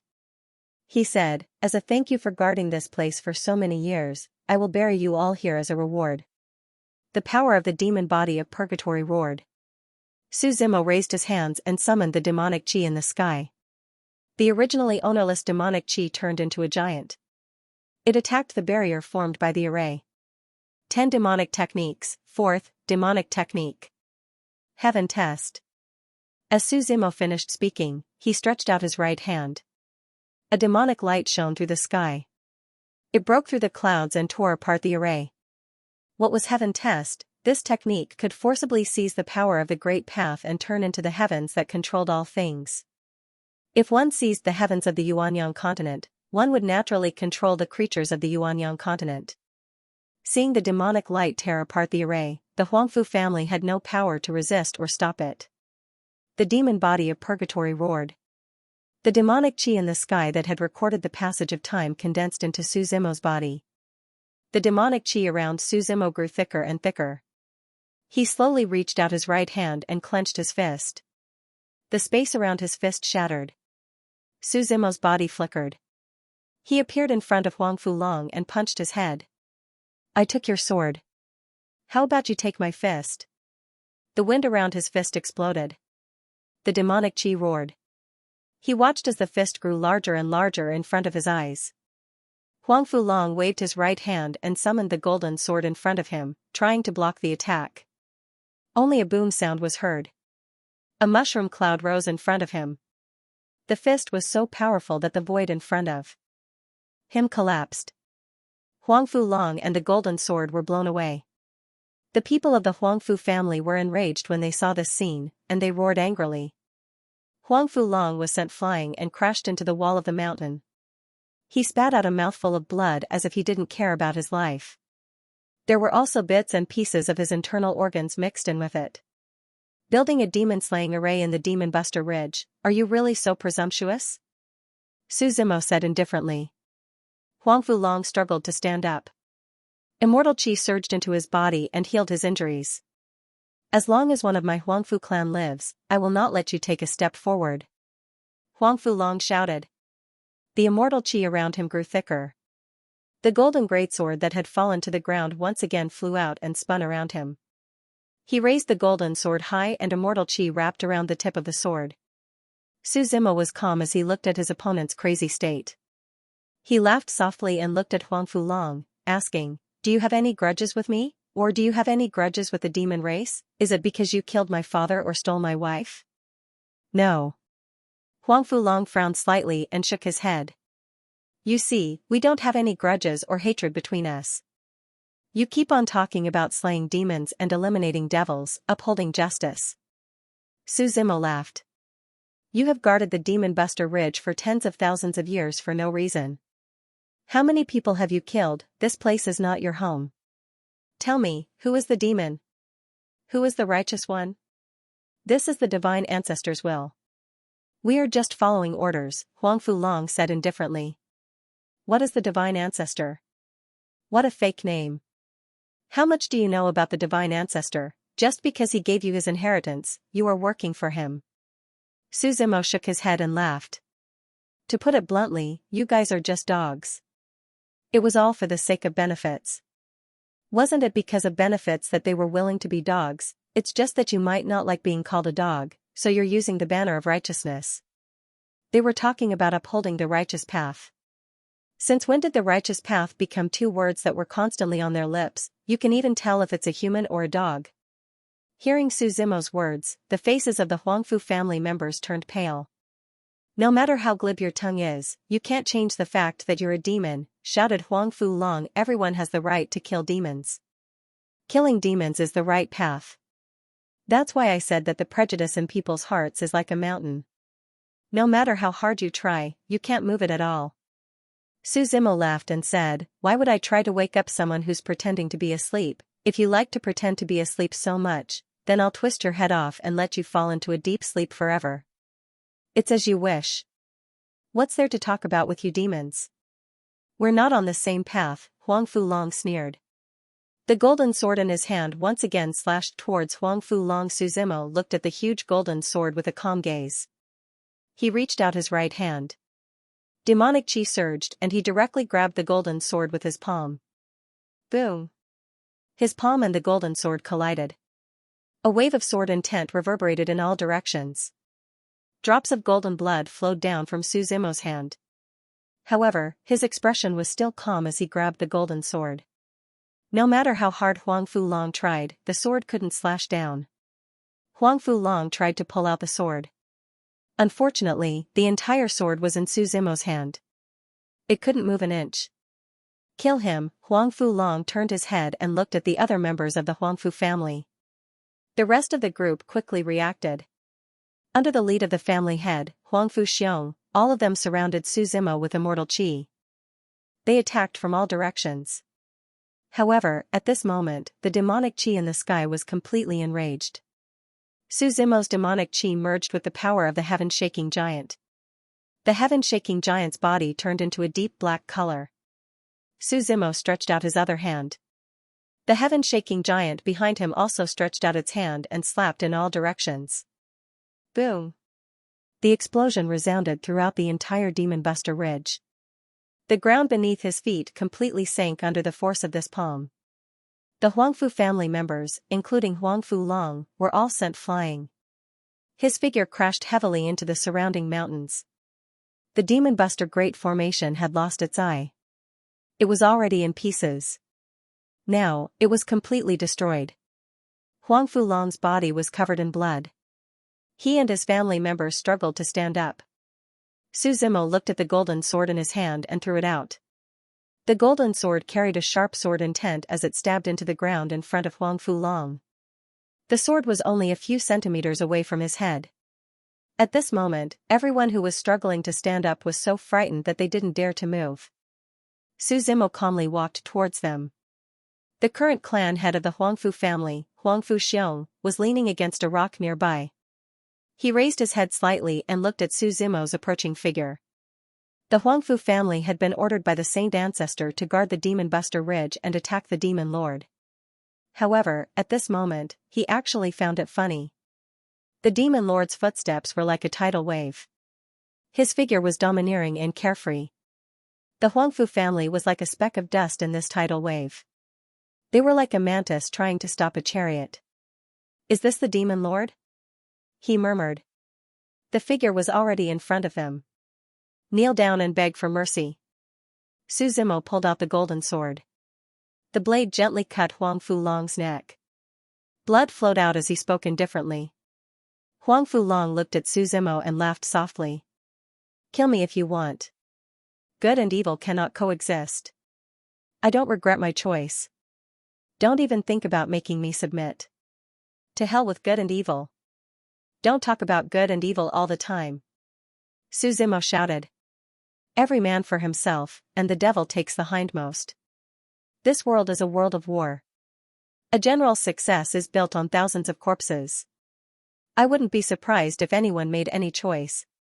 However, I am strong and you are weak. I am standing, and you are falling. Face your own failure. Don't use good and evil as your last excuse. I don't care what you say. Even if I die, I will not lower my head to you, said Huang Fulong coldly. Is that so? Su Zimo laughed and clapped his hands. The huge figure of Hun Dun flew over from the other side of the sky. At this moment, there were actually many people sitting on its back. Seeing these figures, the Huangfu family members' expressions changed. These must be your family, right? Su Zimo laughed. You have a good plan. You want to send them out of the Demon Buster Ridge. It seems like you want to fight me to the death. However, after thinking about it, I think I should let you all reunite. It's better to have a family together. Let them go. I told you, this has nothing to do with them. The Huangfu clan members shouted. It was obvious that they were furious. These people were the future of the Huangfu clan. It's none of their business. You make it sound so easy. Su Zimo laughed. From the day the Huangfu clan decided to guard the Demon Buster Ridge, no one was innocent. What do you want? Huang Fulong looked at Su Zimo and asked. I told you, kneel and beg for mercy, Su Zimo replied. Maybe I can consider letting them live. Hearing Su Zimo's words, Huang Fulong fell silent. He had been wise his whole life. Ever since he received the Divine Ancestors' inheritance, he had never bowed to anyone. Now, for the Divine Ancestors' mission, even if he had to die, he would die a heroic death. However, at this moment, Huang Fulong raised his head and looked at his family members. There were children and women, and all of them looked panicked and fearful. They were desperate and helpless. Most of them were looking at him with hope. They wanted to live, but they couldn't be like him and face death with equanimity. At this moment, even Huang Fulong didn't know if it was right or wrong to accept the Divine Ancestors' mission. He had bet everything his clan had. If he succeeded, his clan would rise and be recognized by the Divine Ancestor. They might even be able to go to the heaven beyond heaven. But what if they were defeated? His original plan was to sacrifice himself and the others. He wanted to leave some sparks for his clan so that they could start afresh. Now, he realized that he had been too naive. I don't have time to waste with you. Su Zimo stretched out his right hand slowly. He said, I will count to 3. If you don't kneel, you can reunite with your family in hell. As soon as he finished speaking, he counted to 2. With a plop, Huang Fulong and the other Huangfu clan members all knelt in front of him. I beg of you, spare them. I deserve to die.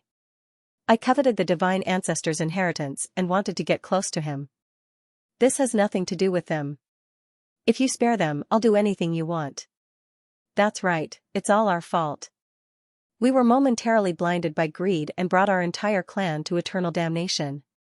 We are willing to take on any responsibility. Su Zimo raised his head slightly and chuckled as he looked at the people kneeling in front of him. Look, sometimes good and evil aren't that important. Yes, yes, yes. The Huangfu family members hurriedly nodded. Someone probed, Sir, can you let them go now? You can leave now. Su Zimo turned to look at the Huangfu clan members. He waved his hand and said, I won't kill you. The rest of the family members hurriedly expressed their gratitude, and then hurriedly ran away into the distance. At this moment, the demonic chi in the sky seemed to be enraged. Balls of black demon chi swooped down from the sky, shattering the void and penetrating the bodies of the Huangfu clan members. Huang Fulong, Huang Fu Xiong and the others shouted at Su Zimo furiously, their eyes almost popping out. You lied to us. You said you would let them go. I didn't kill them, said Su Zimo. It's just that your Huangfu clan has suppressed the Demon Buster Ridge for too long. As a result, the demonic chi here has developed resentment. I didn't want to attack them just now. Huang Fulong sat paralyzed on the ground as he stared blankly in front of him. His family members were falling one by one in the demonic chi. They couldn't fight back at all. They were crying in despair. They were like lambs waiting to be slaughtered. Suddenly, Huang Fulong jumped up from the ground. He didn't know where his strength came from. He held a huge golden sword in his hand as he charged towards Su Zimo. However, by the time he reached Su Zimo, the tyrannical shadow had already flown out of its scabbard. It directly pierced through his neck. I won't let you off even if I become a ghost. Huang Fulong spat out blood as his entire body was covered in blood. He looked at Su Zimo with a ferocious expression. Su Zimo smiled as he gently brushed his hand across Huang Fulong's face. This allowed Huang Fulong to die in peace. Then, he smiled and said, I have killed many people in my life. There were many who deserved to be killed, and many who shouldn't be killed. When you go to hell, remember to contact them. If they want to take revenge, they can come at me together. I will kill them all at once. Don't waste my time. I hate trouble. Bang! Huang Fulong's body fell heavily to the ground. Su Zimo wiped the blood off his hand as he looked at the remaining people and said to Han Dun, I'll leave this to you. I'll leave this place to you. Let them die as cruelly as possible. Su Zimo's gaze was fixed in front of him as he continued to walk forward step by step. The deeper he walked, the thicker and more violent the demonic qi became. However, when Su Zimo walked over, the violent demonic qi surrounded him and shot up into the sky. It was as if they were greeting their new king. The surrounding void space was being corroded by the demonic qi as it continuously shattered. In a mortal town, Monk Daji was leaning back in his chair and looking at the distant horizon without turning his head.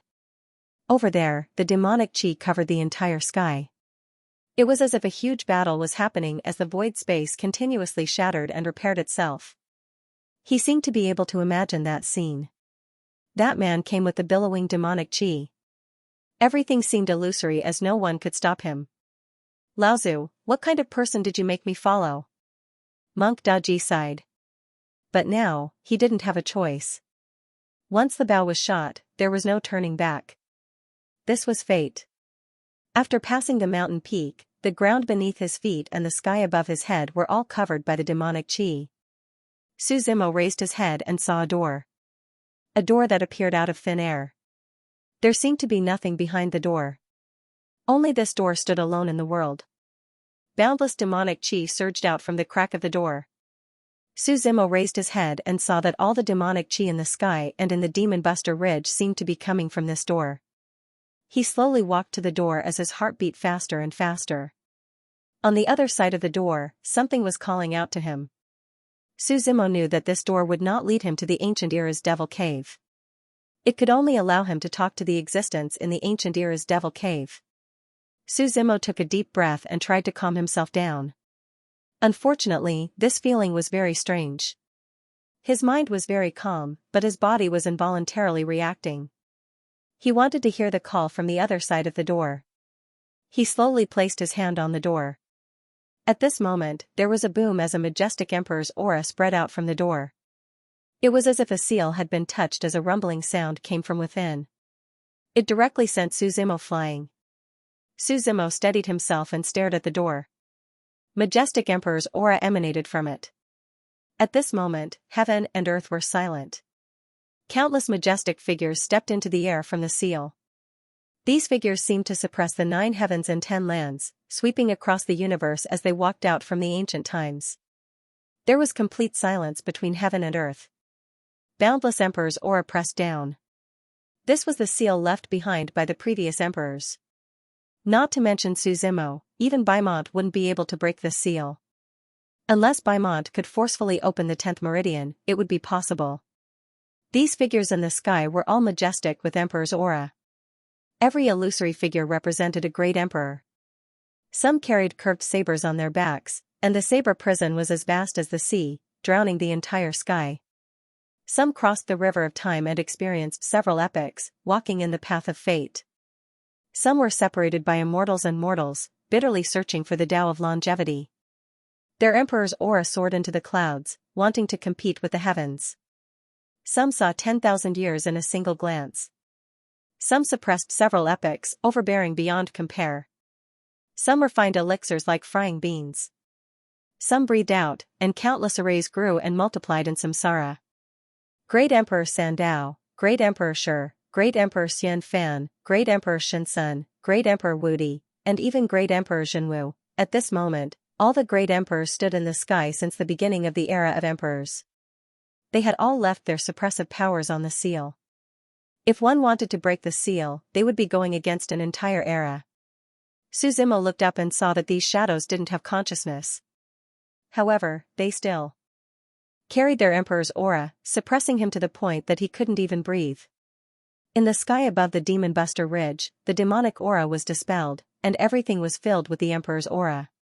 This condensed emperor's aura was even comparable to the heavens while in the sky. All living beings in the entire Yuanyang continent could see this emperor's aura. This was especially so for the imperial lineage. As the emperor's aura appeared, the items left behind by the great emperors and their sects also reacted.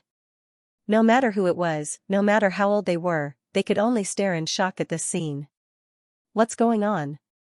Is the great emperor here? Why is there suddenly such a strong emperor's might? People were discussing spiritedly, and some of them had already knelt down and kowtowed. Suzimo looked at these great emperors. They stared at him with the same imposing aura. The devil body of Purgatory's devil chi became more and more majestic. Within Suzimo's body, the spirit chi was like a monstrous wave, rumbling. He wanted to stand up, but the seals of the great emperors were suppressing him. Even if the golden blood flowed in reverse and the golden bones cracked, Suzimo still found it difficult to stand up. So what if you're an emperor?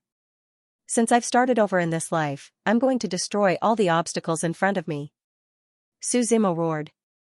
The great emperor is just a realm in cultivation. Since it's not invincible, how can it stop me? I'm not even afraid of the damned heavens, let alone you. Behind Suzimo, a blue planet slowly rose. This was his destiny. This was also the first time in a long time that Suzimo had used his destiny. As soon as the blue planet appeared, the power of Genesis surrounded him. Boom boom boom sounds came from around the blue planet. Space couldn't bear this power and collapsed. The blue planet continued to rise. The so-called emperor's might was forcibly pushed away. Suzimo's figure slowly stood up from the ground. As the saying goes, great emperors can't be humiliated. At this time, the shadow in the sky seemed to have felt provoked and released an even more domineering and powerful emperor's might. But the blue planet didn't move at all. What it represented was a real world. The power of a world wasn't something a great emperor could contend against, let alone these shadow. With a boom, the emperor's might in the sky was completely crushed by the blue planet. Suzimo stood up, puffed out his chest, and stared straight at the shadow. They couldn't. Void Spirit Monkey, come out, Suzimo shouted. Then, a monkey wearing golden armor flew out from the blue planet. This monkey was over 10 meters tall, with golden fur all over its body. Its eyes were bright and full of spirit. It bared its teeth and gave off a fierce aura. Although it was called a monkey, it looked more like a gorilla. Its body was huge, and when it appeared, it was completely unaffected by the emperor's might in the sky. Because it was a void spirit monkey, it could pass through all the sealed places in this world at will. It was an existence that couldn't be sealed. Suzimo could rely on his true fate to resist the power of the seal, but he still couldn't break it. Take me in, Suzimo ordered. The void spirit monkey grabbed Suzimo's right hand. Suzimo felt a mysterious power enter his body. Then, his body became lighter. The sealing power that was suppressing him completely disappeared. Suzimo breathed a sigh of relief and withdrew his true fate. After he was no longer affected by the sealing power, Suzimo arrived in front of the door again. Under the gaze of countless emperors, he slowly pushed open the door in front of him. A creaking sound was heard. It was as if a sealed object had been opened. What greeted it was mystery. The moment the door was opened, an endless amount of devil chi surged out from within. The demonic energy roared even louder. At the end of his vision was a long flight of stairs. At the end of the stairs was a pentagonal platform. It looked a bit like an altar. Apart from that, there was nothing behind the door. Suzimo walked up the stairs, step by step towards the high platform. He found that with every step he took, he seemed to become one with the world in front of him. The higher he went, the more compatible he became with the space. In the end, when Suzimo walked up to the high platform, he had completely merged into the void. It was a strange feeling. Looking down from the top of the stairs, there was nothing on the platform at all. But when he stood on the platform, his vision was shrouded in darkness. His figure had already appeared in another part of the void. This void was like the night sky. There were no stars, and everything was pitch black. Then, above this darkness, a door slowly opened. Suzimo raised his head. Behind the door, there was a sky full of demonic energy, as well as countless black figures who were kneeling down. Purgatory Demon General greets you, Zen Demon General greets you, Wind Demon Ginseng greets you, Dream Demon Ginseng greets you. A series of voices rang out from the other side of the door. Then, there was a deafening roar. Greetings, Master. The 103,000 demons of the ancient era Devil Cave welcomed the return of the Master.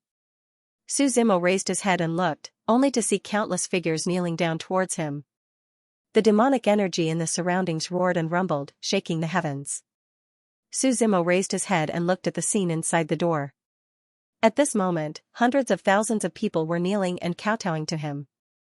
The black mass of people carried a majestic demonic aura. His demon body of purgatory was becoming more and more violent, and the demonic aura was roaring. All of you, rise. Suzimo raised his hand and said. With a rumbling sound, countless people stood up and looked at Suzimo with burning eyes. He was their king. I came here to understand some things, Suzimo said. My lord, if you have any questions, feel free to ask, Demon General Chan Mo hurriedly said. What was the demon race of the past, or should I say the previous epoch, like? Suzimo asked. I'm very curious about my past. There will always be some people and fragments of memories that will appear in my mind. That epoch is very long ago. If my lord is not in a hurry, you can listen to us slowly, Demon General Chan Mo said. I have plenty of time. This time, I came to this sealed land for 2 reasons. First, to meet you. Second, to understand my past. Suzimo nodded. My lord, please take a look. Demon General Chan Mo waved his right hand. A majestic demonic aura emanated from his hand. The demonic aura enveloped the entire primordial devil cave, and many images appeared. At the beginning of the epoch of Jose, people lived in peace. There were no wars, and no conflicts. Everything was peaceful and happy.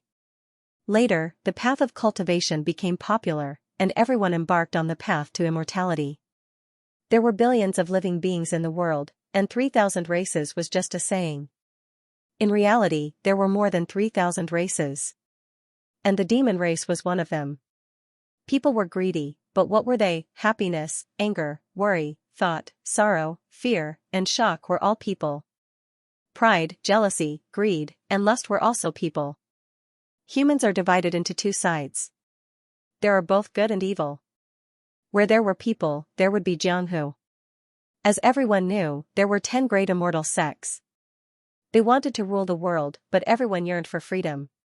Who would be willing to be ruled? Who was more noble than who? Thus, the 10 great immortal sects created the term evil. They wanted to become good, and rule the world with the excuse of protecting the world. Everyone in the world could only rely on them. The status of the 10 great immortal sects was above everyone else. And the mission of evil fell on the demon race. No one knew why the 10 great immortal sects chose the demon race. Perhaps it was a random choice or a stroke of luck. It could also be that they were weak, so they were easy to bully. In short, from that day onwards, the demon race and evil race clashed. This was a mark and label that could never be erased. In the propaganda of the 10 great immortal sects, the demon clan had become an evil race that wanted to destroy the world. Everyone had the right to punish him.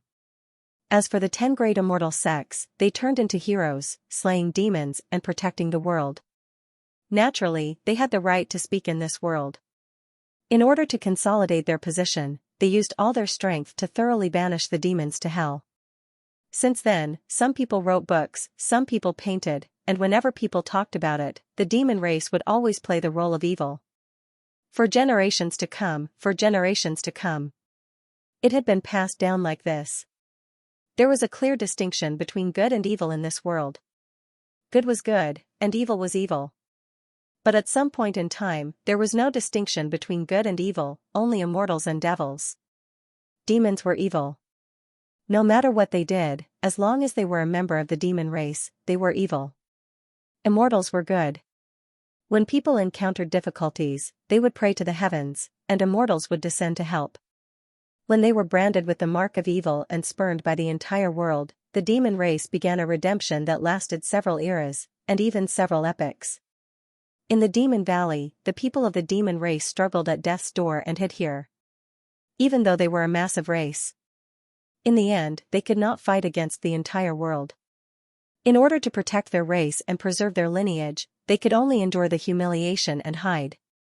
They either hid deep in the mountains or disguised themselves as people of other races, carefully living in this world. Demon General Chan Mo's real name was Duanmupa. Shi Yan sat in the Devil Valley in front of the slowly flowing stream. He was looking at his reflection in the stream as he was lost in thought. Where was the demon race's way out? It was fine for them to endure the humiliation, but what about the future? Were their children, their descendants, and their descendants really going to live like this forever? As time passed, the truth might really be lost in the ancient river of fate. No one would care what the truth was anymore. People would only learn from the books of those who wrote them, from the paintings of artists, and from the stories passed down from generation to generation. They believed that the demon race was an evil race. Slaying demons and eliminating demons was something that everyone knew about. Just as Duanmupa was at a loss about the future. Ripples appeared in the river in front of him. He looked up and saw a small boat slowly flowing down from one end of the river. A man sat on the boat. The man's gaze was calm, his long hair moved without wind, and he wore a long black robe. A red cape fluttered slightly behind him. His chiseled face looked very determined.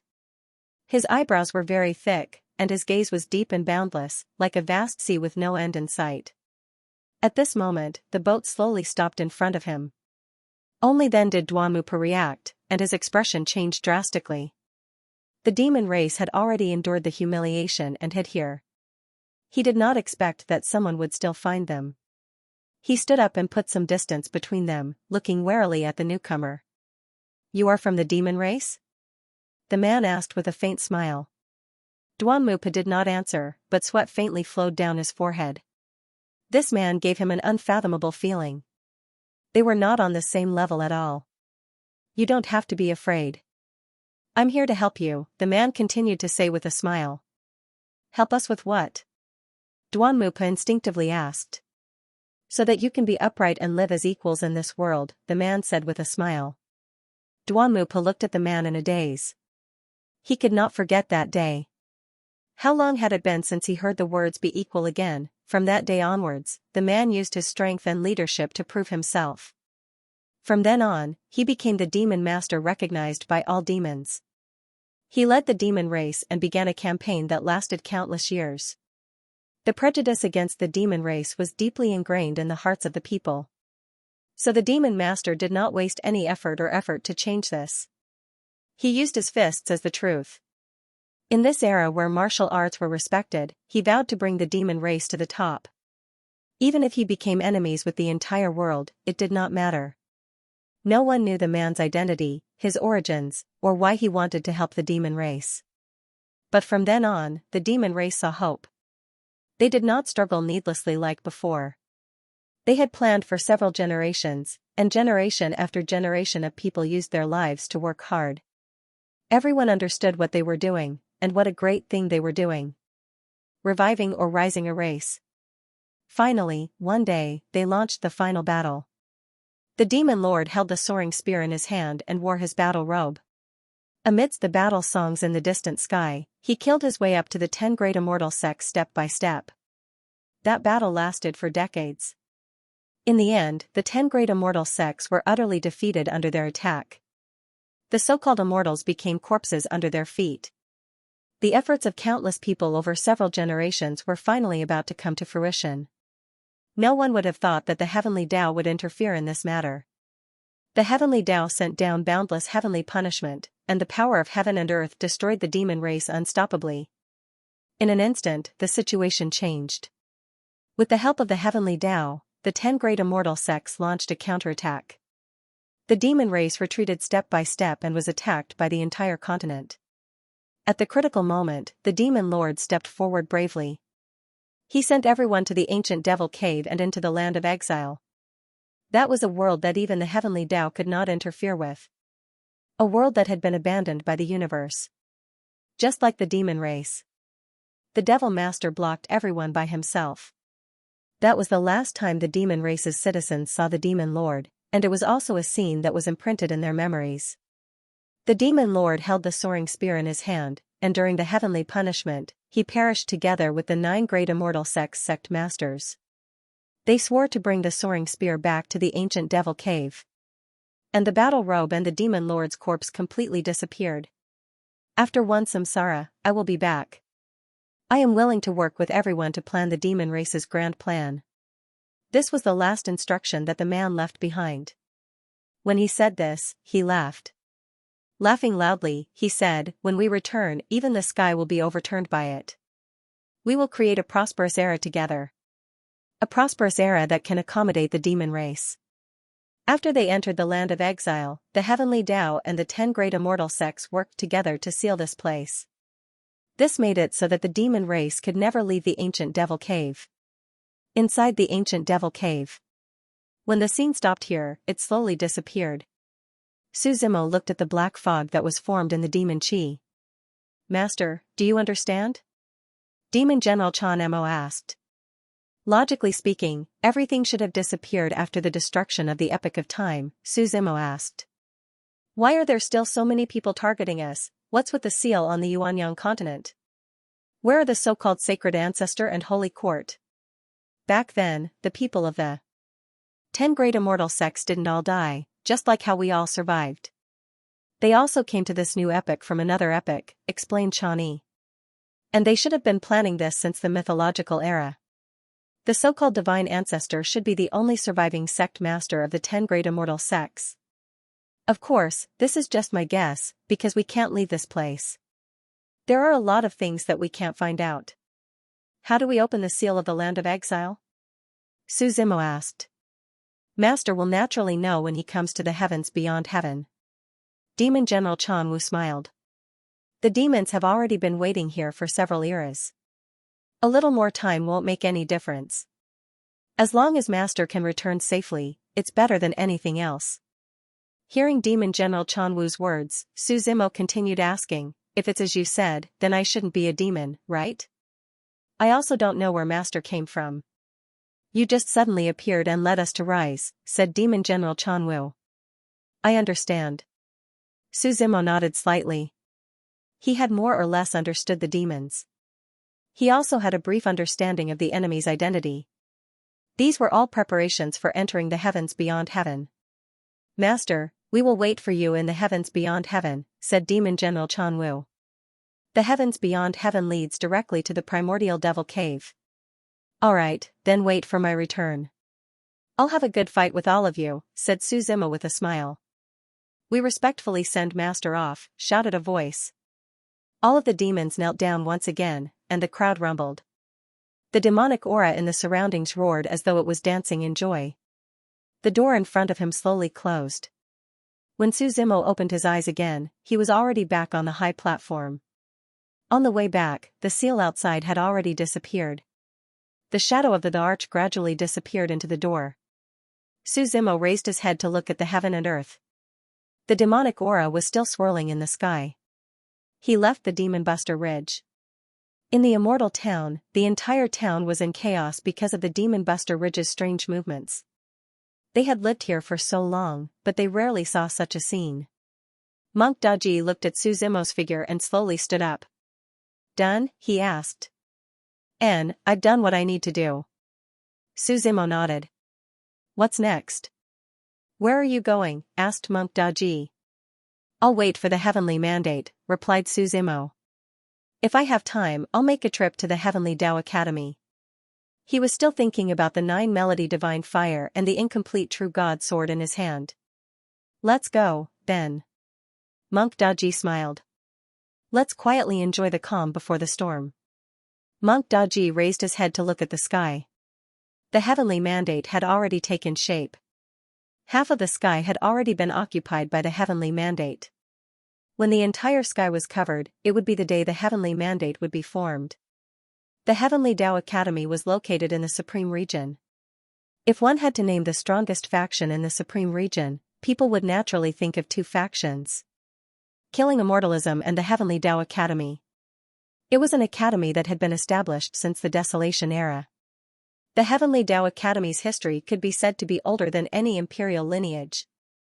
The students who walked out of it were all extraordinary.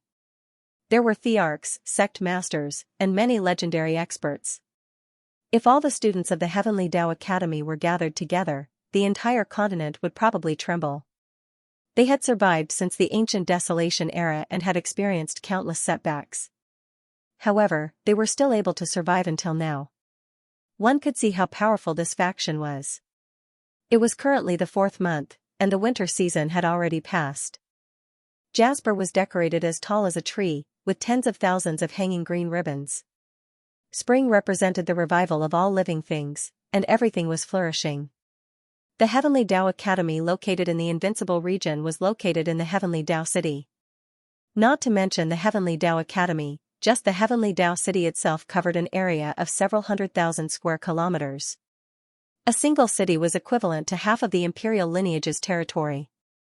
This boundlessly vast city was extraordinarily bustling at this moment, and it was flourishing like a brocade. Due to the arrival of spring, the Heavenly Tao Academy's triennial enrollment had already begun. Countless students from all over the world, the 5 great regions, and even other continents had gathered here. Within Tiandao City, Su Zimo and Monk Daji were walking along the main street and casually looking for an inn. This place is really lively. Monk Daji smiled. The Heavenly Tao Academy is recruiting students. Of course.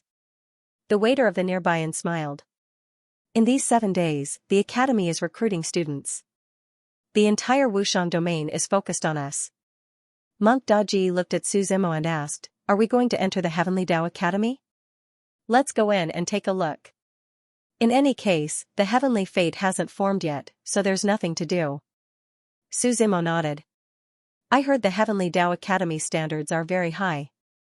It's the highest among all the academies in the continent. Monk Daji said, "Do you think the 2 of us can do it?" Su Zimo smiled and said, "I can, but you won't be able to." Although his words were half joking, there was a basis for it. It was said that there were hundreds of thousands of people coming to the Heavenly Tao Academy every year. However, the Heavenly Tao Academy only recruited 1,000 people each year. Among these 1,000 people, there were also students from the Azure Dragon, White Tiger, Black Tortoise, and Vermilion Bird academies. Even some imperial lineages' holy sons and holy daughters would come here. They were all preparing for the heavenly fate, and the Heavenly Tao Academy was the best choice. Monk Daji really couldn't be compared to these people. I also have my advantages. Monk Daji was unconvinced. Although my battle strength isn't strong, I'm still a famous person in our popularizing law sect. Especially our popularizing law sect's divination, it's unique. These are all bonus points. Su Zimo smiled and didn't refute. Monk Daji wasn't wrong. Just the fact that their Laozu was able to use karma to find him was already amazing. After the 2 finished eating, they followed the crowd to the Heavenly Tao Academy's entrance. It wouldn't be an exaggeration to say that the 2 were forced to stop when they were 500 meters away from the Heavenly Tao Academy's entrance. The crowd in front of them was so dense that they couldn't squeeze through. The long line was already there. If they wanted to register for the examination, they had to come one by one. Even if you were a holy son of the imperial lineage, you wouldn't have any preferential treatment. Everyone had to line. The 2 of them stood at the back of the line and waited. At this moment, a commotion nearby caught his attention. "Brat, cutting your queue is your honor." "Don't be ungrateful," a young man in a blue robe shouted from the side. The 2 people quarreling were 2 youths. The other young man wore a gray robe. There were many patches on his long gown, and his clothes were a little dirty. He hadn't washed them for a long time. He could even smell a strange odor. Moreover, this gray-robed youth had unkempt hair and a dirty face, making him look like a savage. The Heavenly Tao Academy will not accept anyone who disrupts the order of the academy. "Do you want me to report this to the higher-ups?" The gray-robed youth calmly replied. "Brat, do you know where I come from?" the blue-robed young man asked arrogantly. "I'm the holy son of the Cloud Ocean Palace. If you don't let me enter the Heavenly Tao Academy today, I'll take over the Heavenly Tao Academy. Get someone to collect your corpse tomorrow." "Cloud Ocean Palace?" Isn't that the imperial lineage of our supreme region? The surrounding people discussed. Could he be the holy son of the Cloud Ocean Palace, Guan Zhonglin? The gray-robed youth didn't care about the surrounding people's discussion. He indifferently glanced at Guan Zhonglin and replied, "You should be glad that this is the Heavenly Tao Academy. Otherwise, you would already be a corpse." Seeing that the two people's quarrel had attracted the attention of the surrounding people, several people wearing white robes flew over from the distance. The words Heavenly Tao were written on the back of their robes. On the surface, they were all students of the Heavenly Tao Academy. "What's going on?" The leader of the group sternly shouted. "It's nothing," Guan Zhonglin hastily replied with a smile. The leader sized up the group and indifferently said, "Quiet down. If anyone dares to disrupt the order of the recruitment, immediately leave the Heavenly Tao City." The others hurriedly smiled and nodded in agreement. "Brat, just you wait," Guan Zhonglin warned as he watched the group leave. He then retreated to the back of the line.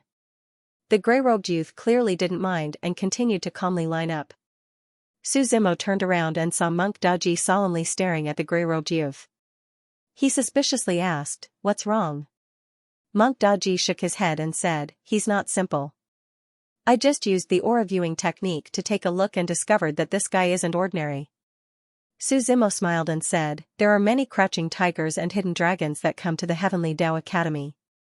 There must be some that you can't see through. It's not the same." Monk Daji's expression was very serious. He said, "I'll tell you the truth. My aura viewing technique is also a legacy. I can even roughly see through those holy sons and holy daughters that have entered the immortal realm. You're the first person I can't see through, and he's the second." "Is that so?" Su Zimo sized up the gray-robed youth but couldn't see anything out of the ordinary. Monk Daji said, "Do you know what I saw from his body?" "Emperor aura." Su Zimo suspiciously asked, "What emperor aura?" Monk Daji replied, "Only the Heavenly Emperor has destiny."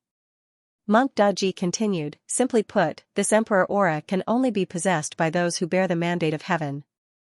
It's just like how the Heavenly Emperor has dragon aura. It's a symbol." "You mean he's a Heavenly Emperor?" Su Zimo asked. Monk Daji shook his head and said, "That's why I said I can't see through him." Monk Daji replied, "If he's not a Heavenly Emperor, then how can he have Emperor aura? That's impossible." As the two chatted, they couldn't come up with anything in a short time. The Heavenly Tao Academy's test was very fast. The first test was the Heavenly Tao Pagoda's test. Every time, 100 people could enter. The Heavenly Tao Pagoda had 10 floors and only those who reached the 5th floor could pass the first test. The higher the floor, the more points one would receive. After the test, only the top 1,000 people would have the qualifications to enter the Heavenly Tao Academy. Su Zimo raised his head and looked at the Heavenly Tao Pagoda. It was like the symbol of Heavenly Tao City. It towered into the clouds and stretched across the clouds. It was shaped like a pagoda and was completely golden in color. It was surrounded by dense spiritual energy. It was unknown what the people who entered the Heavenly Tao Pagoda experienced. The elimination rate was as high as 90%. This level of severity was rarely seen in the world. The two of them waited in line for almost half a day. Finally, in the afternoon, it was Su Zimo's turn to enter the Heavenly Tao Pagoda. At the entrance of the Heavenly Tao Academy, there were rows of tables and chairs. There were more than 10 teachers in the first test. Every one of them was an expert whose name shook the continent. They were all existences that came from the Heavenly Tao Academy. There was the glorious Sun Sex Laozu, the Heavenly Conduct Sex Sect Master, the Demon Race, and the Three-Eyed Race. Now that you've entered the Heavenly Pagoda, there are no rules. You can kill each other or help each other. As long as you can enter the 5th level, you've passed the 1st level. The white-haired old man sitting at the front said loudly. If you can reach a higher level, your points will increase exponentially. We understand, the hundreds of people replied in unison. In the next moment, the white-haired old man waved his hand, and the door to the 1st level of the Heavenly Pagoda slowly opened. The 100 people walked into the pagoda in a mighty manner. As soon as they walked in, they felt an extremely strong pressure and rebounding force. Some people did not have time to resist and were knocked out by the rebounding force. 100 times the gravity, Su Zimo said calmly as he sensed his own situation. This gravity was set according to each person's cultivation. No matter how strong you were, you could not escape from this gravity. Everyone present felt as if their legs were filled with lead, and they were abnormally heavy. I say, let's not think about fighting for the time being. A man in a green robe stood out from the remaining people. He said, let's work together and go to the 5th level first. I'm Xianxia, the saint of the 7 emotions sect. So it's Casanova, someone praised softly. Although I've never met him, I've heard of Casanova's deeds. It's said that Casanova's song of death caused everything in the world to be miserable. I recommend Casanova to be our leader for the time being. Let's enter the 5th level first. Some people began to speak. I happen to know a little about the heavenly pagoda. If you're willing, I won't refuse, Xianxia said with a smile. As soon as he finished speaking, he immediately received the approval of some people. There were also some people who were proud and arrogant. Naturally, they were unwilling to bow down to him. The difference between each level of the heavenly pagoda is like heaven and earth. It's as difficult as ascending to the blue sky. Xianxia continued to speak. The first level has 100 times the gravity. You've all felt it. Now, let's go to the 2nd level. It's the true sun fire. Everyone was skeptical. In the end, under the suppression of 100 times the gravity, they walked to the 2nd level with some difficulty. Su Zimo did not find it difficult. He deliberately glanced at the gray-robed young man. Because they had all come in together, the other party seemed to be very comfortable and walked up to them. He was not affected by gravity at all. Just as he passed through the spatial door and arrived at the 2nd floor, a wave of blazing heat hit him in the face. Moreover, this heat wasn't just ordinary heat. It was the kind of heat that could even burn one's soul. Looking up, he saw that the 2nd level was filled with raging grand sun primordial fire. It made one's scalp go numb. If he wanted to go to the 2nd level, he would have to walk through the grand sun primordial flame. If he failed, he would probably be reduced to ashes in an instant. Legend has it that the divine flame ancestor of the Heavenly Tao Academy cultivated the great sun golden incantation and drew upon the true fire of the sun. From there, it would descend into the Heavenly Tao Pagoda, the only one in the world, said Xianxia. Everyone, do your best. If you are not confident, don't enter, lest you lose your life. As soon as he finished speaking, the gray-robed young man walked into the 2nd level of the grand sun primordial flame alone. There was no aura around him. He walked in like an ordinary person. Raging flames were burning around his body. However, he seemed to turn a blind eye to it and walked in without saying a word. This guy, said Monk Daji from the side. What do you think? It's difficult, but it's also easy. Su Zimo smiled and followed him in. When the surrounding people saw that Su Zimo was safe and sound after entering, they also took a step in. In the next moment, he didn't even have time to scream before his entire body turned to ashes. A living person directly disappeared before their eyes. Su Zimo looked at Monk Daji and said, these flames aren't real flames, but soul flames. If you're not afraid of him, and your heart is full of heroic spirit, you'll naturally not be burned by him. If you have the slightest bit of apprehension or fear in your heart, your soul will be burned away. This brother is right, said Xianxia with a smile. If you can't do it, then you can only use other methods. He took out a pill that he had prepared in advance from his storage ring. This pill was dark blue in color and was only the size of a longan fruit. It emitted wisps of cold air. This is a soul-cleansing pill that I spent a lot of money to buy. It can cleanse my soul and prevent the sun true fire from burning. Xianxia smiled and said, although the heavenly pagoda's trials are strict, they are all traceable. You should be careful. He swallowed the pill, and his body was enveloped by a layer of dark blue spirit chi. Immediately after, he walked in under everyone's gazes. Brother Zhang, do you have any more soul-cleansing pills? I'm willing to pay a high price for them. Someone immediately asked. I happen to have 10 on me. Don't say that I'm not considerate. How about the highest bidder wins? Xianxia smiled and said, you can also barter. Su Zimo found this funny. It seems that this guy knew about the trial in advance and wanted to use it to make a fortune. Some people immediately began to fight over the pills. However, everyone present was a proud son of heaven. Some were already sitting cross-legged and calming their minds. Immediately after, a large number of people began to walk into the sun-true fire. Some people passed, but naturally, there were also people who disappeared. 100 people entered here, and in just 2 floors, almost half of them had already disappeared.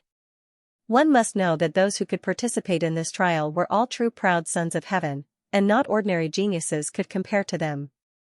When the remaining people walked to the 3rd floor, they saw that it was a primordial chaos. Gray gas filled the air. 3 ancient statues stood at the front. In the middle of these 3 statues was a Buddha holding a Buddhist salute with one hand. On the left and right were 2 arhats.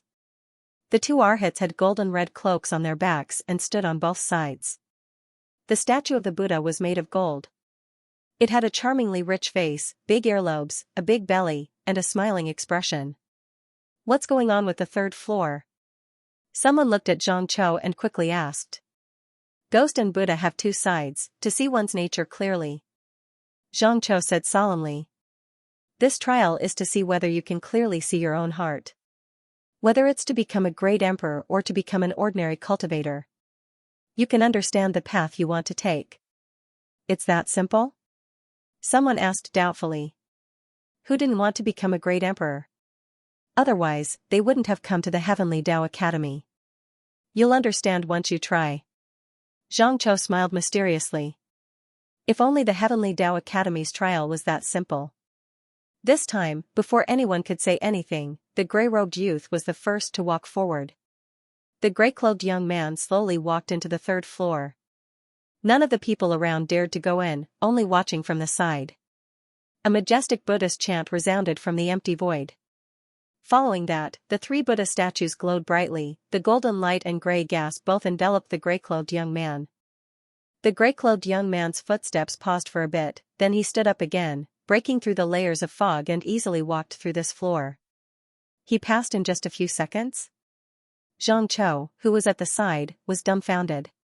What kind of monster is this? Is it really that simple? Someone doubtfully asked. Another young man walked into the gray fog and golden light. Not even 2 minutes later, the young man suddenly struggled, his hair disheveled as he ran out of the fog like a madman. I'm a ghost, the man shouted. In the end, he exploded his meridians and died. The contrast between the former and the latter made everyone unable to accept it. Suzimo smiled, ignored the others, and walked straight inside. As soon as he entered, the scene in front of him changed. Only a gray fog could be seen, only 3 Buddha statues glowing in golden light were floating in the air. The Buddha statue spoke in human language and asked, Benefactor, are you willing to become an emperor? I am. Suzimo nodded. Good, we can help you. The Buddha statue in the middle smiled and flicked his golden finger. A golden light flew down and entered Suzimo's forehead. At this moment, the golden Buddhist light around his body glowed brightly, his body was filled with Buddhist rhythm. He had actually transformed into a true Buddha. In the name of Buddha, you walk the world. A majestic Buddhist chant resounded from above. You are the modern Buddha. Suzimo looked up, only to see the gray fog in front of him disappear along with the 3 Buddha statues. He turned around and saw monk Daji's group looking at him with envy. As the modern Buddha, he was highly respected and respected by everyone. Many people even knelt down when they saw him. Suzimo felt the flow of time in his body speeding up. However, the passage of time was very subtle. Even ordinary divine range experts wouldn't be able to detect it. He easily passed the 3rd level. After becoming a Buddha in the present world, he seemed to have been reborn. He had actually easily ascended to the 10th level in one go. This attracted the attention of the entire Heavenly Tao Academy. Then, the dean personally met with him and nurtured him as the disciple with the greatest potential to become the great emperor. After that, his fame grew. He held Buddhist meetings and preached Buddhist doctrines. There were thousands of disciples who believed in him. Some even built temples and sculpted golden bodies for him. The heavens will was quickly formed. In the struggle for the heavens will, he shone brilliantly and obtained it after a bitter battle. Just as he was shouldering the mandate of heaven in the sky, the 3 Buddha statues that he had encountered in the Heavenly Tao Pagoda suddenly appeared before him. They were laughing at him. His laughter was unbridled and grew louder and louder. The Buddhist light on his body gradually disappeared. It turned into ghost energy. The 3 Buddha statues had also become 3 skulls, their eyes flickering with dark black flames. You are not a Buddha in the present world. You are a sacrifice for the ghost race. The skulls laughed at him. Immediately after, Suzimo felt that the originally dense Buddhist light on his body had all turned into pitch-black ghost energy. His entire face was corroded by the ghost energy. Those temples and sculpted golden bodies for him had all turned into ghosts at this moment. The disciples who were listening to his lecture were also surrounded by the ghost chi, and they were screaming and screaming. At the place closest to the mandate of heaven, he was knocked down from the clouds by a pair of big hands. At this moment, when Suzimo opened his eyes again, he was still deep in the 3rd level of the heavenly Tao pagoda. This is the 2 sides of ghost and Buddha. Seeing one's true nature. He muttered to himself. In this illusion, a very complete worldview and personality was created. After being a Buddha in the present world for a lifetime, he was told that he was actually a ghost race. When he was the closest to the mandate of heaven, he was knocked down. The contrast between the two was almost enough to drive a person crazy. After all, this was an illusion that shaped a person's life. Do you want to be a Buddha or a ghost? Or do you only want to be yourself, regardless of whether you are a Buddha or a ghost? However, Suzimo's Tao heart was strong, so he wasn't affected at all. Instead, he calmly looked at the life the illusion had created for him. His speed of breaking through to the 3rd level was slightly slower than the gray-clothed youth. This was because Suzimo wasn't in a hurry to break through, while the gray-clothed youth should have broken through the illusion the moment he entered. How strong was his willpower and Tao heart to be able to break through the illusion? Among the younger generation that Suzimo knew, he was at least in the top 5. Suzimo looked at Monk Daji behind him and said with a smile, "Come in. You only need to remember one thing. Don't be a Buddha or a ghost. You only need to be yourself." Seeing that several people had already entered, the remaining dozens of people hesitated for a moment before following them in. The gray fog became even more violent. Among the remaining 50 people, only a dozen or so were able to pass through the 3rd level. Monk Daji was sweating profusely as he rushed out of the gray fog. He gasped for breath as he looked at Suzimo and laughed, "Exciting, too exciting." "What did you see?" Suzimo asked. "I saw me carrying the heaven's will." Monk Daji smiled. "However, they couldn't calculate this illusion. I can see through the mysteries of the heavens. My Tao of divination allows me to see each person's chi. I don't have the ability to become an emperor. Even if the heavens will was placed in front of me, I still wouldn't be able to become an emperor. They miscalculated. However, to be able to experience the feeling of being an emperor, I have no regrets in this life." Suzimo shook his head and laughed. The group walked up to the 4th level. As long as they passed the 4th level and entered the 5th level, they would be considered to have passed the Heavenly Tao Pagoda's test. Everyone was a bit nervous. The Heavenly Tao Academy's test was truly abnormal. When the group arrived at the 4th level, they saw that everyone was separated by the void. Suzimo was alone in a room. Aside from him, there was a second Suzimo in the room. A real body that was exactly the same as him. For the majority of people, sometimes what they need to defeat is not only the enemy, but also themselves. An old voice came from all around. The voice echoed in the empty void. The 4th level's mission is to defeat your other self. Then, you will pass. Suzimo chuckled and looked at his other self. They were exactly the same. There was almost no difference. He pulled out the tyrannical shadow and his other self pulled out a blade to face him. The two of them made the same movements and used the same martial skill. Interesting. Suzimo smiled. However, I don't plan on playing with you anymore. Suzimo clenched his right hand and an endless amount of demonic chi condensed in his palm. His other self was doing the same thing as him. However, at this moment, Suzimo's figure disappeared. In the next moment, there was a loud explosion. Shadow's chest was completely penetrated. His other self looked at Suzimo in surprise. Then, he slowly dissipated in the air. Suzimo clapped his hands. This copy of himself was quite good. However, there was a limit to any copy. If he was too strong, he wouldn't be able to copy it. It was like putting a great emperor here. Let alone copying his moves, he probably wouldn't even be able to copy Shadow's moves. When the illusory figure dissipated, the space around Su Zimo also disappeared, and a path of green clouds appeared in front of him. Su Zimo walked straight to the front of the road. When he reached the spatial gate leading to the 5th floor, Su Zimo discovered that there was someone ahead of him. This person was the gray-robed youth from before. When the two of them saw each other, they were slightly surprised. The gray-robed youth looked at Su Zimo and asked, "Brother, how should I address you?" After Su Zimo reported his name, he smiled and asked, "What about you?" The gray-robed youth smiled and said, "I am Mo Tianming." This time, among the 100 people who entered the Heavenly Dao Pagoda, only Brother Su caught my eye. Su Zimo smiled and didn't say anything.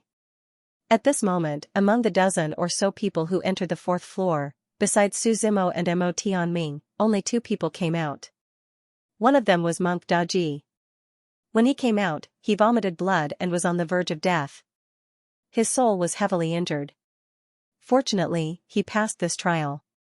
The other person was the youth called Xianxia. The 4 of them stood in front of the spatial gate leading to the 4th floor. Su Zimo looked at Monk Daji and asked, "How did you end up like this?" Monk Daji coughed up blood and said, "I exchanged divinations with my other self. Later, I used a forbidden technique to see his essence and defeated him." "You suffered a backlash from the forbidden technique," Su Zimo said. "It doesn't matter." Monk Daji shook his head. "I passed the trial anyway." When they arrived at the 5th floor through the spatial gate, they discovered that it was pitch black. Apart from the darkness, there were 4 praying mats in front of them. An old man with a crooked back and a walking stick slowly walked out of the darkness. He looked at the 4 people and smiled, "This is the 5th trial. You will pass. If you don't leave the mat for another 1,000 years. Monk Daji frowned slightly. "What kind of trial is this trial?" "The peak of the martial path is solitude is. Loneliness is the lonely of the highest peak." Xianxia said with a smile. "This trial is to see if you can endure loneliness. 1,000 years. If you meditate on this mat for 1,000 years, how many people can endure it? Of course, if you choose to give up, you will have passed the Heavenly Path Pagoda's trial." The old man continued to smile. "However, the higher you go, the more points you will obtain."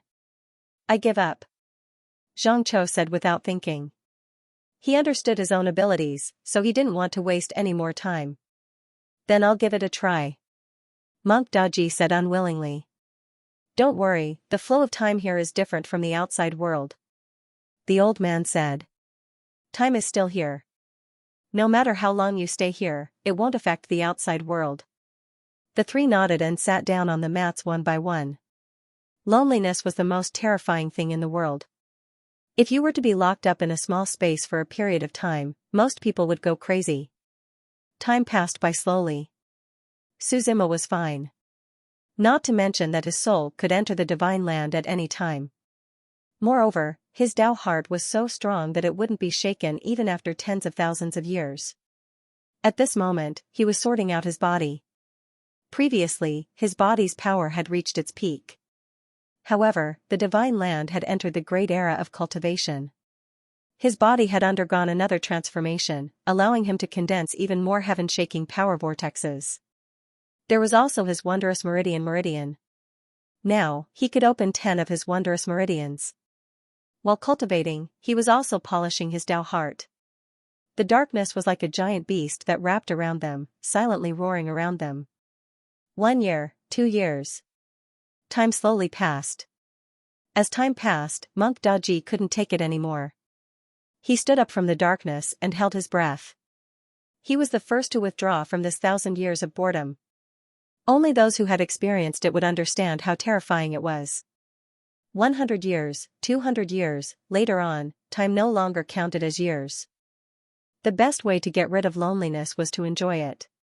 Su Zimo felt that his strength had reached a new level after such a long time of tempering. His current situation was one of accumulation. Now that he was accumulating more and more, it was all for the sake of exploding when he became an emperor in the future. In the end, success came naturally. Suddenly, the sound of a bell rang out from the darkness. It broke the silence of 1,000 years. 1,000 years have passed. The voice of the azure-robed old man sounded. Only then did Suzimo slowly open his eyes. A black mist flashed through his eyes. He stood up, and the gray-robed young man, Mo Tianming, stood up with him. The two of them glanced at each other. "Do you want to go to the 6th trial?" Mo Tianming asked with a smile. "Yes." Suzimo nodded calmly. The azure-robed old man smiled and said, "Let me remind you. From the 6th trial onwards, it's not as simple as a test. The first 5 trials test one's Tao heart, soul, temperament, and so on. From the 6th trial onwards, you'll have to rely on your own strength. There are no shortcuts." At this moment, outside the heavenly Tao pagoda, among the people taking the trial, a white-robed old man smiled and said, "It seems that there are many good seedlings this year. We don't only want good seedlings, but also those who have a chance to inherit the mandate of heaven," another person replied. "I wonder if anyone can reach the 10th floor. It's too difficult." The white-robed old man shook his head slightly. Since the establishment of the heavenly Tao pagoda, from the desolation era until now, the number of people who can pass the 10th floor can be counted with 2 hands. I heard that the saint of killing immortalism is coming to our heavenly Tao academy. Do you know? The white-robed old man continued to ask. That old man Qing Wei even specially came to me to talk about it. Another old man shook his head. He replied, "It's said that they have a saint and a saintess in their generation. They want to nurture the saint in the heavenly Tao academy and nurture the saintess themselves. In the end, they will inherit the mandate of heaven together." The moment the two of them entered the 6th level, earth-shattering drumbeats sounded in their ears. The two of them appeared on a vast land. In this world, there were countless enemies charging towards the two of them. Among these enemies were humans, demons, giants, and even the evil spirit race and stone race. Every single one of them was extraordinary and unrivaled. Suzimo held the tyrannical shadow in his hand, while Mo Tianming's hands glowed with a green light as they charged into the crowd. For a moment, a crack appeared in the crowd that was like a flood. The tests from the 6th to the 9th stage were more or less the same. They were all on this vast land.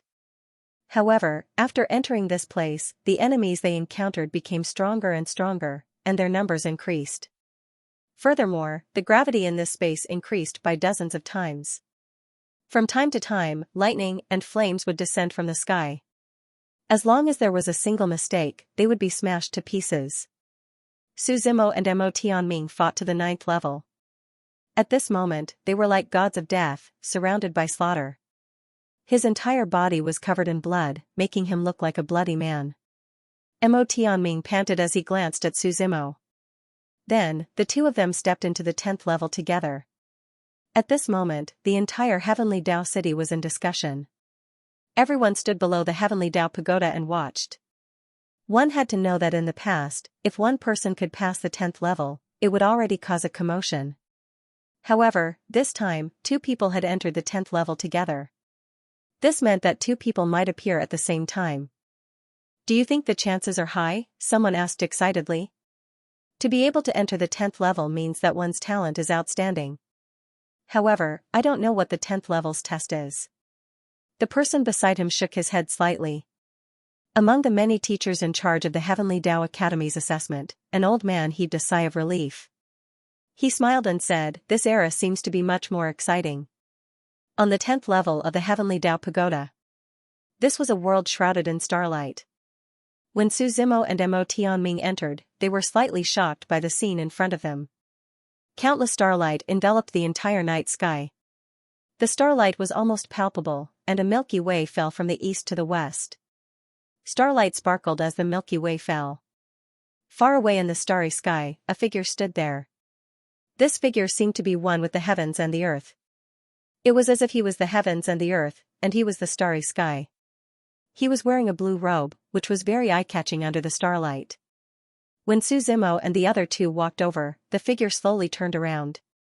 "Star Source Emperor." Mo Tianming exclaimed when he saw the man turn around. Su Zimo looked up and saw that the man had long hair that was casually draped over his back. He had a high nose bridge, sword-like eyebrows, and starry eyes. He looked a little like someone from the western regions. Especially that pair of starry eyes, it was as if they were formed from the real stars in the sky. Dense starlight surged around his body. "It seems that there are still people who remember me," the man replied with a smile when he heard Mo Tianming call out his imperial title. "As you can see, I am the examiner for the 10th stage." The Stellar Origin Great Emperor was also an ancient Great Emperor. He was a heavenly emperor that was fully nurtured by the Heavenly Tao Academy. It was said that the Stellar Origin Emperor was just a beggar back then, and he had accidentally passed the Heavenly Tao Academy's examination. Since then, he had started his life as a cheat. He had beaten the younger generation of the Heavenly Tao Academy and even the older generation. In the end, he had inherited the mandate of heaven. However, the Stellar Origin Great Emperor was also the most low-key Great Emperor. He did not establish any faction. Instead, he was a teacher in the Heavenly Tao Academy for a period of time after inheriting the mandate of heaven. He left everything he had learned in the academy and finally ascended to the heavens beyond. "How will the Great Emperor take the examination?" Mo Tianming asked curiously. "It's very simple. You just have to defeat me," the Stellar Origin Great Emperor said with a smile. Mo Tianming was stunned. They were indeed a little lacking in a head-on battle with the Great Emperor. After all, they were only in the Divine Vein realm. "You don't have to be nervous," the Stellar Origin Great Emperor said with a smile. "The shadow that I left here was left behind before I inherited the mandate of heaven. So in a sense, we're all pretty much the same." "Who will go first?" the Stellar Origin Great Emperor asked with a smile. Mo Tianming looked at Su Zimo and said, "I'll go first." He slowly walked forward, green spirit chi revolving around his body. The spirit energy transformed into countless gusts of wind that whistled in the surroundings. Mo Tianming turned around and disappeared into the void. In the next moment, he appeared in front of the Stellar Origin Great Emperor. The gusts of wind tore through the void and rushed toward the Stellar Origin Great Emperor. The Stellar Origin Great Emperor's face turned serious. He did not dare to underestimate his opponent.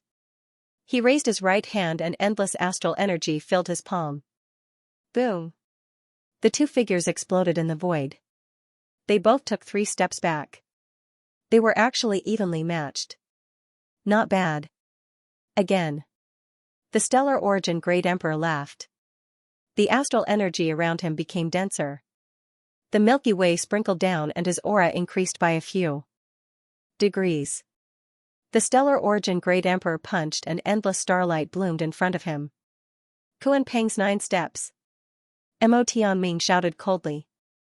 The gusts of wind around him turned into a tornado and swept up the dust in the air. A sharp bird's cry seemed to be faintly heard. Then, Mo Tianming's figure transformed into countless shadow Great Emperors. They surrounded the Stellar Origin Great Emperor and attacked him. The astral energy and the gusts of wind exploded in front of him. The two figures separated again. "Let's settle this in one move." The Stellar Origin Great Emperor laughed. "If we continue to test each other like this, I'm afraid we won't be able to finish this fight in an entire day." "All right." Mo Tianming nodded. He stretched out his right hand, and a green ball condensed in his palm. This round ball emitted a savage power. The green ball was sucked into his palm and charged toward the Stellar Origin Great Emperor with an unstoppable force. The Stellar Origin Great Emperor chuckled and raised his right fist as well. He reached above his head and all the astral energy in the sky surged toward him. "Fight!" Mo Tianming shouted. He collided with the Stellar Origin Great Emperor's fists. At this moment, a burst of energy spread from the center. The space was torn apart like a thin piece of paper. Endless power filled the air between the two of them. 2 huge shadow Great Emperors appeared behind their fists. Behind the Stellar Origin Great Emperor was a sky full of stars. Behind Mo Tianming was a monstrous shadow Great Emperor. This monster was green in color. However, they could only see the outline of it. They could not see its true appearance. Seeing that the two were in a stalemate, a mysterious aura exploded from Mo Tianming's body. The stellar origin Great Emperor's figure flew backward. This mysterious power erupted from Mo Tianming's body in an instant. Then, in the blink of an eye, they disappeared. It gave off a surreal feeling. However, the stellar origin Emperor's body was indeed sent flying. One had to know that the shadow left behind by the stellar source Emperor was already invincible in the Heavenly Tao Academy before he inherited the mandate of heaven. How could he be defeated so easily? You. The stellar source Emperor looked at Mo Tianming in surprise. Then, he fell into deep thought. I won, right? Mo Tianming asked. Not bad, not bad. The stellar source Emperor chuckled. I'll be waiting for you at heavens beyond. For the star source Emperor to say such words, it was enough to see how much he valued Mo Tianming. Do you want to rest for a while before fighting me? Su Zimo walked forward and asked calmly. No need. I didn't use much energy. The stellar source Emperor waved his hand. The starlight in his right hand surged as he looked at Su Zimo. He didn't underestimate him. Being able to reach the 10th level was enough to show how strong he was. The starlight in his fist surged. When he raised his fist, the sky changed color. The stars surged and the void collapsed. Su Zimo grinned. If his opponent was the Emperor's shadow, he might be able to fight him. However, he believed that he was invincible against the Divine Pulse shadow. Pa! He caught the incoming fist of stars in his hand. Su Zimo clenched his right fist and pulled back, causing the Star Source Emperor's body to fall forward. Immediately after, with a bang sound, Su Zimo sent the other party flying with a split kick. Even though the Stellar Source Emperor put his hands together in front of him, the force of the kick still sent him flying. How is it? Do you want to continue? Su Zimo chuckled. The spiritual energy around him surged and turned into a majestic river that suppressed the entire starry sky. With just one move, the two of them knew each other's strength. One more move. If you win, you pass, the Stellar Source Emperor said seriously. Mo Tianming, who was beside him, was also watching carefully. Behind the Stellar Origin Emperor, the true fate appeared. The stars in the sky were dazzling, turning into endless starlight that condensed into a human-shaped shadow emperor. This is a constellation? Mo Tianming asked in surprise. There were a total of 28 constellations. Each of them had a strange shape and different constellation powers were condensing. Blade of Constellation! The Star Source Emperor shouted. The constellation power condensed into a curved blade. It tore through the layers of the void and slashed towards Su Zimo. Su Zimo raised his head, dense devil chi condensing in his palm. He reached out to grab the Blade of Constellation. Boom! The surrounding void exploded under the shocked gaze of the Star Source Emperor. A pair of large hands shuttled through the void and grabbed the Blade of Constellation. The palm split into two, and the stars in the sky were directly destroyed. At the same time, the Star Source Emperor's body fell backward. He took a few steps back before he managed to stop himself. Mo Tianming, who was beside him, was dumbfounded. He took a deep breath with a serious look. Did I pass? Su Zimo asked. The past is the past. There's no need to look at the present. The Star Source Emperor laughed. If I were in the same era as you guys, it would definitely be exciting. Outside the Heavenly Path Pagoda, a purple light flashed on the 10th floor. Boom! Boom! Two bell sounds came from the top of the pagoda. Instantly, the crowd exploded into discussions. Everyone in the Heavenly Path City knew what the two bell sounds meant. Two people had passed the 10th floor of the Heavenly Path Pagoda. When Su Zimo and Mo Tianming walked down, everyone's gaze turned towards them. Three people came forward to greet him. In the middle was a white-haired old man wearing a long white robe. On the left was a slightly burly man. On the right was a long-haired woman who was about to hang a sword. Let me introduce myself. I am the vice principal of the Heavenly Path Academy, Xianxia, the old man said with a smile. Nice to meet you, vice principal. Su Zimo and Mo Tianming nodded and greeted him. The two of you have passed the 10th floor of the Heavenly Path Pagoda. According to the rules, you don't have to participate in the second round of the examination. You can directly enter the Heavenly Path Academy, Xianxia said with a smile. Su Zimo and Mo Tianming looked at each other and nodded slightly. Vice Principal, do you mean that our examination is over? Mo Tianming asked. Yes, how about this? Follow me. After everyone's examination is over, I will arrange for the two of you to go alone, Xianxia nodded and said. Su Zimo looked up at the sky. Dusk had dyed half of the sky. The sun was about to set. The Heavenly Path Academy's examination was about to end. The two of them followed behind Xianxia. They didn't pay attention to the surrounding people who were pointing at them. The people of the Heavenly Path Academy brought over chairs for Su Zimo and Mo Tianming to sit next to Xianxia. The Heavenly Path Pagoda's examination was still ongoing. Xianxia looked at the two of them and asked with a smile, "Where did the two of you come from?" A nameless rogue cultivator, Mo Tianming replied with a smile. "I come from Xinwu, Su Zimo said. He didn't hide it.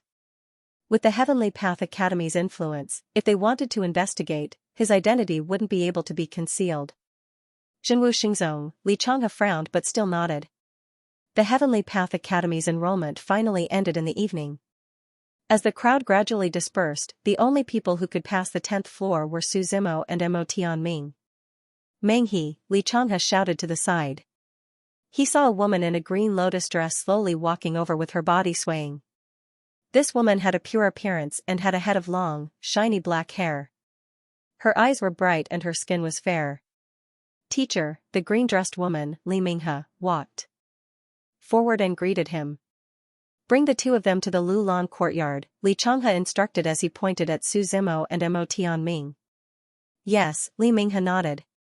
The white-haired old man, Xianxia, turned around and looked at Su Zimo and Mo Tianming with a smile. The two of you can rest in the Lulan courtyard tonight. I will discuss this with the other teachers. Tomorrow, I will assign suitable teachers to the two of you. Su Zimo nodded and didn't object. He was here to obtain the 9 songs divine fire. As for other matters, he didn't care. He didn't think much of the Heavenly Tao Academy, which he wanted to enter, since everyone was already badly battered. The two of you, follow me, Li Minghe said as he looked at Su Zimo and Mo Tianming. Then, he led the way into the Heavenly Path Academy. The gate of the Heavenly Tao Academy was 100 meters long. It towered into the clouds. A magnificent and majestic aura emanated from the gate. On both sides of the gate were 2 male statues. One of the men held a horsetail whisk and wore a Taoist robe. The other man stood on a green tiger and raised his right hand above his head. A saber intent condensed in his hand. These two are the founders of our Heavenly Tao Academy, Li Minghe explained. The one on the left is Ancestor Green Tiger, and the one on the right is Taoist I Chi. It is said that during the Desolate Era, the two of them were the pioneers of the Heavenly Tao Academy. He joined forces with others to establish this school. In that era where demonic beasts ruled over the world, drinking fur like it was blood. They wanted to nurture more talents for the human race. Mo Tianming nodded and said, worthy of admiration. Li Minghe continued, however, after great Emperor Zhenwu prospered the human race, our Heavenly Tao Academy began to educate everyone regardless of race. People from other races can also enter the academy. Vice Principal Li thinks highly of you. You have to work hard. Senior Li, if you have time tomorrow, can you take us around the academy? Su Zimo asked. He mainly wanted to find the location of the 9 melody divine fire, but it was not convenient for him to ask directly. He did not want others to think that he had ulterior motives. Li Minghe was silent for a moment before saying, well, let's see how the academy arranges for you first. If you have nothing to do, I can take you around. After entering the Heavenly Tao Academy, even though it was already dark, it was still very lively. Above their heads, there were countless islands and pavilions floating. Some people sat in the sky, absorbing the essence of the stars and moon. Some people flew on swords. There were also people riding ancient beasts, bringing with them a suppressive aura. The area of the Heavenly Tao Academy was vast, and as far as the eye could see, there were about 100,000 students here. The liveliness and the resources of the academy were something that no other academy on the Yuanyang continent could compare to. When they arrived at the Lulan courtyard, they saw that it was a quiet courtyard. There was a spirit gathering formation set up all around, and the spirit energy was very abundant. All kinds of flowers and trees were planted around. In the center of the courtyard, there were a few huge ginkgo trees. The walls of the courtyard were made of silver moonstones, and there were 3 rooms inside. It could be seen that the environment and the materials used were all of the best. "Alright, you guys can rest here tonight," Li Minghe said. "Thank you, Senior Li," Mo Tianming said gratefully. After watching Li Minghe leave, Mo Tianming turned to look at Su Zimo. He smiled and said, "So Brother Su is Jinwu Xingzong's heaven's pride. Sorry for the disrespect." "Brother Mo isn't simple either," Su Zimo laughed. When they were in the Heavenly Dao Pagoda, Su Zimo could clearly feel the mysterious energy in Mo Tianming's body. It was definitely Emperor Qi. After all, he had seen the God Emperor before, a true great emperor. This feeling could not be wrong. Everyone has their own secrets. I look forward to interacting with Brother Su in the future. As students of the academy, we must take care of each other. Mo Tianming smiled. The 2 of them chatted for a while before returning to their respective rooms.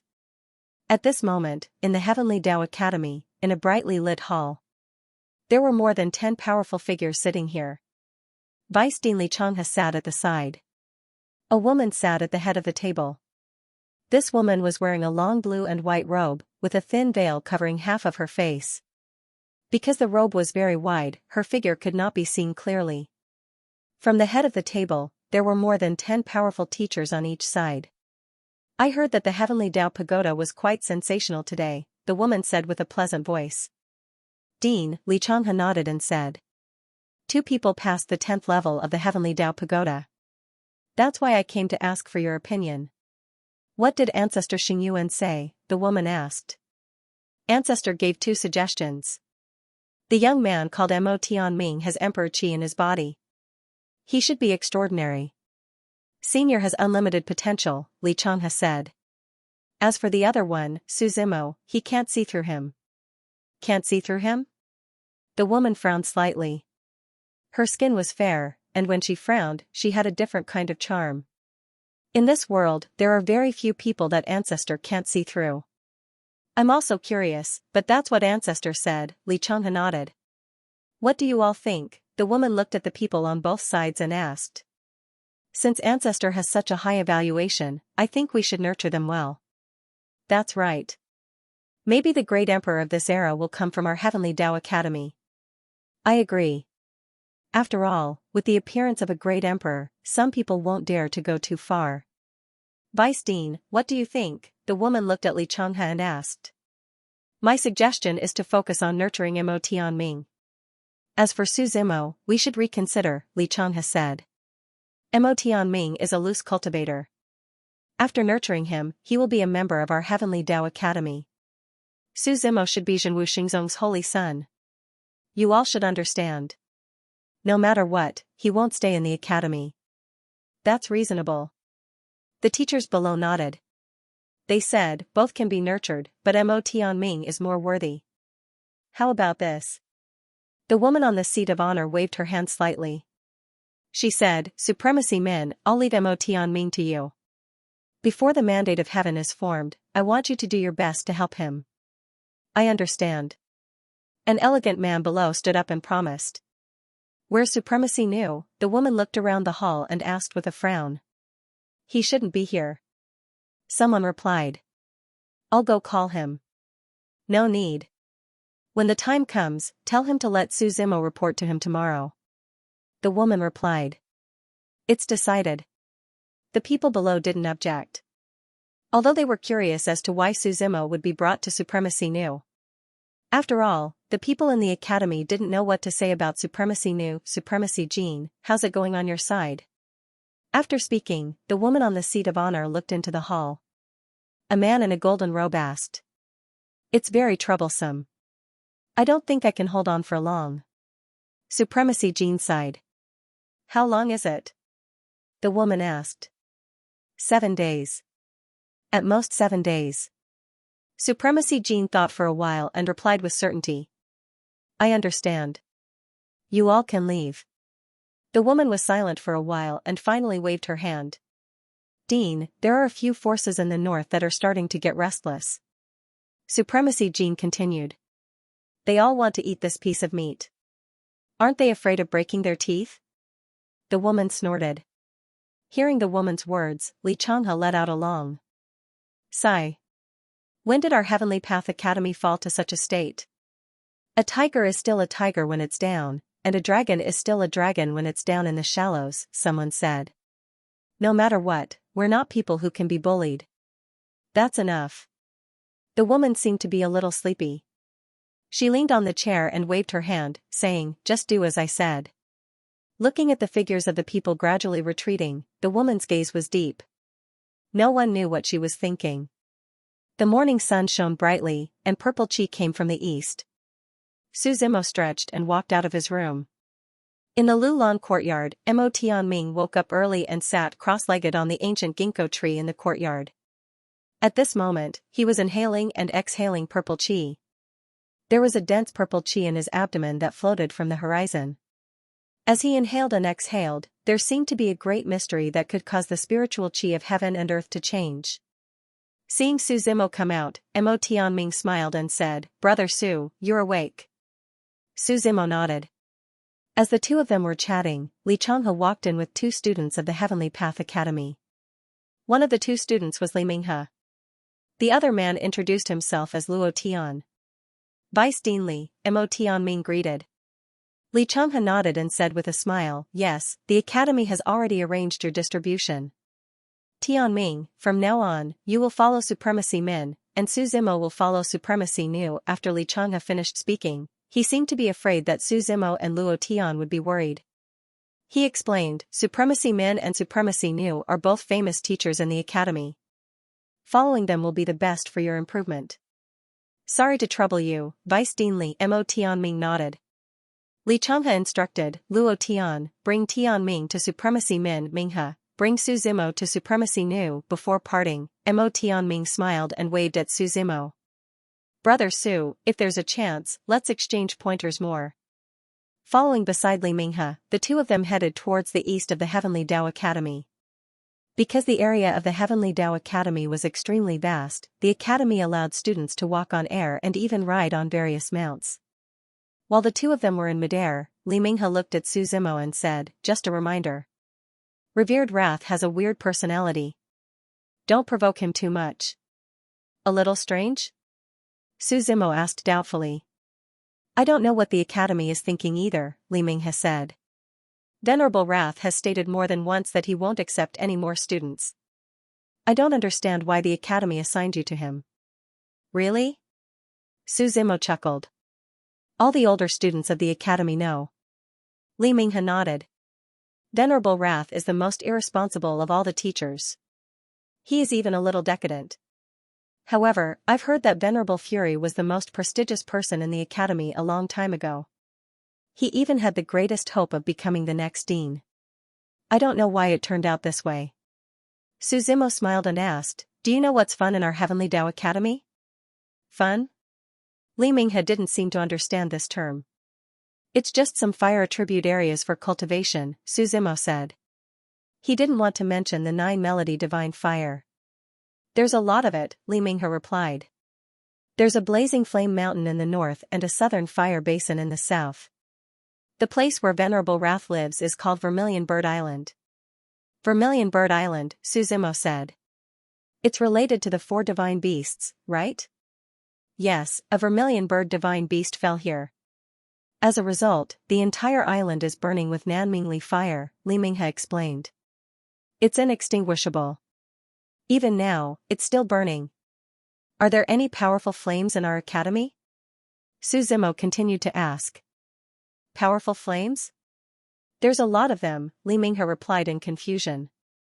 "There's Nanmingli fire, Nirvana flame, void cleansing purple flame. In short, our Heavenly Tao Academy is much stronger than you think." Hearing Li Minghe's words, Su Zimo sighed slightly. He felt that he couldn't understand anything from Li Minghe. He was completely naive. None of the topics he talked about were of interest to him. The two of them took about 10 minutes to reach the so-called Vermilion Bird Island. From afar, the entire island floated in midair, surrounded by dreamy blue flames. The entire sky was illuminated red by the flames. The raging flames grew around the island, but the flowers, plants, and trees on the island seemed to enjoy these flames. When Su Zimo and Li Minghe approached, they didn't feel the heat. It was as if the flames were ice cold. "We're here," Li Minghe said. "Later, act according to the situation. Venerable wrath isn't easy to deal with. You'll get used to it." Su Zimo smiled and nodded. He placed his hand in the Nanmingli fire and didn't feel any heat.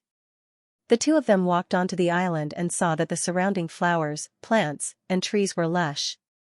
Wisteria spread around the gravel path in front of him. Greenwood trees and Chong eagle trees grew lush on both sides. What was strange was that there were no creatures here except for flowers, plants, and trees. It was as if there was a trace of death in the vitality. The two of them walked on the gravel path. The Nanmingli fire on both sides was like a wave, blowing up waves of flames around them. Bang, bang, bang. A sound came into their ears. It was as if someone was hammering iron. Su Zimo raised his head in confusion and saw that there was a shop in front of the small road. It seemed to be a blacksmith shop. The tattered flag was inserted in the gap of the door panel, swaying with the breeze.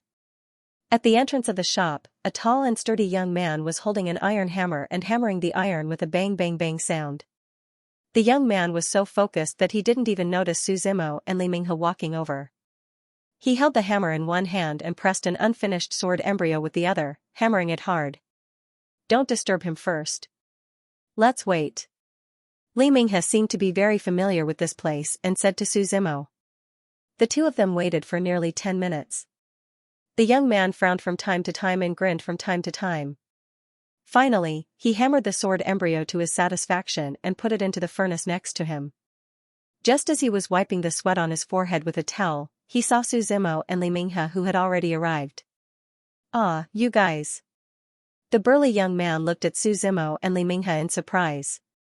"Sister Minghe, when did you come?" "I've been here for a few minutes." Li Minghe smiled. "I know your habit, so I didn't disturb you. Sorry to keep you waiting." The burly young man smiled apologetically. He said, "Sister Minghe, what's the matter?" "We're looking for Venerable Wrath," Li Minghe replied. "The academy has assigned a student and asked me to bring him here." Li Minghe pushed Su Zimo forward and introduced him with a smile. "Let's meet your new junior brother, Su Zimo. This is Venerable Nu's personal disciple, Xianxia." "Hello, senior brother Shi." Su Zimo greeted him as the Romans did. "Junior brother Su." The burly young man, Xianxia, was slightly stunned. Then he asked, "The academy recommended him? Does master know?" "He should know." Li Minghe nodded. "Otherwise, he wouldn't have asked me to bring him here." "Then wait here for a while." "I'll report to master," Xianxia quickly replied. Li Minghe explained as he looked at Xianxia's back. Xianxia is Venerable Nu's last personal disciple 100 years ago. His hobby is blacksmithing and he's usually very gentle. But if he's disturbed while blacksmithing, he'll be very irritable. "So you waited for more than 10 minutes without disturbing him," Su Zimo nodded and said. "Well, if you're here, you can come to me anytime if you have any questions," Li Minghe said. "Thank you, senior sister." Su Zimo smiled. "We're all from the same academy. There's no need to thank me." Li Minghe waved her hand. "I hope you'll remember the academy's kindness in the future. Don't be an ungrateful person." Su Zimo felt that there was a hidden meaning in her words, but he didn't ask further. It didn't take long for Xianxia to run back at top speed. He looked a little embarrassed. "What's wrong?" Li Minghe asked. "Master said he doesn't want to see you," Xianxia replied hesitantly. "But he didn't chase you away directly." "Then what should I do?" "I'll talk to the academy," Li Minghe frowned and replied. "Don't misunderstand. Master is like this," Xianxia quickly explained. "I think it's better to let junior brother Su stay on Vermilion Bird Island first. I'll slowly introduce him to master later. That's the only way." Li Minghe looked at Su Zimo and asked, "Is that okay?" "I don't care. I don't expect others to teach me anything." Su Zimo shrugged. "All right then. If you need anything, feel free to look for me." I'm in the bamboo cloud forest, Li Minghe said. Then I'll go back and report. After bidding farewell to Li Minghe, Shi Jian looked at Su Zimo and said, Junior brother Su, I'll take you to your place first. Su Zimo nodded. Within the Vermilion Bird Island, there was a valley. Fresh flowers bloomed in the valley, creating a sea of bright red. There were many caves inside. Junior brother, pick your own cave abode, Shi Jian said. You can take your pick of anything that's free here. Senior brother Shi, how come there isn't a single living creature on our Vermilion Bird Island? Su Zimo voiced out the doubts in his heart. This is the place where the vermilion bird fell. Firstly, the beast aura is too strong, so no living creature dares to approach. Secondly, Master likes peace and quiet and doesn't want to be disturbed, Shi Jian explained. I see. Su Zimo nodded. He randomly picked a cave abode in the valley. The environment here was not bad. The spirit energy was abundant, and the scenery was beautiful. However, Su Zimo's goal was the 9-melody divine fire. He looked at Shi Jian and asked, I heard from senior sister Li Mingru that senior brother Shi likes to forge weapons the most. That's right, Shi Jian replied excitedly. Seeing weapons and armor being forged by my own hands gives me a great sense of accomplishment. I also hope that many years later, others will be able to wield the weapons I forge and view them as an honor. Senior brother, you use the Nanming Li fire when forging weapons? Su Zimo asked. Yes. Because of Master, the Nanming Li fire on the Vermilion Bird Island is very close, so it's easy to use. Shi Jian nodded. But from what I know, the best flame for forging weapons is the 9-melody divine fire, right? Su Zimo probed. Senior brother, why don't you go and get it? Junior brother Su, you've just arrived at the academy, so there are some things that you don't know yet. Shi Jian smiled. I also dream of obtaining the 9-melody divine fire. However, this divine fire isn't something that anyone can obtain. What do you mean? Su Zimo asked curiously. The 9-melody divine fire was originally owned by one of the academy's founders, Ko Dan Laozu. After Ko Dan Laozu died, he left the divine fire in the academy, Shi Jian explained. Only those who have made outstanding contributions to the academy can obtain the divine fire. There's such a rule? Su Zimo frowned slightly. Our Heavenly Dao Academy has 100 treasures pavilion that contains many treasures. From the desolate era until now, it can be said to be an unimaginable amount of wealth. Shi Jian nodded. Those who have made contributions to the academy can enter the 100 treasures pavilion once and take out one item. The 9-melody divine fire is kept in the 100 treasures pavilion. I understand. Su Zimo nodded. He was just about to ask more about the 100 treasures pavilion when a rumbling sound suddenly came from the sky. He looked up and saw that the sky above the Heavenly Dao Academy was changing. Countless amounts of spirit energy were gathering and rioting. A large hand passed through the dense clouds and tore a hole in the sky. What's going on? Su Zimo asked in confusion. I don't know. Shi Jian's expression changed slightly and he shook his head. Following the appearance of the large hand, the entire Heavenly Dao Academy was in chaos. Whether it was the students or the teachers, they all looked up. A shout came from the depths of the academy. Who dares to barge into my Heavenly Dao Academy? Li Changhe wore a white robe and his white hair fluttered in the wind. He looked like an immortal as he stepped into the air. Brother Changhe, we meet again. A light laugh came from the sky. Then, a shadow walked out of the crack that was torn open by the hand. This shadow was transparent and his appearance couldn't be seen clearly. Only a vast and mighty aura was emitted from his body. The entire Heavenly Dao Academy was enveloped in his aura. Everyone could feel the pressure coming from him. Since you dared to come to our Heavenly Dao Academy, why are you acting like a coward? Li Changhe said mockingly. Brother Changhe, please don't be angry. The voice said. You will see us again in 7 days. Then let's talk about it in 7 days. What do you want to do now? Flaunting your strength? Li Changhe coldly snorted. I only want to advise you and these children because of our old friendship. The shadow calmly said. Leave the Heavenly Dao Academy and Heavenly Dao City as soon as possible. Otherwise, we will descend in 7 days. Rivers of blood will flow. You're courting death. Xianxia shouted. The horsetail whisk in his hand turned into a white stream of light, and with a strong power, it shot towards the shadow. Brother, there is no need to be so agitated. We will meet again. Following a burst of laughter, everything was annihilated by the white streak of light. The entire sky regained its calm once more. Xianxia stared at the disappearing figure in the sky and remained silent. After pondering for a long time, he turned around and left. After such a small interlude, the entire Heavenly Tao Academy was in chaos. The students discussed animatedly. What did the sudden appearance of the illusory figure and the words he said mean? There was actually someone in the Wushang region who dared to provoke the Heavenly Tao Academy. More importantly, Vice Principal Li seemed to already know about this. There was no response from the academy yet. If it wasn't for the sudden appearance, most people would still be kept in the dark. You really don't know? Su Zimo looked at Shijian and asked. I don't know. Shijian shook his head. I've always lived on the Vermilion Bird Island and am not interested in other things. Does our Heavenly Tao Academy have any enemies? Su Zimo asked. What enemies could there be?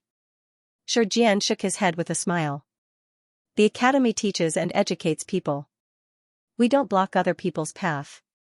How could there be any enemies? That's interesting. Su Zimo smiled. The two chatted for a while before Shijian returned to the blacksmith shop to forge his weapon. Su Zimo had nothing to do, so he walked around the Vermilion Bird Island. On the island, the Nanmingli fire illuminated half the sky. Countless flowers, plants, and trees grew vigorously and luxuriantly in the raging flames. Actually, from the moment he stepped on the island, he felt that this island was extraordinary. The ground he was standing on was not the island, but the back of the vermilion bird. This was because he could feel the weak heartbeat, the flow of blood, and the faint pressure in his meridians. All of this allowed Su Zimo to determine that the Vermilion Bird Island was the vermilion bird's main body. Su Zimo wanted to take a look at the vermilion bird's heart. According to his senses, Su Zimo passed through the dense bushes. The more he walked in that direction, the hotter the Nanmingli fire became. The temperature also became higher and higher. Pushing aside the dense branches in front of him, Su Zimo finally saw the scene in front of him. It was a sea of fire. A sea of fire formed by the real Nanmingli fire. There was a faint red color in the blue flames. There seemed to be the sharp cry of a vermilion bird coming from it. Beside the flames, there was a man sitting there. The man held a wine jug in one hand and leaned against a tombstone in the flames. At this moment, with the arrival of Su Zimo, the man's originally turbid and lifeless eyes suddenly opened. He looked at Su Zimo with a majestic aura. The surrounding Nanming primordial fire was also burning fiercely, and crackling sounds could be heard from it. Who are you? The man looked at Su Zimo, stood up slowly, and asked indifferently. I'm new here. The academy asked me to follow Venerable Rage, Su Zimo said with a smile. In fact, he had already guessed the identity of the man in front of him, but he did not expose him. Who told you to come here? The man asked coldly. If you leave now, you'll never be able to step foot in here again. That vermilion bird isn't dead yet, don't you want to save it? Su Zimo asked. Hearing Su Zimo's words, the man frowned slightly and was stunned for a moment. Then he smiled and said, Brat, do you know what you're talking about? Su Zimo did not answer directly. Instead, he plucked a leaf from the Tree of Life from his True Fate world. The leaf of the Tree of Life not only had the effect of longevity, but it also had the ability to heal injuries. But this leaf was too precious. In the past, only the Tian clan could possess it. After Su Zimo found it, the leaf of the Tree of Life could be said to have been completely lost. In the entire continent, only Su Zimo had it. But he would not easily give it to others. This leaf was very rare. The Tree of Life needed 1,000 years to grow such a leaf. The green leaf of life glowed. The moment the man saw this leaf, his pupils suddenly shrank. Can you give it to me?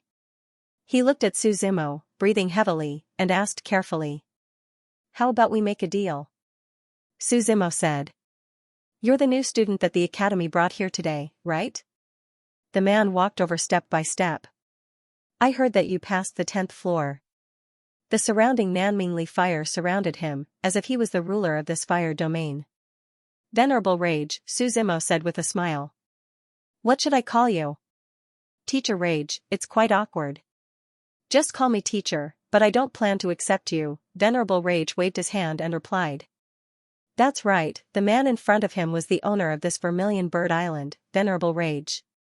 In the entire island, other than Shijian, there was only Venerable Rage. This was not difficult to guess. What kind of deal do you want to make? Venerable Rage asked. I think teachers should know how precious the leaf of life is, Su Zimo said with a smile. It's impossible for me to give it to you for free. I want to enter the 100 Treasure Pavilion. The 100 Treasure Pavilion is not a place that you can enter just because you want to. Venerable Rage shook his head. Then there's no room for discussion. Su Zimo directly put away the leaf of life. If you came in the past, I really couldn't do anything. Venerable Rage shook his head and laughed. But during this period of time, there might be a chance. It depends on whether you dare to seek riches in danger. What chance? Su Zimo asked in confusion. Venerable Rage raised his head and pointed to the sky above. Seeing Su Zimo frown, he continued, You should have seen the shadow that tore the sky apart just now, right? Su Zimo nodded. 7 days later, the Heavenly Path Academy will be in trouble. At that time, anything is possible, Venerable Rage said directly. He did not avoid it. When he talked about this matter, his expression was very normal. You want me to take advantage of the chaos to rob, Su Zimo said with a frown. No. Venerable Rage shook his head. Help protect the academy. If the academy is protected, you will be recorded as a great merit and can enter the 100 Treasure Pavilion normally. If the academy is lost, after it falls, I can take you to the 100 Treasure Pavilion. You can take whatever you want inside. Deal. Su Zimo thought for a while. Then he asked, Who are those people who attacked the academy? Why? Are you afraid? Venerable Rage asked with a smile. Not to that extent. Su Zimo shook his head. I'm just curious. There are actually forces in the Wushang region that dare to attack the Heavenly Path Academy. I'm afraid even killing immortalism has to be weighed. They're just a bunch of clowns. Venerable Rage snorted coldly. But sometimes, I have to admit that little ghosts are hard to deal with. If you don't want to say it, then forget it. Su Zimo shook his head. It's not that I don't want to say it. You'll know when the time comes. Venerable Rage shook his head slightly. Can you give this leaf of life to me now? After I enter the 100 Treasure Pavilion, I'll naturally give it to you, Su Zimo said. You don't believe me? Venerable Rage asked with a frown. Teacher, your words are strange. We've only met for the first time. Why should I trust you? Su Zimo smiled. I want to save this Vermilion Bird. Venerable Fury sighed. Then, he said, if we wait until the Heavenly Academy is destroyed, it will be too late for us to get the Leaf of Life. Give it to me first. I will definitely keep my word. This Vermilion Bird is very important to you? Su Zimo asked. Yes, very important, Venerable Fury said without hesitation. Su Zimo walked into the sea of flames of the Nanming primordial fire. The demonic aura around him surged, forming a layer of barrier outside. When he slowly came to the front of the tombstone, there were a few words engraved on it, Tomb of my beloved wife, Nan Yu. Your wife? Su Zimo asked curiously. Why are you asking so much? Venerable Fury said gloomily. If you don't want to give it to me, then forget it. Then I'll trust you this time, Su Zimo said. No matter what, I have to enter the 100 Treasure Pavilion. Seeing Su Zimo take out the Leaf of Life again, Venerable Fury took a deep breath. Don't worry, I will definitely keep my word. Even if I have to sacrifice my life, I will help you enter. I don't know if a Leaf of Life can save this Vermilion Bird in its current condition, Su Zimo said thoughtfully. If the Vermilion Bird had just been injured, this Leaf of Life would probably be enough. However, this Vermilion Bird had been here for nearly 100 years and its body had already decayed. This was also thanks to the Vermilion Bird being a divine beast. The Nanmingli fire was inextinguishable and could burn anything. In addition, with Venerable Fury's care over the years, it was able to survive. Then do you have any ideas? Venerable Fury quickly asked. Let me take a look first, Suzumo said. Venerable Fury nodded. Under Venerable Fury's lead, the two of them walked into the depths of the Sea of Fire. The Sea of Fire was like rolling clouds. It separated from the middle, leaving a spacious path. When the two of them walked to the innermost part, they saw a crystal platform in front of them. This crystal was naturally formed. It was sparkling and translucent, exuding a rich spiritual energy. A blood-red heart shrouded in white flames was stored in the crystal. Thump, thump, thump. The faint sound of a heart beating could be heard. There were many flowers and plants planted in the surroundings, all of which were used to enhance one's vitality and vitality. Suzumo slowly walked in front of the heart. Demonic chi surged from his hands and covered the heart. Looking at Venerable Rage's worried eyes, he smiled and said, I'm just checking. Nothing will happen. Suzumo examined the vermilion bird's heart for a while, and discovered that the beating of the vermilion bird's heart was already very weak. She was much more fragile than he had imagined. Moreover, many of the blood vessels in the heart had already died, so it was impossible to connect to the outside world. Now that it was an independent entity, it would be very difficult to use it to revive the vermilion bird. Difficult? How is it? Venerable Fury sighed and asked. He can be saved, but it will be difficult, Suzumo said. You can save him? Venerable Nu's eyes glowed as he asked somewhat excitedly. In fact, he couldn't do anything about it. He only wanted this leaf of life with the mentality of trying. The vermilion bird is of the fire attribute. It is the guardian beast of the extreme south of the earth, Suzumo said. Although its natal true fire doesn't have the effect of rebirth like the phoenix's nirvana flame. However, with the help of this leaf of life, it is not impossible to be reborn from the fire. What should I do? Venerable Fury asked quickly. Prepare a large array to absorb the power of the sun.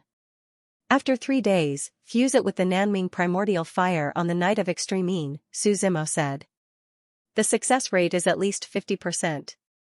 As for what array to use to absorb the power of the sun, it's your business. I understand. Venerable Fury nodded slightly. Okay, if there's nothing else, I'll take my leave first. Suzumo waved his hand. I'll come back in 3 days. Looking at Suzumo's back view, Venerable Fury didn't stop him. Instead, he silently said, thank you. After leaving the Sea of Fire of the Nanming primordial fire, Suzumo returned to the smithing shop.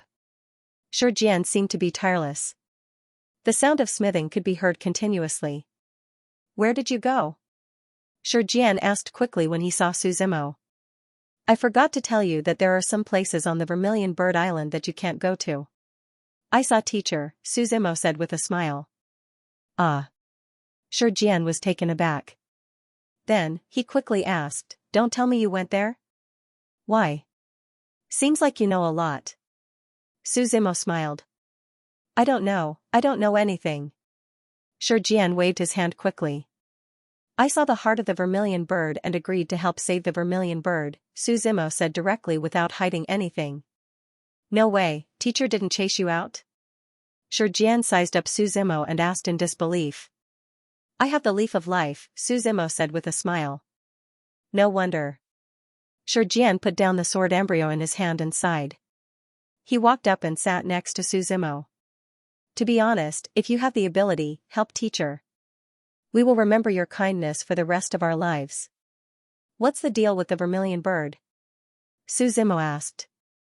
To be precise, it should be our teacher's wife, Shijian said. Looking at Suzumo's confused expression, Shijian fell into deep thought. Our Heavenly Tao Academy doesn't discriminate in education. Apart from humans, there are also demons, gods, Taoists, giants, and even Guming.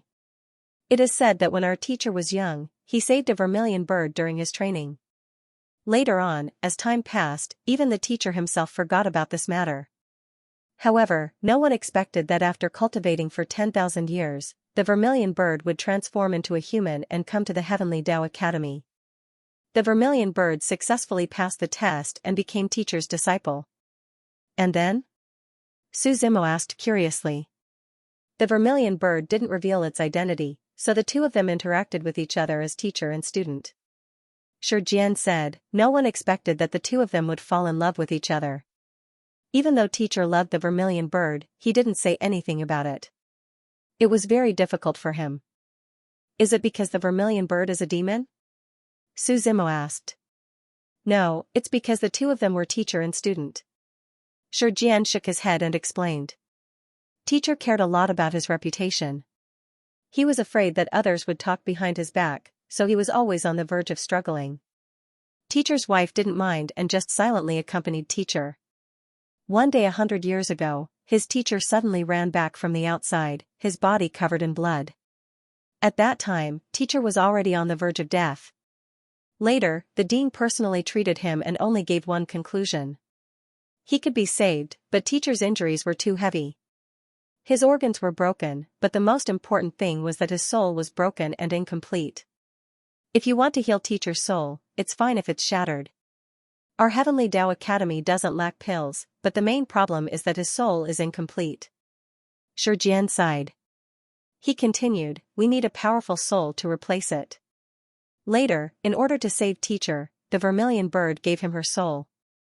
So that's how it is. Suzimo nodded slightly. Without its divine soul, the vermilion bird fainted. Only then did teacher remember that he had once saved this vermilion bird. Xianxia said, teacher used to be very gentle.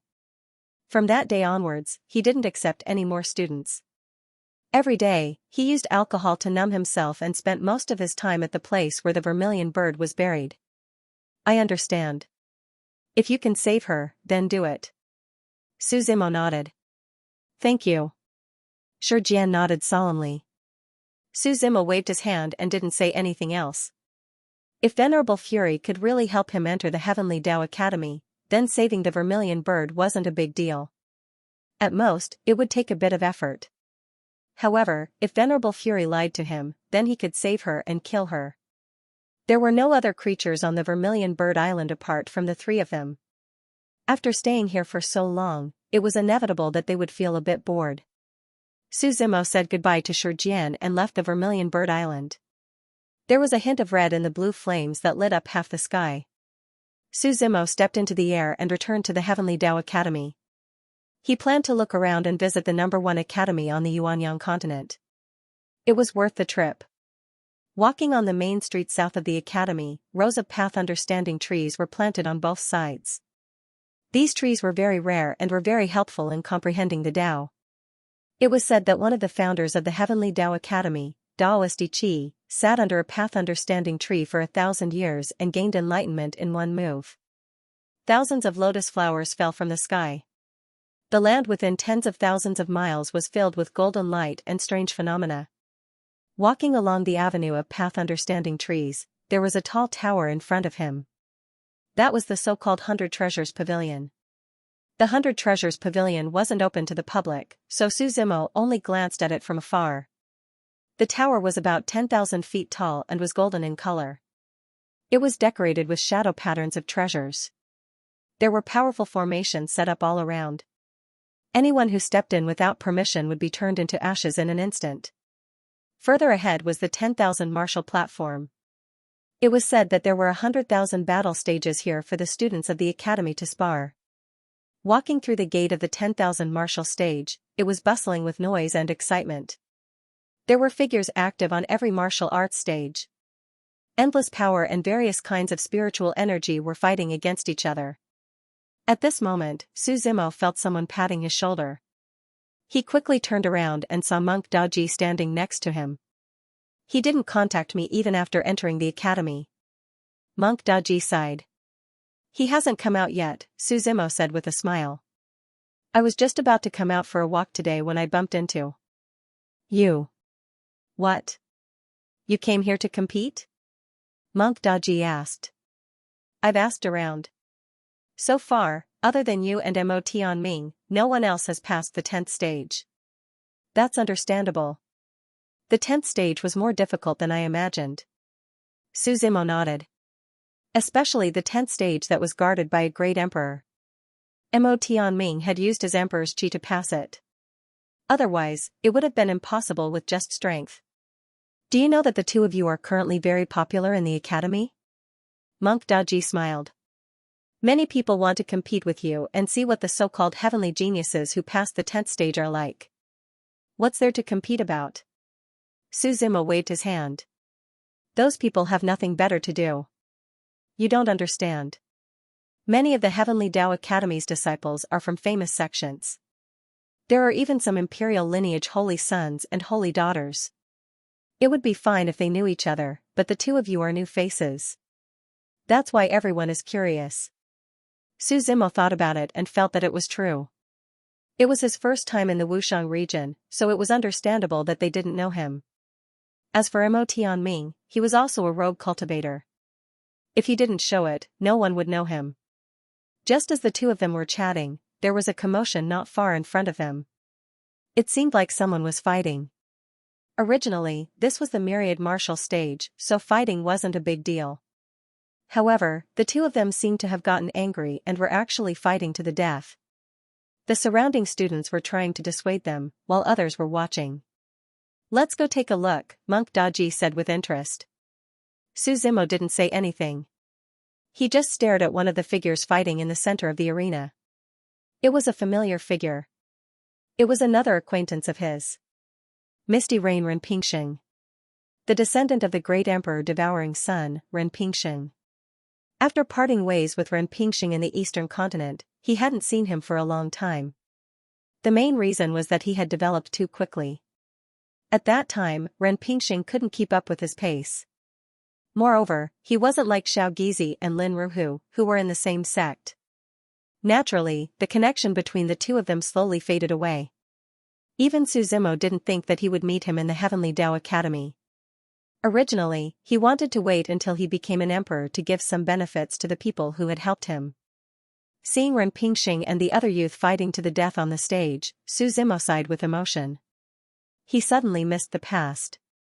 However, he wasn't like Monk Daji, who had surrounded the entire stage. Instead, he sat on a chair far away and watched the battle with interest. This year's new students don't know the rules, the azure-robed youth coldly snorted. Respect is mutual, Wang Lang. You're just Zhang Chuangui's dog. Why should I talk to you about the rules? Renpingsheng coldly said. Courting death, the youth called Wang Lang glared at Renpingsheng with a gloomy gaze. If you want to fight, then let's fight. I'm not afraid of you, Renpingsheng indifferently said. Do you dare to fight to the death? Or are you just a cowardly tortoise like before? Wang Lang was so angry that his face turned red. He turned his head and looked at the group of people behind him. There were both men and women in this group, and each of them had an extraordinary bearing. With a single glance, one could tell that their background wasn't small. Among them, a youth wearing a blue gown with a resolute face nodded slightly. The aura around him was domineering. Standing in the crowd, he was somewhat isolated and very conspicuous. Seeing the youth's instructions, Wang Lang turned his head.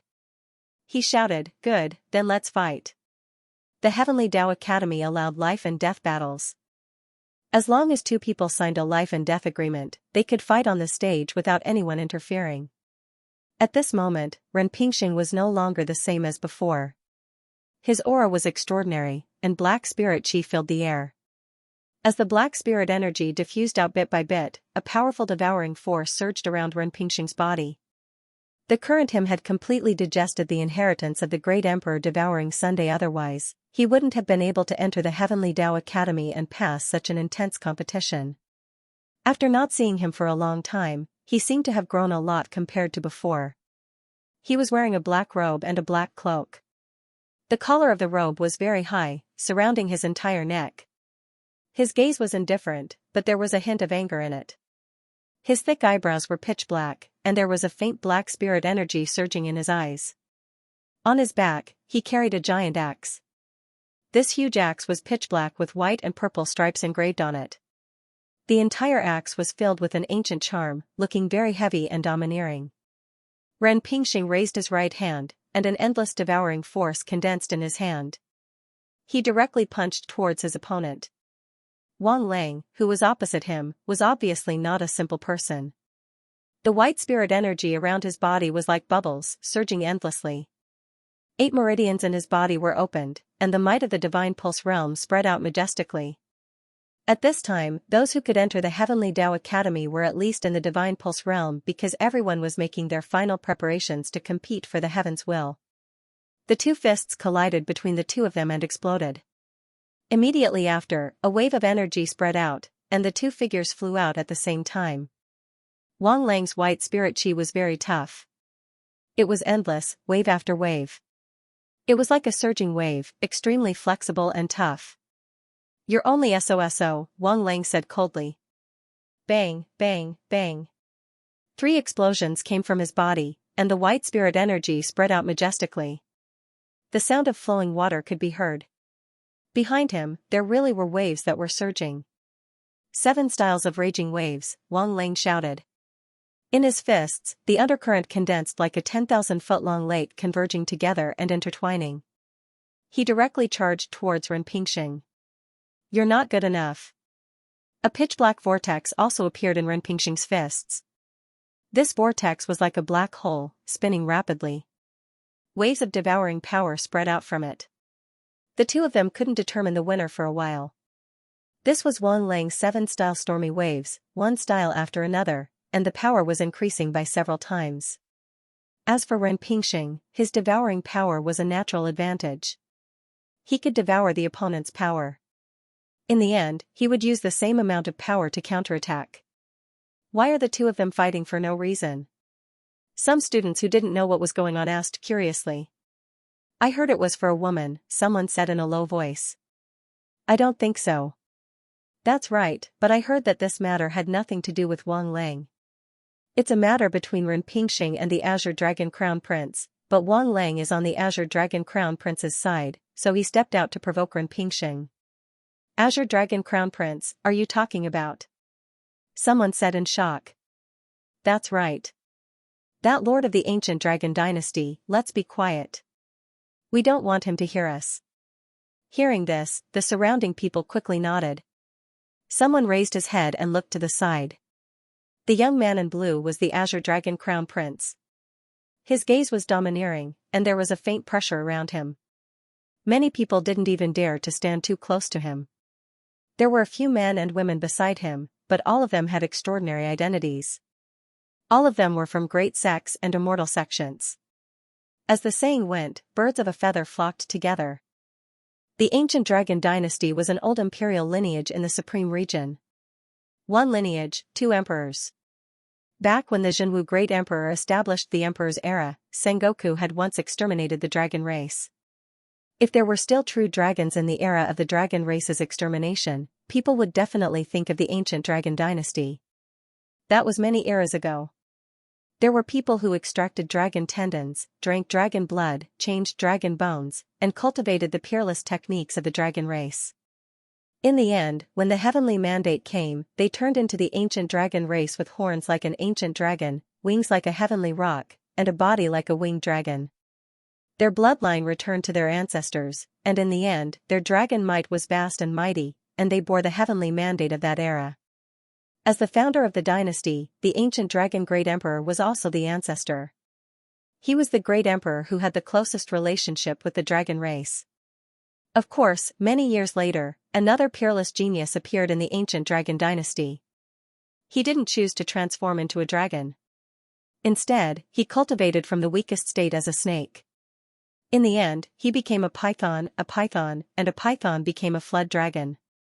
Just as he was about to transform from a flood dragon to a dragon, no one expected that man to cripple his cultivation for some unknown reason. That man was the Canaan Great Emperor. The story of the Canaan Great Emperor was very long, and the students who were discussing the history of the ancient dragon dynasty didn't have time to discuss it. At this moment, the battle stage had already changed. Both of them opened their true fates at the same time, and a boundless pressure came crashing down. Wang Lang's true fate was a bloodthirsty ghost shark. Because his spirit chi was of the water element, it was perfectly compatible with this creature. The ghost shark looked at Ren Pingxing with its hazy eyes. It was surrounded by raging waves, and the endless waves were crashing violently. The entire space on its body was torn open. Ren Pingxing didn't want to be outdone either. He had inherited the inheritance of the sun-devouring great emperor. He had carved the sun-devouring axe into his true fate. The shadow of the sun-devouring axe on his back soared into the sky. The axe was sharp, heavy, and tough. It wasn't just the sun-devouring axe on his back. He slowly took out the sun-devouring axe on his back. At this moment, sand and pebbles flew everywhere, and an endless pressure gathered and surged with more and more devouring power. Ren Pingxing slowly picked up the sun-devouring axe. The true fate behind him also surged and merged with him. In an instant, an endless amount of suppressive power erupted. Everyone present felt suffocated. Back then, my ancestor dominated an era. No one in the 5 regions and 5 continents dared to disobey him. Ren Pingxing's gaze was deep. His calm voice was filled with pride and dominance. Today, the younger generation is useless and can no longer inherit this glory. However, it's not something a petty person like you can do as you please. As soon as he finished speaking, the sun-devouring axe charged over with a powerful pressure. The axe instantly grew dozens of times larger. Every move seemed to make the world lose its color, and even the sun in the sky seemed to be covered. Boom! Boom! Explosions rang out. The surrounding void couldn't withstand the pressure and shattered before the attack even started. The sun-devouring axe fell, and a large part of the void collapsed. Wang Lang's expression changed slightly, but the true fate bloodthirsty ghost shark behind him still roared and charged over. Another boom rang out, and everyone felt as if their eardrums were about to burst. The devouring power on the giant axe grew stronger and stronger. The ghost shark was also roaring. Who do you think will win? Just as Su Zimo was engrossed in watching the battle between the two, a gentle voice suddenly rang out from the side. Su Zimo was stunned for a moment and quickly turned to look. He saw a woman sitting next to him. This woman was wearing a white dress that was spotless. Her temperament was like that of a fairy, pure and holy. She was a beauty that was pleasing to the eye. She had an oval face and a high nose bridge, similar to that of a woman from the West. Her thin lips were painted a light red. However, her eyes were as calm as water, making one unable to see through her.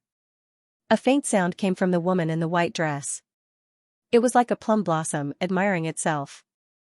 The long dress fell to the ground and slowly spread out like a lotus flower. Her skin was fair, and at a glance, it was the kind that could be broken by the wind. Why aren't you talking? The woman looked at Su Zimo and asked with a smile. Do we know each other?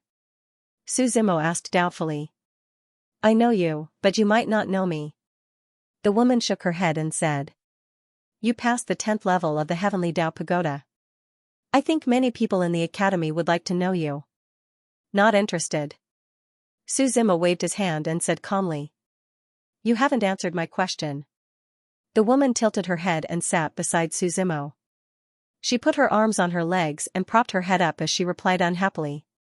I think highly of Ren Pingxing. Su Zimo replied calmly. Why? The woman in the white dress continued to ask.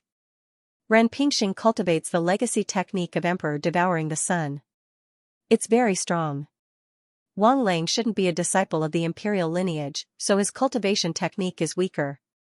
Su Zimo said, moreover, their foundations are different. Ren Pingxing is obviously stronger. I heard that you're from Zhenwu Zone.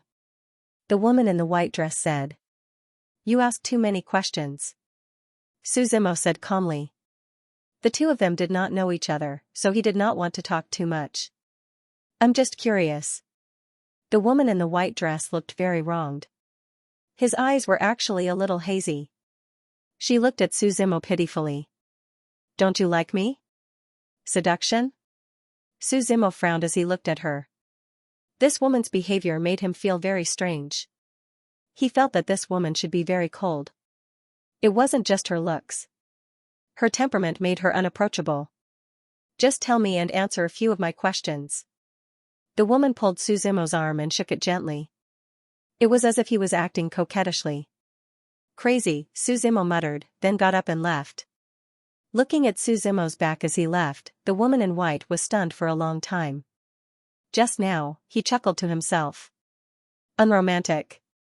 That's going to be difficult. On the battle stage, Ren Pingxing held the sun-devouring axe in his hand as if a true great emperor had descended. The devouring power surrounded him. Wave after wave of aura stronger than the previous one rushed over. Wang Lang could only passively defend. His body was already drenched in blood. The true fate ghost shark behind him was also struggling with all its might. Boom! Boom! Boom! Explosions sounded on the battle stage. The battle stage was made of heavenly Dao crystals. It could even withstand the attacks of Ascension immortals. As a great emperor true weapon, the sun-devouring axe still had great emperor might. Moreover, it had been tempered by the mandate of heaven and had an advantage over many other weapons. Another explosion sounded. Wang Lang couldn't dodge in time. The sun-devouring axe's huge blade landed a few centimeters away from his head. He could even feel the pressure from the axe and the suffocating feeling of death. Wang Lang, who was still holding on, couldn't help but shout to the people below the stage, "Crown Prince, save me." Everyone knew that he was asking the Azure Dragon Crown Prince for help. They were also curious about the Crown Prince's reaction. "Ao Nan, try not to get involved in this matter," someone reminded him. A life-and-death battle and a life-and-death agreement were difficult to deal with. It was different from a normal battle. The Azure Dragon Crown Prince's real name was Ao Nan. His expression was ugly as he pondered over his gains and losses. If he got involved, it would be very troublesome. But if he didn't, everyone would know that Wang Lang was working for him. If he rashly abandoned him, how would others look at him in the future? Who would dare to work for him? Enough. Seeing that the sun-devouring axe had already forced Wang Lang into a corner and had nowhere to retreat, a shout suddenly sounded from the side. This shout faintly sounded like a dragon's roar. This caused Ren Pingxing's head to tremble for a moment. His hand slowed down, allowing Wang Lang to narrowly escape this calamity. "The Azure Dragon Crown Prince has made his move," someone said with interest. "This is going to be a good show." Ren Pingxing and Wang Lang were both nameless people in the academy. Their battle was actually not very interesting. But if a holy son of the imperial lineage was dragged into this mess, many people would be happy to see it. Only then would it be interesting. Azure Dragon Crown Prince Ao Nan looked at Ren Pingxing and said indifferently, "Stop here." Ren Pingxing raised his head and looked directly at Ao Nan without any fear. "You broke the rules of the battle." A third party was not allowed to interfere in a battle of life and death between two people without the consent of the two involved. This was the Academy's rule. If one broke the rules, they would be punished according to the consequences. In the Heavenly Dao Academy, everything was equal. Even a holy son of the imperial lineage could not escape punishment. Of course, this so-called equality was only as much as possible. Just like how no matter how things changed, people were divided into different grades and ranks. True equality did not exist. It did not exist in reality, nor did it exist in theory. Ao Nan did not answer the question directly, but continued with a fierce look. "I said, stop here." Ren Pingxing frowned slightly. Ao Nan had indeed broken the rules, but the Academy's punishment would not be too heavy. Because he was not injured, the punishment would be based on the conclusion of the matter. "What? You're not convinced?" Ao Nan said indifferently. "Why don't I compete with you? If you have the ability, fight with me. A battle of life and death will not end until one of us dies." When he said the words "not end until one of us dies," his tone was filled with killing intent. Anyone could feel the killing intent in the air. "Pingxing, don't accept his challenge." At this moment, a female voice sounded from afar. A pretty girl wearing a purple coat hurriedly ran over. This girl's face was pale, as if she had just recovered from a serious illness. She had long hair tied behind her back with a purple ribbon. It was a braided ponytail. Her gaze was filled with worry. Seeing the girl appear, the spectators below also became lively. "It's her, right?" "That's right, she's the one the Azure Dragon Crown Prince and Ren Pingxing are arguing about." "This is interesting, but this girl looks very ordinary." "That's where you don't get it. Sometimes, liking something isn't just about looks." "I know that very well." Someone chuckled. Everyone looked at this woman and started discussing. "Pingxing, come down. Let's go." the woman yelled out. Xiao, why are you here? Ren Pingxing's face changed. He hurriedly replied, why aren't you resting in your room, your body? If I didn't come out, how long more were you guys going to mess around? Xianxia replied. Come with me. I don't want to hold back anymore. Ren Pingxing went silent for a while before turning around to look at Ao Nan. He said calmly, I'll fight with you. But right now, it's my fight with him. Wielding the sun-devouring axe, he walked towards Wang Lang step by step. Azure Dragon Crown Prince, save me. Save me. Wang Lang retreated step by step and yelled out. Right now, he no longer had any fighting spirit. All he wanted was to get out of this place alive. At the same time, he was blaming himself for his rashness. The Azure Dragon Crown Prince frowned. Unless both parties stopped, there was no way he could stop this life and death battle with so many people watching. But of course, he didn't really want to stop it. He was just expressing to everyone present that he had tried his best. But there were some things that he couldn't help. Wang Lang was still begging for help. However, Ren Pingxing's aura was frightening as the sun-devouring axe in his hands continued to release devouring powers. Let him go and we'll fight. The Azure Dragon Crown Prince said calmly. Didn't you want me to not disturb Xianxia? Even if you kill him, it's useless. I'm the root cause. Hearing the words of the Azure Dragon Crown Prince, Ren Pingxing frowned. That was right. Killing Wang Lang was useless. After all, he was just a lackey. As long as his master was alive, there would never be fewer lackeys. If you're scared, I'd advise you to back off. The Azure Dragon Crown Prince continued. The one who's suitable for Xiao is me. Otherwise, you'll end up with a ruined reputation. Ao Nan, what are you talking about? I'm not interested in you. Xianxia looked at Ao Nan coldly. Feelings can be nurtured. I have all the time. Ao Nan laughed out. Our ancient dragon's dynasty is an imperial lineage. Don't you know what kind of status you have, Ren Pingxing? What right do you have to compete with me? You don't even have the courage to face me head-on. Hearing the Azure Dragon Crown Prince's words, some of the spectators began to discuss in low voices, whether intentionally or not. His voice was neither loud nor soft, just loud enough for Ren Pingxing to hear. Hiding behind a woman's back? I think it's better for you to quit. That's right. If he needs the protection of a woman, what right does he have to fight with the Azure Dragon Crown Prince? Since I'm destined to fail, I might as well give up early and not delay others. Ren Ping's face was pale with anger, and the sun-swallowing axe in his hand fell heavily. With a roar from his throat, he chopped his opponent into two halves. He turned to look at the Azure Dragon Crown Prince. He said indifferently, Get up here. You want to fight to the death with me? The Azure Dragon Crown Prince was stunned for a moment before asking. Yes, Ren Pingxing replied calmly. Pingxing, what are you doing? You're no match for him, Xianxia shouted anxiously. Xiao, this is my dignity, Ren Pingxing turned around and said. I want to take back my dignity. Even if I have to pay with my life, I won't hesitate. Ren Pingxing, you bastard, Xianxia shouted in grievance. If you die, I won't live alone either. Hearing the two's words, the Azure Dragon Crown Prince seemed to be a little jealous. He directly threw the life and death contract in his hand over. He said, if you dare, then sign it. Otherwise, if you see me in the future, take a detour. Just as Ren Pingxing was about to sign it, a chuckle suddenly came from afar. Pingxing, long time no see. Hearing the familiar voice, Ren Pingxing was stunned. His pupils suddenly shrank, and he raised his head in disbelief.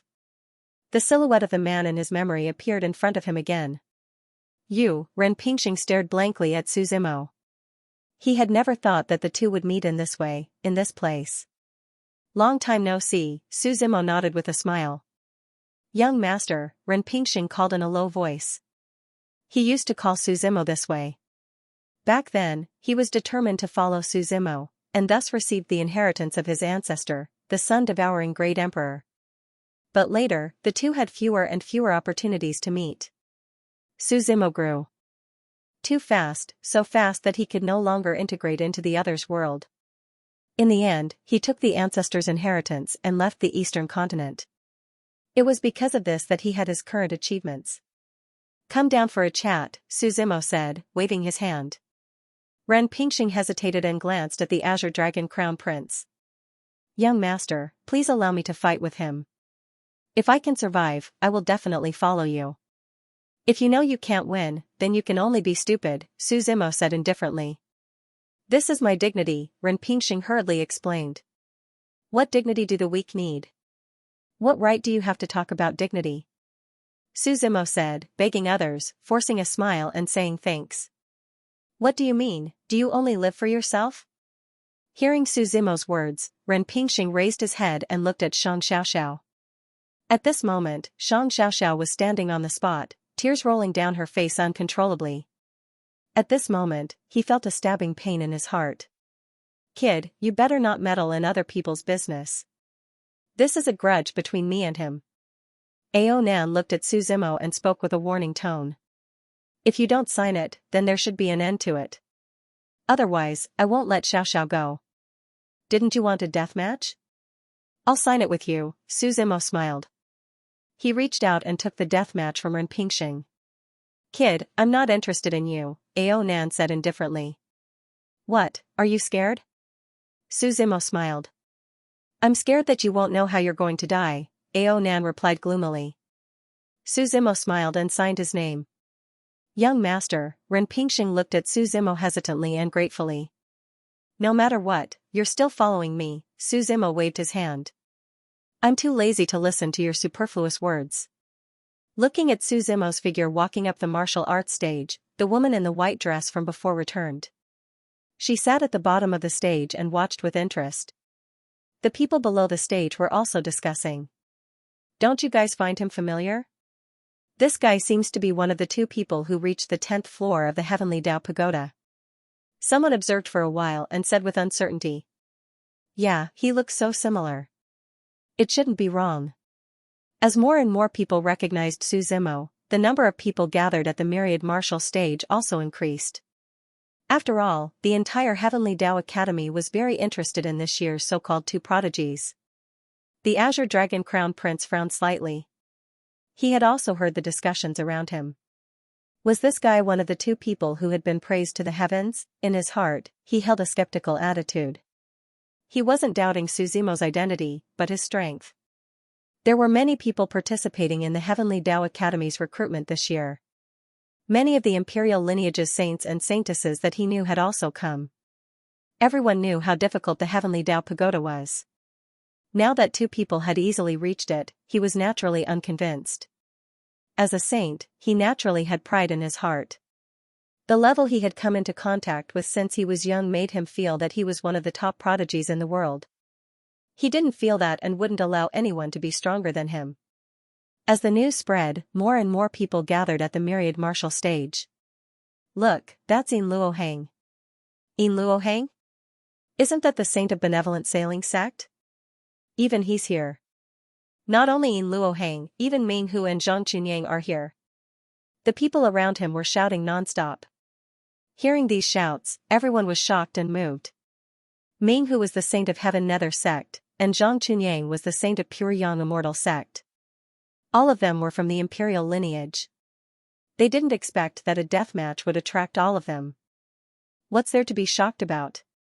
Suzimo and Aonan, one is the imperial lineage's saint. The other is a prodigy who recently reached the 10th level of the Heavenly Tao Pagoda. A death match between the two means that one of them will die. How can everyone not come? Someone explained, everyone wants to know each other's strengths so that they can be prepared. This deathmatch is the best stage. In short, many students were discussing. Most of the people gathered here were new students who had just entered this year. But gradually, many of the older students came over with curiosity in their hearts. Azure Dragon Crown Prince, do you dare to go up? Heaven Nether sect's holy son Ming Hu laughed from the side. Don't tell me you're afraid of him. Ming Hu, don't you think your provocation is very low level? Aonan said indifferently. But you're buying it. Ming Hu laughed. Don't you agree, Zhang Chunyang? The holy son of the Pure Yang Immortal sect, Zhang Chunyang, nodded with a faint smile. He said, Ao Nan, why don't we go up and give it a try? I don't believe he's that strong.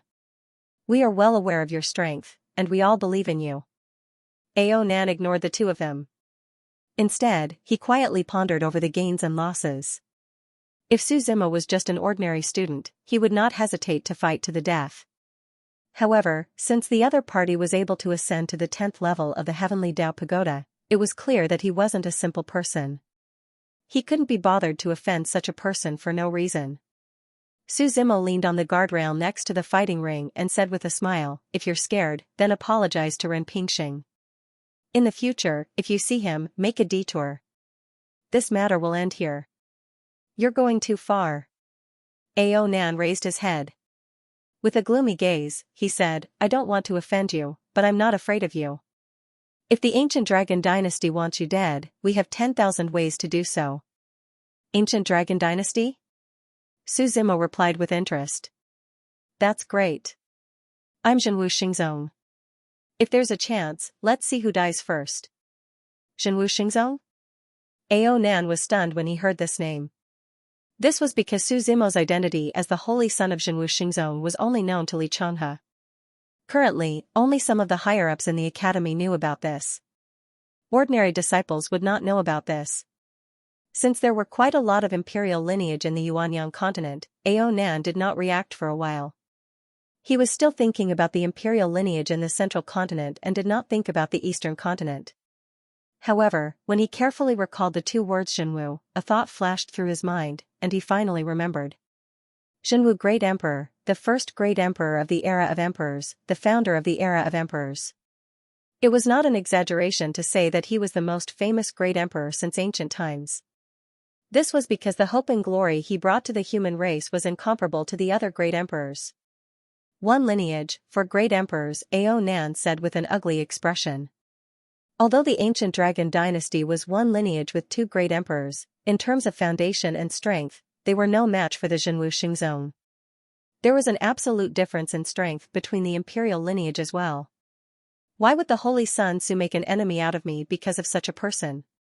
Ao Nan's expression softened slightly. He asked, as far as I know, he's just an itinerant cultivator.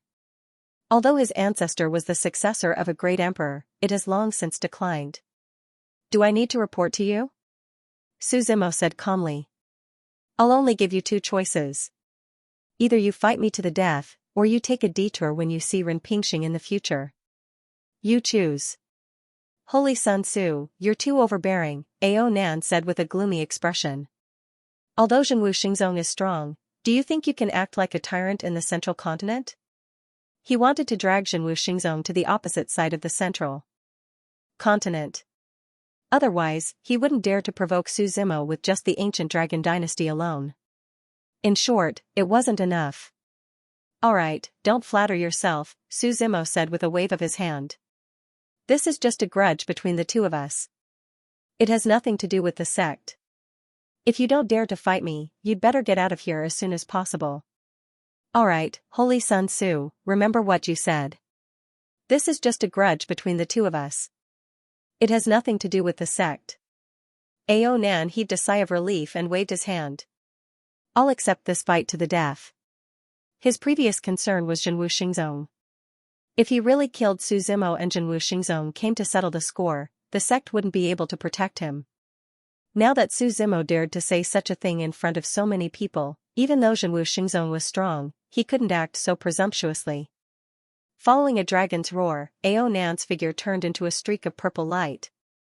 In the next moment, he appeared in the arena. Please enlighten me, Ao Nan said calmly. Since it's a fight to the death, let's fight to the death. There's no need to enlighten me. Su Zimo waved his hand. He couldn't be bothered to talk nonsense with the other party. He clenched his right hand into a fist, and endless spirit energy condensed towards the other party. Ao Nan didn't back down either. His right hand was covered with a layer of purple scales. There were lightning flashing on it. The two fists collided. Ao Nan's power was extremely domineering. He was like a peerless dragon. The lightning exploded, and the two of them actually took a few steps back. Ao Nan frowned slightly. He could feel that the other party was testing him. testing his power. In the next moment, Suzimo's lips curled into a smile. Demonic energy surged around his fist, and dense demonic clouds rolled. The boundless space around him shattered, and another punch with a powerful might came slashing over. As soon as Ao Nan's right fist came into contact with the force, the scales on the surface of his skin completely exploded. A powerful force exploded, followed by the explosion of his scales. His flesh and blood burst open, revealing the white bones underneath. Ao Nan's figure was also sent flying, crashing heavily into the guardrail of the battle arena. Pung! Everyone's heart jumped when they saw this. The few imperial lineage saints below frowned slightly. They were well aware of Ao Nan's strength, but now, he was so weak. At this moment, in the battle arena, Ao Nan wiped the blood from the corner of his mouth and slowly stood up. You're courting death. He looked coldly at Suzimo. His purple robe fluttered in the wind, and a powerful force burst out from his body. It faintly carried the suppression of a dragon's might. That's all you've got? Suzimo chuckled. Clang! The tyrannical shadow unsheathed itself from behind him. Suzimo directly used the Dao-seeking style and charged forward with a fierce blade intent. On the other side, Ao Nan could only hear the sound of bones cracking. The surface of his body began to be covered by layers of purple dragon scales. The dragon scales were like armor, covering his entire body from head to toe. At this moment, although Ao Nan was not a true dragon, he was definitely similar to a dragon man and had the might of a dragon. Looking at the incoming tyrannical shadow, Ao Nan raised both his hands, intending to take the attack head-on. On the surface of the dragon scales, purple thunderbolts crackled and exploded. Boom! The blade intent and lightning spread out at the same time. A powerful force surged out from the tyrannical shadow. I have the body of a divine dragon, how can you compare to me? Ao Nan snorted coldly. Lightning strike massacre. As soon as he finished speaking, he saw the lightning on his body begin to condense. An endless stream of lightning was rampaging. It formed a tadpole-shaped mark that floated in midair. Then, endless lightning rained down from the mark, turning into a thunderstorm, mountains, and rivers. It struck towards Suzimo in a crushing manner.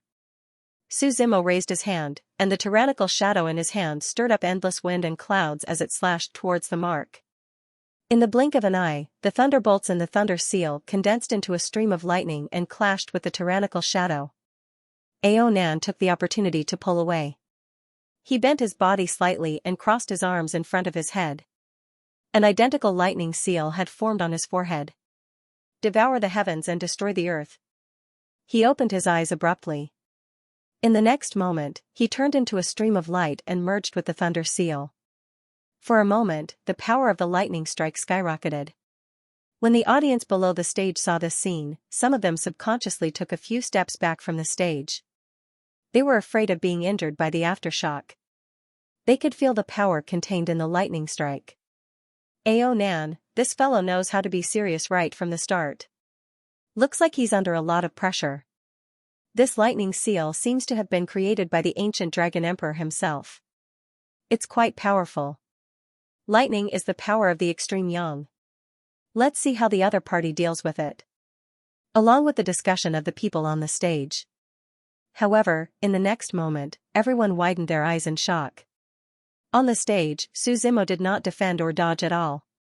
Just like that, he forcefully withstood the lightning. The lightning seal floated high in the air, and endless thunderbolts fell on Suzimo's body. Not only did it not destroy his body, but Suzimo even looked calm and did not even frown. It was as if he could not feel the pain. This fellow, the woman in the white dress below muttered softly. He's looking down on others. I thought you were strong. Suzimo shook his head in disappointment. The tyrannical shadow was raised high above his head. Endless sword intent and power gathered and slashed at the nirvana void. Half of the sky was annihilated by the sword. Naturally, the lightning seal that was floating in the air was included. In the next moment, there was an explosion and the sky where the lightning seal was completely collapsed. A scream was heard. Ao Nan's figure flew out from the center of the explosion. When the crowd saw this, they looked at each other and did not know what to say. At this moment, Ao Nan's dragon scales were shattered and he looked very miserable. There was not a single piece of intact flesh. The holy son of the imperial lineage is just like this, Suzimo said. Ao Nan raised his eyelids slightly. This time, he did not say anything to Suzimo, which was rare. He lowered his head and looked at his severely injured body. His expression was very calm. A very special spiritual energy gathered around his body. Suzimo frowned slightly. This spiritual energy was different from the spiritual energy he had encountered before. It had a very strong beast aura. It was as if it was not spiritual energy, but real demonic energy. Legend has it that Ao Nan inherited the inheritance of Emperor Canaan. It seems to be true now. Yes, this demonic energy is the demonic spiritual energy unique to Emperor Canaan. Ordinary people can't cultivate it. Some of the people below who knew the inside story discussed with interest. Suzimo raised his head and saw that Ao Nan's entire body had begun to change. The dragon scales on his body began to change. From the original purple and large scales, they gradually became more condensed and small. Immediately after, Ao Nan's legs turned into a tail. His body also began to change. 2 rays of black and white light shot into the sky from his body, dyeing the entire sky black and white and dividing it into 2. This is a python? Suzimo looked at the other party's little changes and said in surprise. He originally thought that the other party would transform into a dragon. After all, the dragon race was one of the oldest and most powerful demonic races. They were many times stronger than pythons. The entire sky changed color, and Ao Nan's body continued to transform. Along with the transformation of his body, his head also began to change. An extremely stifled low growl was heard. It did not sound like a human's voice at all. In the next moment, the roar sounded one after another. Suzimo suddenly felt the pressure increase tremendously. Moreover, a bloody storm was coming. The thick smell of blood filled the air. What's that? Some of the spectating students looked at the changes on the stage in surprise. At this moment, Ao Nan had disappeared and was replaced by a huge 2-headed python. This 2-headed python was 100 meters long. The scales on its body were black and white and intertwined. The scales were arranged in rows and rows, and they were very compact and hard. The most eye-catching thing was its 2 heads. One of the heads was like a prehistoric giant beast. It was very fierce and violent. The other snake head was especially terrifying. There were many small snakes circling around it. It was like its hair. It was densely packed and looked like it had trypophobia. 7-colored sky-devouring python and 9 abyss deep-ground python.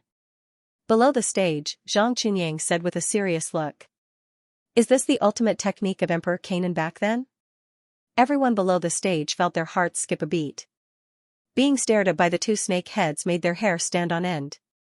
Suzimo frowned slightly as he looked at the monster that appeared in front of him. The 2-headed python that looked like a ferocious beast also made the surrounding people feel slightly shocked. Although it was a python, its aura was far stronger than that of a true dragon. The story of Canaan the Great continued. Back then, he had destroyed his cultivation and started anew as a python. However, this time, he did not cultivate the dragonification technique that was passed down from the ancient dragon great emperor. Instead, he created his own ultimate technique. The ultimate form of any species was their most powerful form. Starting from a small python, Canaan the Great eventually cultivated into a 2-headed python. One of these 2-headed pythons represented the 7-colored sky-devouring python, while the other represented the 9-abyss python. The 7-colored sky-devouring python versus the 9-abyss python. Canaan the Great was recognized as a prodigy by the later generations. He had contributed greatly to the transformation of species. It was said that although his ultimate technique was powerful, the conditions to cultivate it were too arduous, and the success rate was very low. Therefore, most of the saints that came out of the ancient dragon dynasty cultivated the dragonification technique left behind by the ancient dragon great emperor. However, Ao Nan actually chose to cultivate his ultimate technique. What was even more terrifying was that he actually succeeded in cultivating it. Kid, no matter how rich you are, you'll fall at my hands today, the 2-headed python said with a gloomy gaze. I haven't heard the word fall in a long time. If you have the ability, I'd like to give it a try. Suzimo chuckled. He slowly raised the tyrannical shadow in his hand, and his eyes flickered slightly. The two-headed python roared at the sky. Its huge body brought with it a gust of wind and rain of blood. Then, its thick tail shattered all the void as it charged toward Suzimo. Suzimo did not back down at all, and he directly slashed at the tail with his sword. Every move of his had a Dao querying style. Blood of the Shirwang, Nirvana void, reverse samsara. In an instant, the world lost its color, and the void collapsed. The two of them fought until the sky turned dark, and the spectating students were shocked. They were clearly of the same age, but they were so powerful. Ao Nan seems to be really angry. So what? The other party doesn't seem to be afraid of him at all. Looks like I'll have to pay more attention to this Suzimo. No matter what, only one of them can survive. The loser will be banished to hell forever. The two-headed python's defensive power was astonishing. It was much stronger than the so-called divine dragon. This moved Suzimo. The pinnacle of a species was indeed extraordinary. In the next moment, the two-headed python raised its two heads slightly. Two torrents of spirit chi, one black and one white, gushed out from the end, directly attacking Suzimo. The two-headed python represented the two extremes of the yin and yang attributes of heaven and earth. He was not to be underestimated. Black and white spirit chi intertwined at the same time, constantly intertwining. Wherever it passed, the void would be destroyed and everything would collapse. Everlasting life sect. Suzimo shouted. The white light above his head soared into the sky, enveloping him in a special state. In the state of eternal life, he could be considered immortal and indestructible. At least in this Yuanyang continent, no one could kill him. As the two torrents of yin and yang passed through, the void around Suzimo was annihilated. The two-headed python raised its head and roared. Suzimo walked out of the void unscathed. He looked at the other party calmly, the power of the heavens shaking in his body constantly surging. Countless vortexes of power spun wildly from his body and soul. The 100-meter-tall heaven-shaking giant behind him took a step forward. Suddenly, the sky and earth shook, and the earth trembled. What's that? Someone saw the scene and asked in confusion. Soul or secret technique? At this moment, even the most knowledgeable person couldn't recognize it. Because the heaven-shaking technique was a product of the heavens beyond heaven.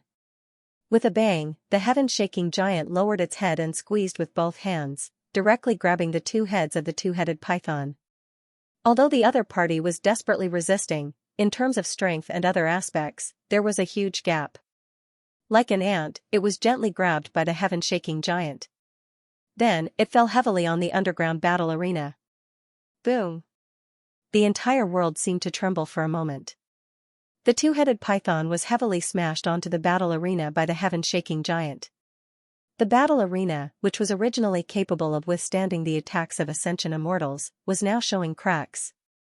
Boom, boom, boom. The sound of the collision continued to ring out. It was so loud that the eardrums of everyone present hurt. Everyone only felt as if there were two different existences. Like an adult beating a child, the heaven-shaking giant pressed the two-headed python under its palm, toying with it and rubbing it. It didn't have any strength left to resist. Suzimo madly gathered the power of the heaven-shaking giant, and the heaven-shaking giant grew stronger and stronger.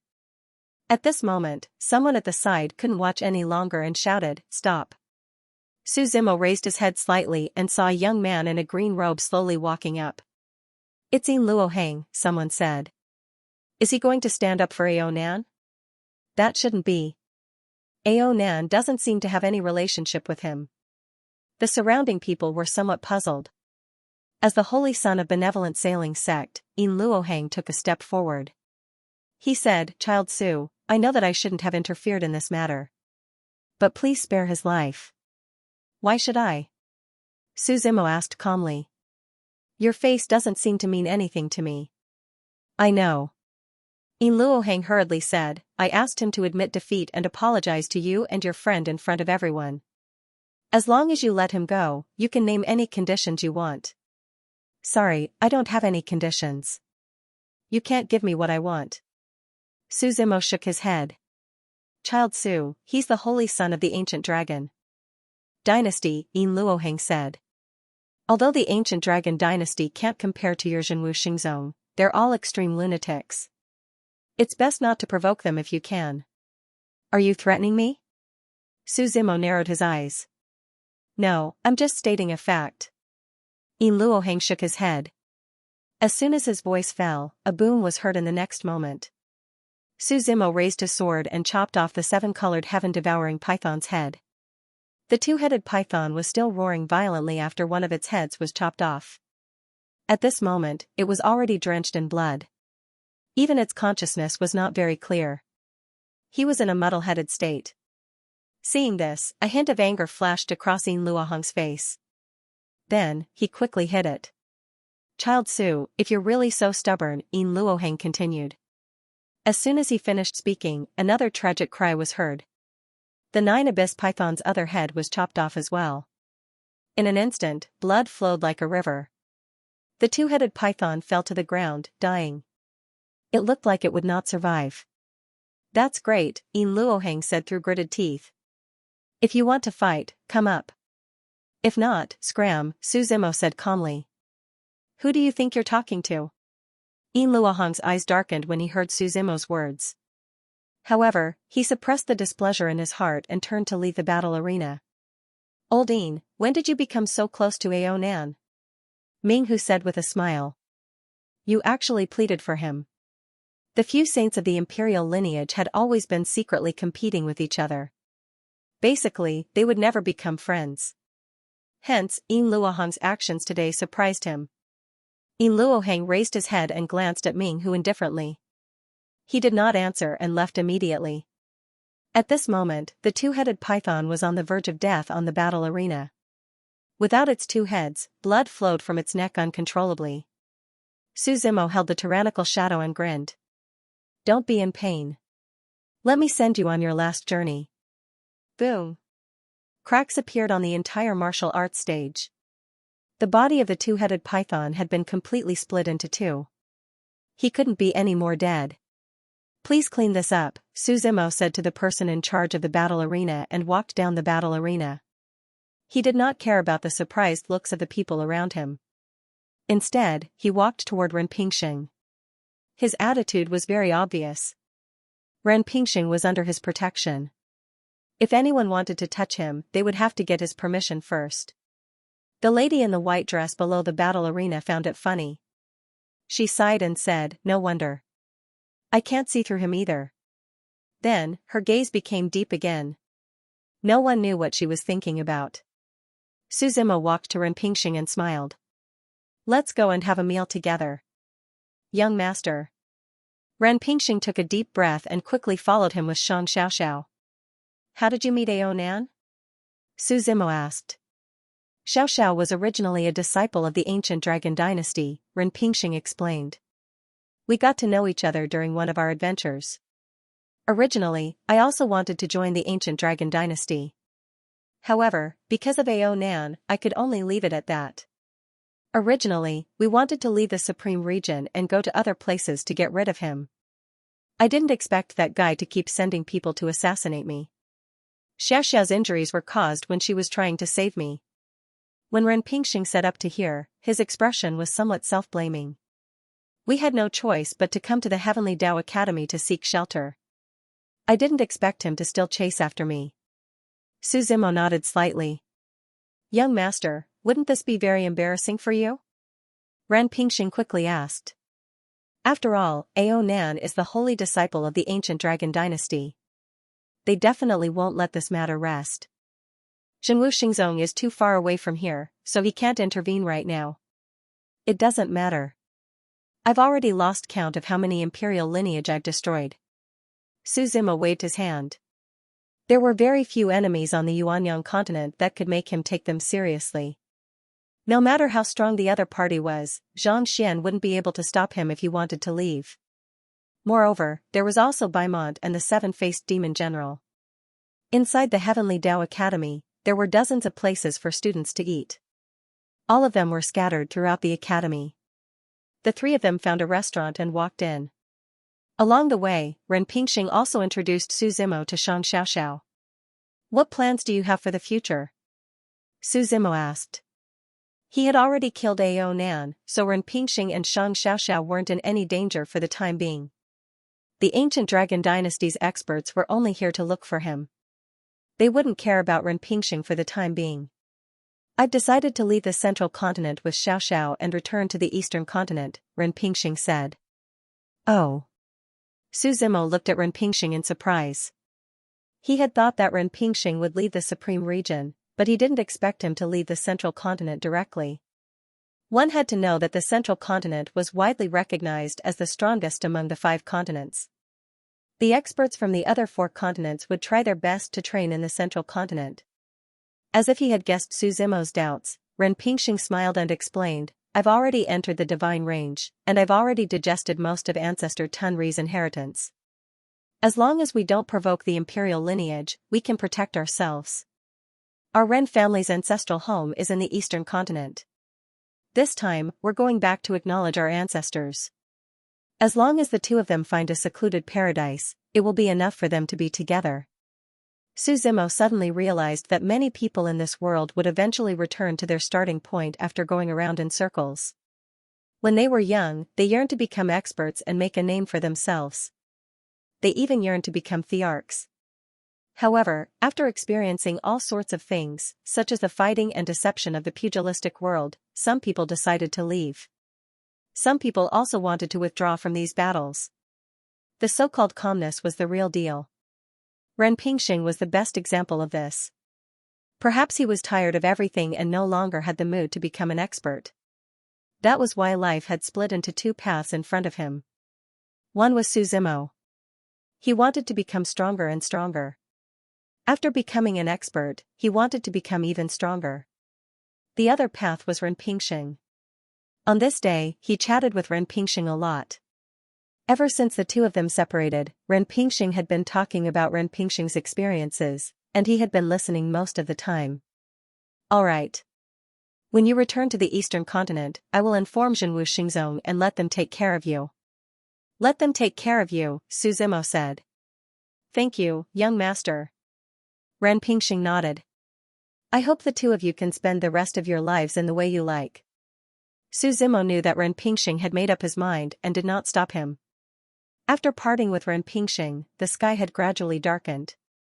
At night, the Heavenly Dao Academy was still blooming with flowers. On the way back to the Vermilion Bird Island, Su Zimo met the white-dressed woman again. She seemed to have been waiting for him there. What a coincidence. We meet again. The white-dressed woman said with a smile. What a coincidence. Su Zimo replied indifferently. The woman in the white dress did not feel awkward. She smiled and followed behind Su Zimo. The Vermilion Bird Island did not allow outsiders to enter. Su Zimo was too lazy to pay attention to her. However, when he stepped into the air and flew to the Vermilion Bird Island, he found that she was still following behind him. Su Zimo frowned slightly. He walked towards the place where Xianxia was forging iron. Pong, pong, pong. The sound of forging iron reached his ears even from a distance.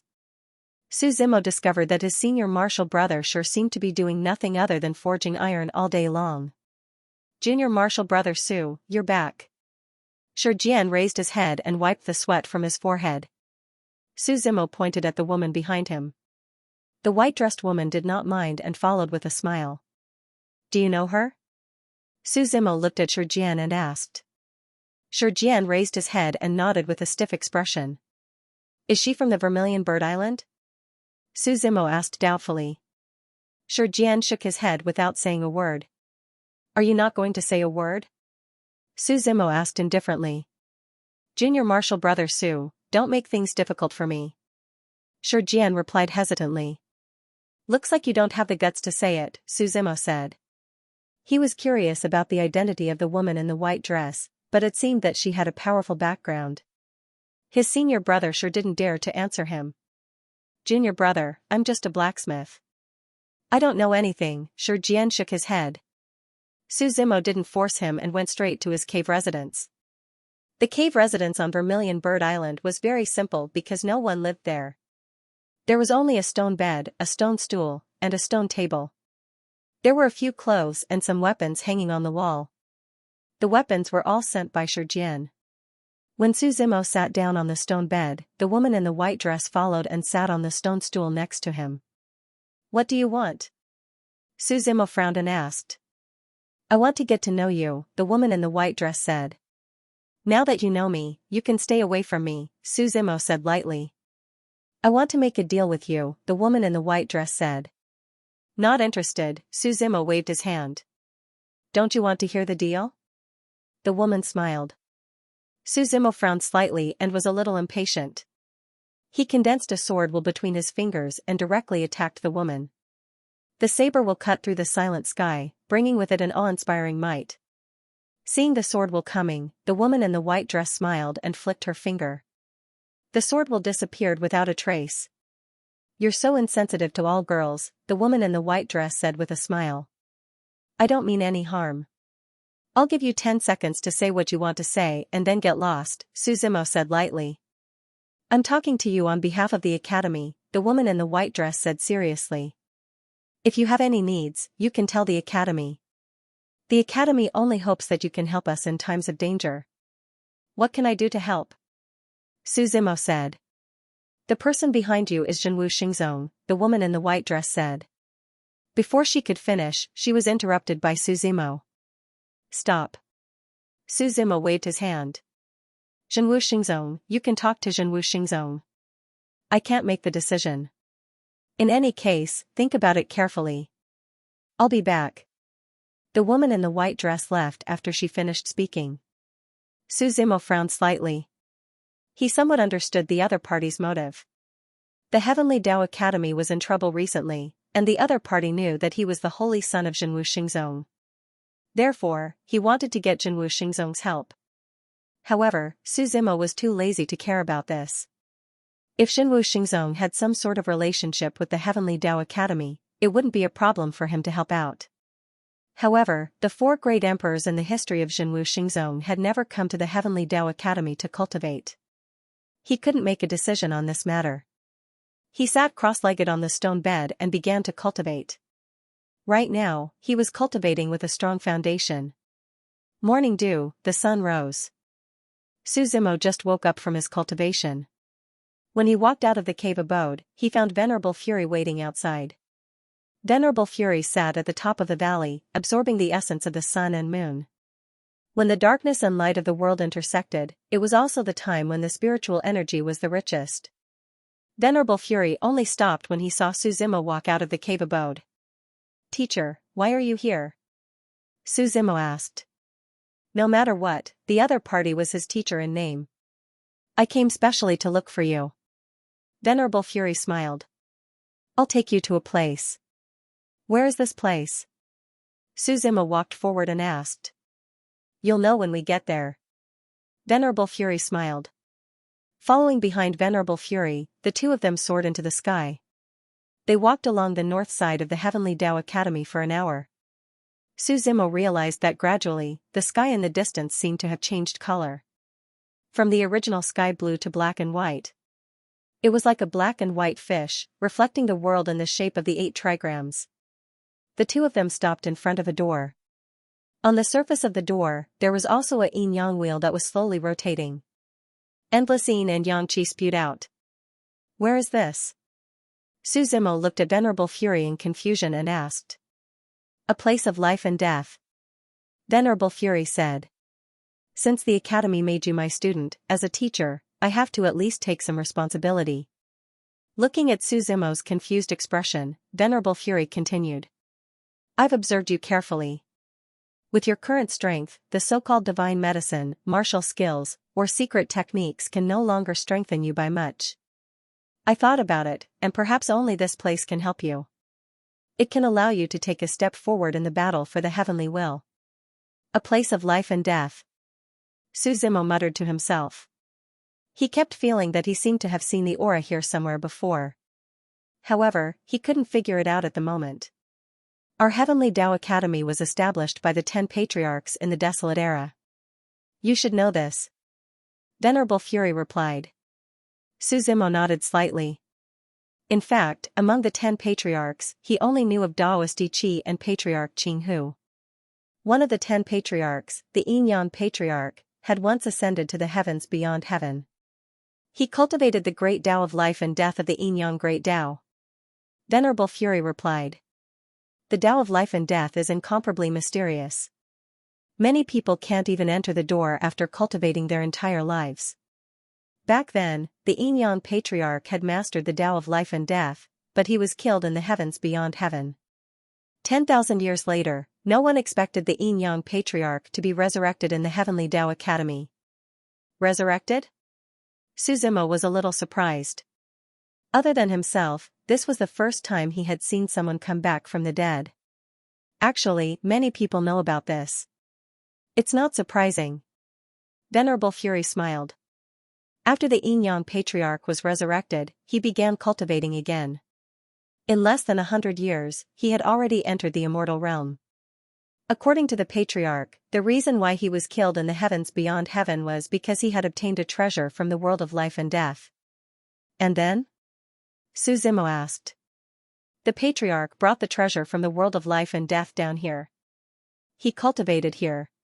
In 100 years, not only did he enter the immortal realm, but he also returned to the heavens beyond heaven. Even the place where he used to cultivate had turned into a place of life and death. Venerable Fury said. I sensed that you have a place of life and death, so I thought this place should be of some use to you. In the entire Yuanyang continent, the Heavenly Tao Academy's place of life and death is definitely in the top 3. What does the Qi of life and death have to do with me?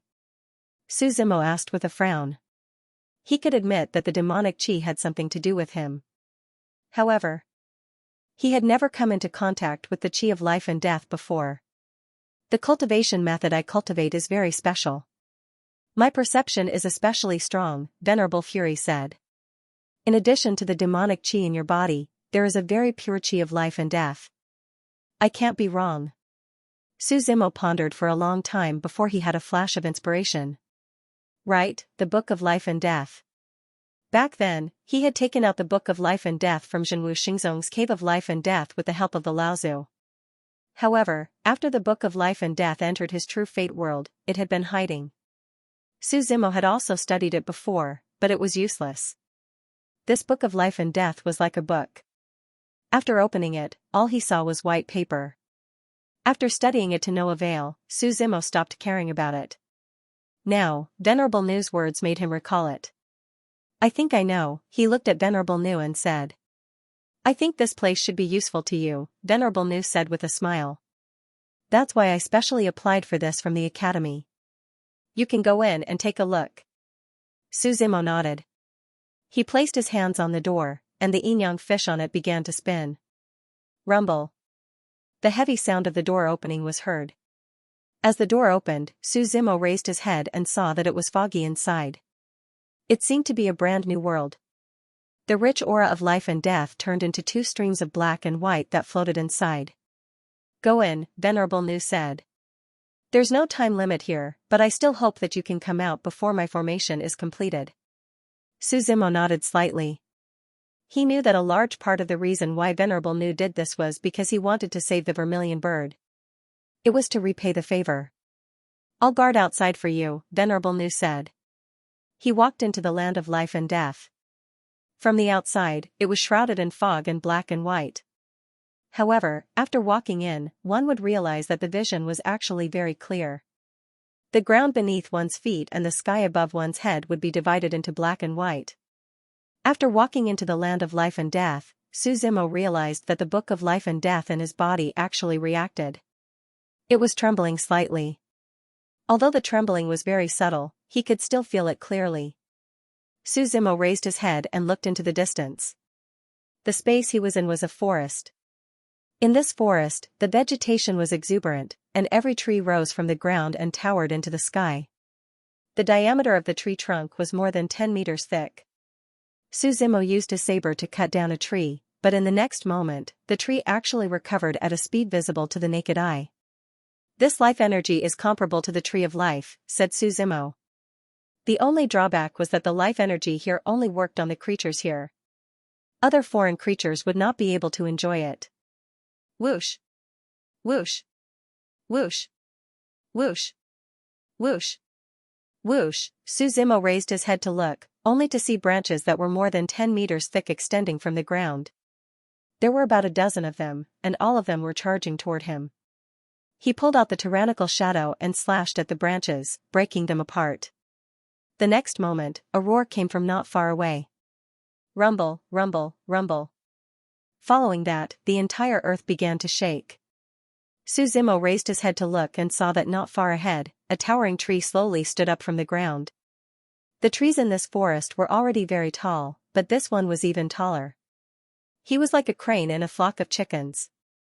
Its entire body was green in color, and there were countless branches around its body. Furthermore, the tree had a face. It was a very old face. The face was full of wrinkles, and his eyebrows and beard were all white. "You are not allowed to enter," the tree said calmly. "If you are cultivating, stop here." "What if I have to go in?" Suzimo asked. As soon as he finished speaking, countless branches came at him. These branches were endless, and even if he cut them off, new ones would appear in an instant. They were like tentacles. Suzimo raised the tyrannical shadow, and every slash was filled with saber will. No matter how many tentacles there were, he cut them off one by one.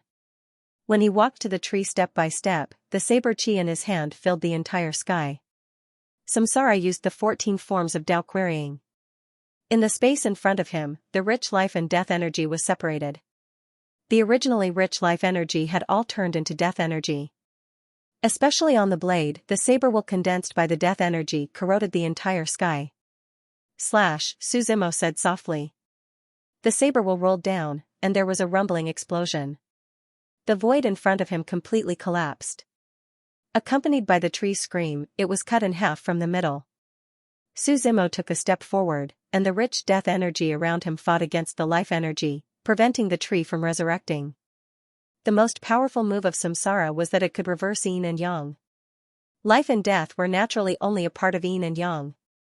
Although the tree behind him was still struggling, Suzimo's attention was not on it. Instead, it was on the sky in front of him. It was floating on a writing brush. This writing brush was 100 meters long, and its entire body was a mix of brown and black. The hair at the front of the writing brush was made of an unknown material. Compared to the black at the back, the white was very conspicuous. At this moment, the writing brush slowly moved through the air. The entire sky seemed to have been splashed with ink, and the word death was written in the sky. The moment the word was formed, the writing brush hid in the void, and the word death was reflected in the sky. If the forest where this tree was located was called the land of life, then the front was the land of death. The rich death energy passed through the forest and filled the trenches in the distance. The word death reflected down, forming a 3-headed, 6-armed monster. That pen just now? Suzimo frowned slightly. The pen of life and death? He did not know what was going on, but the information about the pen appeared in his mind without warning. It was as if his eternal book of life and death and the pen of life and death were a set. Especially when the pen just appeared, the book of life and death in his true fate world became more and more restless. "Looks like I can only go inside and take a look," Suzimo muttered softly. Walking out of the lush forest, there was a trench filled with death energy outside. The two were so close to each other, and the contrast was very big. In front of him, the 3-headed, 6-armed monster was roaring at Suzimo. Its 3 heads were similar, and its body was huge. There was a mark on each of its 6 arms.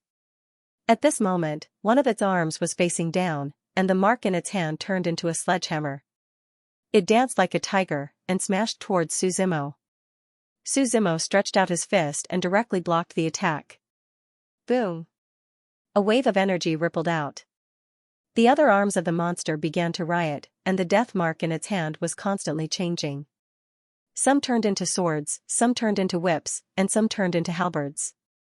All of them rushed towards Suzimo. The most important thing was not how strong these weapons were, but that they carried a thick death energy. They wanted to rush into Suzimo's body and corrode his whole body. Seeing this scene, Suzimo chuckled. 10 styles of the demon, second word, demonic illness style. Those with karmic illness. The demonic illness style represented death energy. It was a move that forcefully seized a creature's life force. At this moment, Suzimo's body was filled with dense death energy, and the endless death energy merged with the outside world. Then let's see who can last longer, Suzimo grinned and said. The death energy lingered in his body and a three-headed, six-armed monster's body. Suzimo was not afraid. Even if his body was corroded by the death energy, he still had the tree of life. But this monster was different. Although it was very immune to death energy, when everything reached a critical point, the monster's original body gradually became gray. Its 6 arms began to fall off bit by bit, and its eyes gradually dimmed. The dense death energy was abundant between the two of them. The monster raised its hand as if it wanted to say something, but no words came out. Only its huge body was collapsing bit by bit. Kacha, kacha sounds rang in his ears. Suzimo took a deep breath. Seeing that the monster had completely disappeared, his originally stiff body began to move bit by bit. The death energy in his body was completely expelled. How troublesome, he murmured. Stepping on the trench, the ground was hard, and the death energy was not as dense as before. Moving forward, Suzimo walked through the death energy trench and came to a plain. The life and death brush that was previously hidden in the void appeared in front of him again. The life and death brush carried a splash like ink from one end of the sky to the other. The tip of the brush streaked across the sky as if it wanted to write something.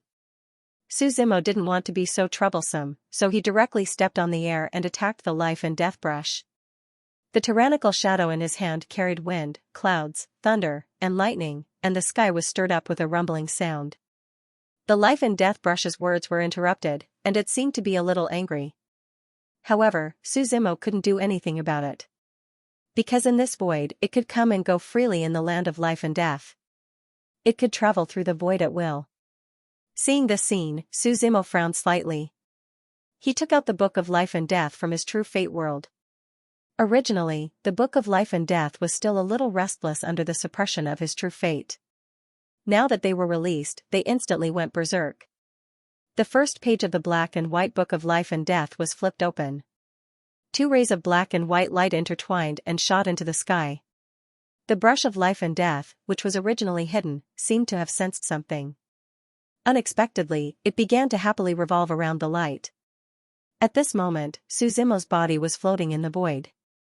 He couldn't control his body because his consciousness had been brought into another world. His entire body froze on the spot, and majestic voices rang out one after another.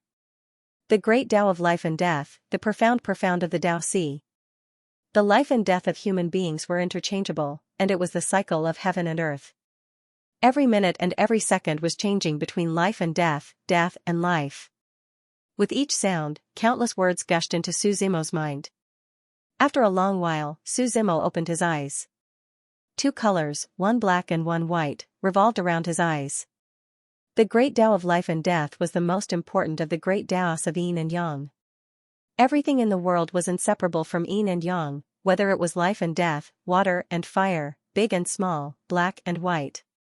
Everything was relative. Life and death were the most indispensable things for the origin of a species. Apart from the legendary existence who had opened the 12 meridians and was immortal and indestructible, there were exceptions. All living beings were inseparable from the factors of birth, old age, illness, and death. In layman's terms, every minute and every second of your existence, you are both alive and dead. Suzimo slowly stretched out his hand, and the Book of Life and Death flew over from the horizon with the brush of life and death. It carried a dense aura of life and death as it floated in front of Suzimo. The Book of Life and Death and the brush of life and death are items that come together. Without one of them, I can't use it to unleash its original power. Suzimo muttered. The Book of Life and Death is a book that recorded the life and death of all living beings when heaven and earth first opened. It can determine one's life and death, change one's fate, and snatch one's opportunity. It's the 18th supreme divine item in the human realm beyond heaven. This Book of Life and Death was born from heaven and earth and was not created by anyone. It was naturally formed and was the most complete item with great Tao patterns. As for what great Tao patterns were, Suzimo frowned slightly. He had not come into contact with this yet. This information was transmitted to him by the Book of Life and Death.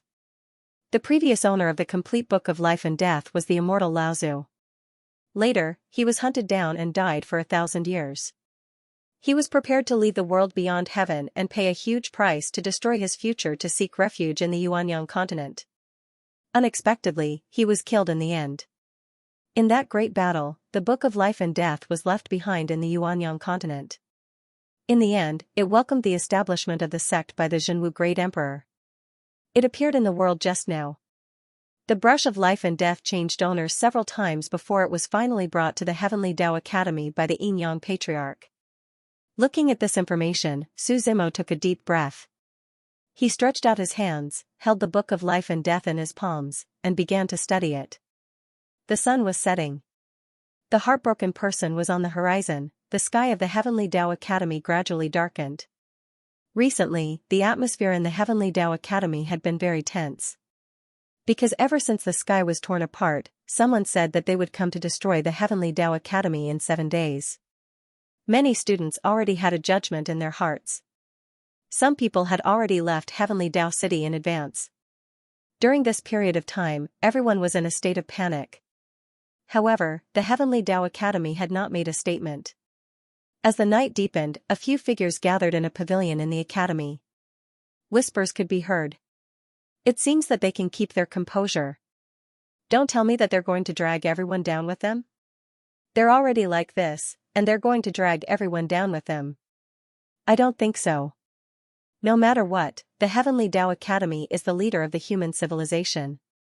Then why don't we spread the news in the academy? In any case, our target is only the academy. We won't implicate others. That idiot Ao Nan, how are we going to explain this to the ancient dragon dynasty? At this point, there was a moment of silence. Let's just tell them the truth. The people from the ancient dragon dynasty are domineering to begin with. What if they blame us? What can we do? He's too stupid. He insisted on having a life and death battle, making it difficult for us to interfere. That's true. Let's try to keep a low profile during this period of time. After the few figures finished speaking, they disappeared into the thick darkness of the night. The surroundings were calm. It was as if the calm before the storm was about to arrive. Late at night, the gate of the land of life and death slowly opened. No one cared, and no one paid attention.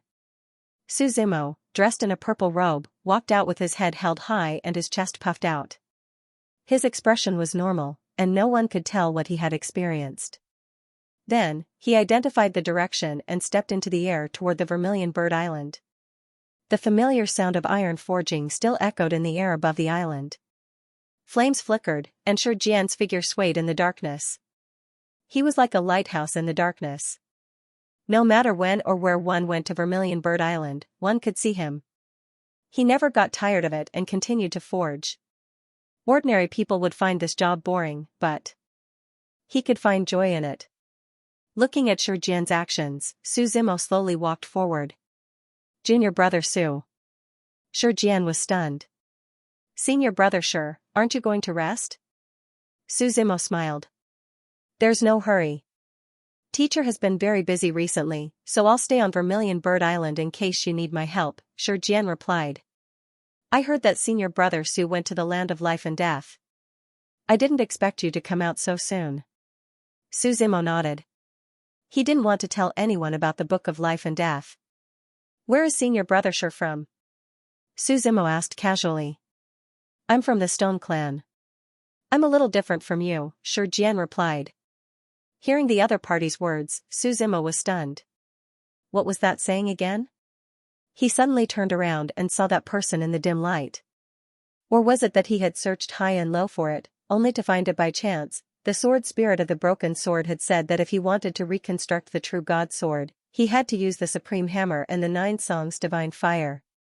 The 9 Songs Divine Fire was in the Heavenly Tao Academy. Su Zimo didn't know where the Supreme Hammer was located in the Stone Clan. He didn't expect the Stone Clan to be right in front of him. Junior brother Su, what's wrong? Shijian asked. Nothing.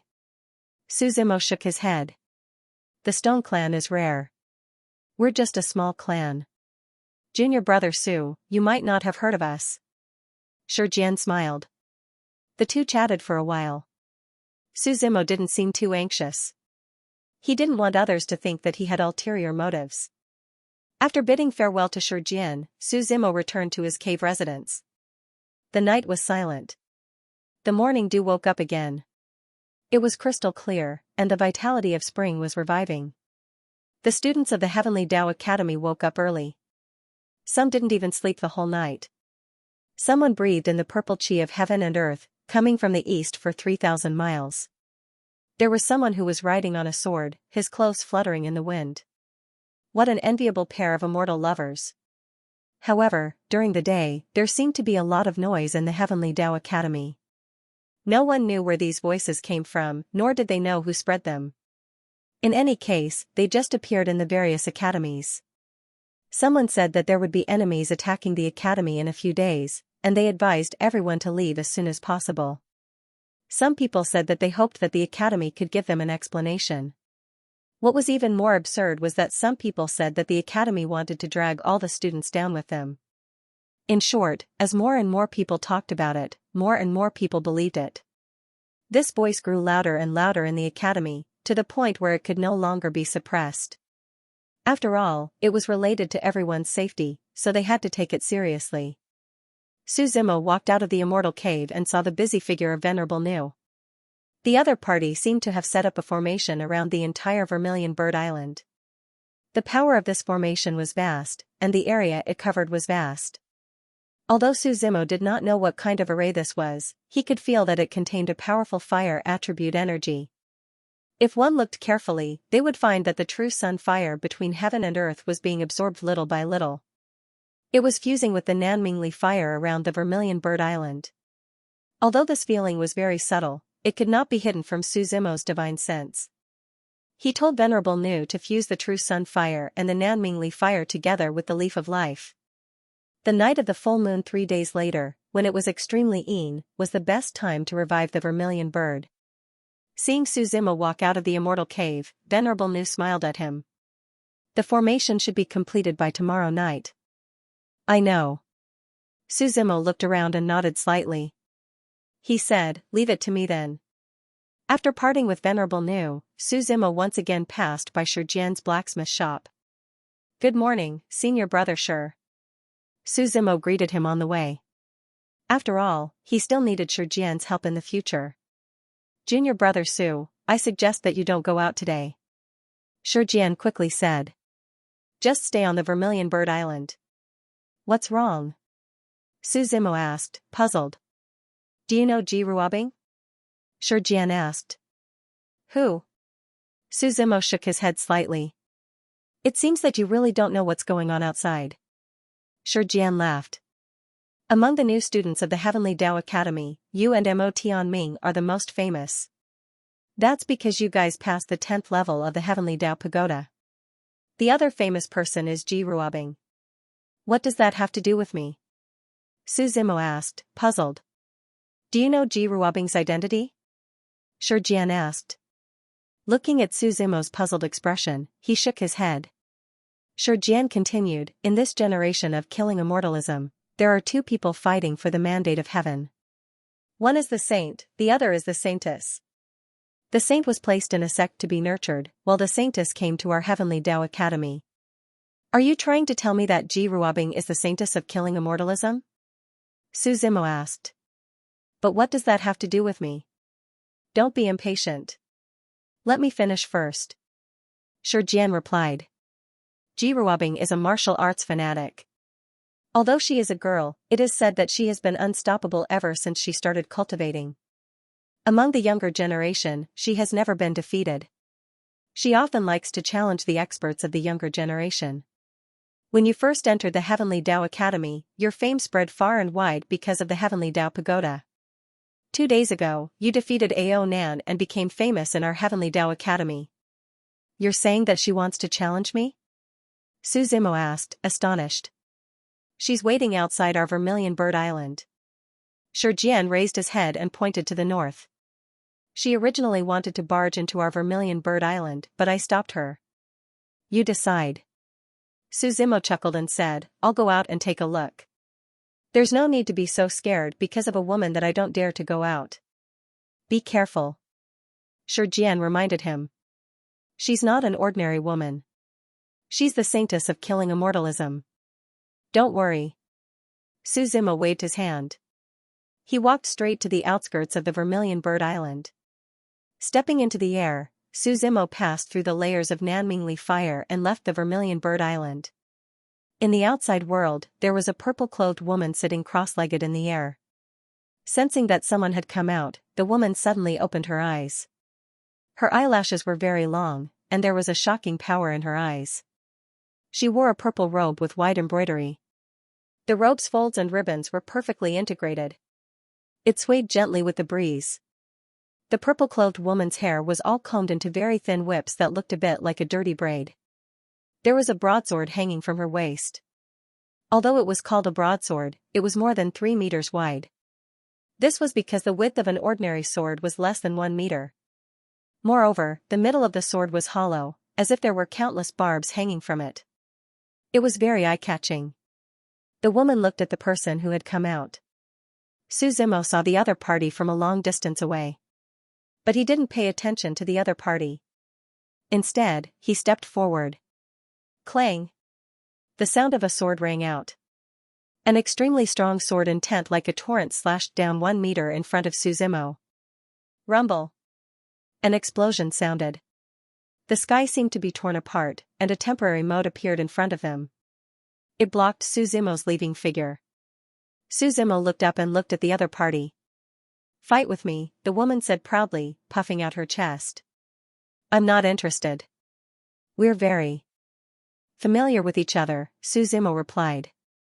Shouldn't the strong compete with stronger people and eventually go all the way to the sky and become stronger?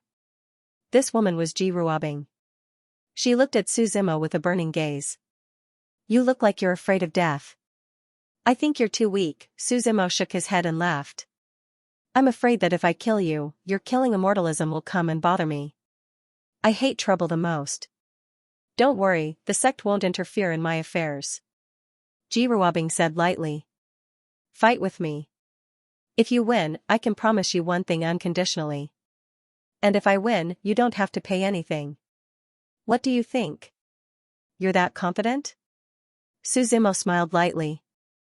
The other party's behavior was as if she really wanted to fight with him before she would stop.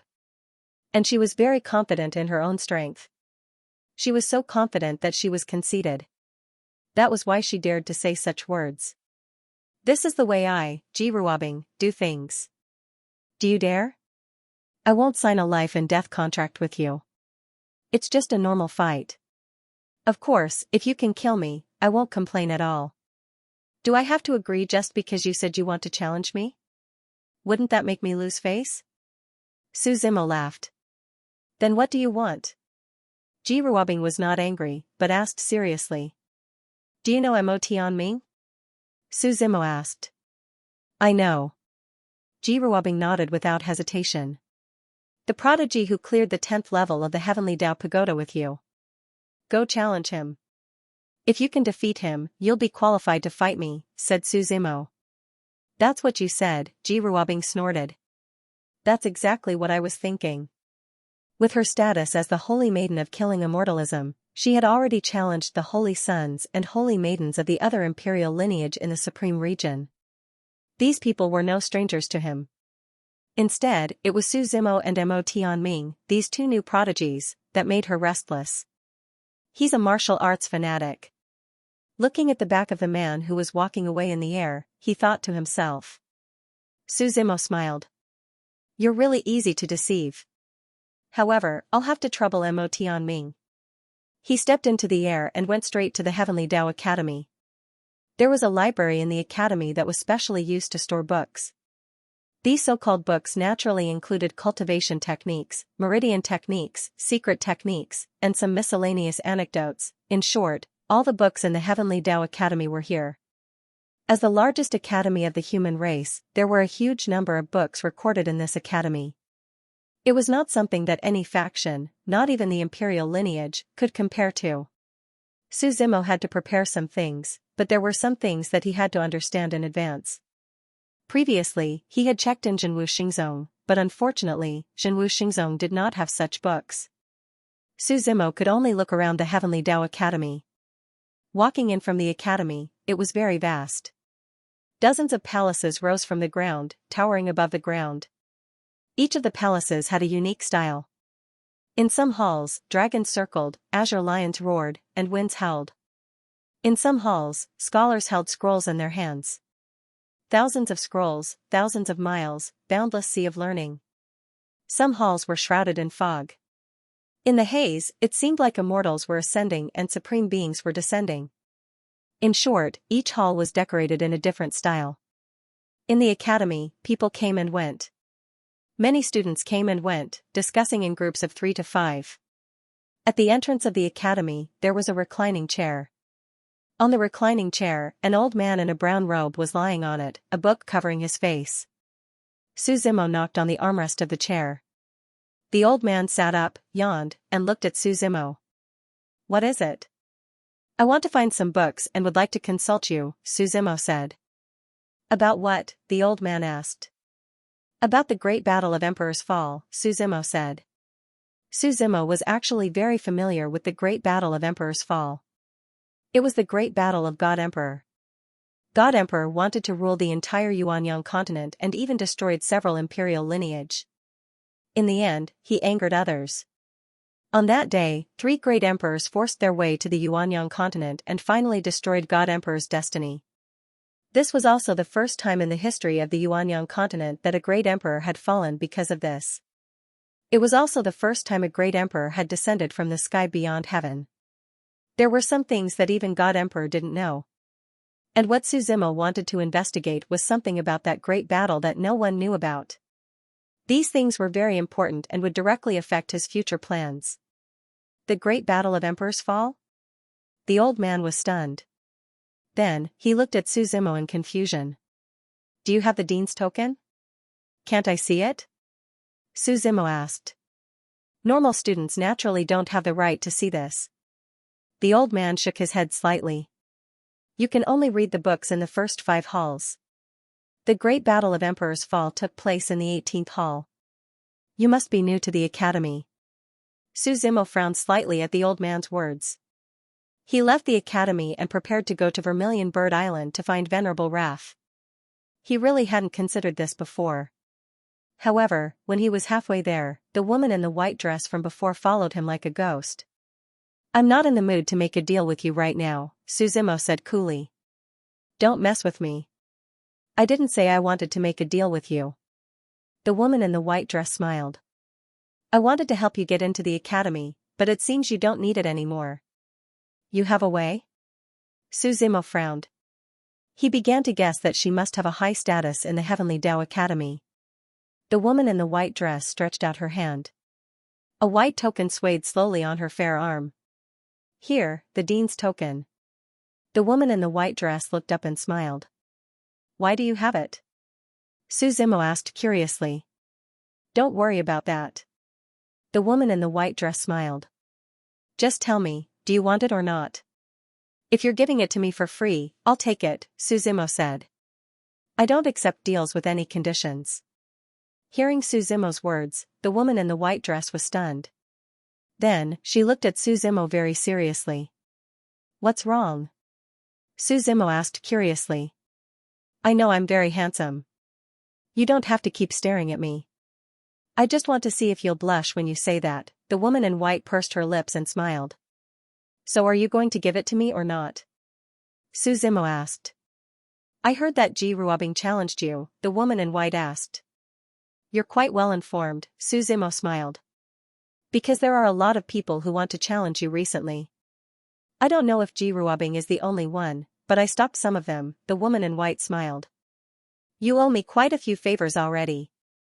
Saying so, she threw the token to Su Zimo. Su Zimo caught the token. It was a little warm. Also, the token seemed to be stained with the fragrance of pollen. Su Zimo gently turned the token in his hand. There were 2 sides to the token. One side was engraved with the word "Bai," while the other side was engraved with the symbol of the Heavenly Path Academy. "This token only allows you to enter the academy." You have to return it to me when the time comes, the woman in white reminded him. I'm more curious about your identity now, Su Zimo said. If you want to get Jinwu Xingzong's help by helping me, you've made a mistake. I did have this idea before, but I've given up now, the woman in white waved her hand. She walked away. Believe it or not. Su Zimo stared at her. He didn't believe her words at all. He only believed that there was no free lunch in this world. Other than your parents, everyone who treated you well was a relative. They would definitely ask for something in return. However, he couldn't figure it out at the moment, nor did he bother to. As long as he was strong enough, he wouldn't be afraid of any schemes. When he came to the academy again, he handed the token over. The old man from before looked at the token for a long time.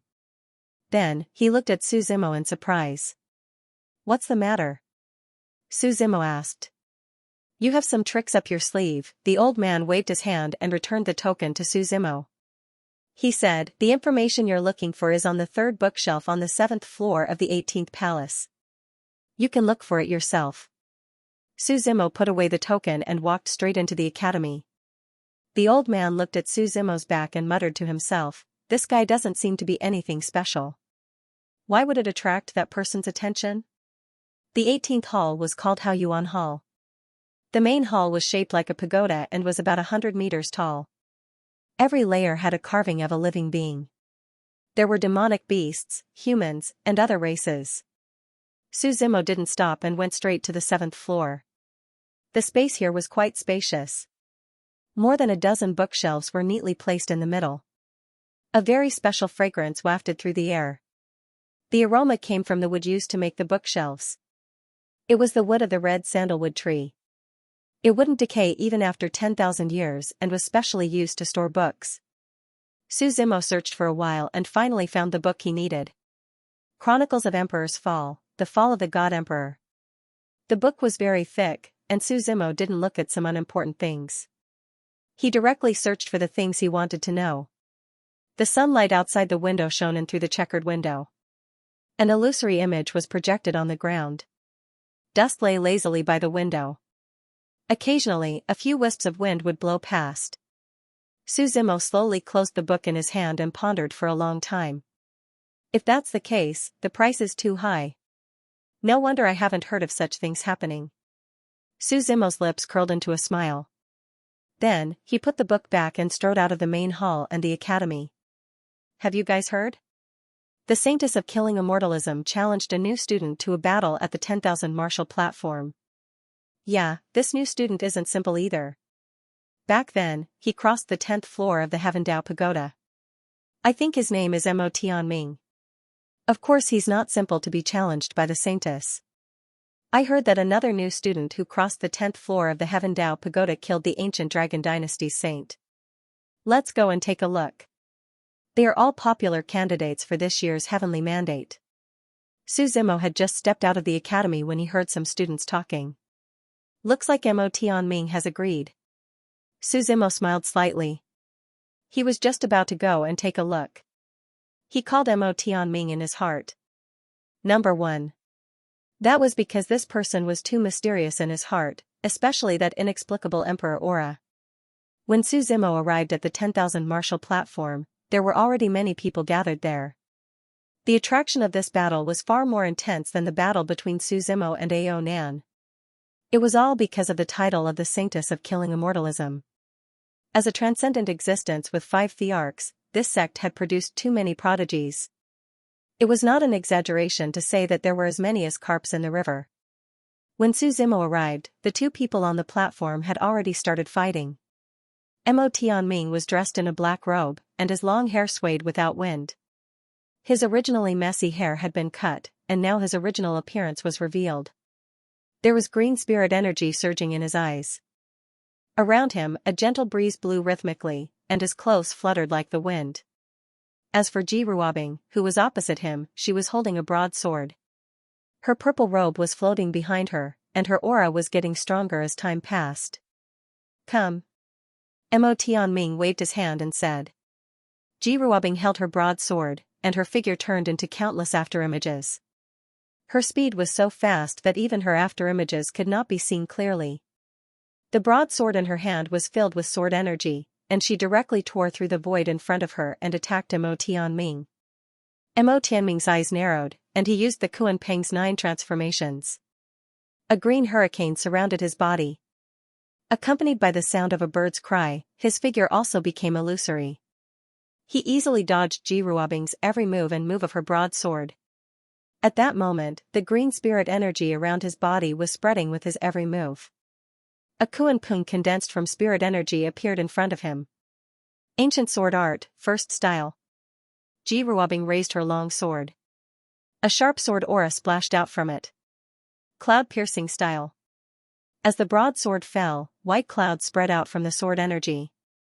The sword seemed to have pierced through the sea of clouds, bringing with it surging waves, and directly pierced the shadow of the Kuan Peng. This caused Mo Tianming's movements to become slightly sluggish. Ancient sword art, second style, withering style. The broadsword pierced through the white clouds, walking towards destruction from new life. The entire sword began to turn pitch black, a color that symbolized death, withering, and decay. This is the ancient emperor's move. Monk Daji's voice came from behind. Su Zimo turned his head and saw Monk Daji walking over with a smile. You know quite a lot. He smiled. Of course. Killing immortalism is an existence just like Shenwu Xingzong. It's hard not to pay attention to it. Monk Daji said. They have 5 emperors in one sect, which means that there are many choices for their juniors. This ancient sword style is related to the ancient Great Emperor. It is a sword technique he created himself. Monk Daji said, I have studied the ancient Great Emperor before. He had a lifetime of great achievements and was the sole god of the sword. He was truly powerful. Then who do you think will win? Su Zimo asked. I don't know. Monk Daji shook his head. They are hiding too deeply. Even with my heaven observation technique, I can't see through them. I can't divine their future either. Then take a good look. Su Zimo smiled. You still have a long way to go to learn divination techniques. On the stage, the situation had changed. Mo Tianming's Kuan Peng's 9 variants was completely suppressed. This withering style carried the power of withering all things. It bloomed in all directions and destroyed everything under its sword. Open your true fate, or else you will lose for sure. Ji Ruobing's cold voice came. Mo Tianming faintly smiled. The blue spirit energy around his body moved with the wind and filled the entire space. Mo Tianming waved his right hand and the blue spirit energy around him suddenly became violent. With him as the core, a tornado began to blow. The tornado whizzed past, destroying the surrounding void. Countless wind arrows shot out in all directions. Ji Ruobing's figure quickly retreated and the two of them opened up a distance. You're quite interesting. Mo Tianming smiled and looked at Ji Ruobing. Less nonsense, use your strongest power. Otherwise, I won't have a good fight. Ji Ruobing lightly replied. Mo Tianming chuckled. His eyes narrowed slightly as he heard a few bangs coming from his body. This was the sound of his meridians opening. An extremely powerful aura rose from his body, and the entire space seemed to be suppressed. A sun and moon slowly rose from behind him. The sun and moon were dazzling and illuminated the entire sky. It crushed the endless space-time universe, as if it came from the ancient universe, shining with endless radiance. But at the same time, it carried a world-destroying aura. He used the sun and moon as a template to replicate his true fate. When the sun and moon appeared, everyone was so shocked that they couldn't close their mouths. One had to know that the formation of a true fate was closely related to all things in this world. Flowers, trees, birds, and beasts could all be condensed into one's true fate. The stronger the template, the stronger the condensed true fate, and the greater the potential. Just like Su Zimo's true fate world, it spanned the ages and was unique. He was the only one who understood the dangers and difficulties involved. Mo Tianming, on the other hand, was able to replicate the sun and moon as his true fate. One could only imagine how much effort he had put in. At this moment, even Ji Ruobing was slightly dazed.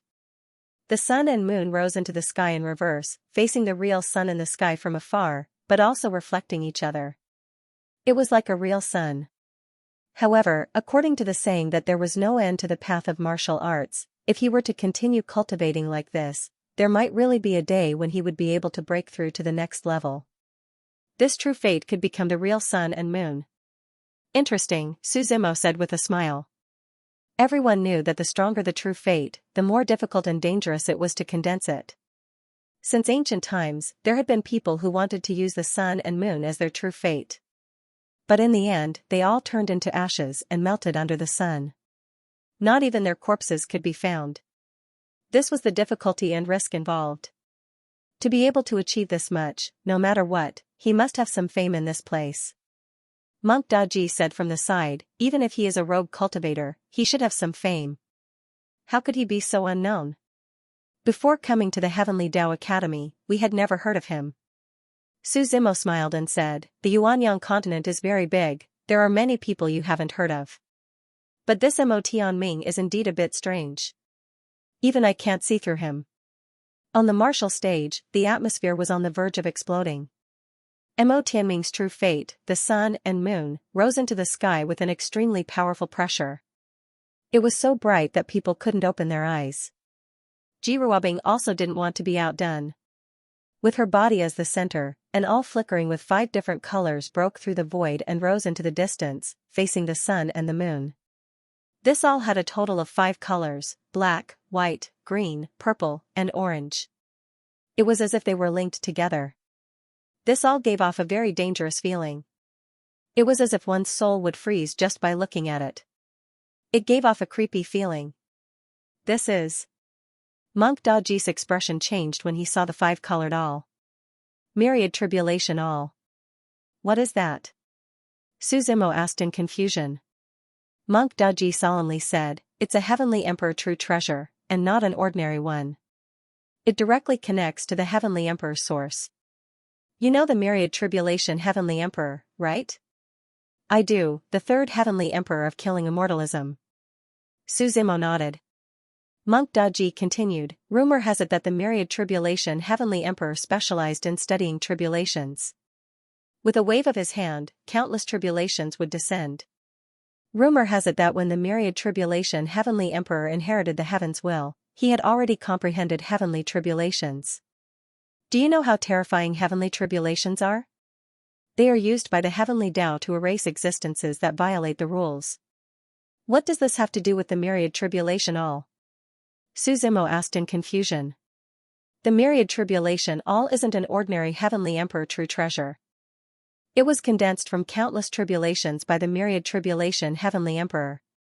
It's a form-type attack. Monk Daji explained.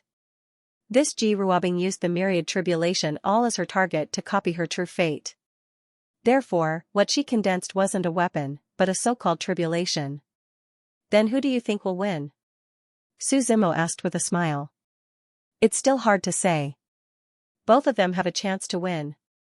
Monk Daji still shook his head. On the stage, the 2 people's auras were majestic as they faced each other. Heavenly lightning tribulation. Jiruabing softly shouted. The purple color on the myriad tribulation all became even brighter. The light beam pierced through the sky, stirring up the clouds in the sky. Only the sound of rolling thunder could be heard falling from the sky. Crackle, crackle. The sound of explosions condensed above their heads.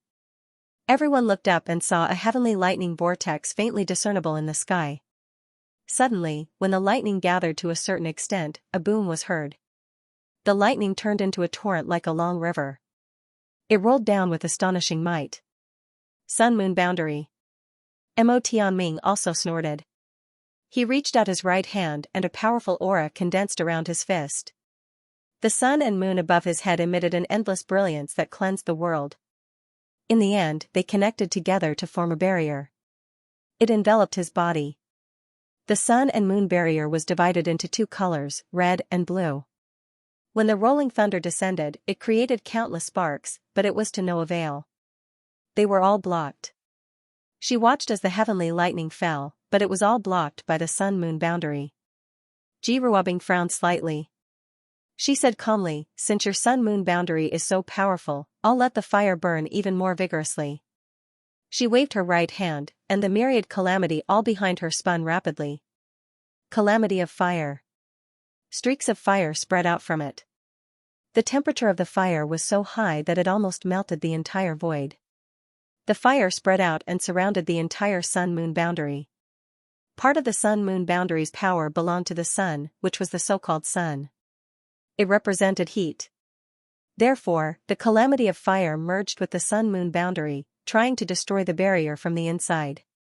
Mo Tianming frowned slightly when he felt the heat from it. As far as his eyes could see, the sun-moon above his head began to spin, and the power of the sun-moon boundary was absorbed. Since defense is meaningless, why not take the initiative to attack? Mo Tianming snorted. The power of the sun-moon enveloped his body, and a majestic rumbling sound came from his body. Spiritual chi flowed through his 8 extraordinary meridians and other meridians. His body's power was shocking. A casual move could shatter the void, and a heavy aura pressed down. He was so fast that he turned into a stream of light and appeared behind Ji Ruobing in an instant. His fists were like 2 blazing suns, bringing with them boundless radiance as they fell down heavily like fireballs. With a boom, the power of the sun-moon spread out and hit the myriad calamity all's true fate. Ji Ruobing's body seemed to be unstable, and she fell forward. She steadied herself and looked coldly at Mo Tianming. The myriad calamity all was held in her hand, and it spun quickly again. Waves of grey gas condensed toward the myriad calamity all. It was difficult to describe the grey gas with words. It was dark, decaying, and even destructive. Calamity of world destruction, she said with a slightly stern tone. The myriad calamity all's every move affected the firmament and horizon. At this moment, the originally grey sky became dark. The white clouds turned into dark clouds, as if the blue dome of heaven had been torn open by a force. This power was like lightning, but it was surrounded by grey gas. It was filled with a destructive aura. Kill! Ji Ruobing shouted again. A gust of demonic wind blew past. Immediately, the sky darkened, and the sun and moon began to rotate. The grey gas slashed down from the sky along with the thunder. When Mo Tianming saw this, he hurriedly used the Kuan Peng's 9 transformations to dodge the attack. Crackling sounds could be heard on the martial arts stage. The martial stage stirred up endless lightning. Mo Tianming's illusory figure seemed to be bathed in the lightning. The power of this apocalyptic tribulation was incomparably powerful, simply beyond imagination. One had to know that the martial arts stage was capable of resisting and blocking the attacks of ordinary immortal initiation realm experts. However, at that moment, tiny cracks actually appeared in the lightning. This was already very shocking. Is that all you've got? Ji Ruobing looked on coldly. What's the hurry? Mo Tianming chuckled. Looking at the apocalyptic tribulation that had been chasing after him, Mo Tianming stopped dodging. He stepped into the air and stretched out his limbs. His arms and legs were completely spread out. The sun and moon behind him spun and rose into the sky. 2 majestic rays of light shot up from the sun and moon. Everyone looked up and saw the dark clouds covering the sky of the apocalyptic tribulation being blown away. The sun and moon true fate faced the sun in the sky. From the sun, wisps of sun primordial fire burned and merged into the sun and moon true fate. At that moment, everyone felt an extremely powerful aura. The sun and moon were already very dazzling to begin with. Now, they were even more powerful. When the sun and moon true fate reached a critical point, it directly entered Mo Tianming's true fate. In the next moment, a golden light shone out from Mo Tianming's body. His body turned into a vast sun. The intense heat evaporated the air within dozens of meters around him and melted the void. When the Armageddon calamity struck him, he actually blocked it with his physical body. Tathagata body transformation, Grand Sun undying. Roiling flames burned as Mo Tianming turned into countless afterimages and charged toward Ji Ruobing. After a few rounds, Ji Ruobing was suppressed. She had no room to fight back. Fist and palm collided again. The 2 figures retreated several steps at the same time. Ji Ruobing's expression was grave. She looked down at her right hand. It was scorched black and she could feel the burning pain on her skin. In that case, we'll settle this with one move, Ji Ruobing said coldly. The myriad tribulation all behind her started spinning again.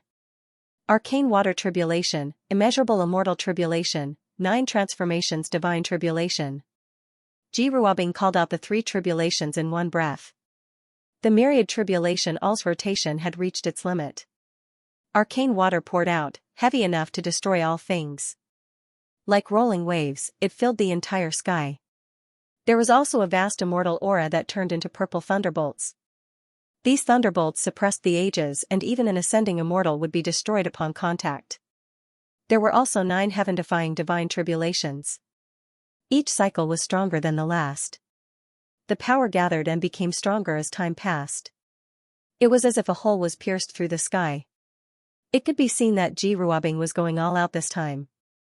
She was fighting with a serious expression. When the 3 tribulations fell, Mo Tianming also turned into a grand sun that illuminated the world and hovered majestically in the sky. Below the stage, Su Zimo waved his hand and said to Monk Daji, "I'm not watching anymore." Monk Daji doubtfully asked, "Why are you not watching anymore?" Su Zimo replied, "He didn't use his full strength. He will lose without a doubt. There's no point in watching anymore. The result is clear in my heart." Monk Daji frowned and asked, "You mean the Emperor's aura?" Su Zimo said, "The only thing that caught my attention is that Emperor's aura." As soon as he finished speaking, his figure had already left. There was no need to watch this battle because Mo Tianming had been conserving his strength from the start. Although he had turned into a grand sun, there was still a limit to his endurance. When the 3 tribulations fell at the same time, Mo Tianming couldn't withstand them and was directly defeated. His figure heavily fell on the stage. "You won." Mo Tianming stood up from the ground and patted the dust off his clothes. He calmly said. Jiruabing frowned and replied, "I don't believe that's all you've got." Mo Tianming indifferently said, "Now that we've fought, what else do you want? If there's nothing else, I'll be leaving first." Looking at Mo Tianming's departing figure, Jiruabing's brows tightened. However, they immediately relaxed. "Fine, my target is that guy anyway." After returning to the Vermilion Bird Island, Su Zimo was called over by Venerable Fury the moment he returned. "My formation is almost done." Venerable Fury found Su Zimo and said, "I'll have to rely on you next. Tonight is the night of the full moon." "I'll come." Su Zimo nodded. "Thank you." Venerable Fury said solemnly. After parting ways with Venerable Fury, Su Zimo found Shijian. He told Shijian about activating the formation to revive the Vermilion Bird. Shijian was naturally very happy and kept thanking Su Zimo. He came to the Vermilion Bird Island to cultivate a long time ago and already saw Venerable Fury as his family. Now that he had Su Zimo's help, he naturally had a good impression of him. "Can you tell me about the Shi clan?" Su Zimo asked. "Junior brother Su, why are you suddenly curious about the Shi clan?" Shijian asked doubtfully. "To be honest, I've been looking for the Shi clan." Su Zimo said honestly. "It's just that I happened to meet you here. You're the first person I've met from the Shi clan." "I don't know." Shijian shook his head and said. "Senior brother Su, why are you looking for the Shi clan? Has the Shi clan ever offended you?" "No, no, no." Su Zimo quickly shook his head. He said, "Senior brother Shi, since you're from the Shi clan, have you heard of the Supreme Hammer?" "Supreme Hammer?" Shijian frowned and thought for a while. In the end, his expression changed and he looked at Su Zimo in surprise. "Junior brother Su, where did you hear this from?" "I have my own sources." Su Zimo replied. He didn't plan to tell him about the true God sword. This is a secret of the Shi clan. Only the higher-ups know about it. Where did junior brother Su get this information? Shijian still asked doubtfully. Secret? Su Zimo smiled. It seems that senior brother Shi's status in the Shi clan is not simple. Junior brother, you've misunderstood. I just happen to know about it because of some special reasons. I'm not a higher-up. Shijian waved his hand and replied. Junior brother, why are you talking about the Supreme Hammer? You're not an armament master. I want to borrow it to forge a weapon, Su Zimo replied. Using the Supreme Hammer to forge a weapon? Looks like junior brother is not going to forge an ordinary weapon, Xianxia said with a smile. This is something I've always dreamed of. Then can senior brother discuss this with your stone tribe? Su Zimo asked. Well. Xianxia hesitated. In the end, he sighed and said, it's not that I don't want to, but some things are too complicated. It's not complicated. Take your time, senior brother. I'll just listen. Su Zimo smiled. If it was in the past and I wanted to borrow the supreme hammer, you would have been able to help me revive the vermilion bird. I'll do my best to help you, Xianxia replied. But in recent years, my stone tribe has encountered a great calamity. Now that we can't even protect ourselves, how would we dare to casually take out our tribe guarding treasure? What kind of disaster? Su Zimo asked curiously. You should know that the Stone Clan was born to be a race of artifact refiners. Every one of us is talented and has a unique understanding of artifact refinement, said Xianxia. But a few years ago, the feather race began attacking our stone tribe in an attempt to conquer us. They want us to become a subordinate race of the harpies and specialize in making tools for them. So that's how it is. Su Zimo chuckled. That's right. I came to the Heavenly Tao Academy to cultivate because of the patriarch. He assigned all of the talented members of our race to other places. In order to prevent our race from being exterminated one day, we still hope that there's a chance we can revive our race. Xianxia sighed. At a time like this, let alone lending you the supreme hammer, whether or not we'll even survive is an extravagant hope. Then if I resolve your race's crisis, will you give me the supreme hammer? Su Zimo smiled. You? Xianxia was taken aback for a moment. I'm not joking with you. I'm not joking with you either, Su Zimo laughed. Do you know about the feather race? Xianxia continued. An entire race isn't something you can deal with as you please. I'm not in the mood to joke with you. Take me to the feather race. Whether or not I can resolve it is my problem, Su Zimo replied. Since you don't have a choice right now, why don't you give it a try? Xianxia fell into deep thought when he heard Su Zimo's words. He also felt that it made sense. A dead horse might as well be alive. Okay, I promise you, Xianxia nodded. When are we going? Let's go tomorrow. Su Zimo said. It won't be too late to leave after I revive the vermilion bird tonight. Please. Xianxia took a deep breath and nodded. The sunset glow was like red frost, covering half the sky. Jiruabing flew over and sat cross-legged outside the vermilion bird island, waiting for Su Zimo to appear. Su Zimo wasn't in a hurry. He sat in the valley of the vermilion bird island, waiting for night to come. The deep night swallowed up the setting sun in one gulp. The sky was destitute, and a disk-like moon began to appear in the sky. The stars tonight were dazzling, and the entire sky was beautiful. Venerable Wrath was wearing a red robe, standing in the middle of the formation. His aura was astonishing, and a wave-like storm of spirit energy was gathering around him. The sound of explosions could be heard from inside his body. He's here. Venerable Wrath looked at Su Zimo's figure from afar and asked. Do you need me to do anything? When I revive, don't let anyone disturb me.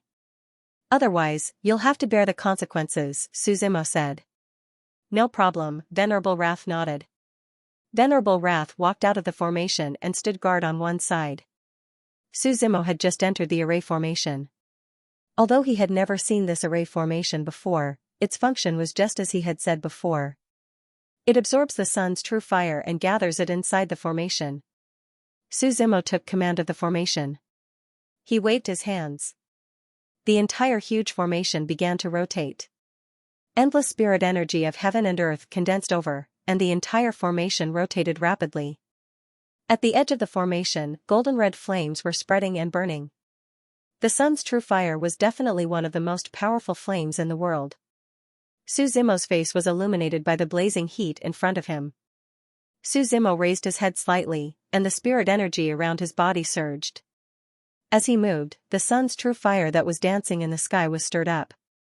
At the same time, the Nanming primordial fire around the Vermilion Bird Island seemed to have been summoned.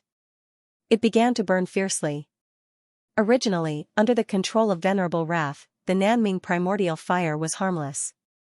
However, at this moment, as they burned, the void was directly melted. The high temperature burned everything.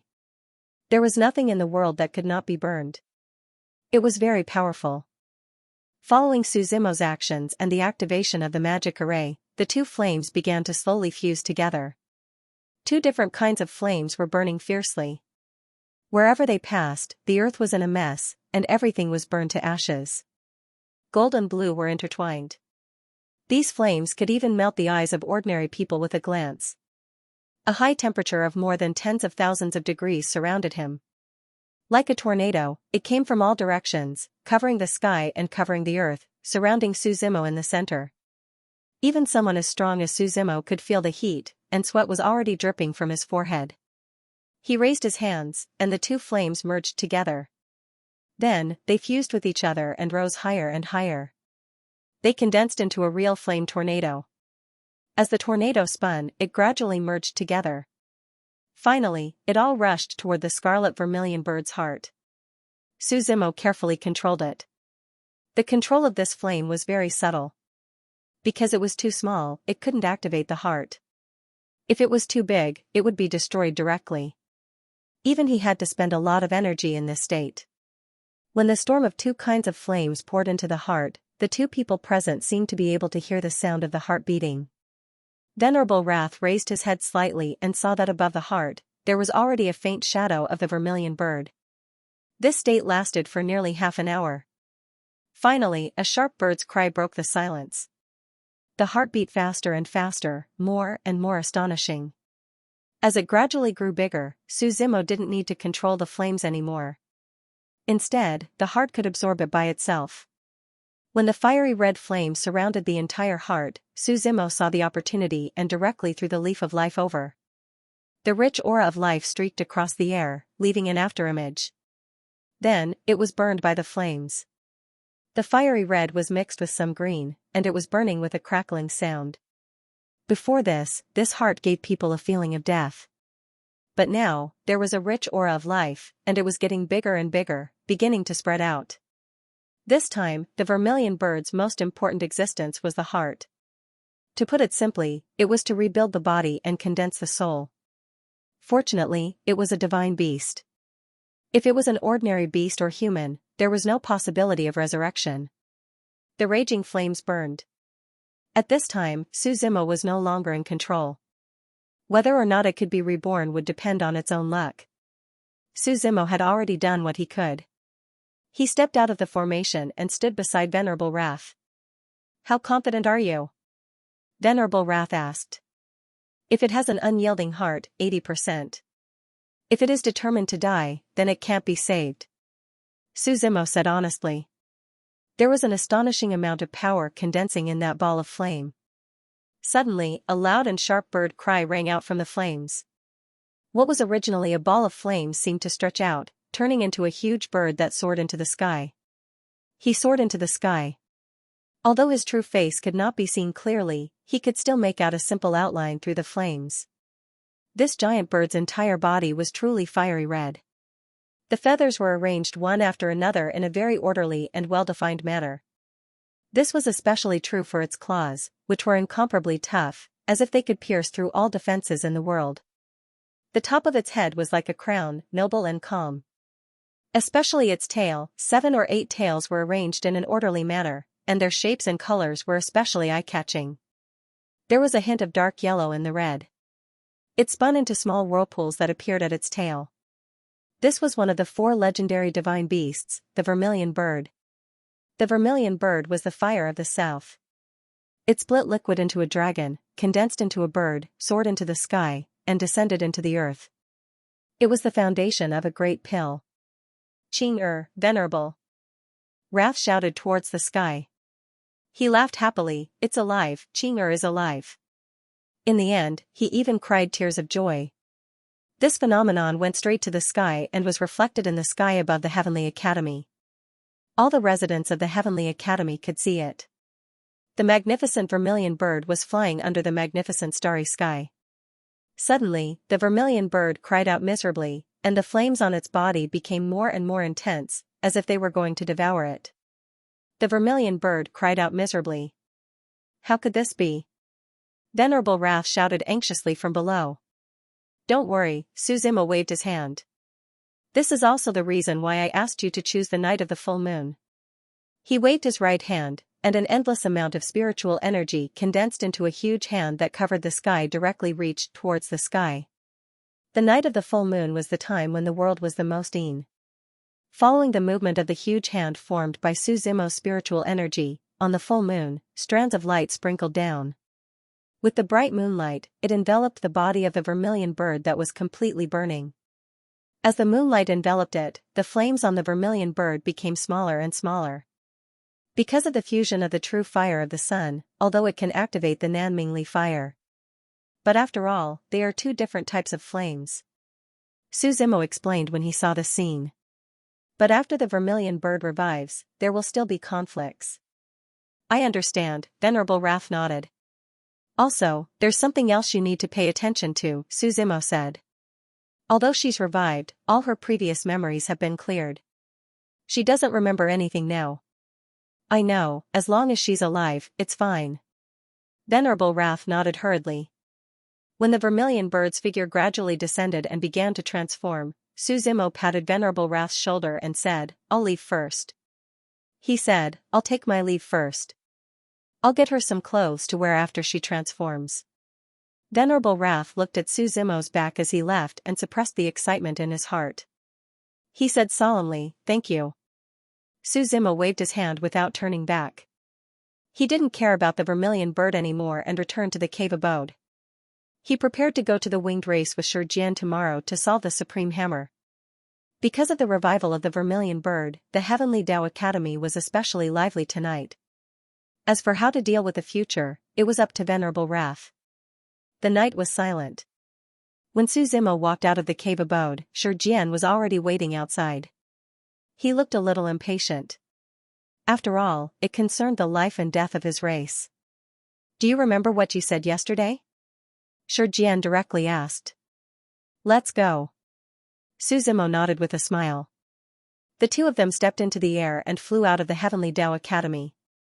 According to Xianxia's explanation, the stone race wasn't far from Heavenly Tao City. On the other hand, the winged race had also moved here to make it easier for them to attack the stone race. 300 kilometers east of Heavenly Tao City was the place where the stone race and the winged race were fighting. However, just as the two of them walked out of the Vermilion Bird Island, the oncoming sword chi blocked their path. You said you would challenge me. Are you going to run? Ji Ruobing's cold voice sounded from the side. Junior apprentice Sister Ji, we still have other matters to attend to, so please don't block our way, Xianxia said indifferently. When it came to the Shirk clan, he wasn't going to be polite with anyone. This is between me and him, Ji Ruobing said as she pointed her sword at Suzimo.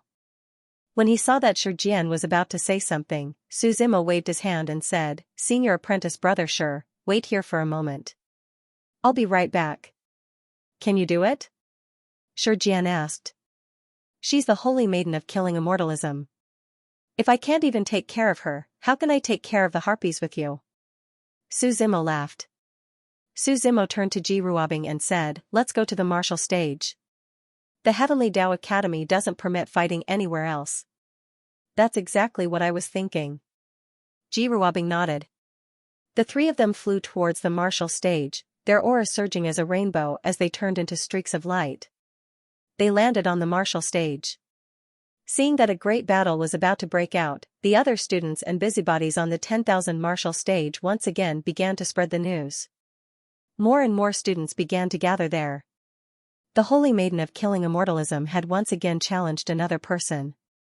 Moreover, after defeating Mo Tianming yesterday, she was challenging another person who had reached the Heavenly Tao Pagoda's 10th floor at the same time as Mo Tianming. This was quite a gimmick to watch. Suzimo even saw Mo Tianming below the stage, as well as the white-clothed woman who had borrowed his command medallion. Young lord, you can do it. Ren Pingxing and Monk Daji cheered him on. Suzimo shook his head and laughed. He had originally thought that this would be an ordinary spar. He hadn't expected that these people would make such a big deal out of nothing. Sure enough, there was never a lack of onlookers in this world who just wanted to watch the show. Who do you think will win? Of course it's Jiruabing. Is there even a need to ask? But that Su Zimo killed Ao Nam before, so he's not a simple existence. Don't be so sure. The people below discussed animatedly, each with their own opinions. Some even quarreled over this matter. So what? Can Ao Nan compare to Jiruabing? It's just a sparrow and a grand plan. Then let's wait and see. I'm more optimistic about Su Zimo. There were two types of people arguing, but 90% of them still supported Jiruabing. After all, killing immortalism was too well known. Draw your sword, Jiruabing said calmly. The sword chi in her hand exuded an astonishing artistic conception. The boundless sword will turn into a rising purgatory. The first style of the ancient sword style, cloud-piercing style. As his voice fell, white clouds began to descend from the horizon. A sharp sword pierced through the clouds, bringing with it an awe-inspiring aura. If it was an ordinary person, they would have been confused by the clouds and would not be able to see the sword chi clearly. Su Zimo slightly bent his finger and flicked it, only to see that it had hit the tip of the sword precisely. The originally tough sword body began to fluctuate, and Jiruabing's figure also took several steps back. The second style of the ancient sword style, withered style. The long sword came again, bringing with it an aura of destruction and withering. At this moment, it was as if the entire void was infected and shattered bit by bit. Su Zimo smiled slightly.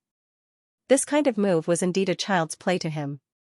He stretched out his right hand again, pinched his index and middle fingers at the same time, and flicked slightly again. The vibrating force caused Jiruabing's hands to shake, and the hand holding the sword loosened without warning. Clang! The long sword fell to the ground, and a crisp sound was heard. If this is your so-called decisive battle, I'll find it boring, Su Zimo said, shaking his head. What's the hurry? It's just an appetizer, Jiruabing snorted coldly. With a wave of his right hand, the long sword trembled and returned to his hand again. I don't believe that I can't force you to use your pulse skill, Jiruabing said in a fit of pique. The third style of the ancient sword style, eternal style. There was nothing eternal in the world, but there was eternal intent. Even the great emperor couldn't be eternal, but my sword can. The long sword cut through the silent sky, bringing with it an eternal and indestructible power, sweeping up a hurricane that filled the sky. The void was neatly cut from the middle. The momentum was unstoppable. At this moment, the sword was illusory and unfathomable. Wait until you become an immortal, then talk to me about eternity, Su Zimo shook his head slightly. With a wave of his right hand, the majestic spirit energy surged, and because it couldn't bear the pressure, it exploded with crackling sounds. When this palm fell, it was as if a storm was coming. The so-called eternal style was just a boat in the storm, unable to protect itself. Seeing this scene, Jiruabing's face changed slightly. She quickly changed her sword move. The fourth style of the ancient sword style, truth-seeking style. The eternal sword intent changed, it was no longer illusory and carried with it a trace of the Tao. Seeing through all the fog and wind, the tip of the sword exploded with a shocking sword intent. It gathered endlessly and attacked Su Zimo. The Tao will resounded in his ears. Child's play, it's time to stop, Su Zimo was a bit impatient. The tyrannical shadow behind him unsheathed itself, bringing with it a blade that swept through the air. With a few bangs, the blade and sword collided. The tyrannical shadow used absolute power to cut down the opponent's sword. The sword intent was invaded, leaving only a hellish sea of blades in the void. Directly use your true fate, otherwise you won't even have a chance to attack, Su Zimo said calmly. It seems that my eyes were right, you are indeed worthy of a fight. Although her sword move was broken, Jiruabing's face didn't show any panic. Instead, she was looking forward to it. As a powerful aura spread behind her, the myriad calamity all broke through the void and slowly rose. Nirvana purple thunder tribulation, Xianxia heavenly thunder tribulation. Jiruabing didn't hold back at all, two great tribulations fell as soon as she opened her mouth. As the myriad calamity all rotated, the Tao of heaven seemed to sense it. The sky above was piled up by thick dark clouds. In the dark clouds, thunder broke through the dawn, striking toward Su Zimo with rolling power. This is a bit like it, Su Zimo grinned. He didn't dodge at all, just letting the thunder strike his body. Bathed in the thunder light, he twisted his neck, looked at Ji Ruobing, and said with a smile, "Rumor has it that thunder can temper the body, you don't seem to be enough." It was only at this moment that Ji Ruobing's face became serious. She stared at Su Zimo. The aura around her grew stronger.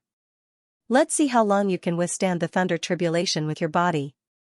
Heavenly fire, mysterious water, wood, thick earth, brilliant gold, 5 elements thunder tribulation." The myriad calamity all behind Ji Ruobing was obviously operating at the highest speed. Soul-destroying thunder. She used all 6 thunder tribulations in a row. The first 5 elements thunder tribulations were physical attacks, the last one targeted the divine soul. One had to know that the divine soul belonged to the Yin attribute, thunder. This kind of extreme yang thing was most feared. Su Zimo still did not dodge when the 6 thunderbolts fell at the same time. In terms of physical strength alone, those who had not reached immortality could not hurt him at all. Needless to say, the 9-cycle palace physique was the strongest physique in terms of the soul. It was not something that could be destroyed by these thunderbolts. Bathed in the thunderbolts, Su Zimo was at the center, and the surrounding void exploded. Even the floor under his feet was broken. The people below watched with trepidation. Some of them were already secretly anxious for Su Zimo. Is this guy still not going to dodge? Is he confident or arrogant? Does he think he's a great emperor who can withstand the thunder tribulation? I think he needs to be taught a lesson. No matter what, he has some strength. Otherwise, he wouldn't dare to do this. The thunderbolts exploded, and no one could see what was happening inside. However, when the heavenly tribulation dissipated and Su Zimo walked out unscathed, everyone was shocked to the point of being dumbstruck. This guy is completely fine? What kind of monster is this? Even the thunder tribulation can't do anything to him. What's wrong? I'm surprised. Su Zimo looked at Ji Ruobing and smiled. To be honest, it's a little unexpected, Ji Ruobing replied honestly. So how stupid would you be to challenge me? Su Zimo shook his head and laughed. I didn't want to hurt you. To be honest, there's no one in the younger generation who can really catch my eye. If you said that just now, I would definitely think that you were boasting shamelessly. But now, I believe you. Ji Ruobing said seriously, I still have one more move. If you can block it, I'll admit defeat. Su Zimo stretched out his right hand and raised it slightly. The aura around Ji Ruobing's body suddenly changed. The entire myriad calamity all's original colorful color turned completely black. The deep black color was slowly rotating. A special spiritual chi spread out from the myriad calamity all. It condensed and floated to the sky. Ji Ruobing's long hair moved without wind, and his purple robe suddenly sounded. A cold but serious voice sounded. Divine tribulation, will of all beings. In the pitch-black sky, dark clouds piled up together. Dragon-like silver lightning flashed through the clouds. It could be seen that this move consumed a lot of Ji Ruobing's energy. Her face was deathly pale, a kind of sickly white. The chi and blood in his body seemed to have been sucked dry. The so-called will of all living beings was the gathering of the mighty power of all living beings. It could crush a person's consciousness. This was not a physical attack, nor was it a spiritual attack. To be precise, it was willpower. The difference between the wills of tens of thousands of people and the will of a single person could be imagined. The will of all living beings turned into a river of lightning. It whistled past the center of the sky in a magnificent manner. Everyone, don't look. Someone shouted from all around the martial stage. Even though the lightning river wasn't targeting them, just the aftershocks were enough to make them feel unbearable. His thoughts seemed to be a mess, and it was hard to describe with words. Everyone restrained themselves from imagining the thing in the sky. As for Su Zimo, as the center of everything, he was the one who could feel the pressure the most. Suddenly, Ji Ruobing's figure became a little thin. This move consumed an unimaginable amount of energy. She almost couldn't stand still, and used her hands to support herself on the martial stage's railing. Please enlighten me, Ji Ruobing said in a sonorous voice. This was the heavenly tribulation she created herself, and it was also the move she was most proud of. She didn't follow the path of her ancestor, the Thousand Tribulations Emperor, and created her own path. When the lightning river fell, Su Zimo didn't dodge. There was no way to dodge. His whole body was enveloped, and his consciousness seemed to have entered a pitch-black void. Countless thoughts floated from the darkness and poured into Suzumo's mind. These thoughts were of all kinds, and seemed to be the lives of countless people. There were men, women, the elderly, and children. There were also swordsmen, imperial lineage's holy sons, disciples of ordinary sects. It seemed to be 100 different lives, 100 different experiences. All mixed together in Suzumo's mind. If an ordinary cultivator encountered such a situation, they would probably go crazy. After all, with so many lives at the same time, they might lose themselves in the end. There was a voice in Suzumo's mind that kept guiding him. Give up the path of martial arts. There were tens of thousands of things in the world. Beauties, wealth, status, and many other things could be enjoyed. Why should he keep thinking about this endless path of martial arts? It's really killing the heart, Suzumo thought to himself. This move didn't just defeat him, it also defeated his Taoist heart. Once the Taoist heart was defeated, this person's martial arts would be finished. From the outside, Suzumo's figure was frozen on the spot. He was motionless and expressionless. That guy? Jiruabing frowned slightly. Logically speaking, people who were trapped in their own divine tribulation should be in pain and struggle. It was the first time she saw such a situation where it was as calm as a pool of water without even the slightest fluctuation. Suddenly, she realized that Suzumo had moved. He raised his right hand slightly and pointed the tyrannical shadow in his hand at her. The corners of his mouth parted slightly with a faint smile. You still have a long way to go, Suzumo said with a chuckle. Jiruabing's expression changed drastically. Her opponent had broken free from her will of all beings so quickly. Moreover, it was effortless. It looked very easy. Suzumo didn't say much. The tyrannical shadow in his hand directly attacked her. I admit defeat. Jiruabing didn't have time to think too much and hurriedly shouted. It was just a normal spar, but you wanted to destroy my Taoist heart, regardless of whether you admit defeat or not.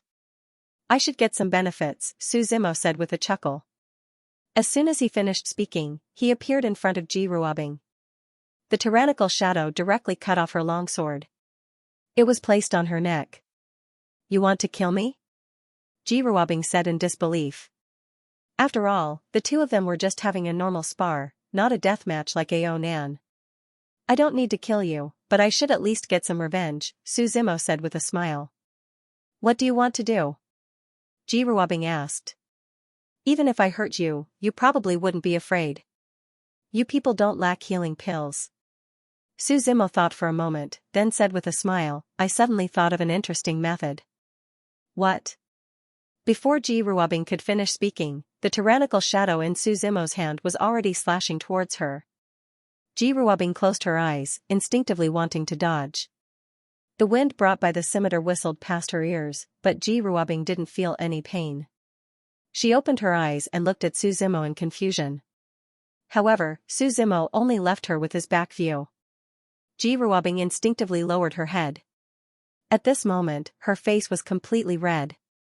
She saw that her purple robe had been torn into pieces by the scimitar. Although there were no tears, it was very messy. You bastard! Jiruabing's purple dress fluttered in the wind as her face turned red. Especially in front of so many people. She clutched her chest and hurriedly ran away. Let's go, Suzumo looked at Shurjian and said. What are you doing? Take me with you, Monk Daji said. Then let's go together to the winged race, Suzumo nodded. At this moment, Shurjian looked at Suzumo in disbelief. You defeated Jiruabing just like that? What's wrong? Suzumo asked. It was so easy, I just couldn't accept it right away, Shurjian said honestly. Actually, for me, my goal has long been to surpass my peers, Suzumo smiled. Otherwise, I wouldn't have agreed to go to the winged race. Before, when you said you would help the stone race deal with the winged race, I was still doubtful. Now, I'm half convinced, Shurjian replied. Only half? Suzumo shook his head. Don't be too careless, the winged race isn't as simple as you think, Shurjian said. They have connections with many other factions, maybe some of them are involved in this matter as well. Su Zimo smiled and raised his fist, replying, I only have one fist. Everything in the world is but a fleeting cloud. The three of them left Tiandao City and flew towards the north. In order to save time, the three of them flew at full speed. In the winged stone forest outside the sacred stone mountain, a great battle was taking place. 7 or 8 winged race members were attacking a stone race member. There wasn't much difference between the stone race and the human race. Just like Shijian, the difference couldn't be seen normally. Only during battle would the surface of their skin petrify to increase their defense. This was a natural advantage. But the winged race were born with a pair of wings and could fly. And as their cultivation increased, their wings would become stronger and stronger. Not only could they fly, but they could also be used to attack. This was the difference between races, their advantages and disadvantages. The stone race had strong defense, but they were slow. The harpies, on the other hand, were incredibly fast, but their defenses were even lower than the humans. Within the feather stone forest, 7 or 8 harpies were flying around this stone race individual. The stone clan member could only passively take the beating. His entire body was covered by a layer of stone. Although his opponent wouldn't be able to hurt him for a while, his defense would eventually be broken as time passed. Sherman, don't resist. We'll spare your life, the feather race man laughed. As long as you kneel down and kowtow a few times and agree to our conditions, you can live. The men of the stone tribe would rather die standing than live kneeling, shouted Sherman Yu Lu. If you want to kill me, I won't even frown. Wouldn't it be a pity to let you die like this? Yu Lu laughed. We'll torture you slowly. We have plenty of time anyway. Under the constant barrage of attacks from the harpy youths, the layer of stone covering Sherman's body began to crack. There were more or less claw marks on their bodies. This is the feather stone forest. As long as we pass through here, the valley up ahead will be the territory of the stone tribe, Shijian explained to Su Zimo and Yu Lu. However, some harpies will often enter this place. With our strength, we don't need to fear them. As the three of them spoke, they suddenly heard the sound of battle up ahead. The three of them hurriedly quickened their pace and pushed aside the shrubs in front of them. They saw a stone race youth being surrounded by several harpies. It's Sherman, Shijian said excitedly. He's my good friend from the stone tribe. Let's go save him. These damned harpies. But before Su Zimo and the others could do anything, a spear suddenly descended from the sky. The tip of the spear carried with it a sharp spear intent. It pierced through the air with unstoppable force. Then, like a stick of candied haws, the spear pierced through the harpies. They were all pierced through by the spear. The spear tip, carrying with it a powerful spear intent, stabbed into a nearby tree. What a powerful spear intent, Shijian said in surprise. Su Zimo slightly raised his head and saw 3 men and 2 women walking in the air from the south. The 3 men and 2 women all wore the same white robes. The word mortal was printed on the back of the robes. They seemed to be from the same faction. It seems that we don't need to act, Monk Daji laughed. It's Shi Yuyan, Shijian said with a frown. You know her, Monk Daji said. I don't know the other 4, but I know that woman, Shijian nodded. She's called Shi Yuyan, the current saintess of the stone tribe. But I heard that she was sent to the immortal sect. Why did she suddenly return? Since you know her, let's go greet her, Monk Daji said as he walked forward. Shijian's expression was a bit ugly. He seemed to be very unwilling. What's wrong? Su Zimo laughed. You have a grudge. I won't hide it from you. In this generation, the 2 most talented disciples of the stone tribe are me and this Shi Yuyan, Shijian said. Ever since we were young, we've always been at each other's throats. Later on, our stone tribe wanted to choose a candidate to fight for the heaven's will. It was between me and her. We had a competition and she won. Naturally, she became the saintess. I think you only know how to forge. How could you win against her? Su Zimo laughed. I wasn't forging. I was comprehending the Tao. Forging is only one way to comprehend the Tao. Shijian explained. Plus, I also like forging. It's the best of both worlds. Why not? Since she was sent to the immortal sect, then the people beside her should be the disciples of the immortal sect.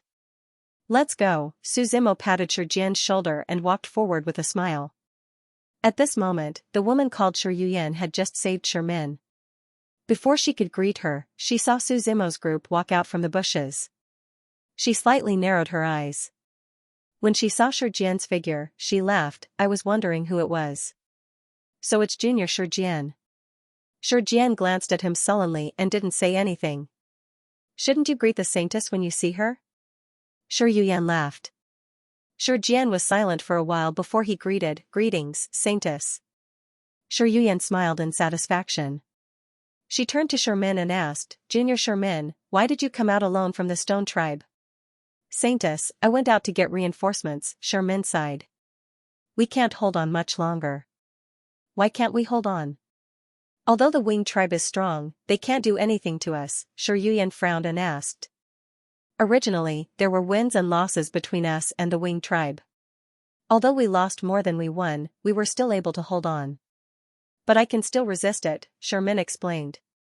But for some reason, the ancient dragon dynasty joined the war to help the feather race. We couldn't resist at all.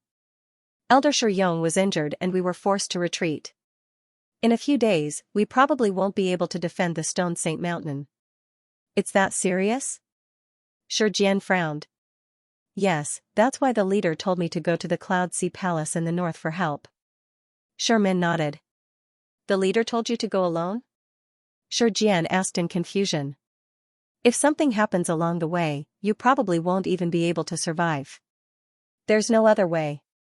Our Shi race has suffered heavy losses. The rest of us have to defend the Stone Saint Mountain. Shi Min said in pain. And not just the Cloud Sea Palace. We need to ask all the imperial lineage in the Wushang domain for help. But we don't know them well. Shi Jian asked. Why should they help us? The leader said that as long as our race isn't annihilated and our people can regain their freedom, they will agree. Other than these two conditions, they can agree to anything else. Shi Min replied. At this point, we can only try.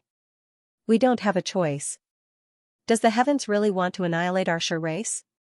Shi Jian sighed. The feather race was hard enough to deal with. Now, the ancient dragon dynasty was here. This was the imperial lineage and they had 2 emperors. Everyone couldn't help but feel despair. Junior Sister Yuyan, don't frown. It makes my heart ache. The immortal mortal sect disciples who came with Shi Yuyan said. One of the young men walked up and patted Shi Yuyan's shoulder. He smiled and said, There is always a way. There will always be a way. Thank you for your concern, senior brother Lu Zhe. Shi Yuyan nodded. Then, she turned to everyone and said, By the way, let me introduce you. These are my senior brothers and sisters from the immortal mortal sect. They're here to help the Shi race. This is senior brother Lu Zhe. His grandfather is a core elder of the immortal mortal sect. These 2 are senior brothers Chang Yin and Wang Yang. These 2 are senior sisters Tan Qingqing and Sun Yi. They're both very good friends of mine. With Shi Yuyan's introduction, everyone greeted each other. Shi Jian didn't want to be outdone and said, Let me introduce you. These 2 are my junior brothers from the Heavenly Tao Academy. Su Zimo and De Ji were both very strong existences. This time, they are here to help our Stone clan. So you're a student of the Heavenly Tao Academy. Lu Zhe smiled. I've also heard of your name far and wide. It's an honor to meet you today. The immortal mortal sect is not bad either. We have admired them for a long time. Su Zimo replied. As the saying goes, don't hit a smiling person. The immortal mortal sect should be the most special imperial lineage. Although their history wasn't long and they only had one great emperor, his status was extraordinary. This was because the previous generation's heavens was shouldered by great Emperor Xian Fan. He was also the closest to becoming a great emperor so far. Unlike many of the declining imperial lineage, the immortal mortal sect was still filled with vitality and was on the rise. The generals left behind by the great emperor were at their peak and had just been baptized by the mandate of heaven. Therefore, even though the immortal mortal sect only had one grand emperor, no one dared to underestimate them. You guys have been out for a long time. The leader and our martial brothers all miss you. Min said. You guys go back to the sect first. I still need to go to the Cloud Sea Palace for help. Jian sighed and nodded slightly. Then, let's go to the Stone Saint Mountain together. Yuyan suggested. Everyone walked out of the Featherstone Forest and looked at the distant horizon. An ink-like mountain was reflected in front of him. The mountain was about 3,000 meters tall. It wasn't very majestic, but it was very steep. The entire mountain gave people the feeling that it was made of huge rocks. It wasn't a hole. Everyone, be careful. Min said that the Stone Saint Mountain is filled with Feather Race people. Jian reminded. When they came to the bottom of the mountain, they saw a large group of Feather Race soldiers patrolling. Who is it? The Feather Race soldiers instantly noticed them. Go invite Lord Qingkong. Someone wants to go to the Stone Saint Mountain. The Feather Race soldiers surrounded them and looked at them vigilantly. The leader was a man with an 8-piece beard.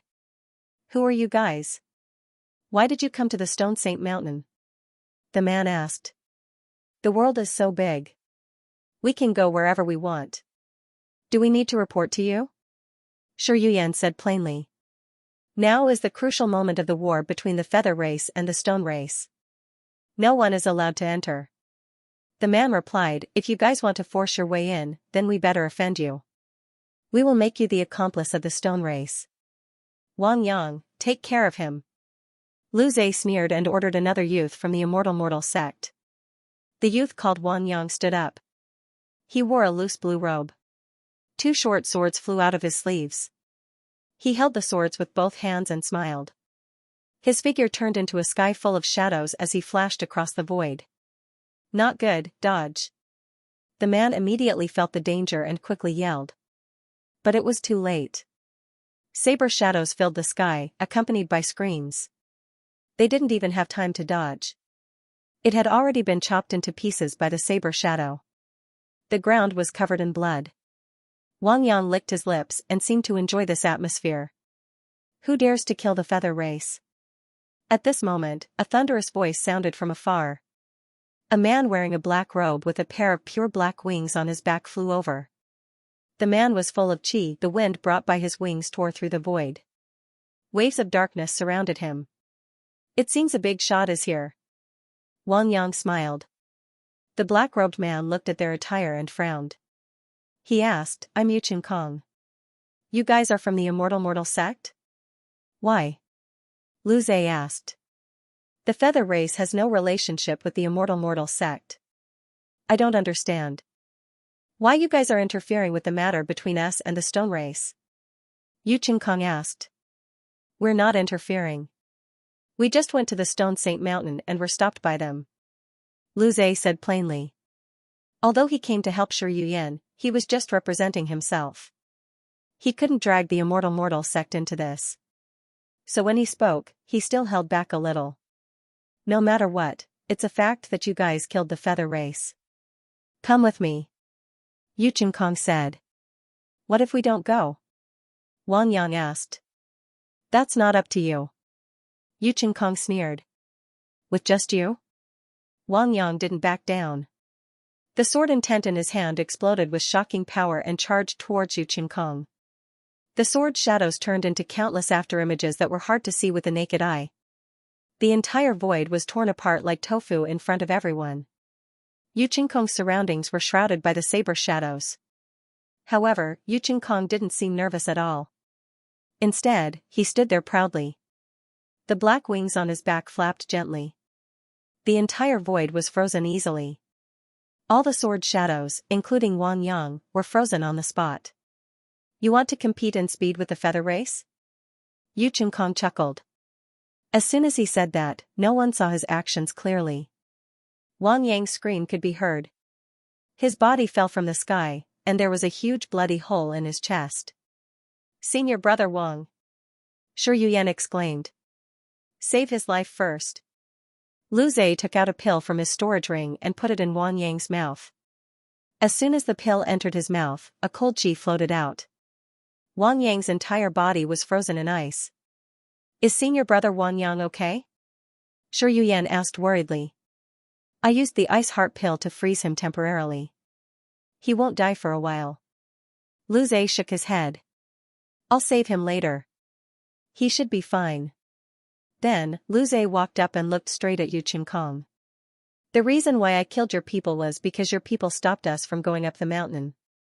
They were in the wrong first. Lu Zhe said plainly. I can't be bothered to argue with you. Since you're so arrogant, I'll teach you a lesson. I'll be happy to. Yu Qinkong smiled. A very powerful force exploded from Lu Zhe's body.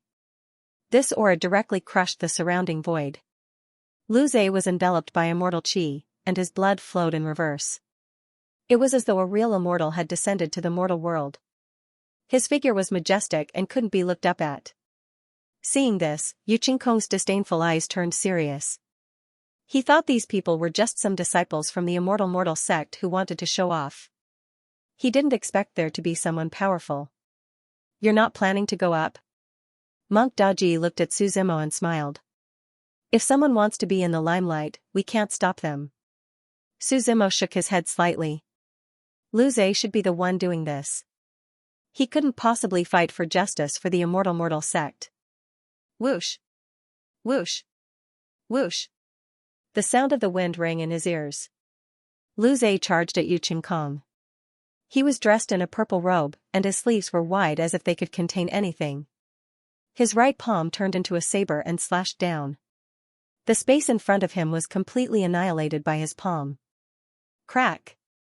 The void was shattered. However, Yu Qinkong turned into a blur and launched another attack. The wings on his back flapped, and the void was sealed again. This was one of the harpies' advantages. Once their wings reached a certain level, they would not only be able to fly, but they would also have other uses. Shackling the void was one of them. Yu Qinkong extended his wings and fully opened them. All the feathers on his wings fell off and floated in the air, turning into thousands of sharp arrows that shot towards Lu Zhe. Can your martial brother Lu Zhe do it? Shi Jian asked doubtfully. You don't have to worry about that. Martial brother Lu is ranked in the top 3 among the younger generation of the immortal mortal sect, Shi Yuyan said. Why would such a strong prodigy help you for no reason? Your relationship isn't ordinary, right? Shi Jian asked. Hearing Shi Jian's words, Tan Qingqing walked up and explained with a smile, Martial sister Yuyan is very lucky. Everyone in the immortal mortal sect knows that martial brother Lu is infatuated with her. However, martial sister Yuyan is still sitting there calmly and hasn't given any reply.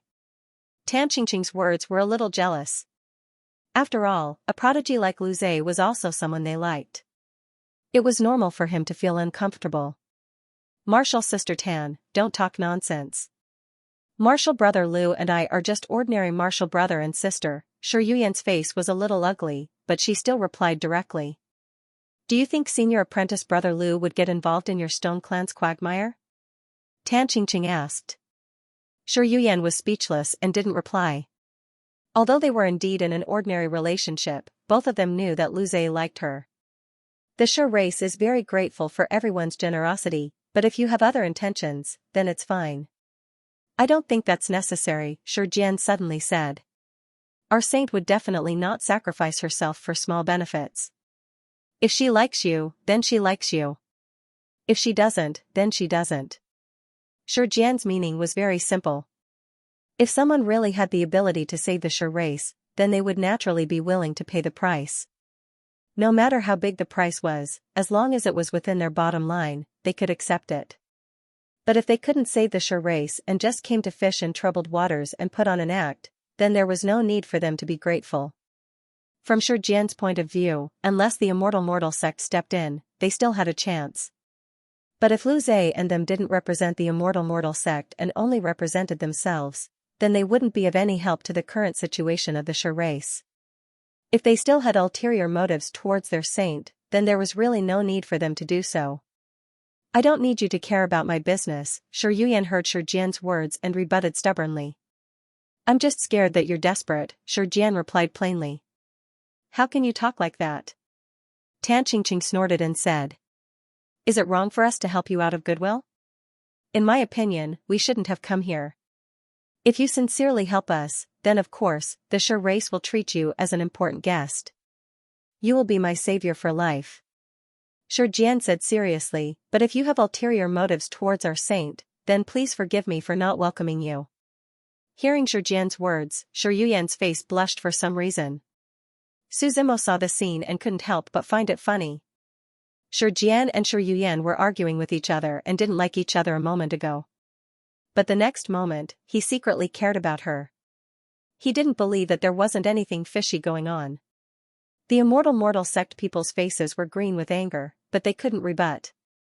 Martial brother Lu Zhe came here for Shi Yuyan, hoping to win her back. As for them, they naturally came to get on his good side. As for the life and death of the Shi race, it had nothing to do with them. This was what Shi Jian disliked. If they had the ability to save the Shi race, then it was fine for them to scheme. After all, benefits were the most important thing in this world. If they didn't have the ability and still had ulterior motives, then that was too much. Sigh, do you like that, Shi Yuyan? Su Zimo patted Shi Jian's shoulder and laughed softly. Shi Jian's body stiffened, and he quickly said worriedly, what are you talking about? She's my lifelong competitor. How can I like her? Then, you heard that Lu Gai is interested in Shi Yuyan. Why are you so hostile towards her? Su Zimo smiled. What are you talking about? Am I that kind of person? Shi Jian replied. We're all from the same race. I'm just worried that she would be tricked and lose everything. I'm just reminding her out of kindness. At this moment, the battle between Yu Qinkong and Lu Zhe had reached its climax. Li Zhe made his move when the countless feathered arrows shot towards him. The confined space was torn apart. He waved his sleeves and all the feathers were annihilated. A soaring spear will descended. Breaking through the silent void, the vast and mighty spear intent reverberated in the vast and mighty firmament. The long spear on his back was unsheathed. The tip of the spear was pointed at Yu Qinkong. Kill! A low roar came from his throat. Seeing the spear coming, Yu Qinkong's wings instantly closed together and wrapped around his entire body. The spear created countless sparks and was in a stalemate with the wings. Immortal touches my head, not my hair, and accept eternal life. Following Lu Zhe's yell, immortal chi shrouded his entire body. That boundless immortal chi surged into the sky. The immortal energy contained within the long spear was also activated in an instant, directly shattering the wings. The tip of the spear pierced Yu Qinkong's abdomen. Yu Qinkong retreated and looked at Lu Zhe seriously. Blood was flowing from his abdomen, but he didn't care. This small injury was nothing. The important thing wasn't how serious the injury was, but that Lu Zhe injured him.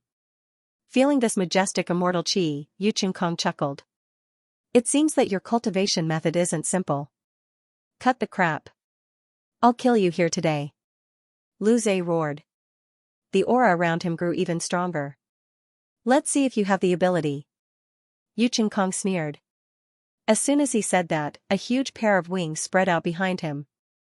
These weren't real wings. They were his true fate, shadow. These wings were 100 meters long and covered the entire sky. The dark aura corroded its wings, making it look extremely demonic. At this moment, half of the sky was enveloped by this dark energy. Thousand-winged dust. The dark energy around Yu Qinkong turned into a surging river. Heart of darkness. The wings were split apart, and the sky was once again filled with densely packed wings. However, what was different from before was that these wings had undergone a huge change. Not only did the darkness grow, but all of his attributes had also undergone drastic changes. Lu Zhe narrowed his eyes. Similarly, he used his true fate. The great void is naturally separated from the mortal world. Immortals come from the west to open the gates of heaven. At this moment, Lu Zhe gave people a strange feeling. It was as if immortals and mortals were separated. Half were immortals, and the other half were mortals. His body was divided into two parts, and the immortal and mortal powers were perfectly balanced. This is an immortal and mortal eternal technique. Monk Daji exclaimed from below.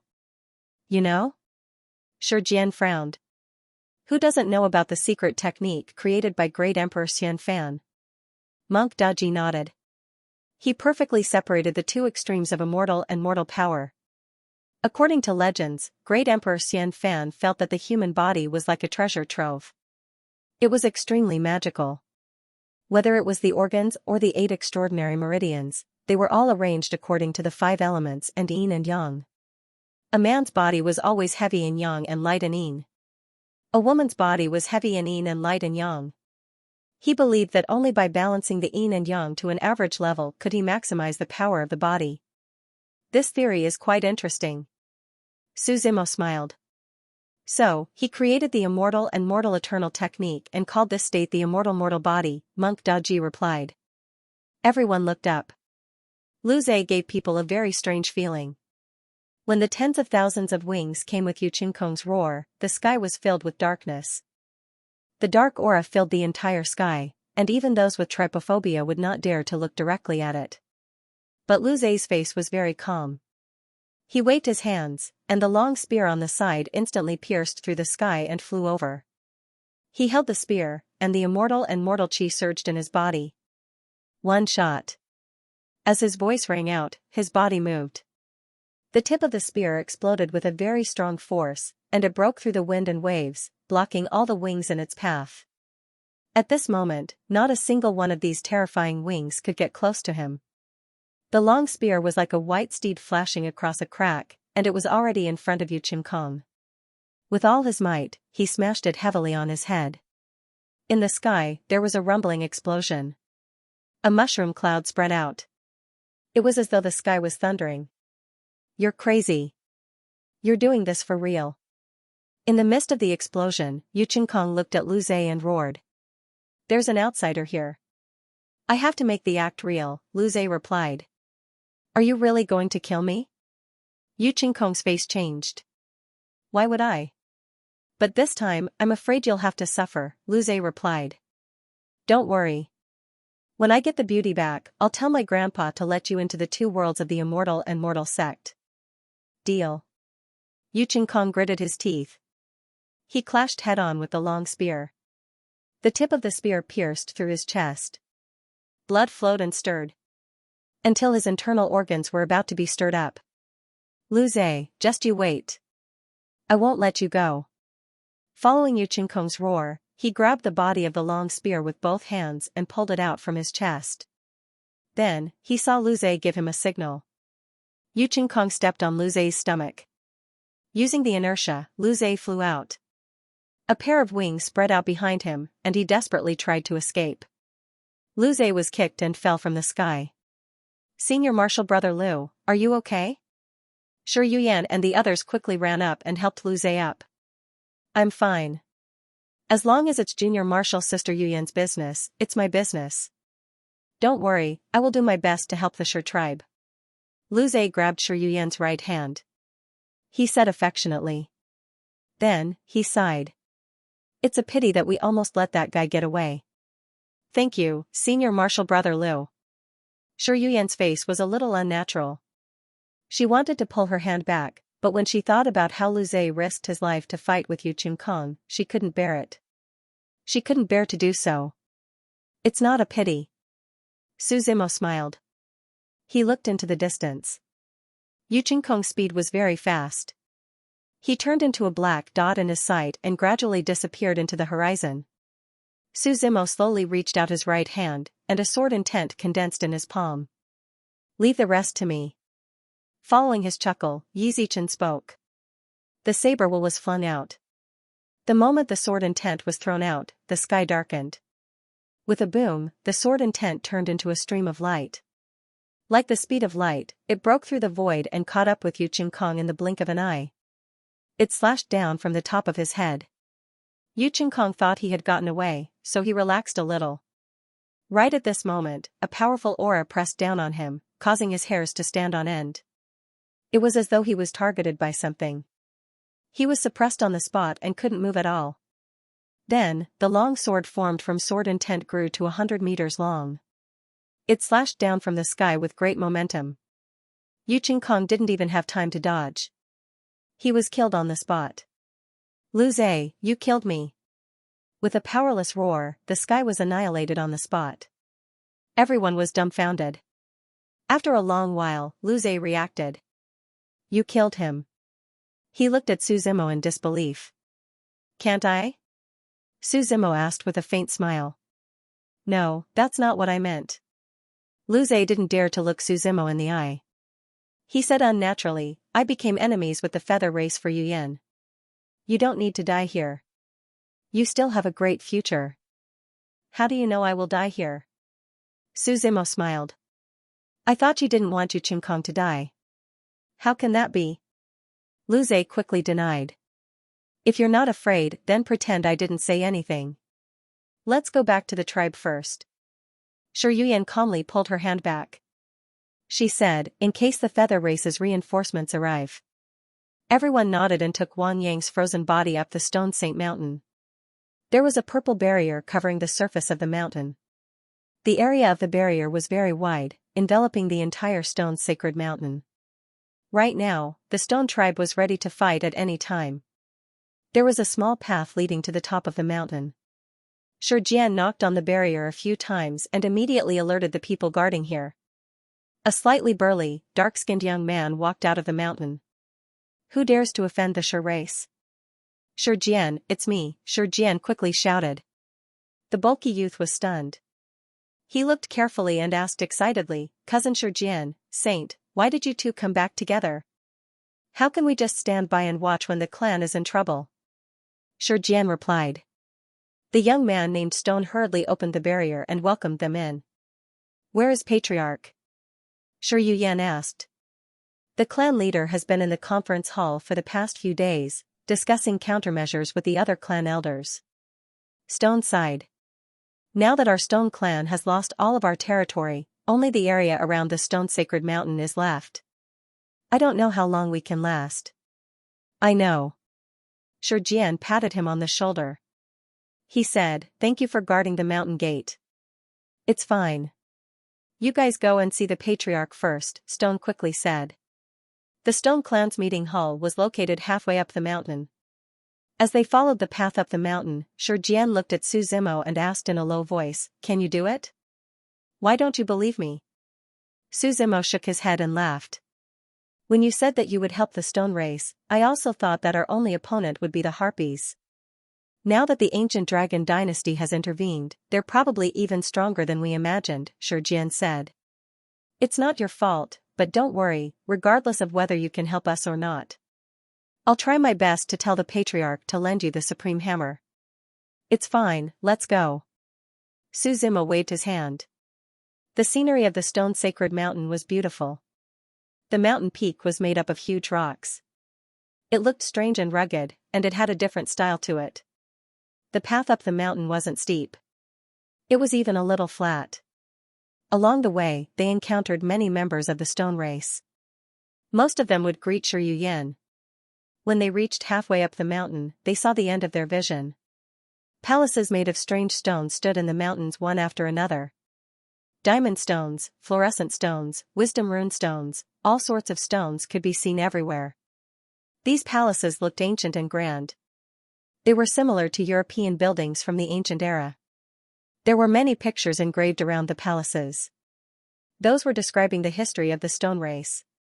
Shi Jian and Shi Yuyan arranged a pavilion for everyone to rest in. They let everyone rest there first. The two of them had to go see the Patriarch first. Seeing Shi Yuyan and Shi Jian leave, Lu Zhe took back his gaze. Then, he looked at Su Zimo and smiled. Brother Su, with your power, you're probably famous in the Heavenly Tao Academy. Why haven't I heard of you before? I like to keep a low profile. Su Zimo waved his hand. Where are you from? Lu Zhe's eyes flashed as he continued to ask. I'm a solo cultivator. I have a sect, but I don't go back often. Su Zimo smiled. I'm used to being alone. If you're interested, you can come to my Immortal Mortal sect. I'll be a good host. Lu Zhe smiled. Immortal Mortal sect, I'm not too familiar with it, but I do know someone. Su Zimo thought for a while. Oh. Lu Zhe was surprised to hear Su Zimo's words. He quickly asked, what's the name of the person you know? Perhaps I know him too. It's an old man called Yun Fan. Su Zimo smiled. When he came to the Heaven Evolution Sacred Mountain, he was planning to annihilate it. Afterwards, the celestial evolution sage called for Elder Yunfan of the Immortal Mortal sect to plead on his behalf. This was a very long time ago. The reason Suzimo still remembered it clearly was because he extorted the Heaven Evolution Star Disc from him. Lu Zai's face changed when he heard Suzimo's words. He forced a smile. Brother Su, you're joking. What are you laughing at? I'm serious, Suzimo replied. Young Master Su, please mind your words and actions. Tan Qingqing stood up from the side. She said plainly, Elder Yunfan is senior brother Lu's grandfather. He's also one of the core elders of the Immortal Mortal sect. You know him? Such a coincidence? Suzimo was surprised. Then, he smiled. If you have time, go back and ask your grandfather if he knows me. If he doesn't, you can remind him of the Heaven Evolution Sacred Mountain. He will know. Back then, when he destroyed the Heaven-Severing sect with 2 emperors and arrived with the power to destroy the sect, Elder Yunfan should not have forgotten about him. Hearing Suzimo's words, Lu Zai felt it was a joke. His grandfather had always stayed in the sect and rarely left. How could the two know each other? However, Suzimo's words were very calm. There was no hint of teasing or joking. Just when this situation was in a stalemate, Shi Jian and Shi Yuyan walked over from afar. Along with the two of them, there were 7 or 8 middle-aged men in brown robes and a few old men with imposing auras. Lu Zai and the group quickly got up. The leader of this group of people was a middle-aged man. He kept his hair short and neat. He wore a brown robe and looked very powerful. He wasn't very bulky, only 1.75 meters tall, but he looked very sturdy. He carried a black hammer on his back. It's the honor of the Shi race to have a few young prodigies come from afar, the middle-aged man said with a smile.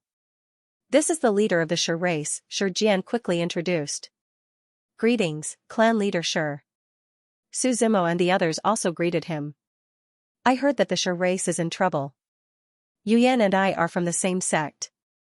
Although we're not strong, we're willing to help the Shi race, Lu Zai smiled. Thank you, prodigies, the middle-aged man smiled.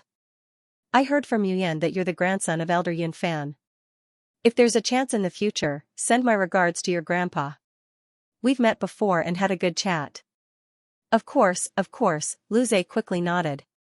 Yuyan, Shi Jian, the middle-aged man turned and ordered. Since they're from the same sect, they're on the same side. No need to be polite. You guys can take them to the Stone Heart Pavilion to rest. If you need anything, you can come to me. Sorry for bothering you, Leader Shi, Lu Zai smiled. Seeing Shi Yuyan take everyone away, the middle-aged man's smile receded. He began to think. Leader, an elder behind him asked. Do you think the Immortal Mortal sect is possible? This should be their personal decision. The Immortal Mortal sect probably won't participate, the middle-aged man shook his head. But as long as there's a sliver of possibility, we can't give up. I'll personally control this side. Okay, the elder nodded and said, if the feather race comes again tomorrow, who will we send? Hearing this, the middle-aged man had a headache. After thinking for a while, he looked at the elder behind him and said, Elder Sherpa, you'll accept the challenge. I'm willing to sacrifice myself for the survival of the Shi race, the elder didn't reject and nodded. Stoneheart Pavilion. This was the place where the Shi race entertained guests with the highest standards. Usually, Lu Zai and the others wouldn't even have the right to come here. But now, it was a critical moment for the Shi race. Naturally, the significance was different. When everyone arrived at the Stoneheart Pavilion, they were slightly surprised. The decoration of the Stoneheart Pavilion was very beautiful, and it was out of place with the architectural style along the way. If there was a word to describe it, it would be simple and elegant. A green wall stood on the mountainside. This was because the location of the Stoneheart Pavilion was very special. Halfway up the stone sacred mountain, there was a slanted mountain wall. Just like the branches of a big tree, they forked out. The surface was as smooth as a mirror, and the Stoneheart Pavilion was built on it. Looking down from the top of the mountain, it was as if he was standing on top of the clouds. After entering the Stoneheart Pavilion, there was a lotus pond in the middle.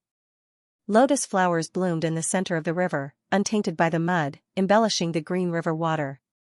In the surroundings, there were pavilions, artificial mountains, and clear waters. Everything was arranged in a very orderly manner. The stone heart pavilion was made of bamboo. This was a bamboo palace, but it was impossible to tell from the outside. You all can rest here for the time being, Shi Yuyan said as she brought everyone here. What about you, Yuyan? I have a home, don't worry about me. Shi Yuyan smiled. I've been out for so long, I want to go see my parents. Only then did Lu Zhe nod. Shi Jian also briefly explained to Su Zimo and the others before leaving. According to Shi Yuyan, when the leader was free, he would discuss the supreme hammer alone in the afternoon. He told Su Zimo not to be anxious. The sky gradually darkened. The night was silent, and during this time, Su Zimo and Lu Zhe didn't talk much. On the second day, when the sky was still at dawn, suddenly, a rumbling drum sound came from afar. This drum sound was deafening, and it seemed that the entire stone sacred mountain could hear it. And the sound was like thunder. It wasn't the ordinary drum sound, but rather, it was like an explosion. What's going on?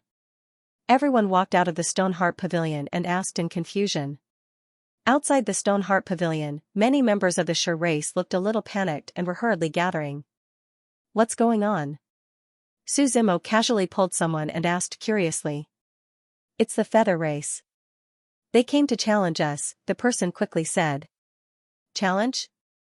Su Zimo was still confused.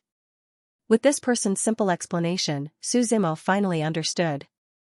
It turned out that after the ancient dragon dynasty joined the war, the power of the two sides became unequal.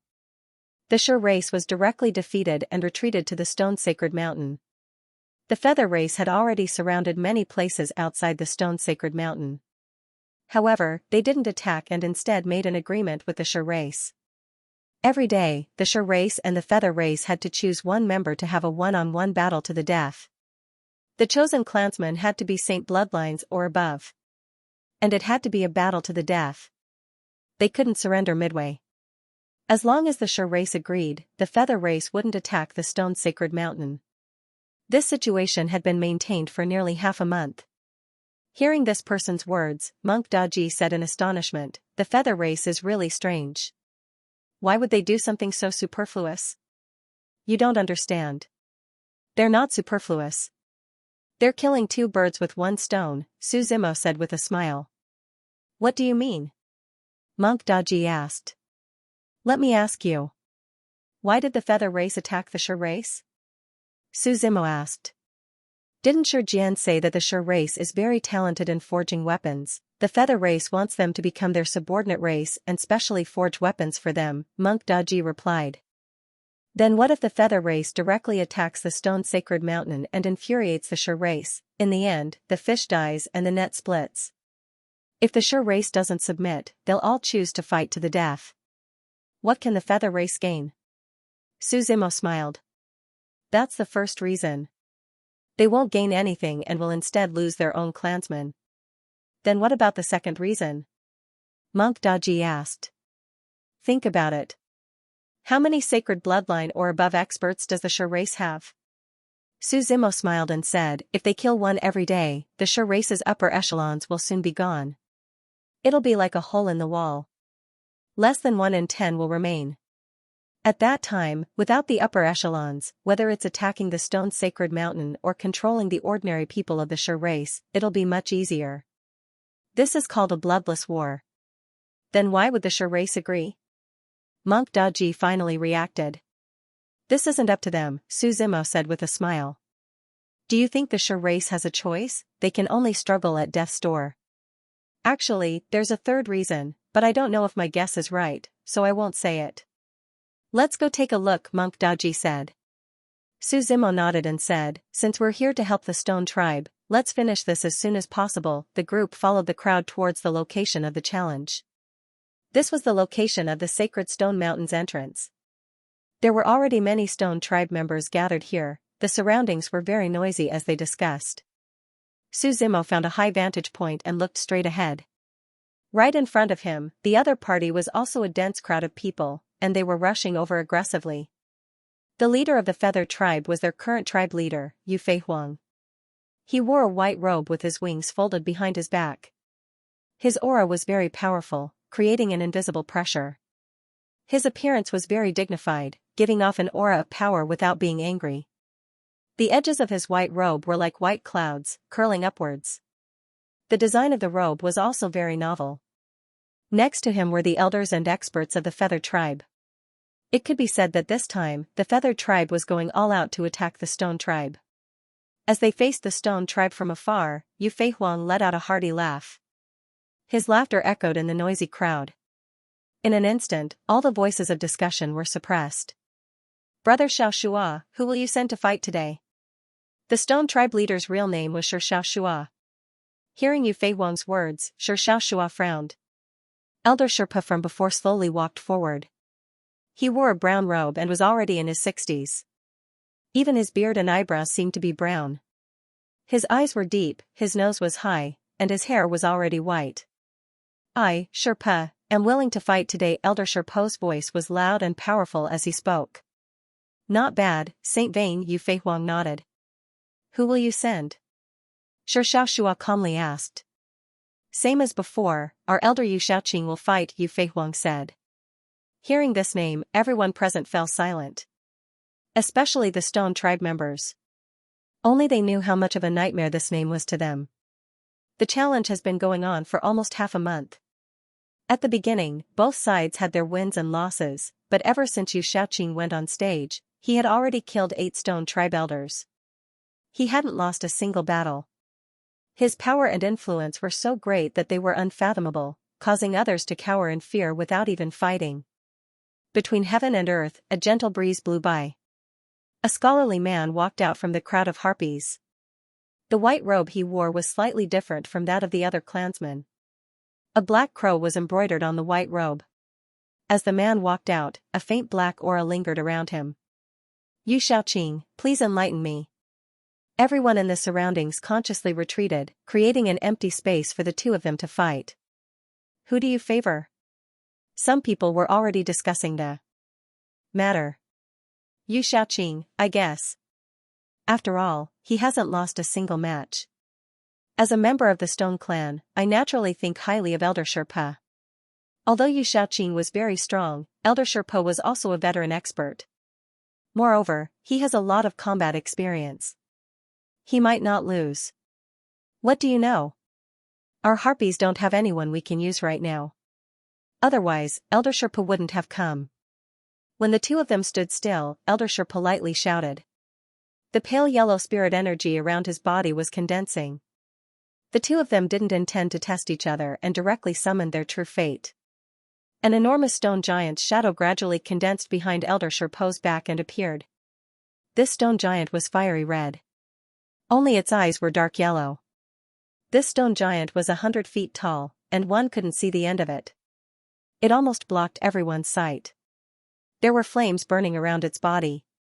Opposite Elder Sherpa, Yu Xiaoqing's expression was calm. His white robe suddenly fluttered in the wind.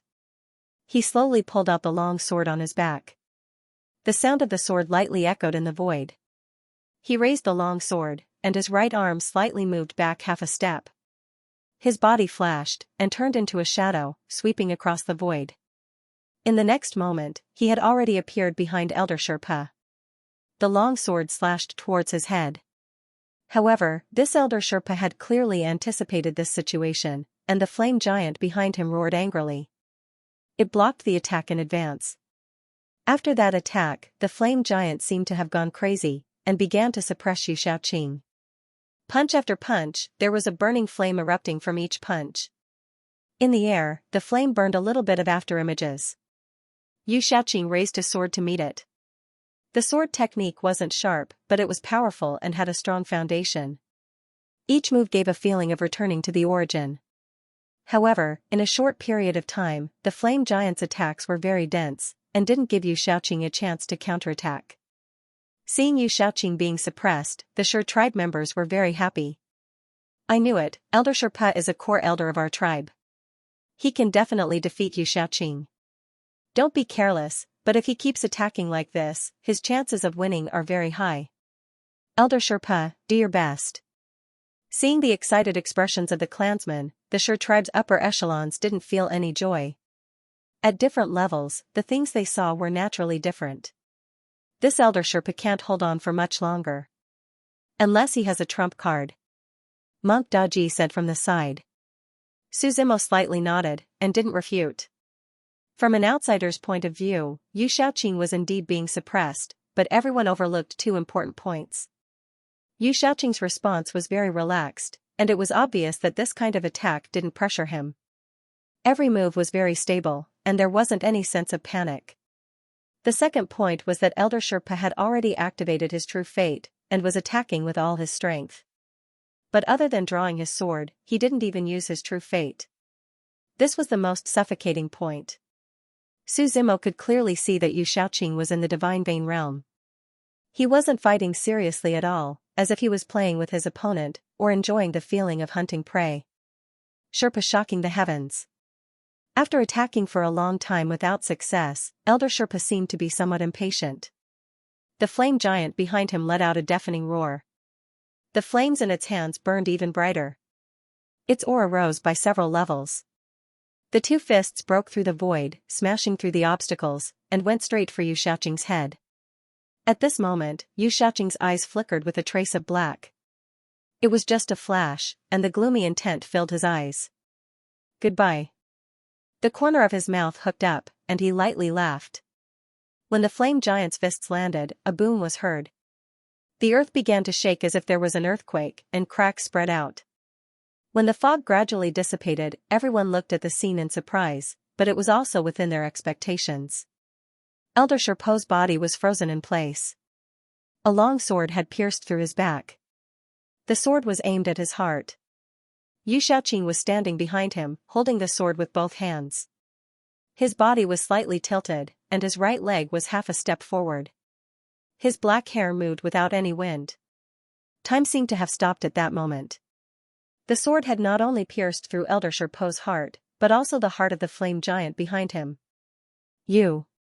Elder Sherpa turned his head with difficulty. He had only said one word when his body fell heavily to the ground.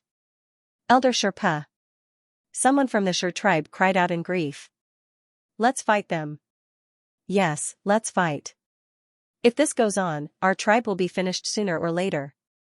What's the difference between us and the livestock they raise? We'll kill one a day. Some people couldn't take it anymore and began to cry. Every time they fought, every time they had hope, it would be destroyed again and again. Go back. Sher Xiaoxua looked at his people and closed his eyes for a long time. He took a deep breath and said. Tribe leader, we can't bear to retreat. Let's kill. Someone began to shout. I told you to go back. Did you not hear me? Sher Xiaoshua's voice was hysterical. His eyes became even more ferocious. The members of the Stone Tribe instantly fell silent and walked up the Stone Saint Mountain one by one. Brother Sher Xiaoxua, you can reconsider my previous offer. Yu Feihuang's laughter came from behind. What's wrong with being a subsidiary tribe of the Feather Tribe? When the time comes, we'll all be family. Bullying you is the same as bullying us. Why must we end up with the extermination of our clan? Hearing this, Sher Xiaoshua's face darkened. Just as his clansmen had said, with his temperament, he had long wanted to fight. Even if he died in battle, he wouldn't live in humiliation. But he couldn't, because he was the leader of an entire tribe. If his tribe was destroyed in his hands, he would be a sinner. A sinner for eternity.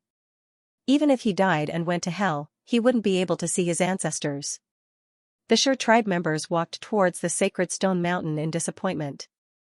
Suzimo and the others originally wanted to return to the Stoneheart Pavilion, but they were stopped by Sher Yuyan and Sher Jian on the way.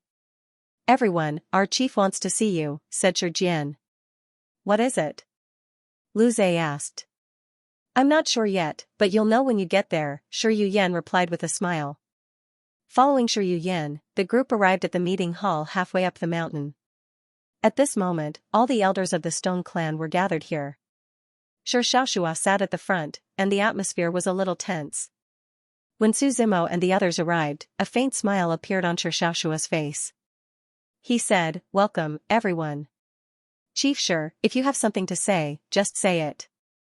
We will do our best, Li Zhe nodded and replied. Xianxia sighed and said, please don't misunderstand. I didn't call you here because I have something to tell you. Instead, I want to tell you about the current situation. We can't defend this stone-sacred mountain for much longer. For you all to come and help our stone clan at such a critical moment, we will remember this kindness in our hearts. However, we have limited manpower, so I think it's best if we escort you down the mountain. What are you saying, Chief Shi? We're not that scared of death, Lu Zhe sneered. Young Master Lu, please don't misunderstand. I just don't want to sacrifice for nothing, Xianxia said. I wonder if young Master Lu can recommend us to the elders of the Immortal Mortal sect. Perhaps there's still a chance to save us. Hearing Xianxia's words, Lu Zhe sighed. To be honest, it's not that I don't want to.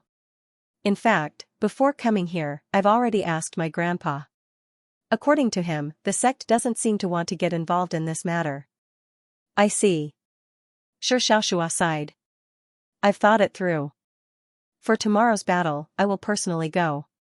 If I die, you all should leave this stone-sacred mountain as soon as possible. Chief, you can't do that, an elder below heard this and quickly stopped him. He hurriedly stopped him, you are our backbone. If you die in battle, where will our stone tribe go in the future?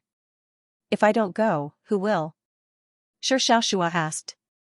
Most of the core elders are dead. As the patriarch, I should stand up and do something about it.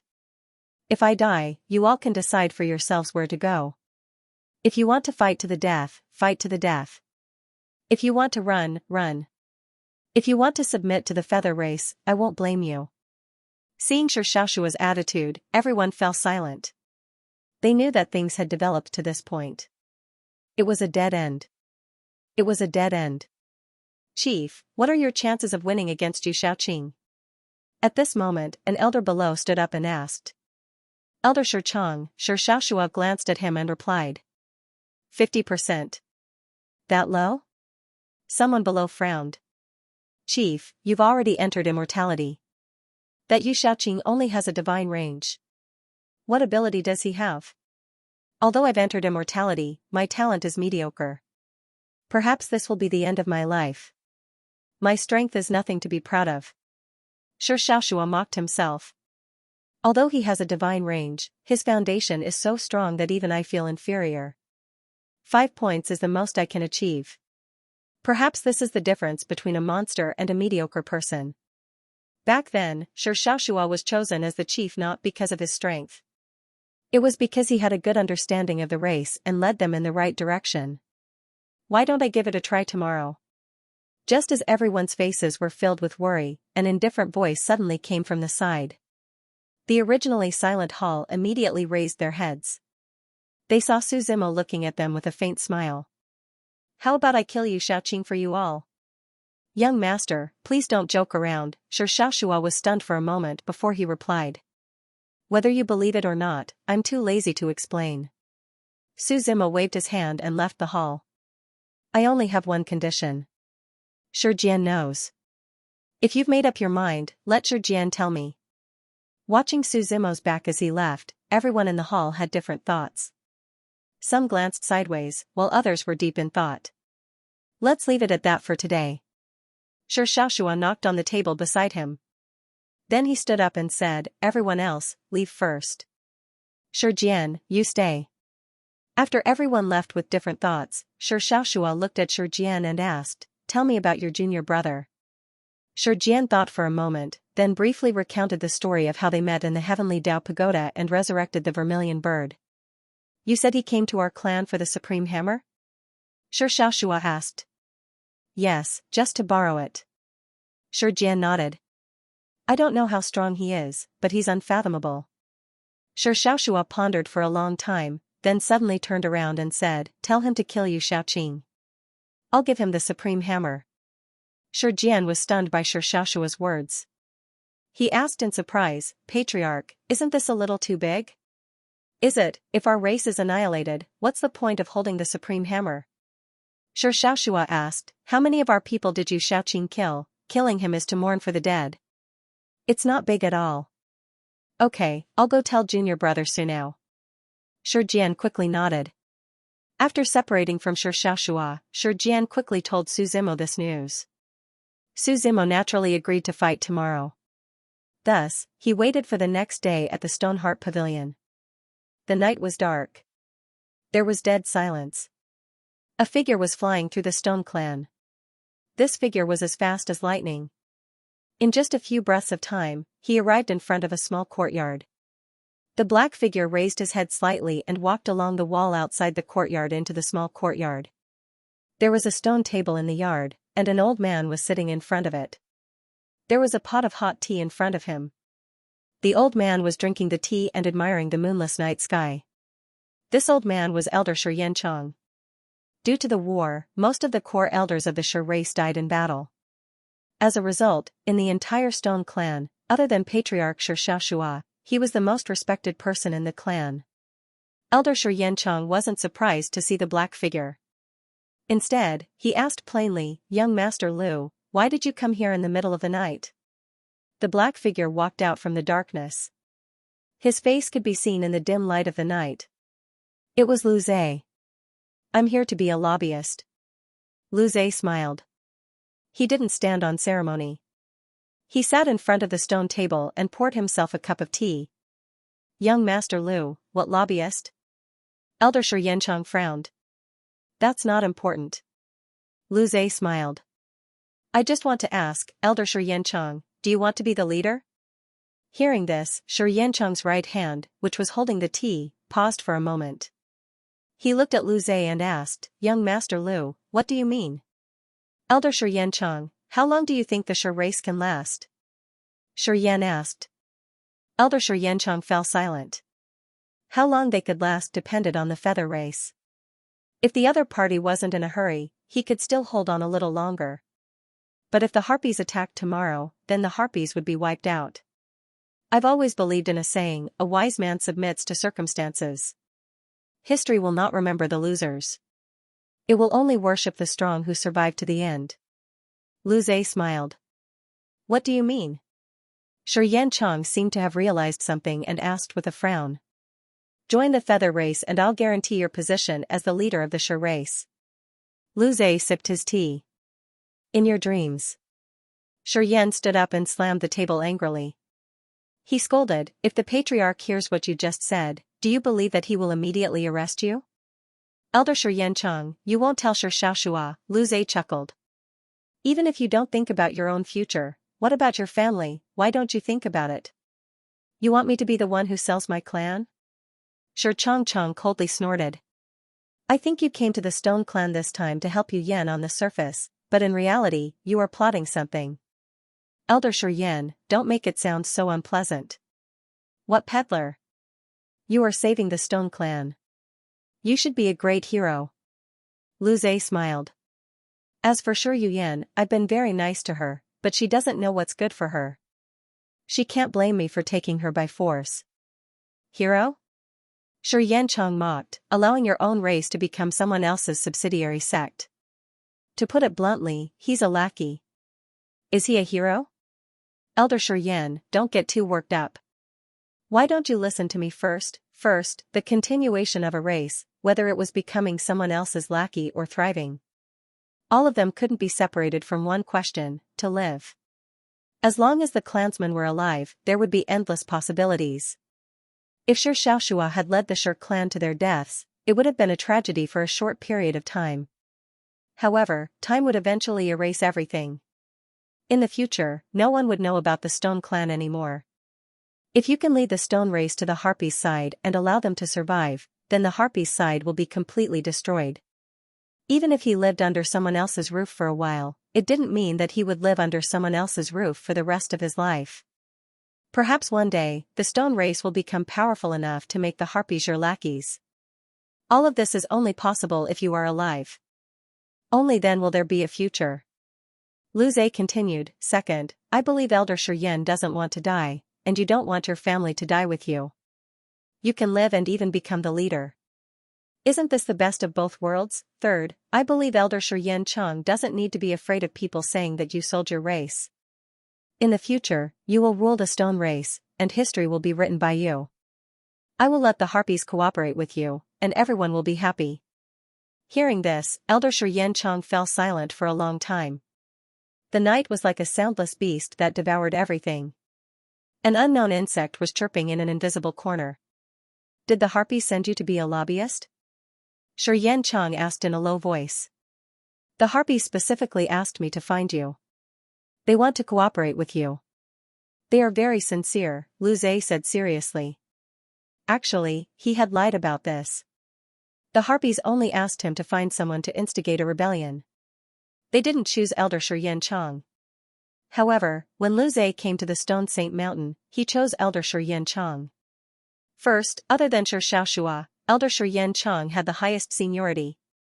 Secondly, the stone race had no one they could use. The other core elders were all dead.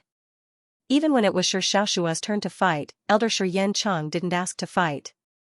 This meant that he was afraid of death.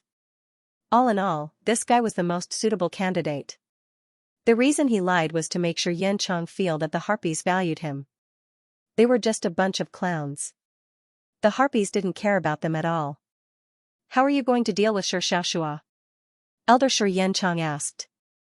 If he doesn't die, my people won't listen to me. Of course, we wanted him to fight Yu Shaoqing tomorrow and then kill him. Then, we will support you as the leader. Lu Zhe frowned. But that kid from the Heaven Dao Academy interfered. But it's fine. We'll kill that kid tomorrow and then Xianxia the day after. Can it work? Elder Xianxia asked. I know Yu Shaoqing is very strong, but Xianxia isn't simple either. You don't need to worry about that. This is the harpy's business. Lu Zhe smiled.